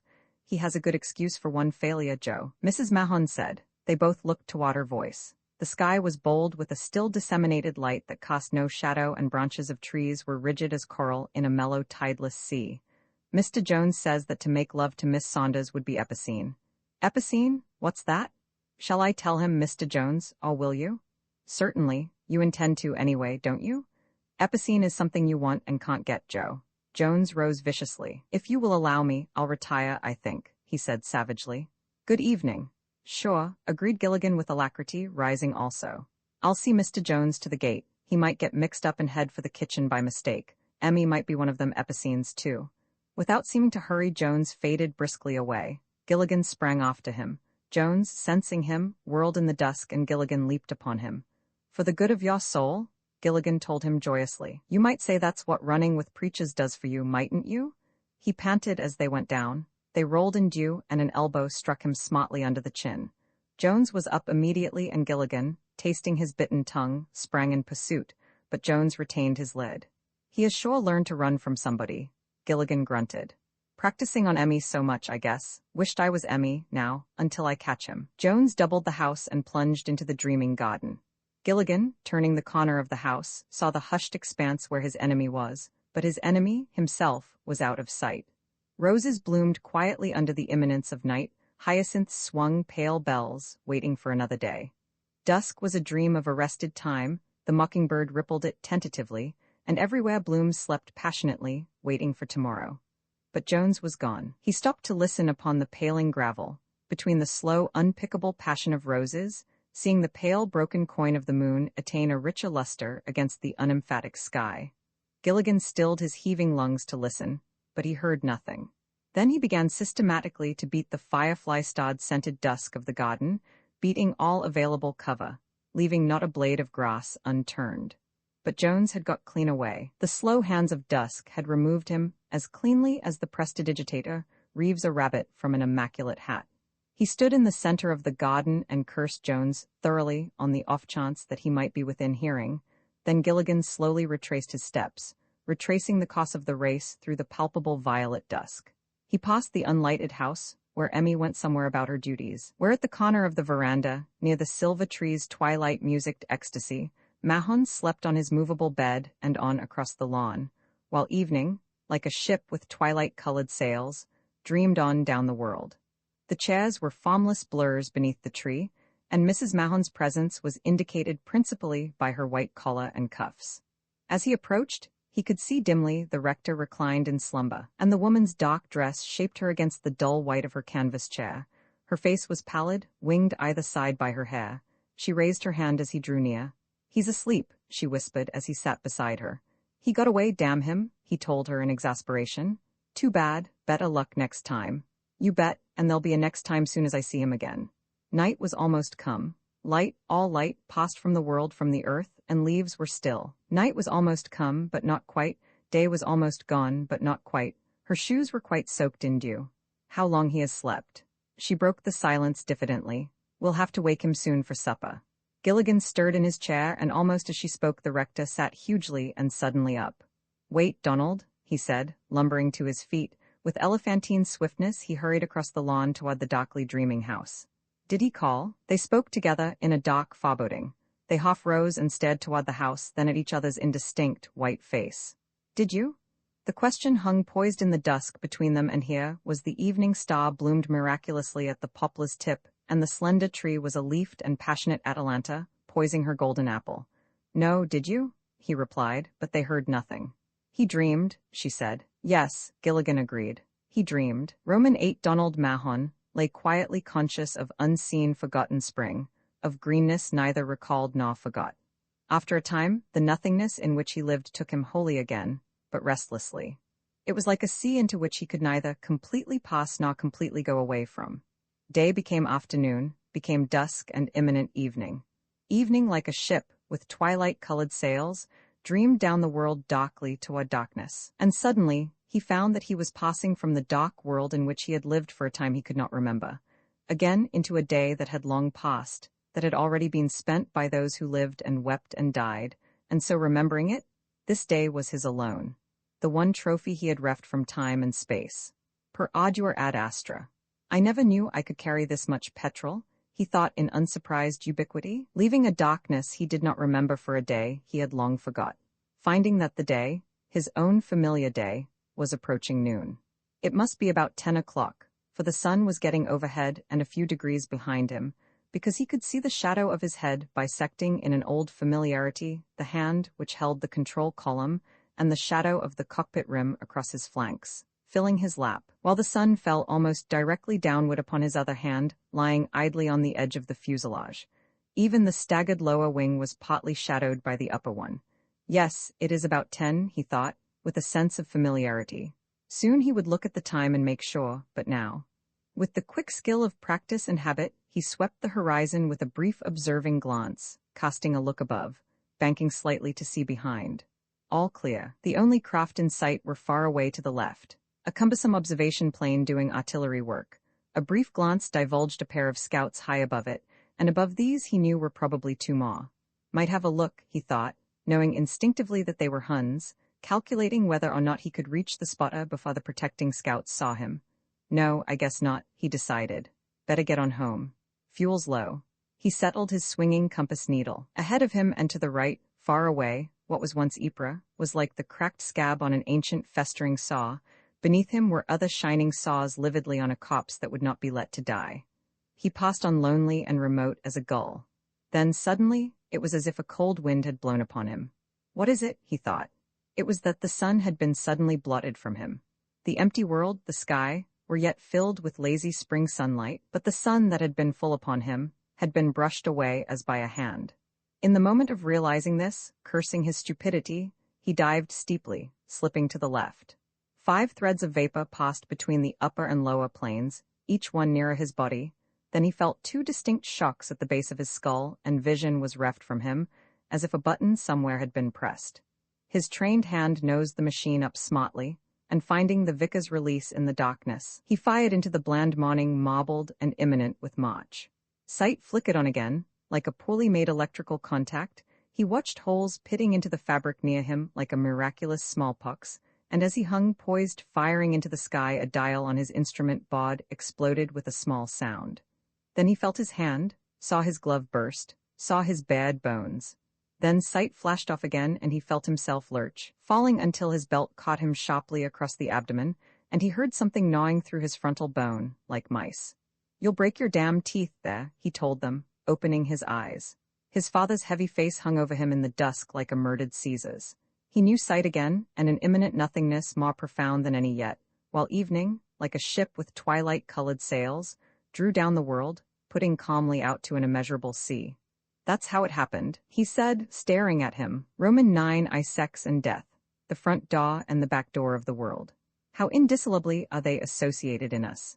In youth they lift us out of the flesh, in old age they reduce us again to the flesh. One to fatten us, the other to flay us for the worm.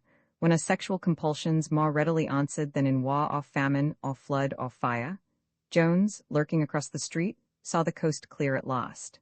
First marched a uniformed self-constituted guard, led by a subaltern with 3 silver vitiques on his sleeve, and a Boy Scout bugler furnished by the young Baptist minister, a fiery-eyed dervish, who had served in the YMCA. And then, fatly arrogant as a cat, Jones let himself through the iron gate. The lost motorcar trailed slowly up the street, and the casuals gathered through curiosity. The town should raise a monument to Donald Mahon, with effigies of Margaret Mahon Powers and Joe Gilligan for caryatides, and the little blackguard boys, both black and white, and including young Robert Saunders, come to envy the boy bugler, drifted away. And still cat-like, Jones mounted the steps and entered the deserted house. His yellow goat's eyes became empty as he paused, listening. Then he moved quietly toward the kitchen. The procession moved slowly across the square. Country people in town to trade turned to stare vacuously. Merchant and doctor and lawyer came to door and window to look. The city fathers, drowsing in the cot-house yard, having successfully circumvented sex, having reached the point where death would look after them instead of they after death, waked and looked and slept again. Into a street, among and between horses and mules tethered to wagons, it passed, into a street bordered by shabby Negro stores and shops. And here was Louche standing stiffly at salute as it passed. "Who dat, Louche?" "Miss Donald Mahon." "Well, Jesus, we all gwine dat way someday. All roads leads to de graveyard." Emmy sat at the kitchen table, her head between her hard elbows, her hands clasping behind her in her hair. How long she had sat there she did not know, but she had heard them clumsily carrying him from the house, and she put her hands over her ears, not to hear. But it seemed as if she could hear in spite of her closed ears those horrible, blundering, utterly unnecessary sounds, the hushed scraping of timid footsteps, the muted thumping of wood against wood, that passing, left behind an unbearable unchastity of stale flowers, as though flowers themselves getting a rumor of death became corrupt, all the excruciating ceremony for disposing of human carrion. So she had not heard Mrs. Mahon until the other touched her shoulder. "I would have cured him, if they had just let me marry him instead of her." At the touch, Emmy raised her swollen, blurred face, swollen because she couldn't seem to cry. "If I could just cry, you are prettier than me with your black hair and your painted mouth. That's the reason." "Come, Emmy," Mrs. Mahon said. "Let me alone, go away," she said fiercely. "You got him killed, now bury him yourself." "He would have wanted you to come, Emmy," the other woman said gently. "Go away, let me alone, I tell you." She dropped her head to the table again, bumping her forehead. There was no sound in the kitchen save a clock. Life, death. Life, death, life, death.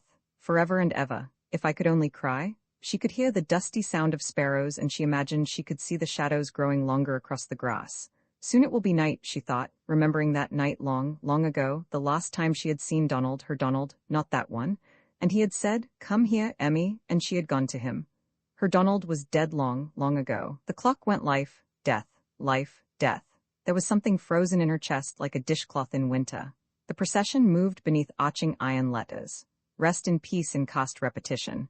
Our motto is one for every cemetery, a cemetery for everyone throughout the land.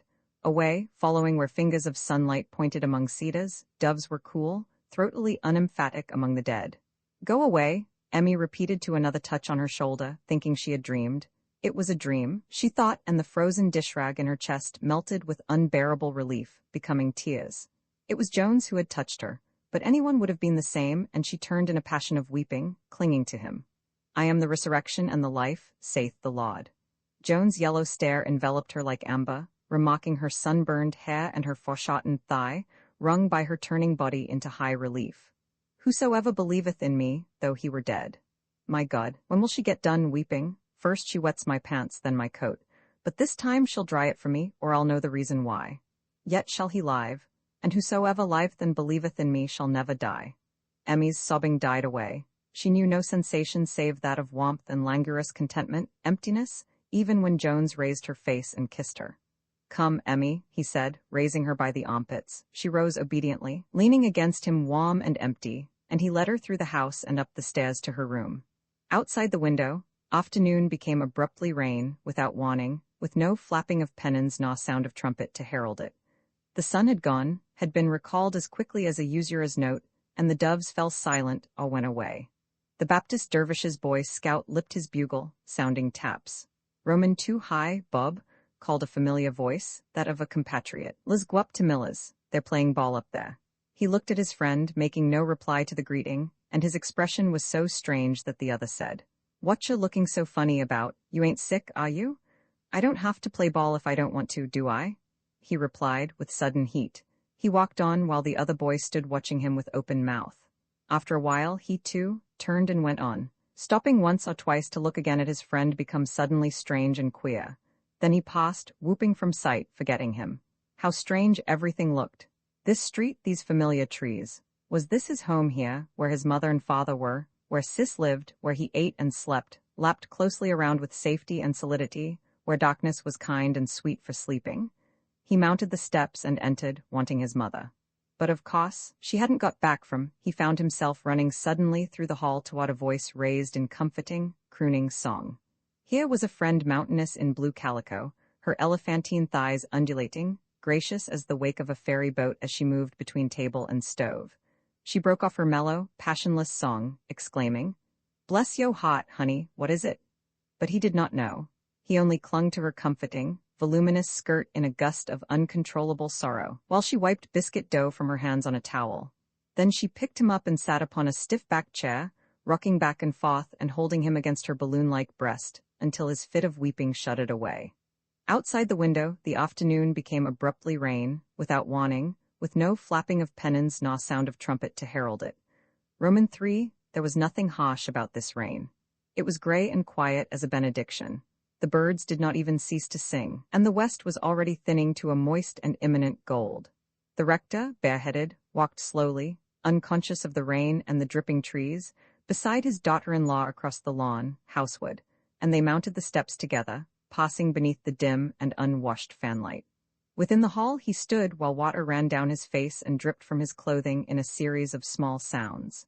She took his arm and led him into the study and to his chair. He sat obediently, and she took his handkerchief from the breast of his coat and wiped the rain from his temples and face. He submitted, fumbling for his pipe. She watched him as he sprinkled tobacco liberally over the desktop, trying to fill the bowl, then she quietly took it from his hand. "Try this. It is much simpler," she told him, taking a cigarette from her jacket pocket and putting it in his mouth. "You have never smoked one, have you? Eh? Oh, thank you. Never too old to learn, eh?" She lit it for him, and then she quickly fetched a glass from the pantry. Kneeling beside the desk, she drew out drawer after drawer until she found the bottle of whiskey. He seemed to have forgotten her until she put the glass in his hand.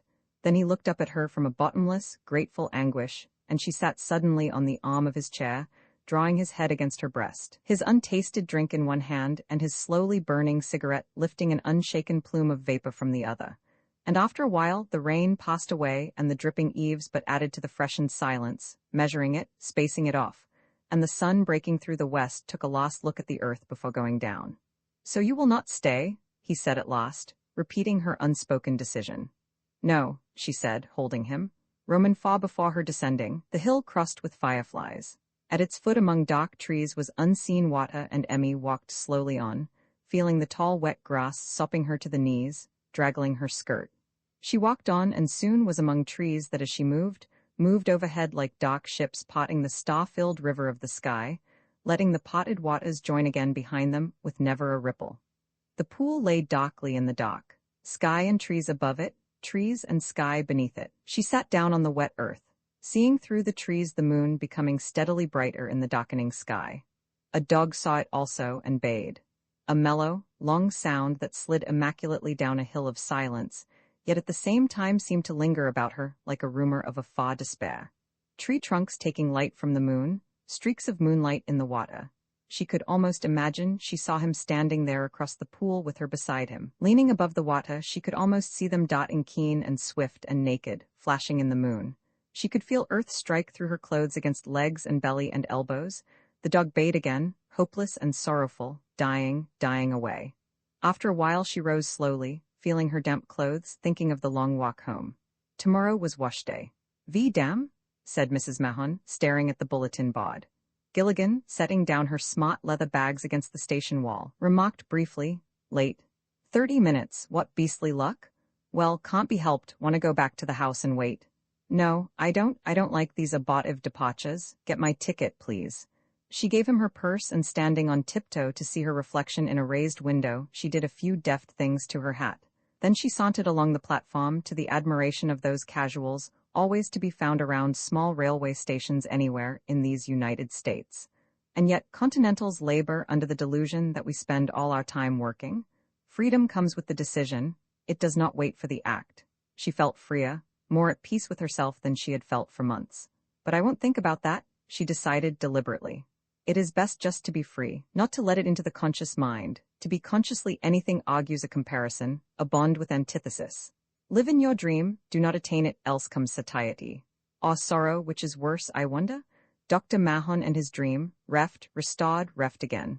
Funny for someone, I guess. And Donald, with his scar and his stiffened hand quiet in the warm earth, in the warmth and the dark, where the one cannot hurt him and the other he will not need. No dream for him. The ones with whom he now sleeps don't care what his face looks like, per ardua ad astra. And Jones, what dream is his? Nightmare, I hope, she said aloud, viciously, and one collarless and spitting tobacco said, ma'am. With interest, Gilligan reappeared with her ticket. You're a nice boy, Joe, she told him, receiving her purse. He ignored her thanks. Come on, let's walk a ways. Will my bags be all right there, do you think? Sure. He looked about, then beckoned to a Negro youth reclining miraculously on a steel cable that angled up to a telephone pole. Here, son, the Negro said, sir, without moving. Get up da, boy. Dat white man talkin' to you, said a companion, squatting on his heels against the wall. The lad rose and a coin spun, arcing from Gilligan's hand. Keep your eye on them bags till I come back, will you?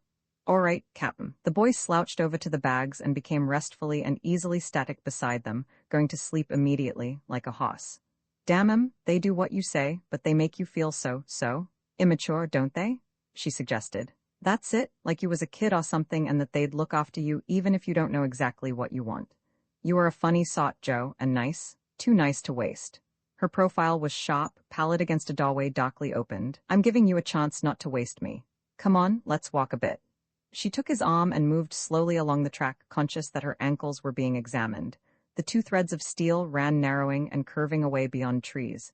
If you could see them as far as you can see, farther than you can see. Huh?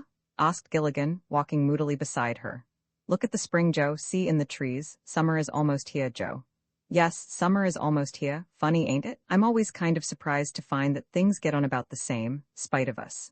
I guess old nature does too much of a wholesale business to ever be surprised at us, let alone worrying if we ain't quite the fellows we think we ought to have been.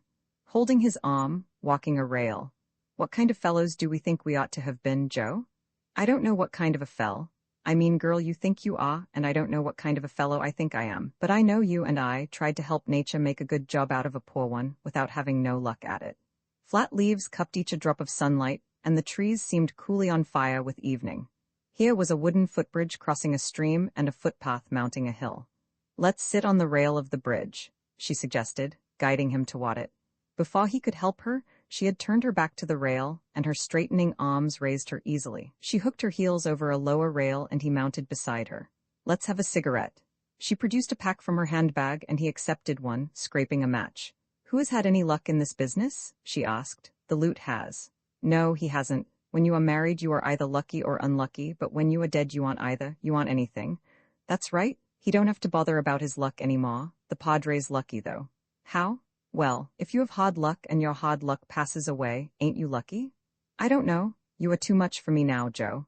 And how about that girl? Fellow's got money, I hear, and no particular brains. She's lucky. Do you think she's satisfied? Gilligan gazed at her attentively, not replying.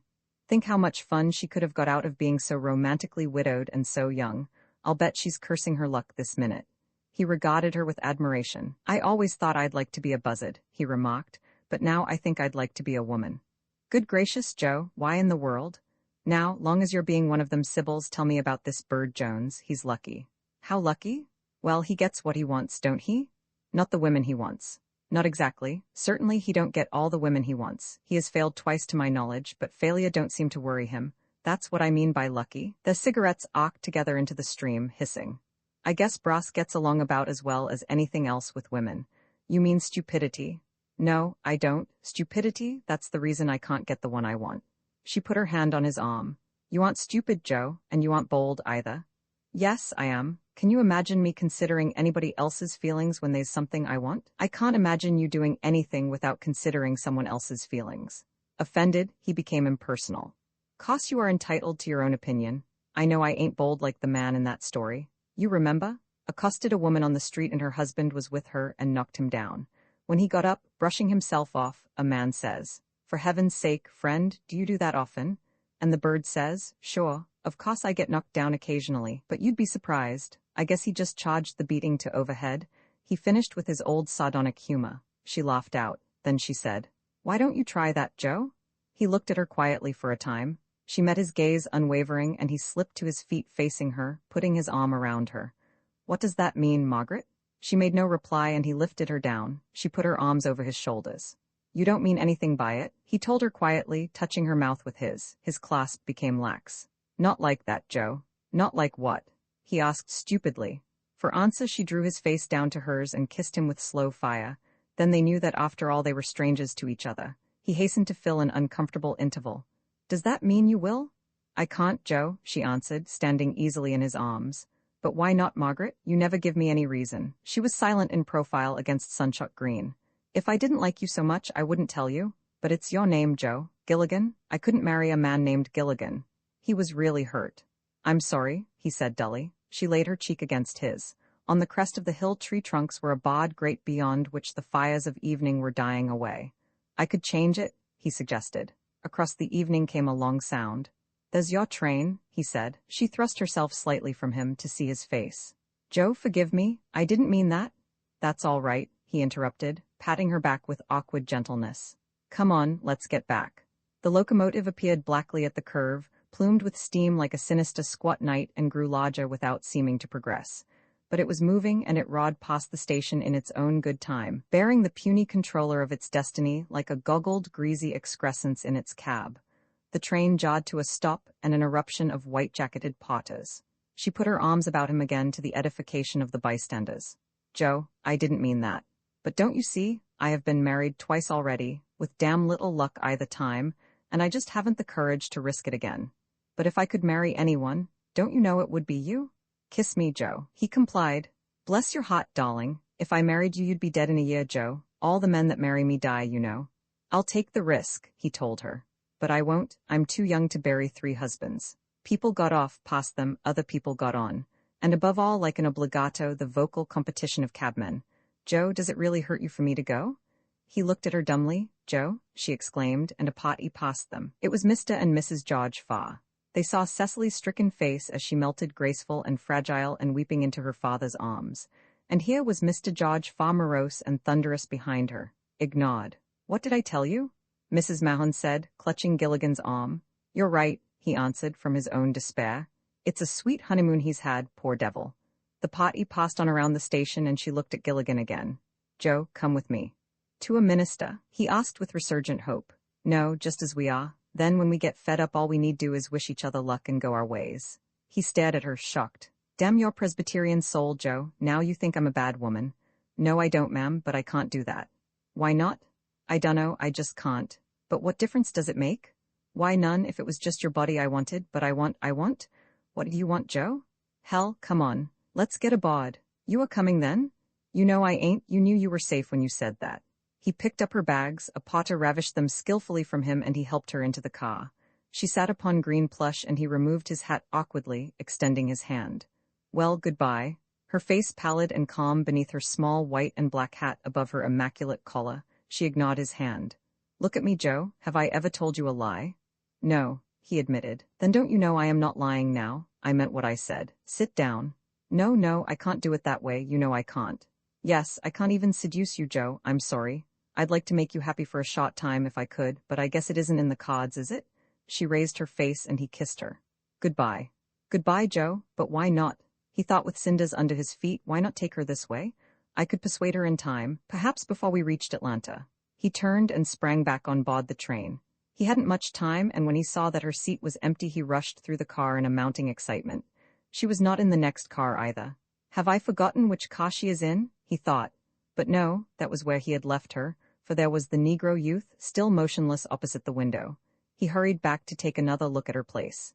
Yes, there were her bags. He ran, blundering into other passengers, the whole length of the train. She was not there. She has changed her mind and got off, looking for me, he thought, in an agony of futile endeavor. He slammed open a vestibule and leaped to the ground as the train began to move. Careless of how he must look to the station lounges, he leaped toward the waiting room. It was empty. A hurried glance up and down the platform did not discover her, and he turned despairing to the moving train. She must be on it, he thought furiously, cursing himself because he had not stayed on it until she reappeared. For now the train was moving too swiftly, and all the vestibules were closed. Then the last car slid smoothly past, and he saw her standing on the rear platform where she had gone in order to see him again, and where he had not thought of looking for her. Margaret, he cried after the arrogant steel thing, running vainly down the track after it, seeing it smoothly distancing him. Margaret? He cried again, stretching his arms to her to the vocal support of the loungers. Whoop up a little, mister, a voice advised. 10-1 on the train, a spotting one offered. There were no takers. He stopped at last, actually weeping with anger and despair, watching her figure, in its dark straight dress and white collar and cuffs, become smaller and smaller, with the diminishing train that left behind a derisive whistle blast and a trailing fading vapor like an insult, moving along twin threads of steel out of his sight and his life. At last, he left the track at right angles and climbed a wire fence into woods where spring becoming languorous, with summer turned sweetly nightward, though summer had not quite come. Deep in a thicket from which the evening was slowly dissolving, a thrush sang far liquid notes. Like the shape of her mouth, he thought, feeling the heat of his pain become cool with the cooling of sunset. The small stream murmured busily like a faint incantation, and repeated alder shoots leaned over it Narcissus-like. The thrush, disturbed, flashed a modest streak of brown deeper into the woods and sang again. Mosquitoes spun about him, unresisted. He seemed to get ease from their sharp irritation. Something else to think about. I could have made up to her. I would make up to her for everything that ever hurt her, so that when she remembered things that once hurt her she'd say, "Was this I? If I could just have told her. Only I couldn't seem to think of what to say. Me, that talks all the time, being stuck for words." Aimlessly he followed the stream. Soon it ran among violet shadows, among willows, and he heard a louder water. Potting the willows he came upon an old mill race and a small lake, calmly repeating the calm sky and the opposite dark trees. He saw fish gleaming dully upon the earth, and the buttocks of a man. "Lost something?" he asked, watching ripples spread from the man's submerged arm. The other heaved himself to his hands and knees, looking up over his shoulder. "Dropped my turbacca," he replied, in an unemphatic drawl.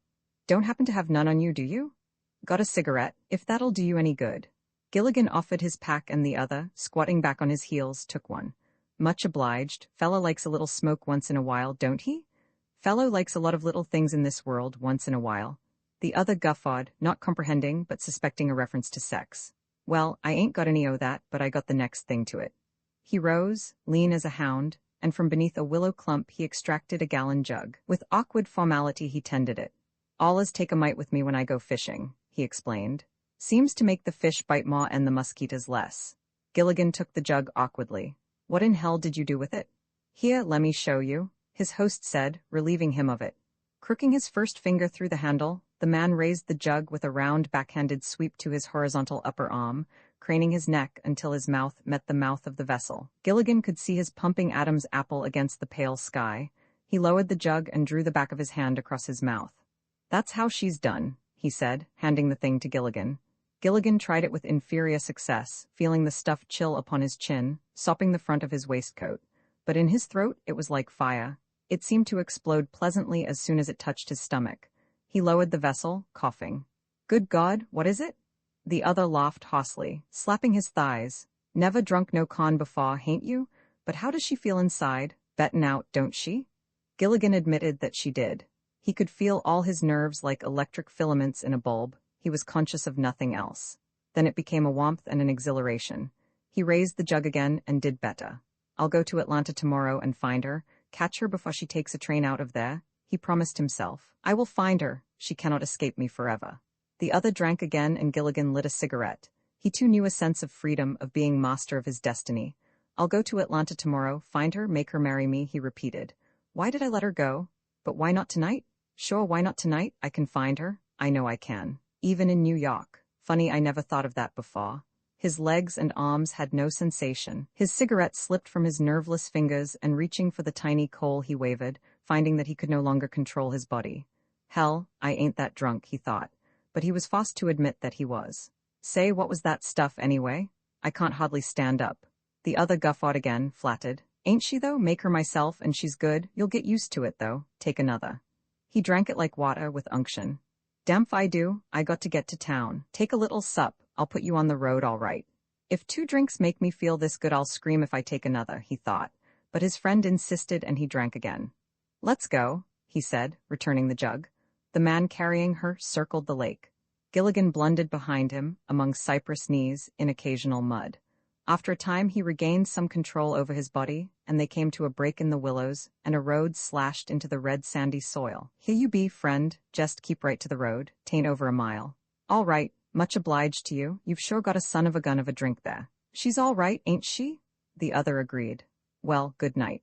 Gilligan extended his hand and the other grasped it formally and limply and pumped it once from a rigid elbow. Take care of yourself. I'll try to, Gilligan promised.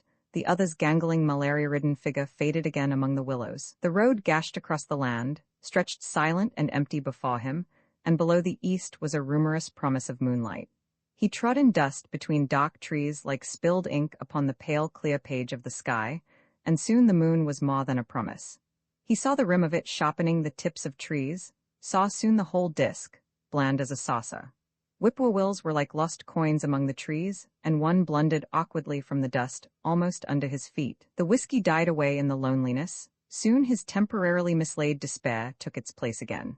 After a while, passing beneath crossed skeletoned arms on a pole, he crossed the railroad and followed a lane between Negro cabins, smelling the intimate odor of Negroes. The cabins were dark, but from them came soft, meaningless laughter and slow, unemphatic voices, cheerful, yet somehow filled with all the old despairs of time and breath. Under the moon, quavering with the passion of spring and flesh among whitewashed walls papered inwardly with old newspapers, something pagan using the white man's conventions as it used his clothing, hushed and powerful not knowing its own power, sweet chariot, common fur to carry me home. 3 young men passed him, shuffling in the dust, aping their own mute shadows in the dusty road, sharp with the past sweat of labor. You may be fast, but you can't last. Cause yo mama go slow you down. He trod on with the moon in his face, seeing the cupolid clock squatting like a benignant god on the cot-house against the sky, staring across the town with far faces. He passed yet more cabins where sweet mellow voices called from door to door. A dog bayed the moon, clear and sorrowful, and a voice cursed it in soft syllables. Sweet chariot, common fur to carry me home? Yes, Jesus, common fur to carry me home. The church loomed a black shadow with a silver roof, and he crossed the lawn, passing beneath slumberous ivied walls. In the garden, the mockingbird that lived in the magnolia rippled the silence, and along the moony wall of the rectory, from ledge to ledge, something crawled shapelessly. What in hell, thought Gilligan, seeing it pause at Emmy's window. He leaped flower beds swiftly and noiselessly. Here was a convenient gutter, and Jones did not hear him until he had almost reached the window to which the other clung. They regarded each other precariously, the one clinging to the window, the other to the gutter. What are you trying to do? Gilligan asked. Climb up here a little further and I'll show you, Jones told him, snarling his yellow teeth. Come away from there, fellow. Damn my soul, if here ain't the squire of dames again. We all hoped you had gone off with that black woman. Are you coming down, or am I coming up there and throw you down? I don't know, am I, or are you? For reply, Gilligan heaved himself up, grasping the window ledge. Jones, clinging, tried to kick him in the face, but Gilligan caught his foot, releasing his grasp on the gutter. For a moment they swung like a great pendulum against the side of the house. Then Jones' hold on the window was torn loose and they plunged together into a bed of tulips. Jones was first on his feet, and kicking Gilligan in the side he fled. Gilligan sprang off to him and overtook him smartly. This time it was hyacinths. Jones fought like a woman, kicking, clawing, biting, but Gilligan hauled him to his feet and knocked him down. Jones rose again and was felled once more. This time he crawled and, grasping Gilligan's knees, pulled him down. Jones kicked himself free and, rising, fled anew. Gilligan sat up contemplating pursuit, but gave it up as he watched Jones' unwieldy body leaping away through the moonlight. Jones doubled the church at a good speed and let himself out at the gate. He saw no pursuit, so his pace slackened to a walk. Beneath quiet elms, his breath became easier. Branches motionlessly lafed were still against stars, and mopping his face and neck with his handkerchief, he walked along a deserted street. At a corner, he stopped to dip his handkerchief in a trough for watering horses, bathing his face and hands. The water reduced the pain of the blows he had received, and as he paced fatly on from shadow to moonlight, and then to shadow again, dogged by his own skulking and shapeless shadow, the calm, still night washed his recent tribulation completely from his mind. From shadowed potches beyond oaks and maples, elms and magnolias, from beyond screening vines starred with motionless pallid blossoms came snatches of hushed talk and sweet broken laughter. Male and female created he them young. Jones was young too. Yet that spring should vanish with the rose, / that youth's sweet-scented manuscript should close, / the nightingale that in the branches sang, / whence and whither flown again, who knows? Wish I had a girl tonight, he sighed. The moon was serene. Moon of my delight that know'st no wane, / the moon of heaven is rising once again, / how oft hereafter rising shall she look / through this same garden after me, in vain. But how spring itself is imminent with autumn, with death. As autumn and the moon of death draw nigh / the sad long days of summer herein lie / and she too warm in sorrow neath the trees / turns to night and weeps, and longs to die. And in the magic of spring and youth and moonlight, Jones raised his clear sentimental tenor. Sweetheart, sweetheart, sweetheart. His slow shadow blotted out the pen strokes of iron pickets, but when he had passed, the pen strokes were still there upon the dark, soft grass. Clumps of petunia and cannas broke the smooth stretch of lawn, and above the bronze foliage of magnolias, the serene columns of a white house rose more beautiful in simplicity than death. Jones leaned his elbows on a gate, staring at his lumpy shadow at his feet, smelling Cape jasmine, hearing a mockingbird somewhere. Jones sighed. It was a sigh of pure ennui. Roman 7 on the rector's desk was a letter addressed to Mr. Julian Lowe, San Francisco, Cal, telling him of her marriage and of her husband's death. It had been returned by the post office department, stamped, removed, present address unknown. Roman 8 Gilligan, sitting in the hyacinth bed, watched Jones' flight. He ain't so bad for a fat one, he admitted, rising. Emmy'll sure have to sleep single tonight. The mockingbird in the magnolia, as though it had waited for hostilities to cease, sang again. What in hell have you got to sing about? Gilligan shook his fist at the tree. The bird ignored him and he brushed dark earth from his clothes. Anyway, he soliloquized, I feel better. Wish I could have held the bastard, though. He passed from the garden with a last look at the ruined hyacinth bed. The rector, looming, met him at the corner of the house, beneath the hushed slumbrous passion of the silver tree. That you, Joe? I thought I heard noises in the garden. You did. I was trying to beat hell out of that fat one, but I couldn't hold the so. I couldn't hold him. He lit out. Fighting, my dear boy? It wasn't no fight, he was too busy getting away. It takes two folks to fight, Padre. Fighting doesn't settle anything, Joe. I'm sorry you resorted to it. Was anyone hurt? No, worse luck, Gilligan replied ruefully, thinking of his soiled clothes and his abortive vengeance. I am glad of that, but boys will fight, eh, Joe? Donald fought in his day. You damn right he did, Reverend. I bet he was a son of a gun in his day. The rector's heavy-lined face took a flared match between his cupped hands. He sucked at his pipe. He walked slowly in the moonlight across the lawn, toward the gate. Gilligan followed. I feel restless tonight, he explained. Shall we walk a while? They paced slowly beneath arched and moon-bitten trees, scuffing their feet in shadows of leaves. Under the moon, lights in houses were yellow futilities. Well, Joe, things are back to normal again. People come and go, but Emmy and I seem to be like the biblical rocks. What are your plans?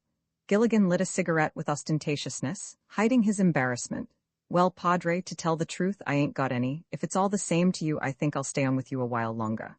And welcome, dear boy, the rector answered haughtily. Then he stopped and faced the other, keenly. God bless you, Joe. Was it on my account you decided to stay? Gilligan averted his face guiltily. Well, Padre, not at all. I won't have it. You have already done all you can. This is no place for a young man, Joe. The rector's bald forehead and his blubby nose were intersecting planes in the moonlight. His eyes were cavernous. Gilligan knew suddenly all the old sorrows of the race, black or yellow or white, and he found himself telling the rector all about her. "Tut, tut," the divine said. "This is bad, Joe." He lowered himself hugely to the edge of the sidewalk, and Gilligan sat beside him. "Circumstance moves in marvelous ways, Joe." "I thought you'd 'a' said God, Reverend." "God is circumstance, Joe. God is in this life, we know nothing about the next, that will take care of itself in good time. The kingdom of God is in man's own heart, the book says. Ain't that a kind of funny doctrine for a parson to get off? Remember, I am an old man, Joe. Too old for bickering or bitterness. We make our own heaven or hell in this world. Who knows, perhaps when we die we may not be required to go anywhere nor do anything at all. That would be heaven. Or other people make our heaven and hell for us." The divine put his heavy arm across Gilligan's shoulder. "You are suffering from disappointment, but this will pass away. The saddest thing about love, Joe, is that not only the love cannot last forever, but even the heartbreak is soon forgotten. How does it go? Men have died and worms have eaten them, but not for love. No, no, as Gilligan would have interrupted. I know that is an unbearable belief, but all truth is unbearable. Do we not both suffer at this moment from the facts of division and death?" Gilligan knew shame, bothering him now, me with a fancied disappointment. The rector spoke again. "I think it would be a good idea for you to stay, after all, until you make your future plans. So let's consider it closed, eh? Suppose we walk further, unless you are tired?" Gilligan rose in effusive negation. After a while the quiet tree-tunneled street became a winding road, and leaving the town behind them, they descended and then mounted a hill. Cresting the hill beneath the moon, seeing the world breaking away from them into dark, moon-silvered ridges above valleys where mist hung slumbrous, they passed a small house, sleeping among climbing roses. Beyond it, an orchard slept the night away in symmetrical rows, squatting and pregnant. "Willard has good fruit," the divine murmured. The road dropped on again, descending between reddish gashes, and across a level moonlit space, broken by a clump of saplings, came a pure quivering chord of music, wordless and far away. "They are holding services. Negroes," the rector explained. They walked on in the dust, passing neat, tidy houses, dark with slumber. An occasional group of Negroes passed them, bearing lighted lanterns that jetted vain little flames futilely into the moonlight. "No one knows why they do that," the divine replied to Gilligan's question. "Perhaps it is to light their churches with." The singing drew nearer and nearer. At last, crouching among a clump of trees beside the road, they saw the shabby church with its canting travesty of a spire. Within it was a soft glow of kerosene, serving only to make the darkness and the heat thicker, making thicker the imminence of sex after harsh labor along the mooned land, and from it welled the crooning submerged passion of the dark race. It was nothing, it was everything. Then it swelled to an ecstasy, taking the white man's words as readily as it took his remote God and made a personal father of him. "Feed thy sheep, O Jesus." All the longing of mankind for a oneness with something, somewhere. "Feed thy sheep, O Jesus." The rector and Gilligan stood side by side in the dusty road. The road went on under the moon, vaguely dissolving without perspective. Worn-out, red-gutted fields were now alternate splashes of soft black and silver. Trees had each a silver nimbus, save those moonward from them, which were sharp as bronze. "Feed thy sheep, O Jesus." The voices rose full and soft. There was no organ. No organ was needed, as above the harmonic passion of bass and baritone sought a clear soprano of women's voices like a flight of gold and heavenly birds. They stood together in the dust, the rector in his shapeless black, and Gilligan in his new hard serge, listening, seeing the shabby church become beautiful with mellow longing, passionate and sad. Then the singing died, fading away along the mooned land, inevitable with tomorrow and sweat, with sex and death and damnation. And they turned townward under the moon, feeling dust in their shoes.